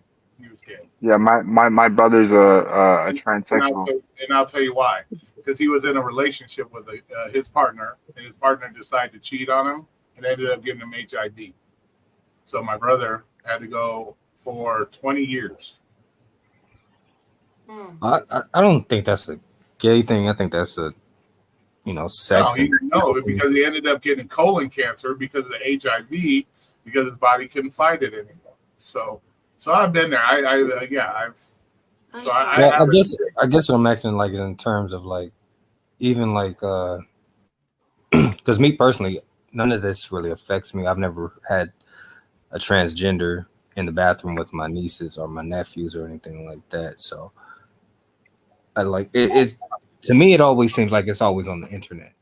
I'm always looking at it versus my actual life. It doesn't really, I don't really interact with it, but it could just be, my area and things like that. But I think it starts with that, like, you know what I mean, like okay, so let me bring it back to my brother. You know what I mean, he turned transsexual because our father was not there, right? And so he felt like he did not know how to interact with women, so there was no father role on to teach him on how to be a man. And so he felt less of a man. So he sought out my mother to be to fill that role, and my mother was really fucked up. And so what she did was indoctrinate him into this ideology of this community that brought him into the that type of circle, to where he felt like he was inclusive, and he had to chop off his balls basically in order to find somebody, when really he just needed somebody to be a man and teach him how to find women, if that makes sense. Can I cut in here? Back to what you were saying about that. I agree and I disagree. I think that everybody deserves a father. I think everybody deserves parents that can show them the way and everything like that. But there's also a lot of stories about gay people that say that they knew from the jump. I mean, even getting into kindergarten, they're like, I knew. And so again, I've never been in that situation. I couldn't imagine pretending to be somebody I'm not for my entire life. And it's kind of like, why would you pretend to be gay when you know that not a lot of people, including men, I'm not saying you guys, but really like gay people. Um, people, I mean, gay people get killed as well. And so it's like, why would you pretend to be that kind of person if you know all the backlash you could get for it? But I've met a lot of, well, I don't want to say a lot. I've met 3 gay parents who were phenomenal parents. They don't put that stuff, they don't push that on their kid. They're like, you can be with a woman, you can be with a man, like whatever it is. But they don't push it. They're like, we're gonna love you Right. regardless. They teach their son how to, find a woman. And if he comes to Okay. them one day and he's like, you know what, I don't like women, that's one thing. But the parental structure that you were talking about, I think you be a good parent. You don't push any types of beliefs on your children, and you're there for comfort, and you're there to support them and catch them when they fall and when they mess up. But I don't think that you Mhm. are there to control who they become, because that's on them as well. I wouldn't say. But you don't think that a lot of times, like especially in 2024, that a lot of, I mean, it- we, we definitely see how woke the culture is right now. You don't think that a lot of, let's see who's trying to get on? We got Driving the World, Roy's on here, Wordplay. Yeah, Baseman, we're not letting you on, dude. Like, sorry, dude. I think the internet has fucked a lot of shit up. So being on the cell phone and computer way too much. I think that's really had just so much more influence than dads or moms or none of that. It's kind of like you got these fucking weirdos that watch Pornhub. They see this guy spitting in the girl's mouth, twisting her up like a fucking pretzel, and they think that's normal behavior when it comes to banging a chick. Now, yes, there are chicks out there that might like that, but you meet a girl for the first time and you've been watching Pornhub, this dude slapping the shit out of her and pissing on her face or spitting in her mouth, and you meet this girl and you go to have sex with her for the first time. You're trying to twist her up like a pretzel, spitting on her and doing all this shit, thinking that's normal because that's what you've seen on the fucking internet. You know what I'm saying? So I think the internet has a huge impact, mostly on a lot of the shit that's going on right now. You know what I'm saying? Yeah. And then when it comes to like guys not wanting to bang chicks anymore, it's because look at what we see on the internet. You see all these chicks talking about I have to have at least 18 inches of cock. If you gotta fuck a horse, there's an issue. I'm sorry. If you gotta fuck something that big, there's an issue. But a lot of guys are like, well, all these chicks are talking about they have to have 19 inches. I have like an 800 body count. Nobody wants to yodel down there, bro. I don't want to go down there and yell Ricola and the shit comes back to me.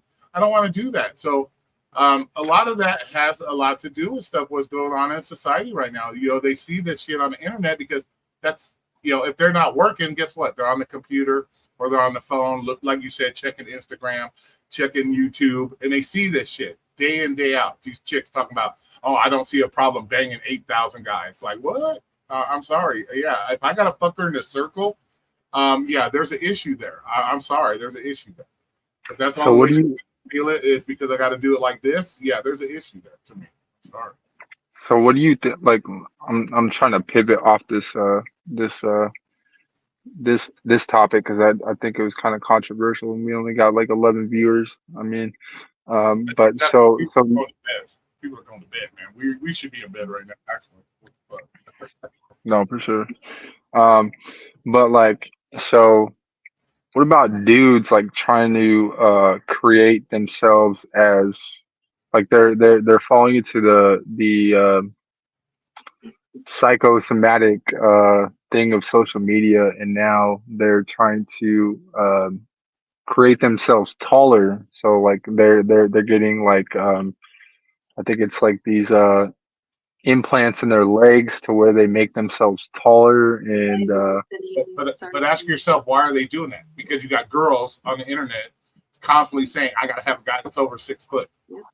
I got to have a guy that's at least That 6 foot goes 5. both ways. I mean, Yeah, guys are exactly. wanting to get taller. Same Guys are thing. wanting to get calf and muscle implants and inject their bodies and stuff. Yeah. But yeah. it goes both ways as well. I mean, guys are like, I like my women short. I want her to have the perfect figure. I want big boobs, a big ass. She goes and gets a BBL and gets her boobs done, gets on the Right. internet, and people are like, you're plastic, you're fake. And she's like, well, I'm just listening to what I thought the love of my life wanted. And Yeah. so everybody just kind of Mhm. gets screwed at the end of the day. I think you need to learn how to be secure in yourself and love yourself. And if somebody is telling you to change, they shouldn't either be in your fucking life, or why would you even consider marrying them? you know, like spending the rest of your life with somebody or dating them for God knows how long. Yeah. But it's Who nobody wants loves themselves anymore, who and the really wants internet tells us not to. and who really wants a chick with a plastic ass, bro? It's like you're fucking two like Tupperware bowls, you know, on the outside of the ass cheeks. You know, If who you wants don't that? have enough ass, then You know what I'm saying? Like, come on, bro. I don't want to be fucking no Tupperware bowls or something like that. You know, like it's just well, unrealistic a unrealistic lot of shit. men Like, say a lot of men say they want their women natural. They want, you know, you can have your preference. You can like a natural woman that's, you know, built curvier or anything like that. But it's also like men and women both are held to these standards of being taller and buffer and having that clean beard and being able to grow a freaking head full of hair and all this stuff. And but it's even it's so, just so, but even the internet's fucking that up because now they think that the chick is looking like Shamu, and that's supposed to be desirable. Nobody wants to bang Shamu. Let's fucking be honest. Like, let's be honest. You know, the internet's trying to tell you that, you know, you can be 800 pounds and be healthy. No, you're not. You can't even breathe, bitch, or whatever. You can't. Like, come on. And that's the sad part is because people get sucked into this and like, baby, if you got to buy 3 airplane seats to take a trip, there's an issue there. Like, I'm sorry, but that's who wants people to are bang more boy? What are you accepting. talking about? You act People like I are never more did. accepting about things in some aspect because, you know, like we had just talked about, they are, but they aren't. It's kind of a hit or miss. It's somebody's always winning and somebody's always losing. But when it comes to like plus size bodies and things like that, I have no problem with anybody's body. I think everybody's beautiful. Do I agree with people continuing to have all these implants and these surgeries and to just morph who you were brought into this life to be? No, I don't agree with that at all.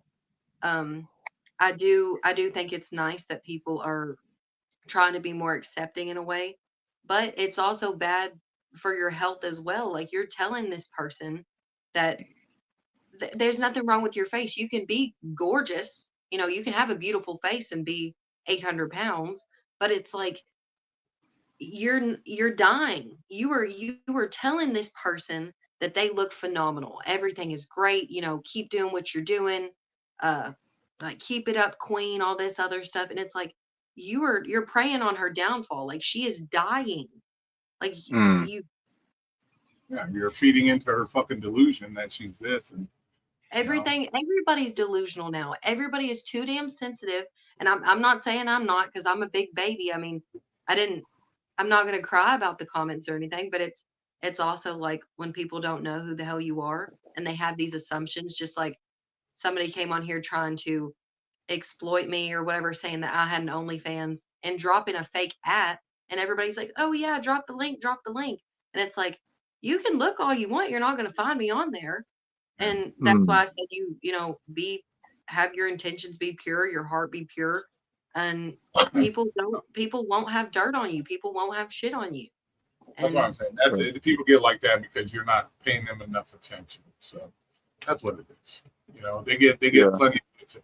It's like, and once again, it goes back to the internet. You know, they get on the internet and they talk to these people on ChatterBait or all these places where these chicks like, oh baby, I love you, and then a woman comes across on the internet that says, what? Like, I give a fuck. You know, they shot down Omegle. Yeah, exactly. And so she's a piece of shit because she didn't like. But I was just talked to a chick online yesterday. Said I was the greatest. I had the biggest. Yeah. And all this. Now For who's this chick? $500, you can get a good morning text and maybe a booty pic nowadays. Yeah, right. And because you come up here and say, what are you talking about, dude? You're the bad person because some chick on the internet 2 days ago told him he had the biggest schlong in the world. And he was the greatest guy ever. And that's what it is. That's what it boils down to. Yeah. I don't know. That's how a lot of people like react or deal with rejection. Oh, it's not me, it's just her. It's not that maybe she just don't find you attractive enough, or maybe you got a shit ass personality and she don't want, you know, and it's not that it could be you, it's got to be her automatically because, you know, I deal with that all the time. I get called all the crazy shit. White supremacist, this, a woman hater. I one get of my sorry, one of my biggest things too is I do, I'm very adamant about, loving everybody and being soft spoken and talking to everybody with respect and things like that. Um, but I mean, everybody's going to have their opinion at the end of the day. And I have my opinions too. I know what's right and I know what's wrong. And I, I do think that I need to be more mindful that if it is not affecting me personally, just like Wordplay kind of said, he was like, do you guys have any, like, I don't know exactly what he said, so I'm not going to like continue on that. But it was more so just like, if this isn't happening in my day to day life, if this isn't affecting me, my mental health, if it's not, killing me, why should it matter? You are in control of your own life and where you want to. I believe in heaven. And so where you want to be when you die, and you can't save everybody. If nobody wants to grow with you, I think it's pretty obvious who would want to bring you down or prey on your downfall in the first place. Um, but yeah, I think I need to be more mindful of that as well, along with my opinions. Is if it's not affecting me personally, then I don't.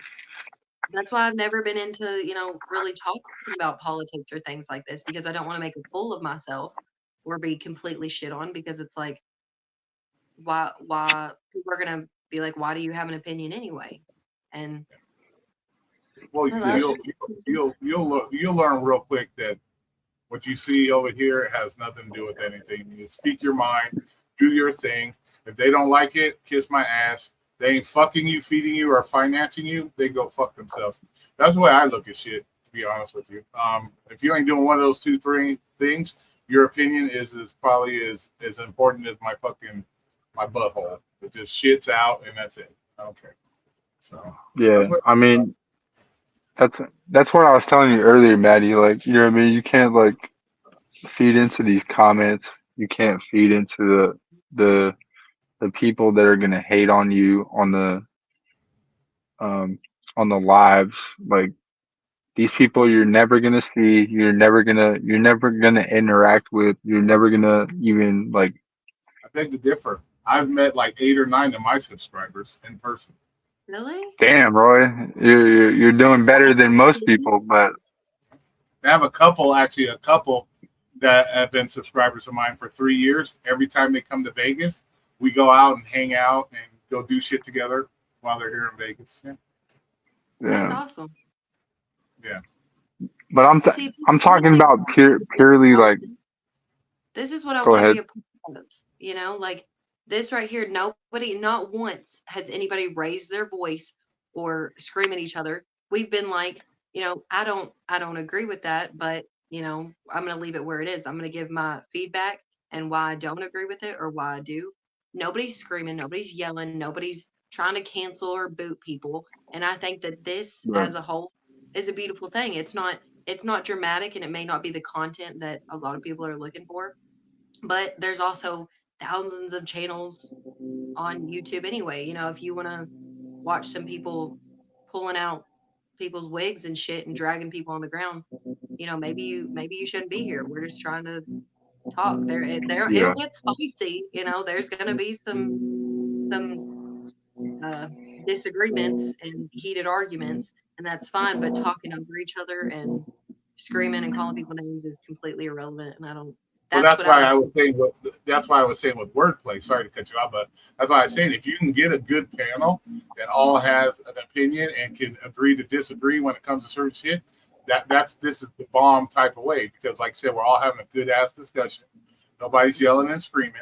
We all say, I can clap back at this isn't, and then you can think to yourself, okay, well, maybe he has a point, blah blah blah. So yeah, this the way that so. But it's when you get these other people that think they're the only ones that matter. That's when you have the problems. Because no matter what you say, oh, you're automatically the dickhead.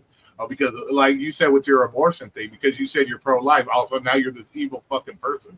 I'm an evil. What makes me an evil person now? I want to see babies live. What makes you evil? You know what I'm saying? Like that's the stupidity of fucking people. Like just because you don't value life enough. The evil part of that people kind of shit on me for is just when it comes to the whole incest and the whole rape thing. that is tough. Just like you said, there's a lot of slippery slopes when it comes to anything that can conceive a child anyway. And But I try probably to stay out of 96%. it. I Yeah, don't want but to be probably 90, hypocritical. 90 but probably 96% of it is because you're a woman and you should agree with all women. That's their mindset. It's not that you there are situations, but 96% of the people that come at you just say, "Oh, she's a girl, so she should automatically believe what every girl believes." That's their fucked up mindset, you know, and that's sad. But I'm gonna have to go to bed because I do work. I actually have a job. Me too, So, because yeah, right. well, But it was guys, nice having thank a you so much. it was nice having a convo Thank with you, y'all. Roy. Thank you, Bye, Roy. Roy. Yeah, Have a we good night. appreciate you, Roy. It was good talking with you, bro. Not a problem, man. Have a good one, guys. Bye, guys. All right. All right, y'all. All right, wordplay. Well, shit. We found some real hitters tonight, dude. So Yeah, yeah. I'm gonna put something together.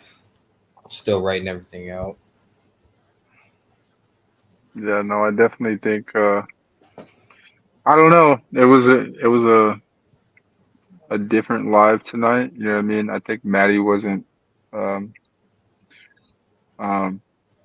it wasn't like H-Way and Maddie's show like we wanted to, but you know what I mean? It was experimental tonight, you know what I mean? So but I think it went well. So Oh, I didn't even know that it was supposed to be Maddie and H-Boy.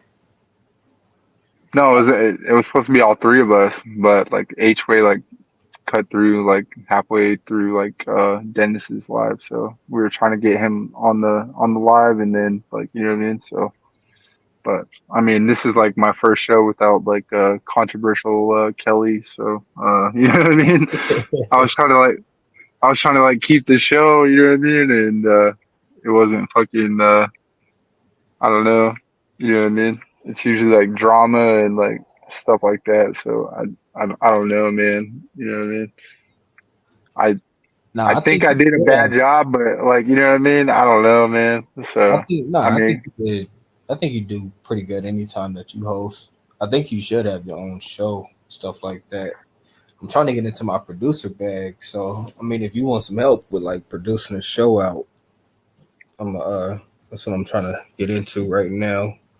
Try to, produce ideas, content, put things together, help people. Like, so if you got any ideas, try and flush it out and try and build around it, build upon it, stuff like that.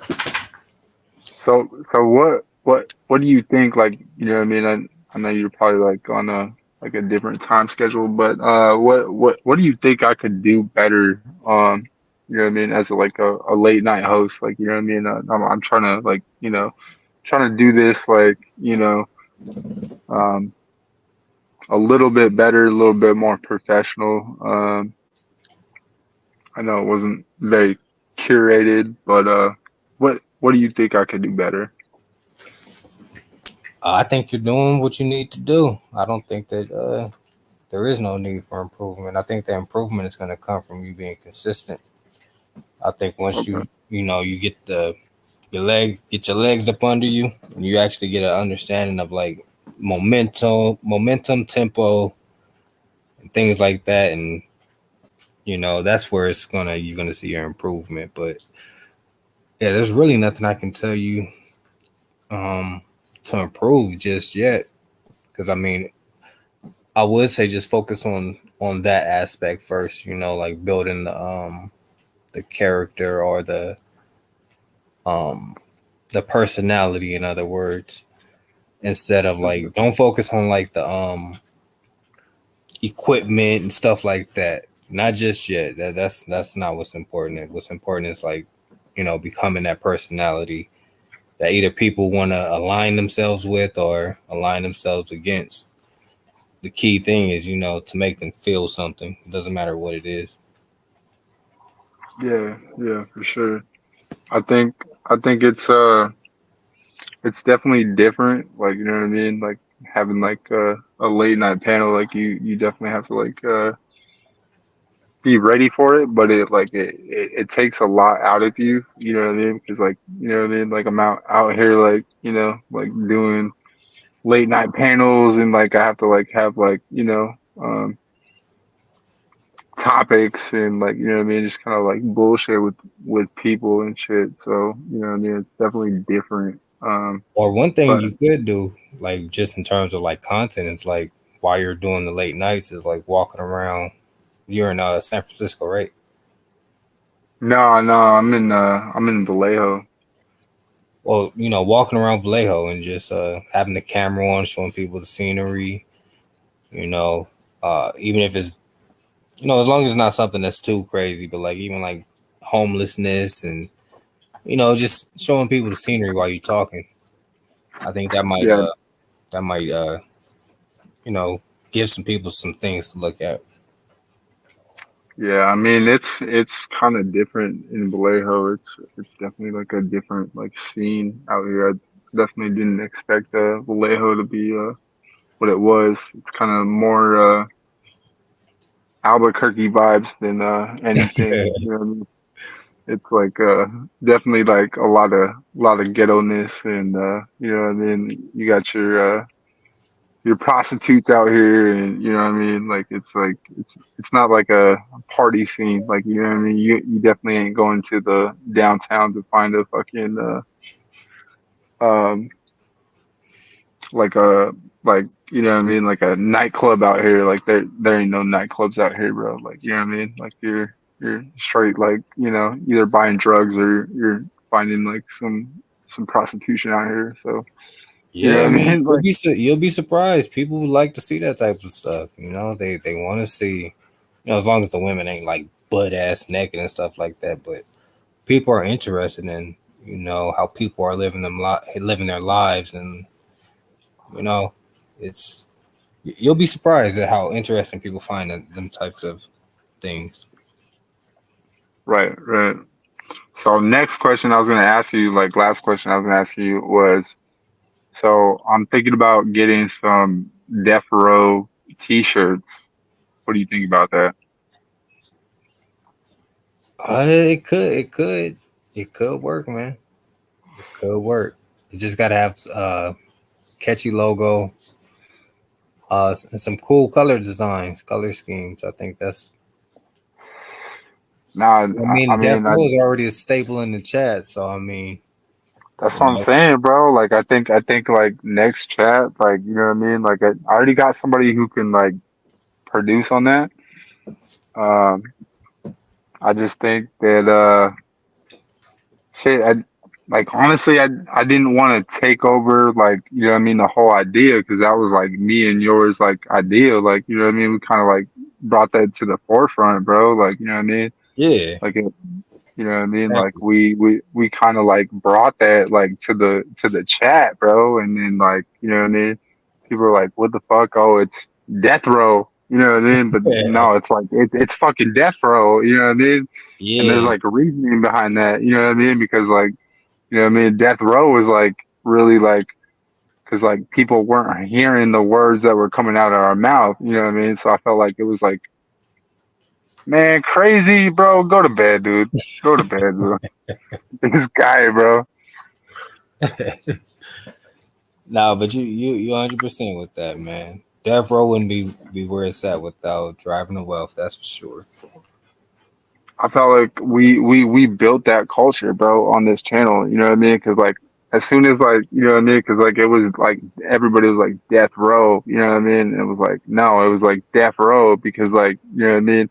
Honestly, DJ wasn't like hearing the words that were coming out of our mouth, so I feel like it was like coming on deaf ears. So there was like this like disconnect, and it was like nah, it's Death Row. You know what I mean? Because like you gotta hear what the fuck the motherfucker is saying, bro. Like, you know what I mean? This is what we're saying.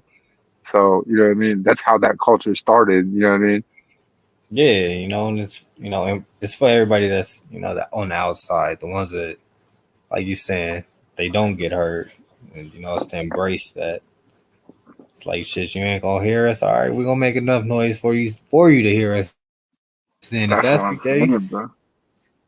That's what I'm saying, bro. I feel like the merch game, bro. Like if I can get this like some merch out here, bro. Like I think we could do it, bro. You know what I mean? But like as the co-founder of Death Row, bro, like you know what I mean. I gotta like you know what I mean. Signal in and be like, yo, like, can I make some merch? Is that cool, bro? Like you know what I mean. We're gonna put this on the channel. You know what I mean. Obviously, I'll get DJ's input. You know what I mean. But you know, like I'm gonna definitely hit up my peoples and get some Death Row merch. Yeah, man, I'm all for it. Yeah, I support it. If you need any insight or input, just let me know, man. I'm 100% behind you. No Diddy. All right, dog. Well, I'll let you go, bro, because I know it's late, bro. You know what I mean? And I know crazy trying to fucking hit up this chat and shit. Oh my god, bro. What are you talking about? Death Row probably a trademark already. No, it's not. Death Row is trademark, not our fucking shit, bro. And there's ways around it. We can come up with a different way of spelling and all types of stuff. There's ways around it. Yeah, I already know, bro. You know what? Hit me up on my Instagram. That way we can Is it we the can same talk. as your Huh? no, Blue, chill out. Is it the same as your name? No, it's success on 3.